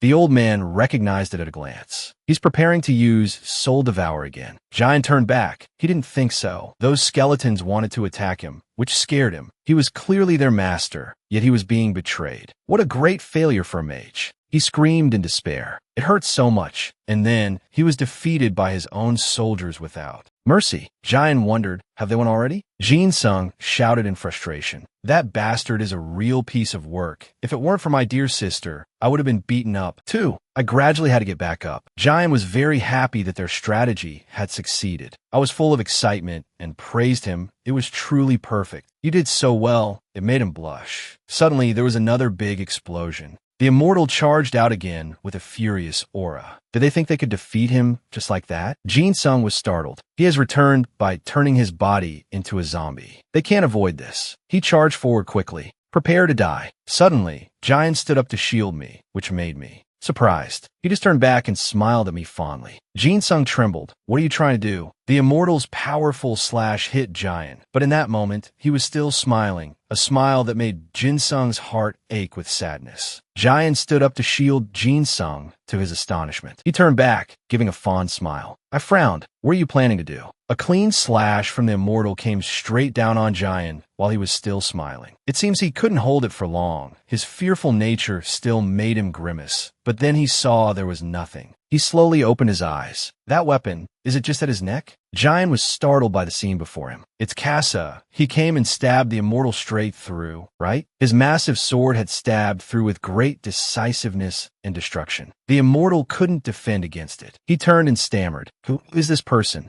Casa clenched his teeth. You are seething with a murderous, angry aura. Jin Sung recognized him immediately and praised Casa excitedly. His head was severed. He was furious. How dare you? Casa stomped his foot hard on the ground. So he had successfully defeated the immortal in a surprising way. As soon as it was over, Jin Sung happily ran to Casa's side. I was very excited because I thought Casa was gone, but unexpectedly he appeared here. Jian also quickly picked up the staff. He admired the staff with great pride. So the quest is complete, and thanks to that, I received so many good items. Suddenly, the gem in the skull began to glow, surprising Jian. It shone so brightly it was blinding, and power surged forth. Jian's eyes suddenly glowed with a strange color. Could he have been possessed? But no, he returned to normal, but in a more powerful way. He had successfully advanced from a necromancer to a lord of the night. Jin Sung was surprised. Is that Jian's new class?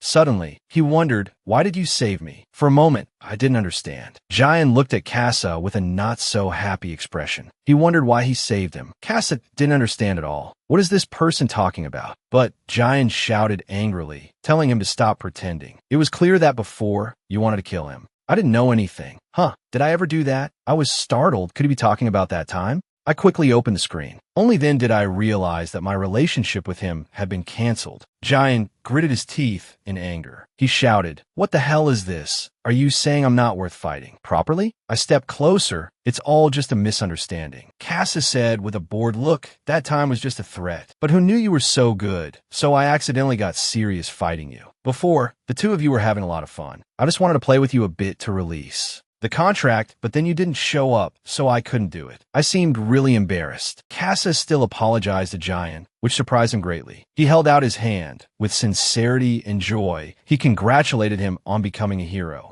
Giant also held out his hand. He happily shook Casa's hand. This time he would forgive him. The two looked at each other happily, so the misunderstanding has been resolved. At this time, Jin Sung and Kanul clapped to congratulate them, but his face didn't look very happy. I happily opened the gift box. Everything is over. It's best that I check the rewards. I put on the item. Not bad at all. It's the Cloak of the Immortal. It brings a lot of benefits. Not bad at all. Jin Sung had a question. Kanul is also a summoner. Maybe she received a mythic grade item? That's right. She actually received the commander's earrings. She took it out. It increases the command stat by a whole 15,000. So good. Jin Sung was jealous again. I need a lot. He angrily asked if there was anything else, but thought to himself that she should stop showing off. Of course there is. Let her share it with me. I wanted to stop her, but it was too late. She shared the quest with me. It's the pure dragon's wish. I have a quest to find the soul of Ol, who is wandering somewhere in hell, and overcoming the trial will complete the quest. I felt a little sad. That was my grandfather's quest. But when she couldn't share it, Kanul angrily tapped the screen as if to break it, scaring Jin Sung. Never mind. It's okay if you can't share it. I thought about it. Anyway, I think he disappeared after doing something with his legacy. Suddenly, the eye on the immortal staff asked if I knew about Ol. Hearing the strange voice, all four of them were startled. The most panicked person was probably Giant. He immediately explained, "I didn't say that. It was this staff." Suddenly, it laughed loudly. "Do you all think he would really die?" The two of them panicked and wanted to rush forward, but Casa realized it and stopped them. "It will be fine." It was clear that Casa didn't feel any killing intent. "I think it's best if they continue to listen to what he has to say," he said right away. He had transferred his soul into this staff when his body was destroyed. That's not important. What's important is, does Jin Sung know about Ol? I was embarrassed. I had met him before. I had to say that. How could I say I received this quest before, otherwise my class would be exposed? Actually, he had thought I was unusual when he saw me confront the dragon. He could even feel its presence from me. Jin Sung was surprised. Is he talking about the person in the forest of love? He immediately proposed. Will you fulfill his request? I received the quest right away. It's the devil's deed. This quest will also be connected to the quest of the demon dragon Kaffa's army. I was suspicious again. So they had killed the person who was preparing for the battle against the demons. It saw that I felt terrible. And one more person, his descendant. Giant was surprised. Is it me? He solemnly entrusted him with the fight against the demons. Hearing that made him shudder. Those eyes suddenly lit up again, but then extinguished as if nothing had happened. Giant tried to shake the staff, but there was no response. Has he disappeared? Giant seemed to realize something. When he turned around, he saw Casa seething with anger. He stared at him furiously. He just said, "Demons?" At Jin Sung's beautiful house, the weather is really nice today. Inside, the lights are shining, and Jin Sung is sitting engrossed with his computer. It turns out he was focused on watching a video. The thing he was watching was Kalen, the War of Dimensions. Just hearing the name, you know how grand the scale is. The video began in a frozen place, stretching across every continent of Kalen. Gates connecting the dimensions began to appear. And through each of these gates, creatures from other dimensions will join the battle. Here, the first barrier that opened in the other world is the barrier. And the creatures of that world are truly very strange. They're demons. Many adventurers went in there, but unfortunately, those people were no match for them. Those people tried very hard. The new power gained through a strong desire. Each of those wills gathered to form a great power that is Rula. It is a mode that combines players of different levels, created to defeat the creatures from the other world. And slowly, they established it as a way to combine with players of a different level and get ready for the new war. Jin Sung observed very carefully. This must be the mode the system updated. Looking at these two, that mage can shoot red lightning bolts. A swordsman fights with a sword in midair. but something is not right. What the hell can a summoner do? Play with beasts. I suddenly realized something. Upon closer inspection, they are demons, not monsters, so they are not easy to deal with. Demons are much more terrifying. Jin-sung cheered up, so that's right, lucky I remembered. I was happy. His hasty conclusion scared me to death. Remembering Cass's strange look. The way he said the two words demons sounded so scary. Casa looked extremely tense, which also made Jin-sung surprised. Actually, Casa knows well, there are many people who have made great contributions in the war against creatures from the other world. People call those people heroes because they're the ones who fight directly. A typical example is Fakken. They're the ones who know those creatures better than anyone else. Because of that, each hero prepares for the war in their own way. Casa wondered, how will they get to the Forest of Love? Jin-sung thought there was no need to rush, slowly but surely. In fact, until the first exploration of the Immortal Tribe's dungeon ends, they will have to clear all the stages here to make the most of that effect first, then figure out the rest. Jin-sung also suggested that Jian and Kanul join the two of them in this battle. The other two were very surprised. All the tasks were divided. Now it's time to start fighting. Now, Jin-sung is very happy. Thanks to the battle in the dungeon, their group has become much closer and has also improved their levels together. But that's not the biggest prize. The biggest prize I received was the Ring of the Spirit King. I am very happy. I finally got an item that increases my leadership stat. Thanks to that ring, Jin-sung can now summon Kasat, Lai, Fim, and Holly at the same time. Now if I get Kanul's commander's earrings, I'll be able to summon Pudgy Pudgy and Podgy Podgy at the same time too. So awesome. But this is the most important step. I opened the glass box. Now I think it's time to go to the Forest of Love.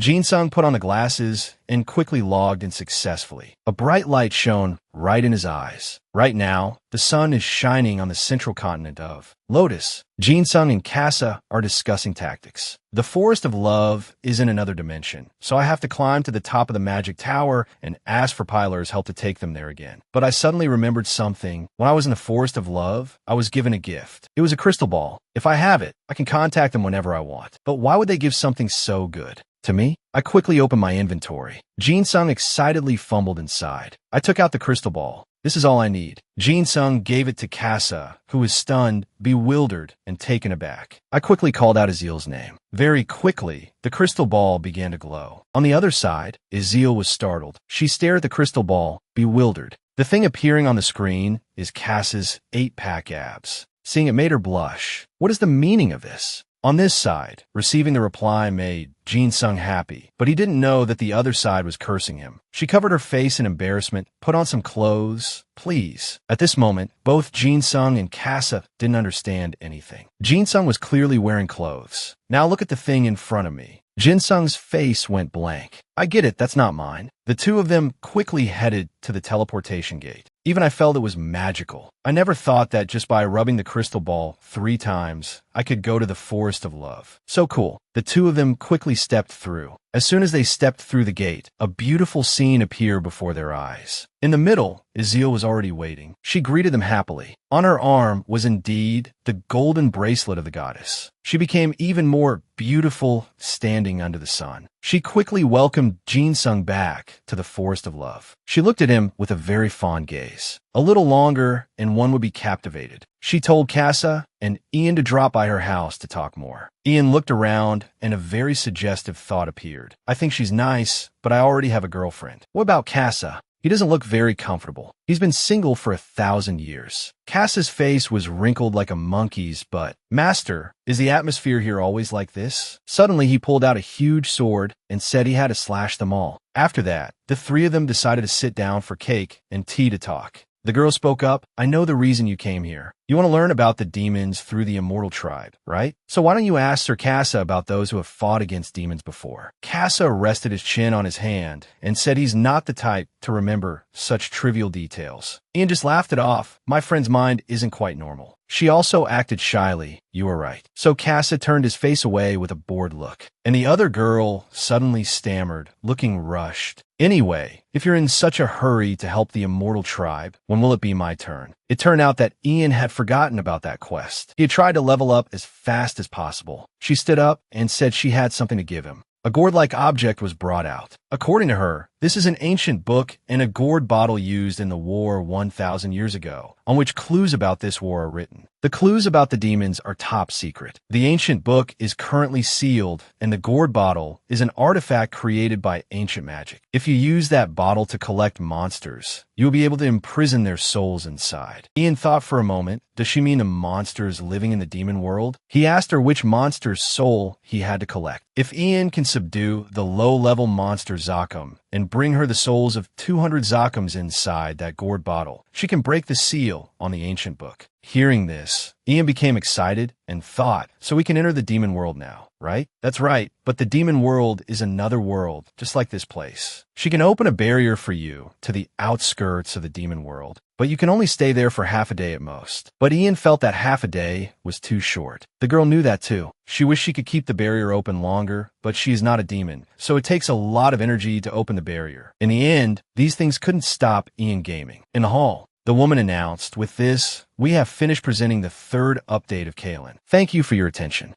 Whispers started below. Mr. Gu Wanchan rubbed his chin for a moment, then spoke. Thank you for your report. Director Kim, in your opinion, what is the biggest difference compared to the previous update? Director Kim immediately responded, Mr. Chairman, it's the feature that allows content to change based on the player's decision. Of course, our original storyline had a lot of room for development, but upon closer inspection, players can only change the content within the allowed framework. No matter how they play, it's just a difference in time and outcome, while the direction of the stages is the same. But with the latest update, depending on the player's ability and decisions, they can branch off into a different platform. Wanchan then asked the director to give an example of what she just said. Director Kim was as quick as ever. For example, in the first content released related to the demon world in the game, players can choose the battlefield based on completing mandatory quests scattered across the continent. We don't know if this war takes place in the human world of these players or in the demon world where demons reside. It's impossible to predict, even for the game development team. Ideally, if players complete the quests as we expect, the war will continue with an invasion of the demon world. Wanchan crossed his arms, looking pleased. If they fail to complete the quest, the human world will be invaded, right?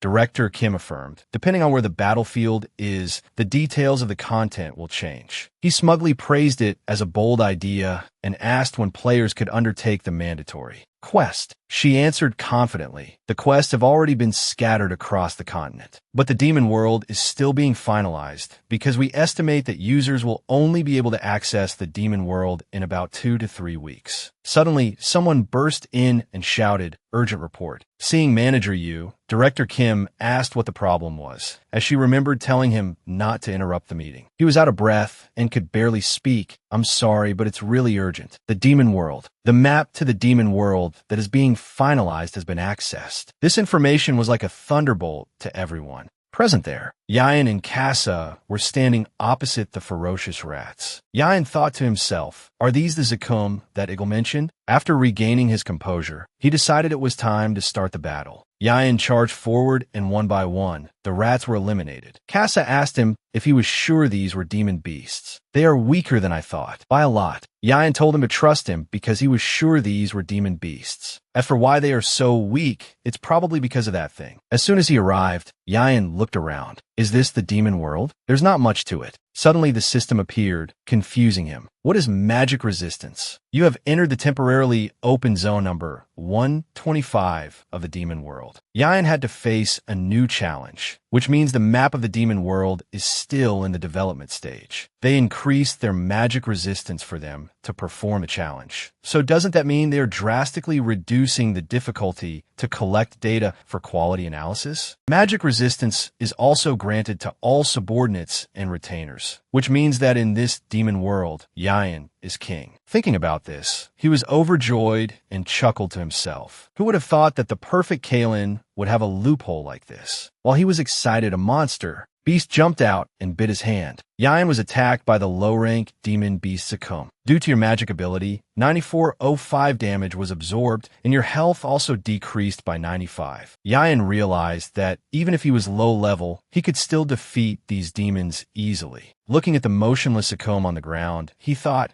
If it weren't for the resistance, I would have had to fight for my life just to defeat one of these guys. Kassa, as if reading his mind, asked, "You mean we've become stronger thanks to magic resistance? Why is that?" Yayan scratched his head and said that even if he explained, he was afraid he wouldn't understand a thing. For now, they just need to focus on destroying all these bastards. In a large room, everyone was focused on their work. Director Kim, looking troubled, complained, "I can't believe there's still a madman who would dare to sneak into the demon world at this time." Manager Yu hesitantly asked what they should do now, or if he should contact the server side and have them disconnect. The director side, assuming we could do that, do you think we would still be here now? Kalen is a top-class, full-dive VR game, so if we suddenly disconnect the server, the players will be directly affected. The moment that happens, the careers of our entire team are over. And if by any chance this incident reaches the chairman, for decades, Wanchan has always been the best planner in this entire industry. That's why he chose to participate in every step of every Kalen update, which led to the resounding success that Kalen has today. Thinking of this, Ms. Kim was so scared she trembled. She still couldn't forget that look. Wanchan had given her a chance to fix her mistake, to use any means necessary. She told herself she needed to resolve this matter by any means, when Manager Yu suddenly realized something which made her even more confused. He said that bastard was digging up all the demon crystals. Yayan seemed very excited. Who would have thought that Zakum would drop items like this? He was quite disappointed for not getting any more experience. But with items like these, things were completely different. He placed the stone into his scepter, and a strong light flashed, dazzling Yayan's eyes. Yayan jumped for joy after finishing the enhancement, and all his actions were clearly visible on the screen. Of observation, Director Kim's and Manager Yu's faces were drained of color. Don't make things worse. This madman, Yayan, looked like he had found a love of his life, because each time he enhanced, the stats would increase by 10%. So if he enhanced a weapon to +10, everything would double. Lei approached and said to him, "Master, I believe the number of monsters we've killed has exceeded 200. How much longer do we have to do this?" The other one, Cassiot, agreed. "They don't even give us any experience, and their attacks aren't even enough to scratch an itch. Why did you advise us to dodge them when fighting?" Yayan let out a sigh and replied, "Right now our magic resistance stat is extremely high, so their attacks don't affect us much. However, the next time we come here, we will have to fight without the added magic resistance. Wouldn't it be more beneficial if we remember their attack patterns now?" You fool. Kassa guessed that they would continue hunting until the gate closed. Yayan thought for a moment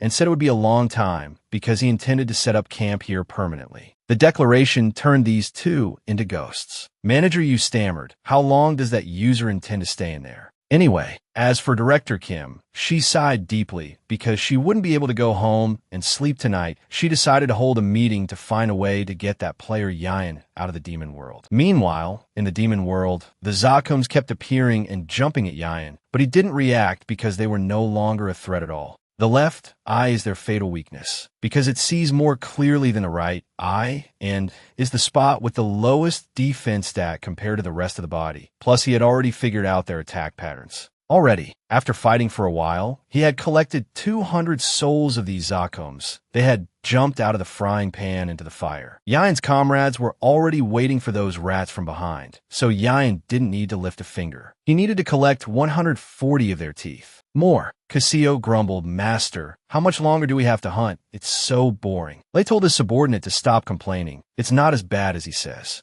Yayan boldly declared they would hunt until he felt like sleeping. He decided to unsummon Lei and Cassiot and instead summoned Finn. He jumped on its back, and the two of them flew off swiftly. Let the journey to explore the demon world of Yayan and his friends begin. The monster opened its mouth wide to scare them, but was dead in a second. In the Demon World region 120, Yayan saw that this place seemed to be nothing but desolate ruins, but then he discovered something and said, "This gate is different from the ones before." Kassa explained that it wasn't a gate, but a summoning seal. "Of magic." Cassiot nodded. "That's right. I can feel the immense amount of magic radiating from that gate." While Yayan still couldn't believe that huge thing was a magic seal, something was coming out of it, frightening him. The monster materialized and spoke. How dare you brazenly step into this demon world without a shred of fear, you creatures from another world. This time, Yayan's face was drained of color, and he prayed inwardly, scared but still talking tough. Oh my God, you're the one who should be scared. May I have your name? He is one of the 12 duodenums guarding the entrance to the demon world, Yankin. Yayan summoned his weapon. Duodenum is that thing called the duodenum in the stomach. This angered Yankin. A brat like you has a sharp tongue, but I hope you're not all talk. Yayan, with a fearless face, come on, you damn monkey. Saying that, but that guy's level was even higher than Cass's. The other guy didn't wait and charged forward. He slammed his fist hard on the ground, but it seemed like nothing happened. It's just that Yayan didn't expect to lose so much health, even with a magic resistance buff. Without the buff, taking that one hit would have sent him to his grave, but with magic resistance, it made a difference.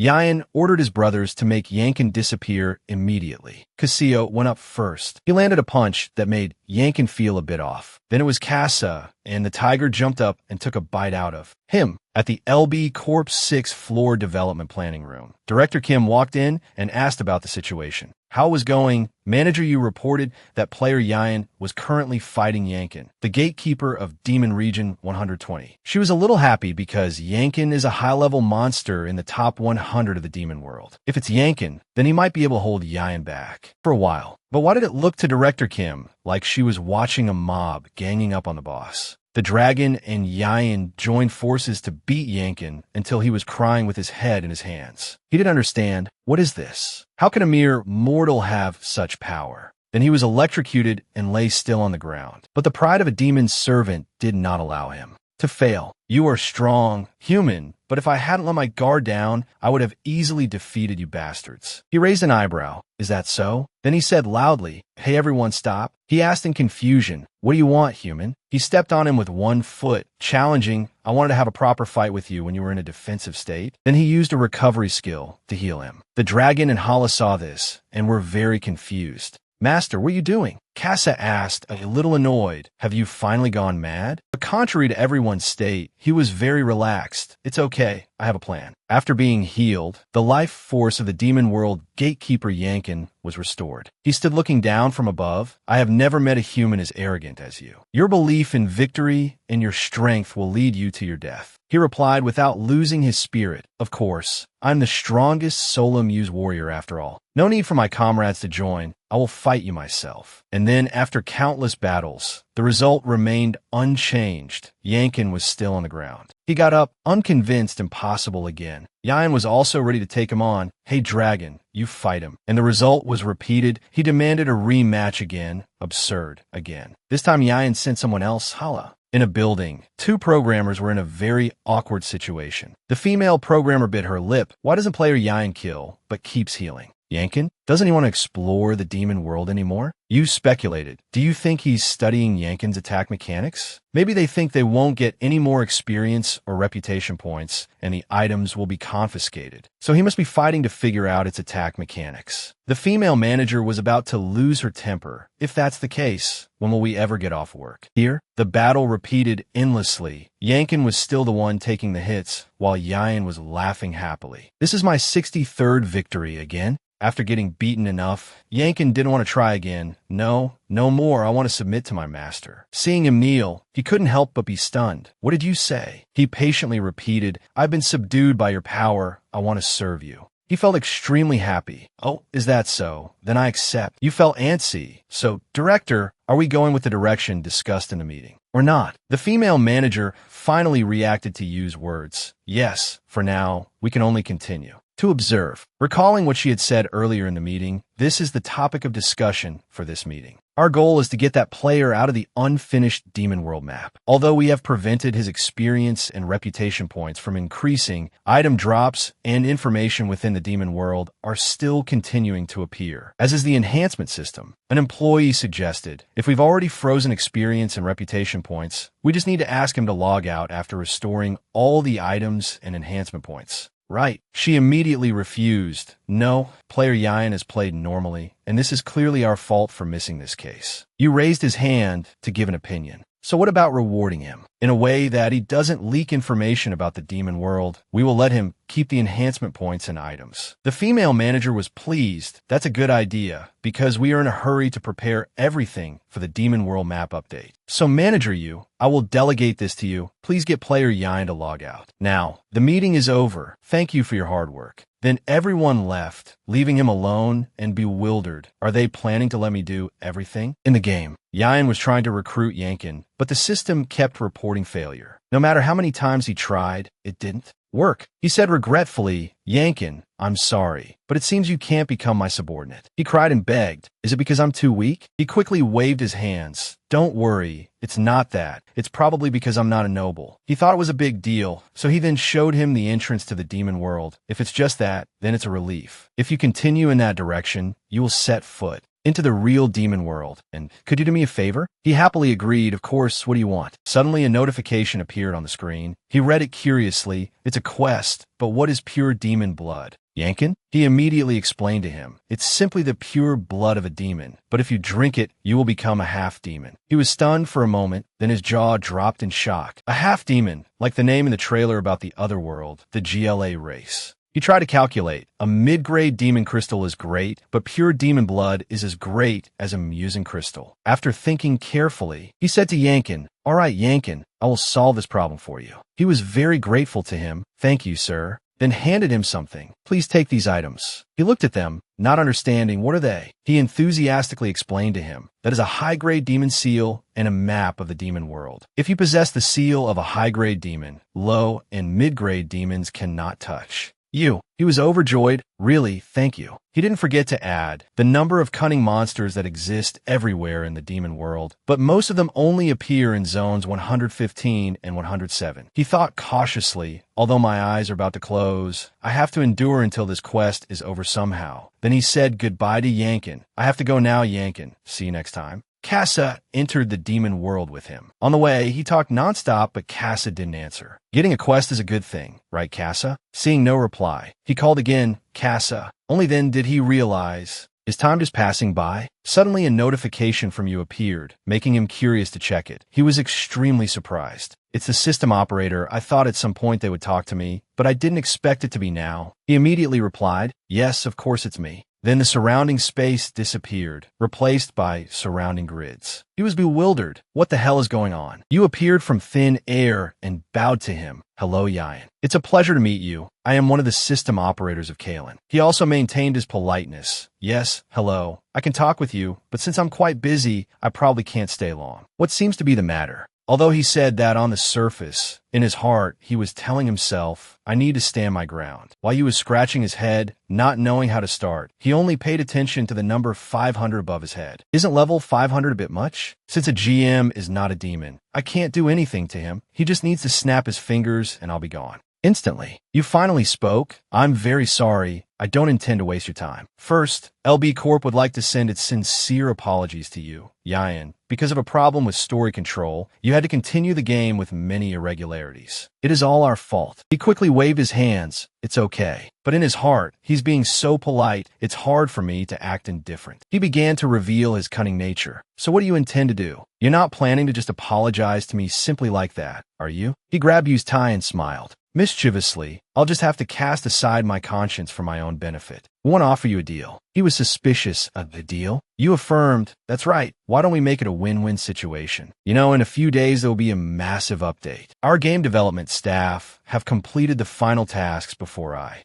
release the new content, but we can't do that because you're still in here. Yain, so we are offering you a deal. The condition is that you will log out of the game, Yain. He wasn't willing to let his efforts go to waste like that. So what do I get? You began to make the offer. What if we leave 5% resistance for your character? This deal is better than I thought. But the problem with resistance is that it's a stat that increases naturally when fighting demons. I don't know if that 5% is that valuable. In a situation like this, I have to push my luck. You continued to speak. Of course, you can increase your resistance through quests by continuing to fight demons. But even 1% resistance is very hard to increase. 5% is not a small number. As you spoke, he acted as if this was common knowledge. He still wanted more, so he wouldn't let it go so easily. But is there a maximum resistance level, or is it like other stats? You immediately said, of course. The maximum level of resistance is 30%. Hearing that, he immediately made a price, then allow me to take an additional 5% on top of that 30, and I will choose immediately. Seeing him set a condition, you calculated silently. If I agree, his maximum resistance stat will be 35. It's also quite impossible for him to demand to maximize the stats. Should I just go along with it? After thinking for a moment, you had an answer. Yes, we can do that. Seeing him agree, he wanted to ask for a little more. He's willing to accept it just like that. Should I ask for more? He then asked about the confiscated items. What about the items and gear I obtained in the demon world? You answered immediately. As soon as you log out, the items and gear you obtain will disappear because this is a quest area of the demon world and items will be actively deleted. He asked again, what about the things I used demon crystals to enhance? This question was also covered in Yu's meeting. We will let you keep the enhancement points, and the quest you are currently on will also have to be left behind. Hearing that, he felt very satisfied, of course. I spent hours enhancing those items. He smiled and said goodbye to you. Well, thank you. You also said goodbye to him, but didn't forget to remind him, you're welcome. Sorry for disturbing your gaming experience. So when we log out, he bowed his head deeply to him. You can go first. I'll clean things up and log out as soon as possible. You looked at the time and calculated, please try to log out within about 10 minutes for me. He scratched his head and smiled. Of course, I'll be done in 5 minutes. Don't worry. You said goodbye to him, and with a snap of his fingers, sent him back, goodbye, goodbye. He screamed in alarm, but in reality, he was sitting on the ground. That was weird, am I back? Suddenly, he took off all his and Cass's clothes. Startling Cassa, what are you doing, master? No matter how Cassa yelled, he didn't care. If they're not going to be taken away, then I have to make use of them. He began to enhance all the items on his person. At this moment, he came out of the game capsule. He stretched, looking tired, and reached for his phone to check the time. Is it that late already? No wonder I feel like I'm about to pass out. I definitely got a good deal. I can't believe they let me choose a fully enhanced transcendent item, enhance it, and adjust it. Recalling when he was still in the game, he had used all the stones to enhance his outfit until it couldn't be enhanced anymore. Once it's fully enhanced, it emits a white light. He put it on and spun around. Glowing like this is a bit too conspicuous. I don't want to attract attention. Then he fumbled in the control panel. I've already said to hide all personal information. There's no reason for me to walk around with this thing. Luckily, there's an option to turn off equipment effects in the settings, and I've got more items to trade and recovery options too. Even though it's a control option, this thing is still quite compatible with my playstyle. At least agility is still the main stat. He ignored everything else and went to bed. Anyway, it's really hard to believe. What a Hall. While he slept, the guild leaders were discussing. Samus propped his chin on his hand, bored. We have successfully resisted the Kaimon Kingdom. Until now, even though there were times we were in danger. Martin was still engrossed in his book, until now, because the Kaimon Kingdom's ace has left the battlefield to do an otherworld quest. Samus, seeing Martin's indifference, was a bit angry. There are 5 days left before the massive update. Should we just stay here? Martin replied without looking up, what's the use? Because without us, Lucifer will collapse soon anyway. Samus asked again, but don't you think with this situation, the Kaimon Kingdom will monopolize the next update? Martin finally closed his book. It's only temporary. The amount of goods they receive from the central region is no joke, and we don't know what else will be in the new content. I guess they'll release something weird that can't compare to our special skills. But in the new content, you will of course receive higher grade rewards than usual. Samus was a little surprised. What? So wasn't I right from the beginning? Martin continued his analysis. What if we do this? We'll form a war team to prevent the war, and an otherworld team to promote the otherworld content. We'll rotate the teams every week, although this method might be a bit slow. We can prevent the war in the central region and continue with the otherworld content. Hearing Martin speak, Samus had a realization. That's a good idea. Then I'll trust you one last time. A new day began, and Jin Sung sat down in his game capsule. Let's start the new day. When he logged into the game, he found his surroundings very strange. Isn't this the forest of love? I guess I was sent from the demon world. This pink color is really overwhelming, because in the demon world, I only saw darkness. Let's see what my gourd and ancient book are for. After checking the map for a while, he exclaimed happily, great. It's confirmed that they're still intact, so now I just need to meet Aizen. After walking for a while, he stood in front of a house. Aizen, hearing a knock, peeked her head out. She was very happy to see Yayan again. Oh my, you've returned safely, Sir Yayan. I was worried because you wouldn't return until the barrier closed. He was a little embarrassed for being late on his promise. Sorry for being late. Aizen, there were some complicated matters in the demon world. She politely invited him into the house. I'm very happy to see you're well, because this was not an easy task. Why don't you come inside? After inviting Yayan for tea and cake, she got down to business. Did you bring back all the souls of those beasts? He immediately took out the gourd and the scroll. Great, here they are. When he checked the level of those souls, his eyes widened. They're only C rank. Is it because I completed the quest too late? It's fine. Anyway, I gained more than I lost. 3 affinity points is not a big deal. But Aizen was very happy when she got the items. This is amazing. You have collected exactly 200 souls. So let me begin the restoration of the ancient book. Aizen began to chant some spell, and just a moment later, a book with a bright red cover was presented before Yayan. She saw that Yayan didn't seem to understand the demon world very well. So, she said, let me explain the demon world to you first. Then she used her magic to vividly recreate the demon world to introduce it to him. Let me explain the demon world to you first. At night, in a small house, Yayan was lying on the table with a pen and the ancient book. So in short, my drawing looks pretty good, huh? He recalled Aizen's introduction. Demons and fiends are 2 completely different species. So there is no rank for power between the 2 species. Demons can be divided into royalty and nobility, while fiends are also divided into high, mid, and low grade. Those classes are not born naturally, but through confrontations. Fiends also have ranks. They use a ranking system similar to monsters in the human world. The demons of a higher rank than legendary were unbelievably intelligent and could even communicate with humans. Any species could be turned into a demigod if they utilized pure demon blood, and they knew how to deal with a new type of energy called dark energy. And they had the ability to connect with monsters of a lower rank than even the heroine. Finally, you could participate in the official match to decide the demon's rank. He thought blankly. What worried him was whether the author of this handbook would be there too. The summoner, El, had become a demigod by using pure demon blood. The half-demon elf, Zebian. Night had fallen, darkness enveloping the space. A small house hidden in the forest still cast a light, illuminating the scenery along with flickering fireflies. Ian was sitting at a table, attentively scrolling up and down, carefully reading every word from the system. This was the next part of the Demon's Move quest. The content was basically that a character of Super VIP Pro level, Iriel, had placed her complete trust in him after witnessing the result of his restoration of the Great Guide to Demonic Beasts. She wanted Ian to infiltrate the demon world and find out their plan. To do that, he first had to break into the city of Uraz, meet Zafina, and with his help, find out the Demon's Move and stop them from invading the human world. Ian was very doubtful. What kind of quest could be related to a noble half-demon? According to what he had heard, it was a human hero who had become a half-demon. But that bunch of rumors didn't make the situation any better. Ian let out a long, sorrowful sigh. There was nothing he could do until the Demon World update.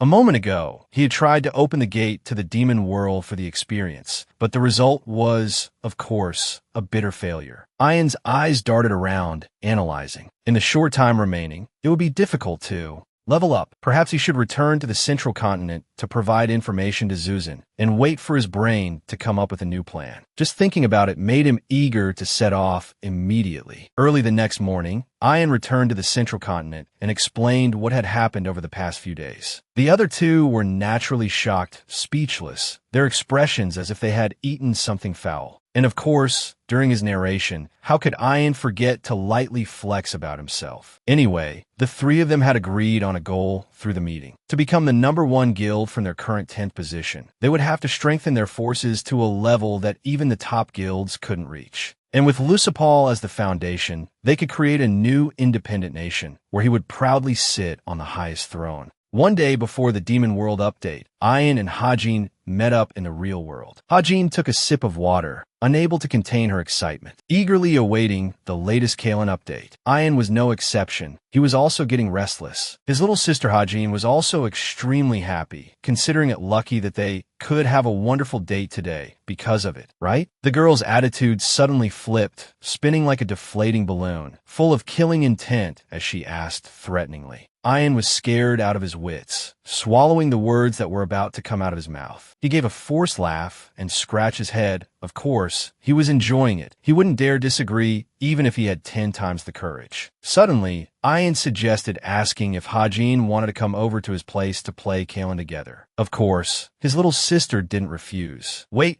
before that, our thoughtful boy had a heartfelt gift for her. He had patiently reorganized some information about the quest to enter the demon world and the ingredients she might need for cooking. Perhaps the two of them wouldn't be able to do quests together, so Ian caringly made a notebook for her. He kindly reminded her to call him when she was done with everything. Hajin was quite happy in her heart. She smiled brightly, her eyes crinkling. Then the two of them sat and told each other all sorts of stories, the kind that people in love would tell. The next day, as promised, Hajin came to his house. Ian hurriedly urged her to hurry up. The server was opening in less than a minute. Seeing his eager and flustered anticipation, Hajin was bewildered. You like Kalen that much? None of that mattered, though. The two quickly got into position and logged in. As soon as he entered, he saw Lucia joyfully welcoming him. You have returned, Sir Ian. The notification of his first successful login also appeared everywhere. Everyone who saw that huge notification message, their expressions relaxed, and they let out a sigh of relief with a smile. And of course, in contrast, the opposing factions' faces were ashen like the bottom of a pot, grinding their teeth loudly. Sazin also joined in the fun with a half-hearted taunt. She's going to go crazy, that girl with anger management issues. And boom, along with a loud explosion, a section of the wall was punched to pieces. Zahan, seething with killing intent, cursed, "You bastard," it seems she won't let him go.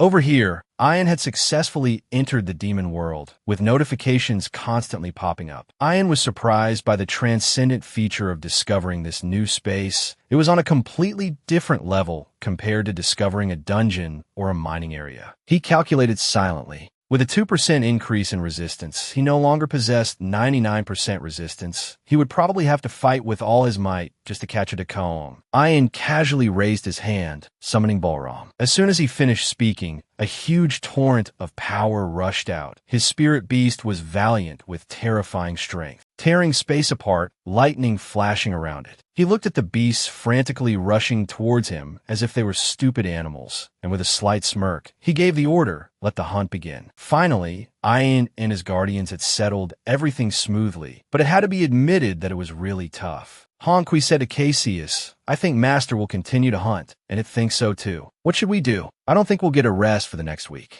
Honqui again felt jealous of Pudgy. I want to rest too. Cassius then taunted it, but haven't you rested enough? I'm the one who's been summoned continuously. At this point, Honqui even used others' fatigue to joke around. If you don't work regularly, you won't want to work. Humans call it the Monday morning syndrome. That's what Master's girlfriend told me. People go to work with their shoulders slumped in dejection, leading to depression. The Monday after the weekend is called Tired Monday. People will feel like they hate working. The sky of the demon world was crimson, a boring color. Cassius kept saying taunting words with every sentence. Isn't it because we are bored in our hearts? Ian and Lai looked at their conversation helplessly. These two are probably putting on a play. Hey, why do you guys consider hunting as work? You're so lazy. Unlike the other two dragons, Lai was very enthusiastic about hunting, so he was very fond of it. And then the dragon pair thought Lai was crazy. Why would it want to go hunting? This is called workaholism, a scary disease. For hours later, Casa, Syria, and Helam arrived. It had been a long time since they had seen each other, so Ian was very excited. I have a mission for everyone. Here, Syria, you only pick up items of hero rank or higher. Helam, you catch the monsters, and Casa, you hunt with us. His eyes were always dazed as if lacking sleep. He replied bluntly, I don't like it. These normal monsters are boring. If there's a rare grade monster, I'll take action. Ian yelled, no, why waste time fighting rare grade ones? Normal monsters give more experience. Looking at Cass's eyes, it was clear he was still doubtful. Ian touched to open the ranking window. My current level is 179. The number one is 181. I thought I was about to catch up, but it seems it will be a while longer. But isn't Remia number one on the rankings? Initially, Remia, a famous mage, was ranked number one, but now her information has disappeared. So she set it to private? Why would she do that? If Remia didn't quit playing, I'm sure she must be 1 to 2 levels higher than the current number one. Ian told himself he had to work harder. He started to join them. Is this the demon world? It's more comfortable here than he thought. The Red Fire King is Remia, a former member of the Lendor Guild and the one who once topped the level rankings. The magic she often used before was red fire when she was still on the central continent. She completed the Fire Dragon quest and created the first legend. She became the Red Fire King, the successor to the will of the Fire Dragon Ranahan. Remia was excited to learn that the first person to enter was Ian. The Red Fire King has set foot in the demon world. She was also quite curious how he entered the demon world so quickly, but this Remia will not lose. The two sides fought fiercely, sooner or later causing injuries. Due to the effect of the Soul King's judgment, you recover 10% of your health after dodging an enemy's attack. It's been a week since Ian entered the demon world. It's time to do the quest. The quest related to the demon world. One is from Iriel, one is from Iankin. I have to complete the quest from Iankin before I can do the one given by Iriel. Let's start the first quest. Ian recalled something was a bit off. Wait, to do this quest, I have to go through the place Iankin is guarding. Could the familiarity level have dropped due to the update? Last time I defeated him easily thanks to the bug magic resistance stat. Now I'm not sure I can win. If the quest is still there, the familiarity level should be maintained. Zone 120 of the demon world. But Iankin is not inside, and I don't see a large summoning circle like the one we saw last time, right? In that case, can I handle the corrupted monsters? This is his first time in this area. It's best to be careful. The ground below was still cracked, and too many of them were emerging, even screaming. Ian was hit by a blow that he didn't understand. Damn it, what the hell kind of damage is this? Casa and Syria were about to come and support him, but he held out his hand and said he was fine. I can handle myself. This is the first time he's seen this type of monster. One is level 262, and there's a 263 as well. Their names seem to be Chakut. If my magic resistance was less than 1%, I'd probably be a goner. Ian summoned a whole series of them at once for an all-out attack. Baji, here's the Dragon Tortoise's blessing for Lai, and activate absolute defense. Finn, use crushing to obscure the enemy's vision. Cassios, watch over it. Lai, you'll fight in close combat with me. The will of the warrior settlement converts all stats to speed. Anyway, Ian still maintained a calm demeanor. The Chakut relentlessly attacked and used its claws on him. After a while of struggling, the transcendent effect of the Soul King's judgment activated. When dodging an enemy's attack, there is a 15% chance to deal lightning damage equal to 30% of attack power. When dodging an enemy's attack, there's a 30% chance to recover 10% of health. At this moment, Lai had stepped into the middle of the battle. Its claws were undeniably sharp. Due to the effect from the Dragon Tortoise's blessing, Baji takes the damage instead. Baji is in an invincible state thanks to the effect of absolute defense, taking 0 damage. In a flash, Lai successfully defeated them. At the end of the battle, Ian became arrogant, easier than I thought. Because all my stats were converted to speed, my attack power is weaker. But thanks to the Transcendent option, I can both recover health and deal damage to the opponent just by dodging. And from this battle, I also identified the group's weakness. The tankers on Ian's side currently are Baji, Dukti, and Syria, and I should probably count Buji too. For dealing damage, there's me, Casa, Helam, Lai, Finn, Hallie, and Cassios. For support, only Syria currently has healing abilities. Too much damage, but not enough support. It's a miracle we've come this far. Ian secretly wondered if he should have Helam, who is quite high defense, join the tanker team. Jinsung must quickly find more support. The Beta Zhang 37 Guild also entered the demon world. 10 days after the update, they finally found this place. The Kalen community page said the terrain of the demon world is different in each area. If so, this must be the periphery of the demon world. Let's level up together. Everyone shouted in agreement. At that moment, a type of Gacom attacked him. He immediately grabbed it by the throat and reminded everyone not to ignore them. We will defeat it. The post on the community page said we will get rich by picking up magic stones from them. He ordered everyone to destroy all the Gacoms. 10 days after the Demon World update, high-ranking guilds entered this area one after another. Meanwhile, in Zone 115 of the Demon World, Ian looked on bewildered and asked, what is this crystal? In Zone 115 of the Demon World, this place was eerily gloomy. The tip of a stone stood majestically there. It was so sharp it looked like it could pierce through anything. Jinsung was also startled. What is this crystal? It was a very large one, sharp at both ends and radiating a strange, gloomy power. What is this thing? Zone 115, a dark and gloomy place. Not only that, the houses were also collapsed and desolate. One look was enough to know this was a dwelling of demons. Jinsung's group walked slowly on the dark, foggy path. His mood wasn't very good. It had been 10 days since entering the demon world, but until now, they were still stuck in this terrifying Zone 115. Right now, he was on high alert. On the way here, besides the Chakut, he had encountered countless other monsters. And not to forget, a horde of hideous, corrupted monsters mentioned in the Ian Kuan quest. Until now, he couldn't get past this place because they had blocked his group. We've been walking for a while, and it's tiring. Let's rest for a bit. He opened the quest page. Anyway, it was lucky that they had gotten closer to Ian Kuan's quest, killing those rare-grade, corrupted monsters. He would receive an intermediate magic stone. He held up the red intermediate magic stone, not expecting it to appear right away. But it's better to just throw it away. If it can't be purified, what's the difference between this thing and a rock? Truly useless. Looking around was also really boring, besides those damn corrupted monsters that appeared from who knows where. It was endless. In this difficult situation, all you need is a confident smile, but solving the root of the problem is still more important. Jinsung quickly used magic to summon his spirit beasts. Two cute little spirit beasts quickly appeared. He quickly told them the situation. The corrupted monsters were constantly appearing. They couldn't just keep fighting like this. Go look around here, see if there's any suspicious place, and report back to Jinsung. The two quickly accepted the order. Both quickly flew off to do their mission. Now he put on his glasses. I have to rest for a bit. The two quickly flew away with a whoosh. Kakut felt a bit frustrated.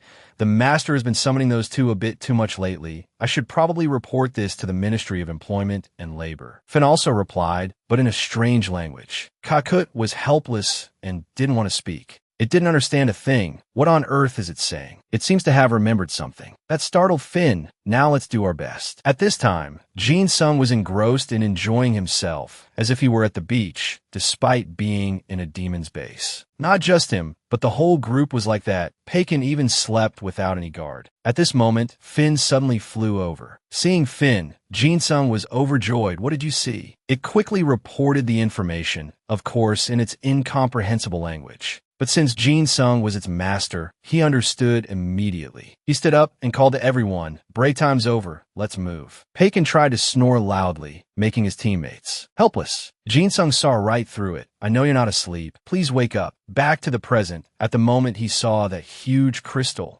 Jinsung approached to observe it more closely. Just a glance was enough to be surprised. I wonder what this is used for. The people behind him also craned their necks, but didn't know what. It was. Pagan suddenly told everyone to get out of the way, surprising everyone. Who would have thought? He had already raised his sword, preparing to strike. The slash was too fast for anyone to block. Even Jinsung didn't expect it. And so, the demon world sealing crystal was attacked, and its durability was significantly reduced. Jinsung was stunned. What the hell? How dare you act on your own like that? Seeing him angry, Pagan just saw him as a fool. One look, and you know this thing is a problem. The thing to do is to smash it. He then calmed down and turned to the screen. Seeing the notification on it made him suspicious. He looked around, but didn't know what it was. He was truly surprised. The system said there was someone named Zebian in this crystal. Jinsung tried to rack his brain to figure out who that was. He remembered the guidebook he had encountered. Its author had really made him wonder for a long time. The thing called an elf that became a half-demon elf by using pure demon blood? That's right, that's Zebian.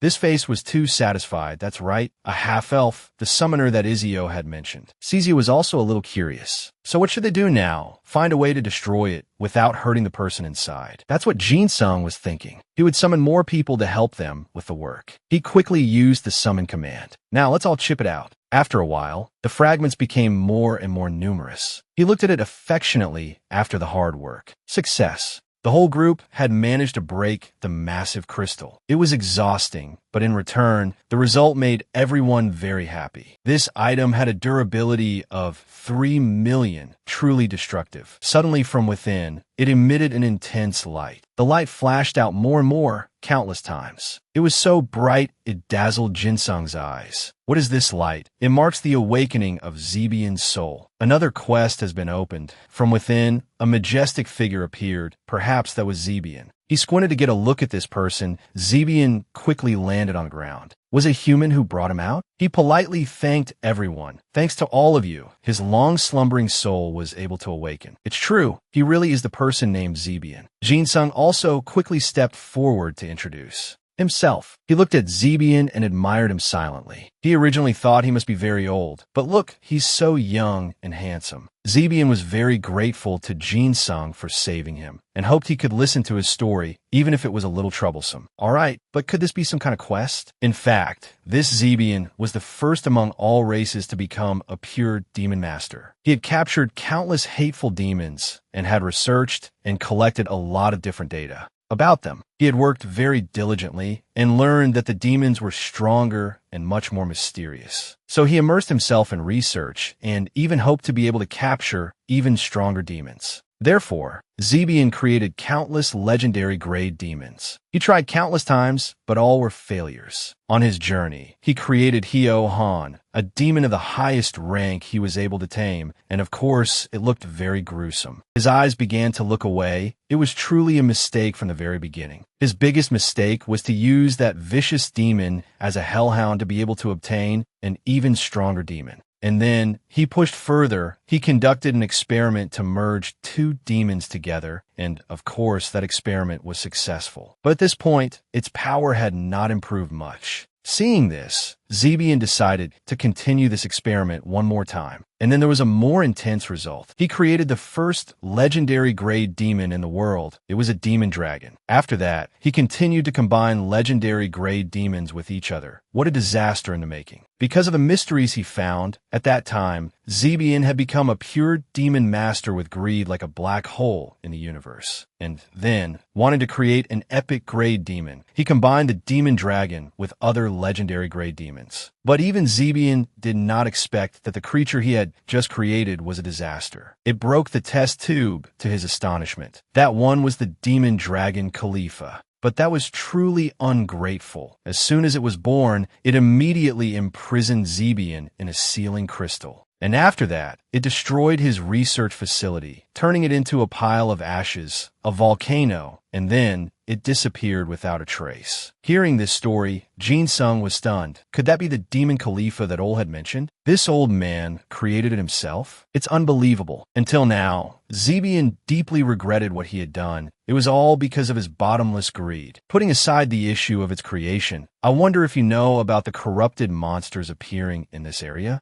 Zebian was still very sad. Corrupted monsters? What the hell are those? Jin-sung opened the screen. He held a fragment of energy in his hand and gave it to Zebian. In his hand was a very strange fragment of energy. Looking at this energy source, Zebian guessed that the problem arose when his laboratory was destroyed by that damn demon. Jin-sung was extremely shocked. It's because of the laboratory again? Zebian admitted without any explanation. Obviously, to merge demons, he needed the seed of rage to control their demonic power. And the demons affected by that thing would certainly not be normal, but would be affected by that seed and go crazy. He was surprised. The seed of rage. What the hell is that terrifying thing? The most accurate explanation is that it is a type of seed with components from the rage stone, and if refined, it will create the seed of rage. After all is said and done, the rage stone is the root of the problem. Zebian said that behind his laboratory, there's a mine containing a large amount of rage stone that has been buried for a long time. Normally, he would manage that place very strictly, so even legendary demons couldn't get there. But when Khalifa destroyed the entire laboratory, the demons invaded. Jin-sung pondered, so that means if they can close that mine, Jankin's quest will be completed. He opened the quest log. On it was a very long introduction, but in short, the main mission is to get Jankin to recognize his strength. Jin-sung's strength. And now, this Jankin is in the City of Wrath. Seeing the notification, he was surprised, not expecting it to appear so quickly. Could it be because he had passed through the area protected by Jankin? So how to close that mine now? Of course, Sebien could tell him the method, but first, let's hear his request. Why is he so demanding? Actually, Sabien wants Zinsung to succeed him in researching demon fusion. So he has to go to Area 107 in the demon world, find Sabien's destroyed research facility, and destroy the demons. Well, long request. He was still very calm. So, just destroying all the corrupted demons at the facility is enough? Wait, I have to ask carefully because he might disappear like Jankin in a moment. He looked confused again. He's going with him. Fakern is getting annoyed now. If so, why not do it yourself, man? Weren't you the one who created Khalifa and caused all this trouble?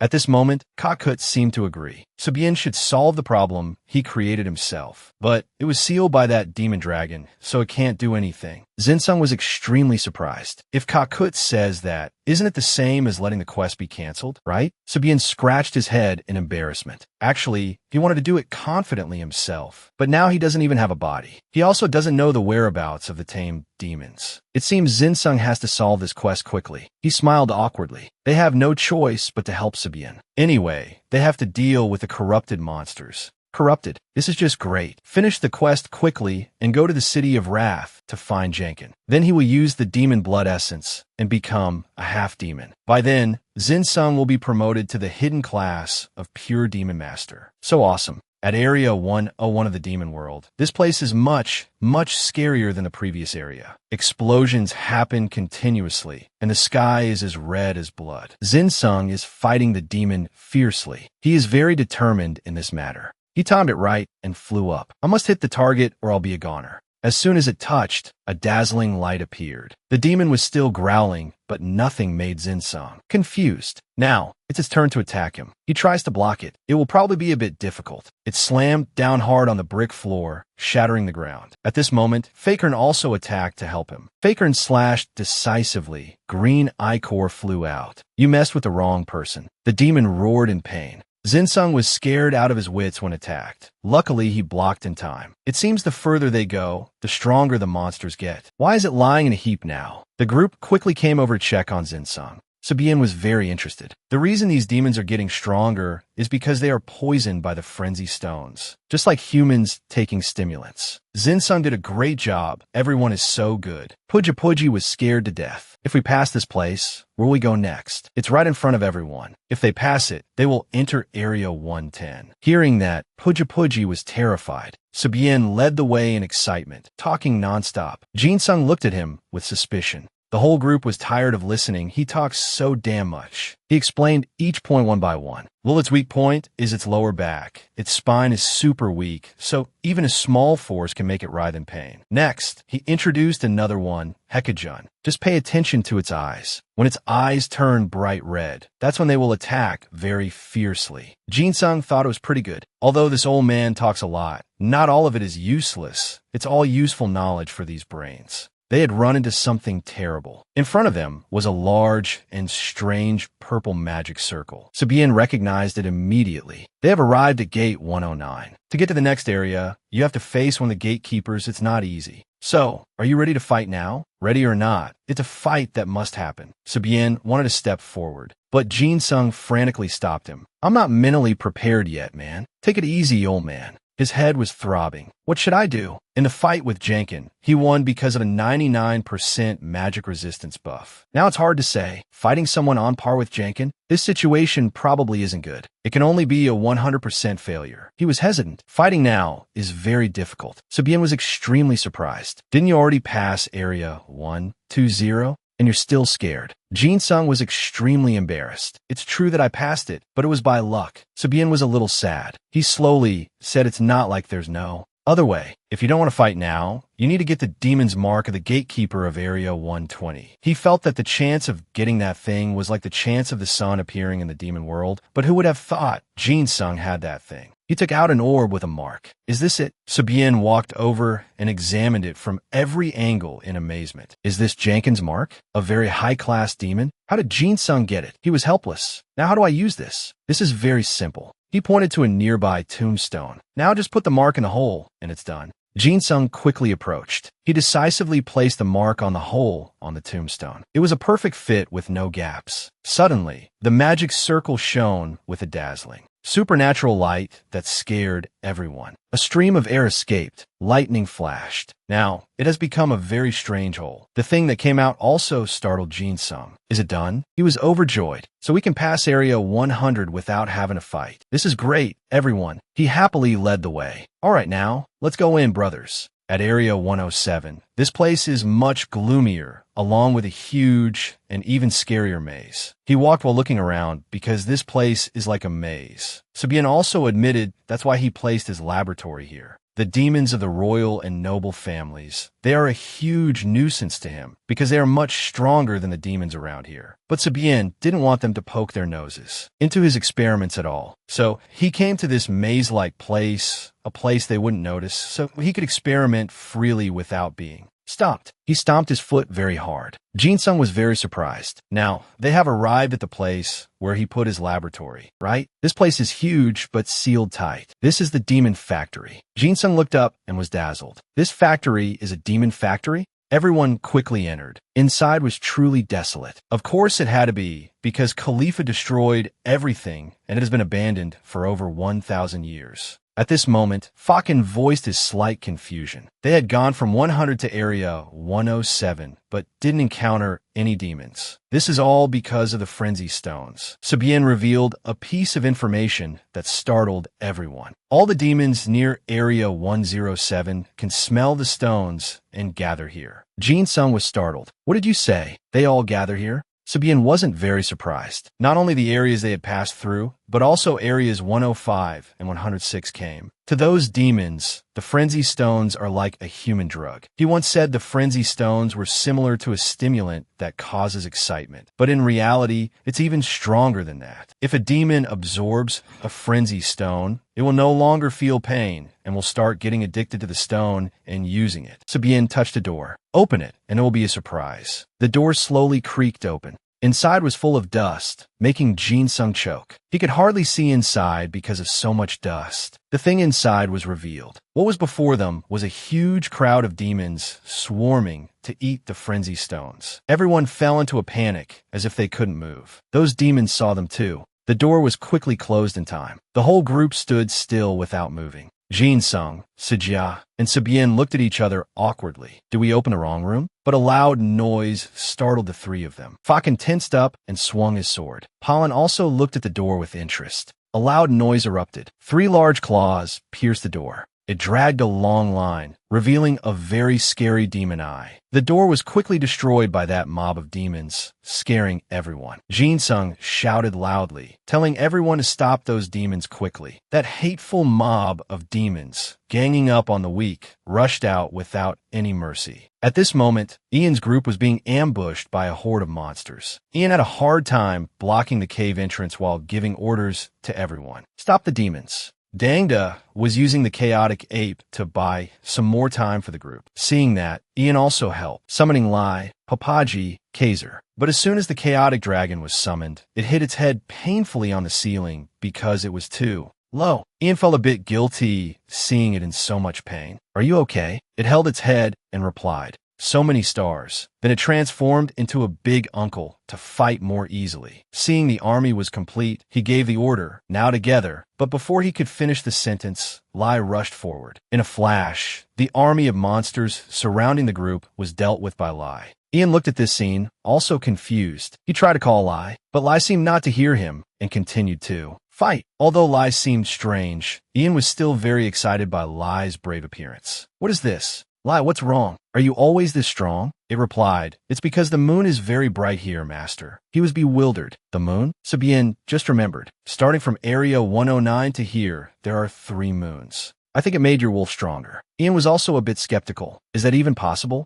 Then he started checking Lai's stats. He looked at the stats one by one and was horrified. Lai's intrinsic stats increased 3-fold, meaning speed increased by 90% and 9% HP recovery per second. Then his eyes lit up. So the moon here turns Lai into a zombie killer. Sabien saw the group was too engrossed and spoke up. Let's go deeper. The frenzy stone storage is in the center. The whole group went inside, but only Dangda, being too large, was unsummoned. Due to the increased stats, Lai seemed more sensitive to smells. Master, I smell the blood of monsters. He asked doubtfully. Blood? What blood are you talking about? Subian pushed the door open and saw a giant bird mukbanging its meal. He stared at the monsters on the floor. This bunch is all dead. Sijia trembled. What is this crow-like monster? Subian recognized it. That's a type of monster that I took a lot of effort to create. Liqiu is a hero rank monster, but its power is equivalent to a legendary rank. Liqiu's soul is the best material to create a legendary monster. He was amazed. It's a material to create a legendary monster? Subian affirmed. That's right, it's an extremely rare monster. If you can't tame it, who knows when you'll meet a similar one. He was also a bit annoyed to meet it. Damn it, what a waste. I don't have demon blood essence yet, so I can't tame it. Why did I have to meet it at this time? Suddenly it turned back and screamed at the group. Seeing it like that, Subian knew. It has located us.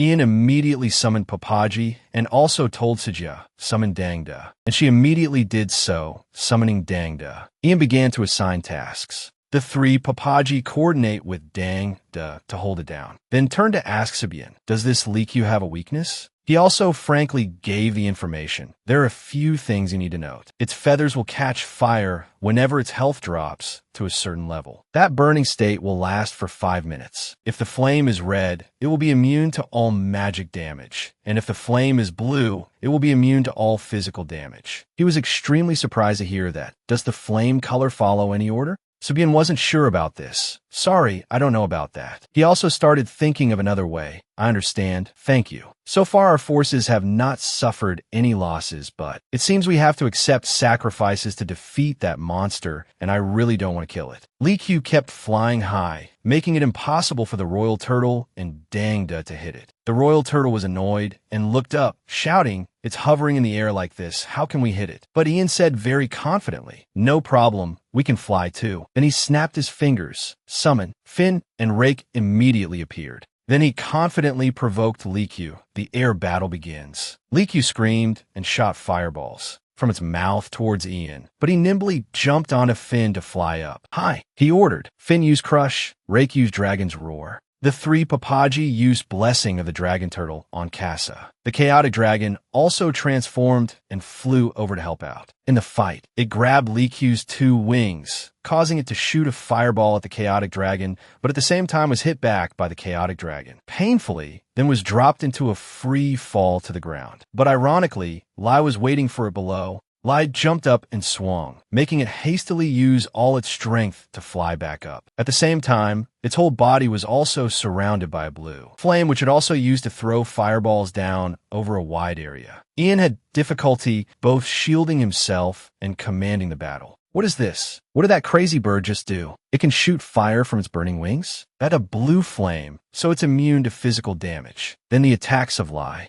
Casa and Helam will have no effect, but the damage of Finn and Rake is too weak. And Casa's Dragon's Roar skill has too long a cooldown. He shouted in frustration, damn it, everyone focus on dodging until that flame subsides. Endure it. Suddenly, Liqiu changed its attack direction, surprising him. What? Why is it attacking the tanker first? Is it high on frenzy stones, so it can't see clearly? If so, that's good. The flame is dying down. At this moment, he ordered, everyone charge. Lakia used the skill Roar of Darkness, causing everyone to be seriously injured, except for Finn and Ian, who were high up and unharmed. Seeing everyone injured, he went from angry to worried. Tense, everyone, then rushed with Finn to attack Liqiu. The spear he threw flew straight into one of its wings, injuring it so it couldn't fly. After he landed on the ground, Liqiu looked at him with a not-so-friendly expression, but he wasn't afraid of it either. What now? You can't fly anymore, can you? But he still felt it was a pity. Unfortunately, the effect from the judgment of the Soul King has no effect. It still wanted to resist, so it shot a fireball towards the royal turtle. He reacted in time and ordered Papaji, absolute defense. A protective barrier was formed around the royal turtle, but its power couldn't compare to a legendary level monster, so the royal turtle still took a lot of damage. He turned back and ordered Sijia. When absolute defense ends, heal Papaji. Although she was well protected, Sijia was still a little worried and asked, but Dangda doesn't have much health left. On the contrary, he was still resolute. We have to prioritize the main tank. Heal Papaji first. While the royal turtle was trying to resist, he took the opportunity to assign the rest to Casa. Attack with me. Casa agreed immediately. Okay, he had made up his mind. Even if he took more risks, he had to fight with them because if he lost his summons and support NPCs, his hunting efficiency would also be halved. Then he ordered everyone to charge. After a while of fighting, the two sides were still evenly matched, but also exhausted. Sadly for Ian's side, Finn and Rake had fallen in battle. Ian also noticed the situation and ordered, "Everyone stop." Casa was a bit stunned. What? The chaotic dragon too. We need to attack now to take it down.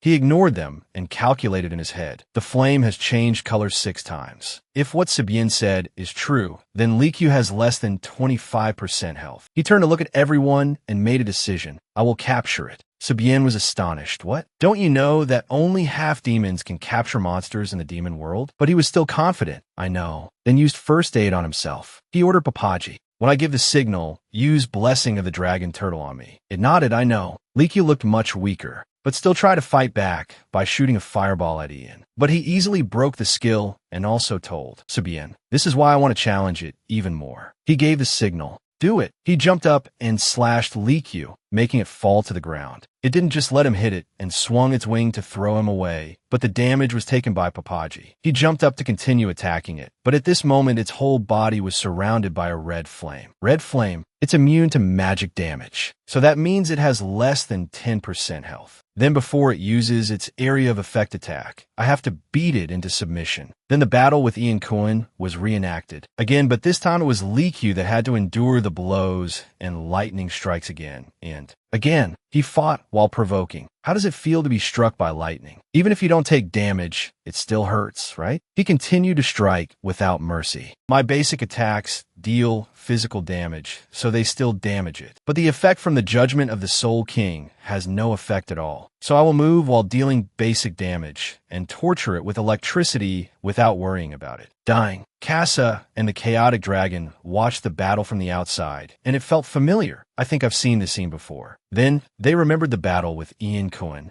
It was truly an interesting experience. When he saw the flame on Likyu's body begin to fade, he also carried out his plan. The flame is gone right now. He used the capture skill. Then a large net was thrown out, surrounding Likyu, making it unable to escape. Lake roared. The system announced, "There is no demon blood flowing in Ian's body, so he cannot tame this monster until he becomes a half-demon. He has failed to capture the hero rank." Monster. He stood looking at it and cursed in his heart. Damn it. Then he rotated his wrists and ankles. Or was I not sincere enough? Lake seemed to realize something when it saw his change in attitude. What's the use of threatening it? You can't capture a monster from the demon world if you haven't become a half-demon. A series of memories appeared in Lake's mind. Then suddenly it fell silent, knelt down, and bowed its head to the ground before Ian, to the complete and utter astonishment of Sabien. He couldn't believe what the hell was happening. Right at this moment, the system appeared and said, "The hero monster Lake wants to become your summon. But since Ian does not have demon blood, he cannot control Lake after summoning. Will you accept it as companion?"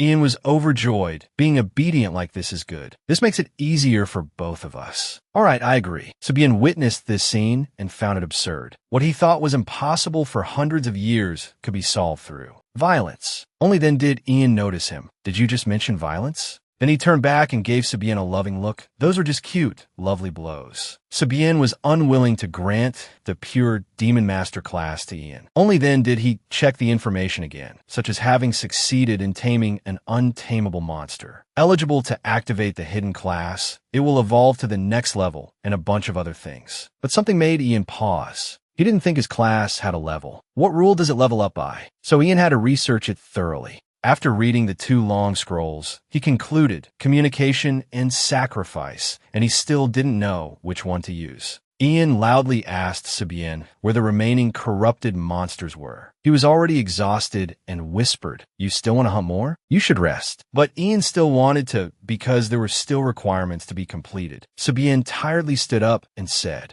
"If you want to, I'll indulge you." A moment later, the monsters were seen lying dead on the ground. He spoke up, "So we have dealt with all the remaining corrupted monsters in the research facility. Thank you for your hard work." After thanking Sabien, Ian thought, because it took a long time to capture Lake. He thought the quest completion rank would be low, but that wasn't the case. When reading the next quest, Ian was surprised because the condition to do the quest was to be a half-demon. Then how the hell could he do it? Everything should have been this way. Sabien spoke up, interrupting his thoughts. Initially, to test your qualities, I was going to give you the task of taming monsters, but you caught a Lake while still being a human. Do you understand what that means? Ian's face was blank because he didn't know a damn thing. Then boom, a notification informed him that he had completed the beginning of Devil Alchemy 2 quest. Ian's eyes nearly popped out. How the hell? He hadn't done anything yet, since the quest was already completed. Anyway, Ian had to thank Sabien for his acknowledgement. He asked him what the plan was now. He said he planned to stay here to repair this experimental facility. The two of them shook hands in a spirit of mutual respect.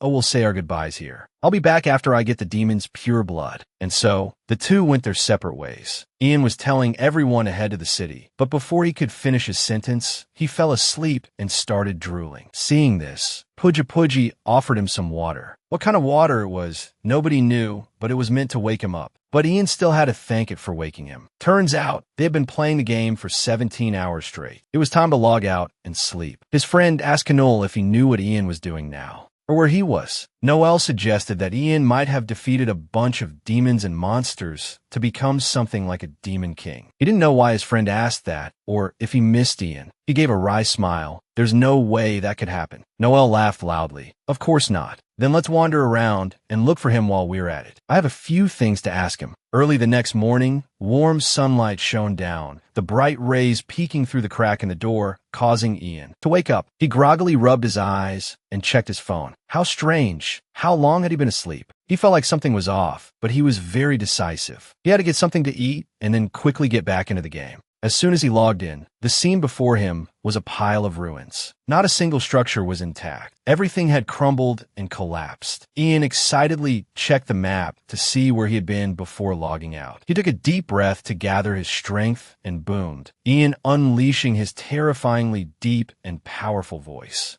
Everyone, as soon as he finished, his spirit beasts came thundering from all directions and stood obediently before him. Ian asked them if their hunt had gone well. Each had its own style, each had its own opinion, and after a while, they started fighting and tearing at each other. Ian was amused. He understood everything his beasts were saying. So this was the power of communication. He probably had to switch to automatic hunting mode. He eagerly opened the notifications to check, Neo, to see what his precious pets had earned after their arduous hunt. Ian was a bit stunned. Wow, more gems than he thought. Well then, he couldn't refuse. He held his staff and began to sort them from low-grade to mid-grade stones. There was in countless number. The system notification popped up. Congratulations on upgrading the item, Judgment of the King's Soul. Looking at the last, lone stone in his hand, Ian smiled slyly. If I let it go, I'll definitely regret it. I might as well cherish it. But reality was not a dream. Even after using one gem after another, the staff, Judgment of the Poet's Soul, remained the same.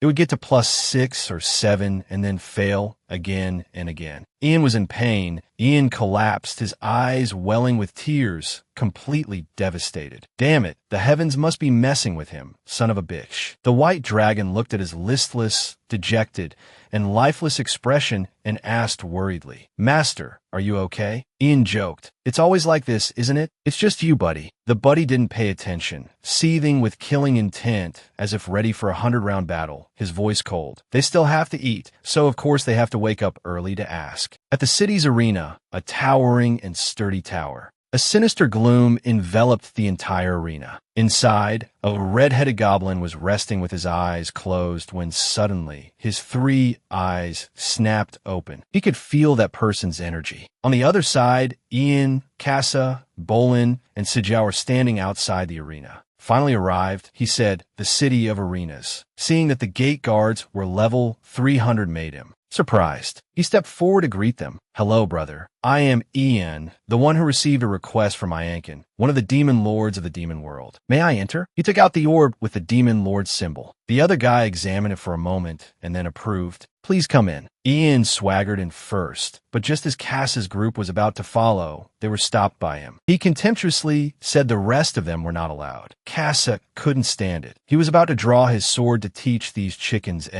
lesson when Ian stopped him in time. Don't worry, I'll be back soon. You guys go rest for a bit. Cass's face darkened, wanting to explode on the spot. But luckily, his thread of reason still held. He had to agree. All right. Suddenly, the demon gatekeeper opened his mouth and said something shocking. Soon, perhaps Iankin will no longer be one of the 12 demon lords. He kindly advised him, be careful, because this is a sensitive issue in the city. If you're looking for Iankin, he's probably in the tower in the city square. Following the guard's words, he went straight ahead, looking around in awe. So many demons. But anyway, he was happy to have passed the test. Safely. Notifications kept popping up, updating the situation. After a while of searching, Ian found the right place. He was skeptical. Is this where Iankin is? The Tower of Punishment. The sound of iron chains clashing, a deafening, ear-splitting clang. Emaciated bodies, nothing but skin and bones, continuously clung to the iron bars, demanding to be let out. Those demons were even screaming for their lives. Oh my God. The atmosphere is already gloomy. The sound of iron is enough. And now these screaming demons with their blackened faces are really scaring me to death. Ian screamed in fear.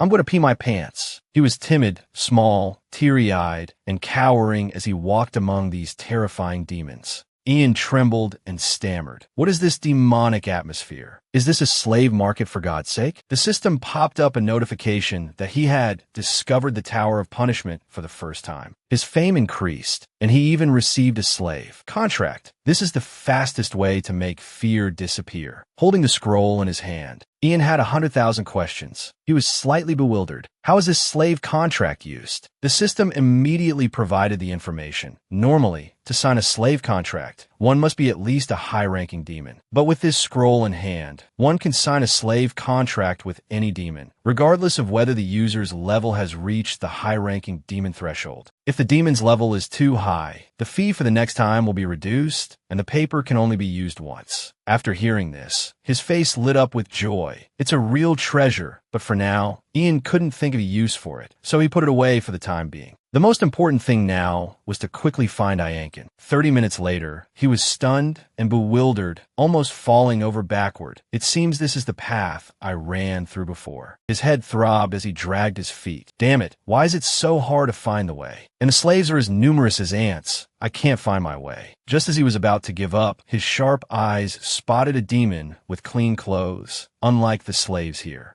Without a moment's hesitation, Ian rushed forward to greet the comrade. He smiled cheerfully and asked, "Do you know where Iankin is?" The other person was writing something, then suddenly paused to observe him. After a moment, he said slowly, "Probably in the crime center on the 10th floor." After saying that, he quickly left before Ian could ask for his name. Ian was full of question marks. Did I do something wrong? Scene change. Somewhere, a red-horned demon covered in wounds was struggling to launch an attack. That powerful punch landed squarely on the face of a red long-haired knight. But just as the red demon thought it was all over, it wasn't. A purple long-haired knight, as fast as the wind, took advantage of the red long-haired knight's blind spot and rushed forward to attack. A sharp, decisive slash was unleashed. The red demon was hit and collapsed immediately. It struggled to hold its body, smirking, ganging up on the weak as expected. In front of it were 3 knights and a mage. The knight with parted hair smiled cheerfully and advised it. "That's right, you should give up. You can't beat us." The red demon gave a thumbs up. It had to admit these people were really strong. They were qualified to go inside. The red long-haired knight pointed her sword at the red demon's neck, threatening. Qualified? Ridiculous. If I just kill you, isn't that just a matter of whether I want to or not? Besides, killing you will get me fame and items. So what reason is there to keep you alive? The red demon didn't argue. It was true that killing it would get this group fame and items, but they should think carefully. It calmly analyzed. If they kill it, a new gatekeeper demon will be appointed. Immediately. If they want to pass the gate, they will have to fight again. Think carefully about which option saves more time. The knight with the youthful hairstyle thought it through and persuaded his teammate. "That's enough, Sajin." She asked irritably why. "Dealing with the next gatekeeper demon is annoying, but we can get items now." Seelan held her hand. "That it's true we'll get items, but this is the best way for everyone.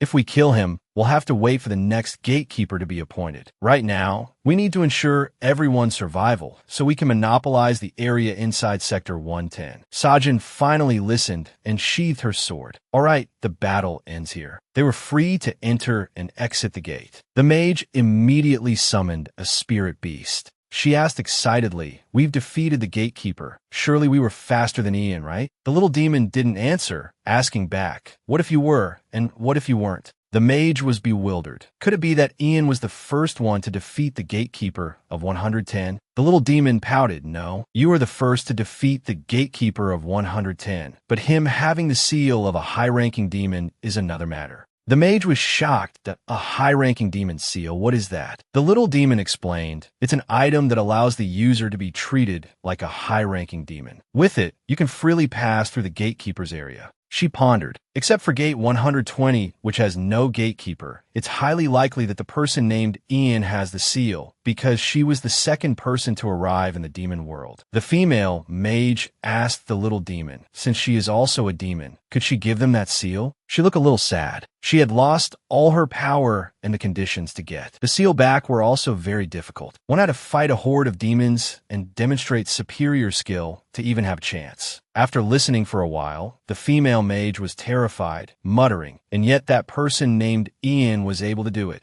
What kind of monster is he? On the other side, after a long and tiring search, Ian smirked in victory. He had finally found Iankin. Before him now was not just a strong demon, but one that was physically enormous. In front of it, Ian was just like an ant. He was full of excitement. "Iankin, I have returned after completing all your requirements." Although he was secretly worried if he would even be remembered, that didn't stop his enthusiasm. He was actually praised by him. Ian proudly pointed to himself, boasting, "Not only did I solve the problem, but I also found the source of the corrupt demons." It was because of the Treo stones, glowing stones with a sinister purple color. Just then, the system also announced the reward he received for completing Iankin's request. He suddenly giggled shyly like a young girl when the system announced that he had received the demon's pure blood. His heart fluttered. This was the key to solving all ongoing quests and achievements. Iankin's voice rang out, "Regardless, thank you. I was able to get my prison sentence reduced. It turned out he was imprisoned here, and once again he thanked him, I can be released sooner." Looking around and seeing no barriers, he wondered why he couldn't escape. He sat down, helplessly explaining, "The pillars around here seal my power. I cannot move my body out of here." Ian immediately acted chivalrously, proudly declaring, "I will destroy these pillars." Faced with this incredible innocence, he laughed helplessly, "But if you do that, neither of us will see the sunrise again. The master of this place will come." Hearing that, he immediately got ready for action. He also patiently replied, "The fifth ranked in the world, the demon king of hatred, is the master of this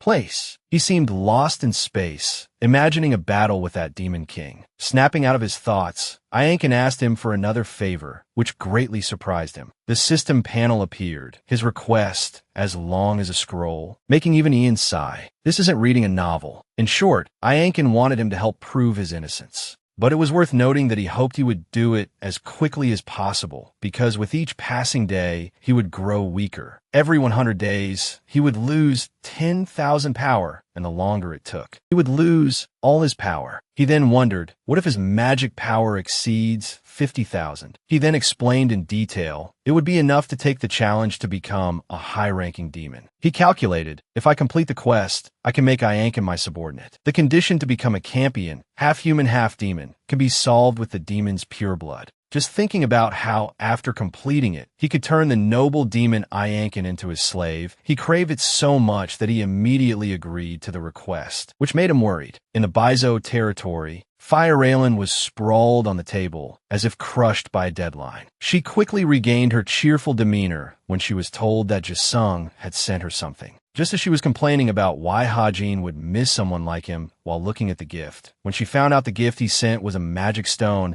she flipped faster than a rice paper. Ian is the best. On the contrary, Hajin's face was full of killing intent. I wonder where he is. Is he looking at some other woman? What injustice. because at this moment, he was fighting exhaustedly against a large number of monsters. The system just announced, "You have successfully defeated 25 monsters." He wondered, is there no specific number of times I have to fight? No one answered this question for him. Just recently, he had received a Demon's Gem of Virtue, a rare treasure that allowed him to experience the feeling of turning into a half-human, half-demon. Immediately, he checked the information about it. This was a rare item, a type of essential oil extracted from the demon's red syrup, and notably, the user needed to be mentally prepared before using it. He looked at the current situation and felt that this was not a good deal. The gem was difficult to use, and he wasn't sure he could last until the end of this trial. Just as he was about to risk it all for a fight, the system panel announced that he had passed all the tests. He was more than just a dazed golden deer, unable to believe it was over. A fluorescent blue light from the system shone, accompanied by a notification. This time, it announced that he had officially succeeded in becoming a champion. Immediately, everyone rushed to find him. I found him. That person cheered happily. Ian has become a champion. That person shouted loudly, smiling with joy. The will-o'-the-wisp floated by. Congratulations, Lemai. Even if you can use the power of a demon, you're not the first one, are you? She thought she had found the stone first, and mused, if my prediction is correct, then Ian must be nearby. Then, she remembered Ian's guardians, secretly calculating, especially Lubio. Everyone thought his talent was nothing special, but they were wrong. On the contrary, it seemed that Sarah from Kaimon was the most accurate judge of him. Determined to achieve her goal, she and the will-o'-the-wisp continued to track him. The will-o'-the-wisp teased, like a dog chasing a chicken. This flippancy made Lemai furious. Meanwhile, Ian was on his way to Sezafim's house, as instructed by Iankin. Tell him I'm imprisoned here and you can tell him about how you solved my investigation request. He'll take care of the rest. Hearing the familiar name Sezafim, he checked the system information and quickly said goodbye to Iankin. Ian's turtle was still leisurely munching on grass, boasting, "Master, I've eaten a lot of herbs. My head is bigger, my shell is harder, I can't wait any longer to show it off." But immediately, the passing wolf laughed at it for being nonsensical. Suddenly, the turtle ate a strange herb, and its whole body lit up. Cut to Ian, he was approaching Sezafim's castle. The castle was dark, without a single light, and a strong wind blew like a haunted place. He felt a chill. Is this really a demon's place? Even Karsus, his companion, found it strange. Not just the size, but this garden also didn't fit this place. The trees were lush and green, brightly lit, but the surroundings were dark. As they both stepped in, Ian hesitated and asked Karsus, "Do you see any signs of life here?" Karsus wasn't sure, but replied, "Perhaps there's an invisible barrier around this garden." Suddenly, a voice rang out, a human and a dragon? What a rare combination. The sarcastic voice continued, "Not just an ordinary human, but a champion? It's been a long time since I've seen one of those." The person's laughter echoed throughout the castle. Ian was startled. "Who's there? Who's talking?" The voice replied, full of pride, "It is I, the master of this castle, Sezafim." He looked up and saw Sezafim sitting on a throne, his eyes cold and authoritative. He didn't hide anything either, explaining that he was brought here by Ur and wanted to learn about the demons. He realized he was a more important guest than he thought, and this shouldn't be discussed here. He snapped his fingers. A magic circle appeared under Ian and Karsus's feet, and they both disappeared along with a magical light. On the battlefield, Lizahan was crossing his arms, watching everyone fight the monsters. Becoming a champion isn't the only way to get a dual class. There might be other ways, but no one knows about them. He still held a grudge against Ian. He was an impressive person in both skill and luck. His subordinate reported that the surrounding reconnaissance was complete. Lizahan would take down the monster himself. He raised his sword, his eyes full of killing intent. Although he entered the demon world later than him, he received a hidden quest. Just as he thought that, he closed in on the monster's feet, gathered his momentum, and jumped up, slashing its back with a single stroke, making it stagger. Lizahan jumped again, this time higher, soaring over the monster's head, aiming straight for the top of its head and slashing straight down, successfully splitting it in two. Amidst the cheers of others, he sheathed his sword. If he completes this hidden quest, he will become a true demon. His half-hearted efforts will not be able to defeat his real efforts. On Ian's side, he was now sitting opposite SSS-Rank, and the two began their discussion. He had heard about the saboteurs and wanted to seek help from him. Yer said that if they wanted to stop the war between humans and demons, they must first stop the internal conflict among the demons. SSS-Rank was surprised that Yer knew about their internal affairs, even though she was so far away. A new quest appeared on the system. Find a master of the Demon Island, the Demon King Zaccardo. SSS-Rank raised his hand, and a scroll appeared. It was the item, SSS-Rank's letter. He asked him to deliver this letter to Zaccardo. It would be better to prepare carefully before moving. He agreed. After all, he was planning to get at least a dual class before going. If combined with his current quest, it would be easier for him to achieve. However, what he needed was a hidden class. So first, he needed to go to Sabien's Research Institute in Area 107. Suddenly, he remembered and asked SSS-Rank about the high-ranking demon named Zakin and recounted what happened between him and him. SSS-Rank had no idea that Zakin was imprisoned in the Tower of Punishment. Because the saboteurs were occupying this city, he was very restricted. Even the demon Lord Hikian was affected. He was worried that SSS-Rank's power was not enough to free Zakin, but he assured him that he could help. At the latest, 1 week, at the earliest, 3 days. Therefore, he requested that he unlock his hidden class within that time. The deal with SSS-Rank was complete. He needed to go to the slave market. Ian took out the small piece of paper, wanting to ask him about the slave market in the city center. He was surprised. His attitude immediately changed, showing extreme annoyance and anger. He was also very panicked, casting his eyes towards Karsus, who was sleeping soundly on the chair. That's all for my video today. The above is a summary of the story. If you have any opinions, please leave them in the comment section below. Don't forget to leave me a like, subscribe, and hit the notification bell to receive more interesting videos. For now, goodbye and see you again. Bye-bye.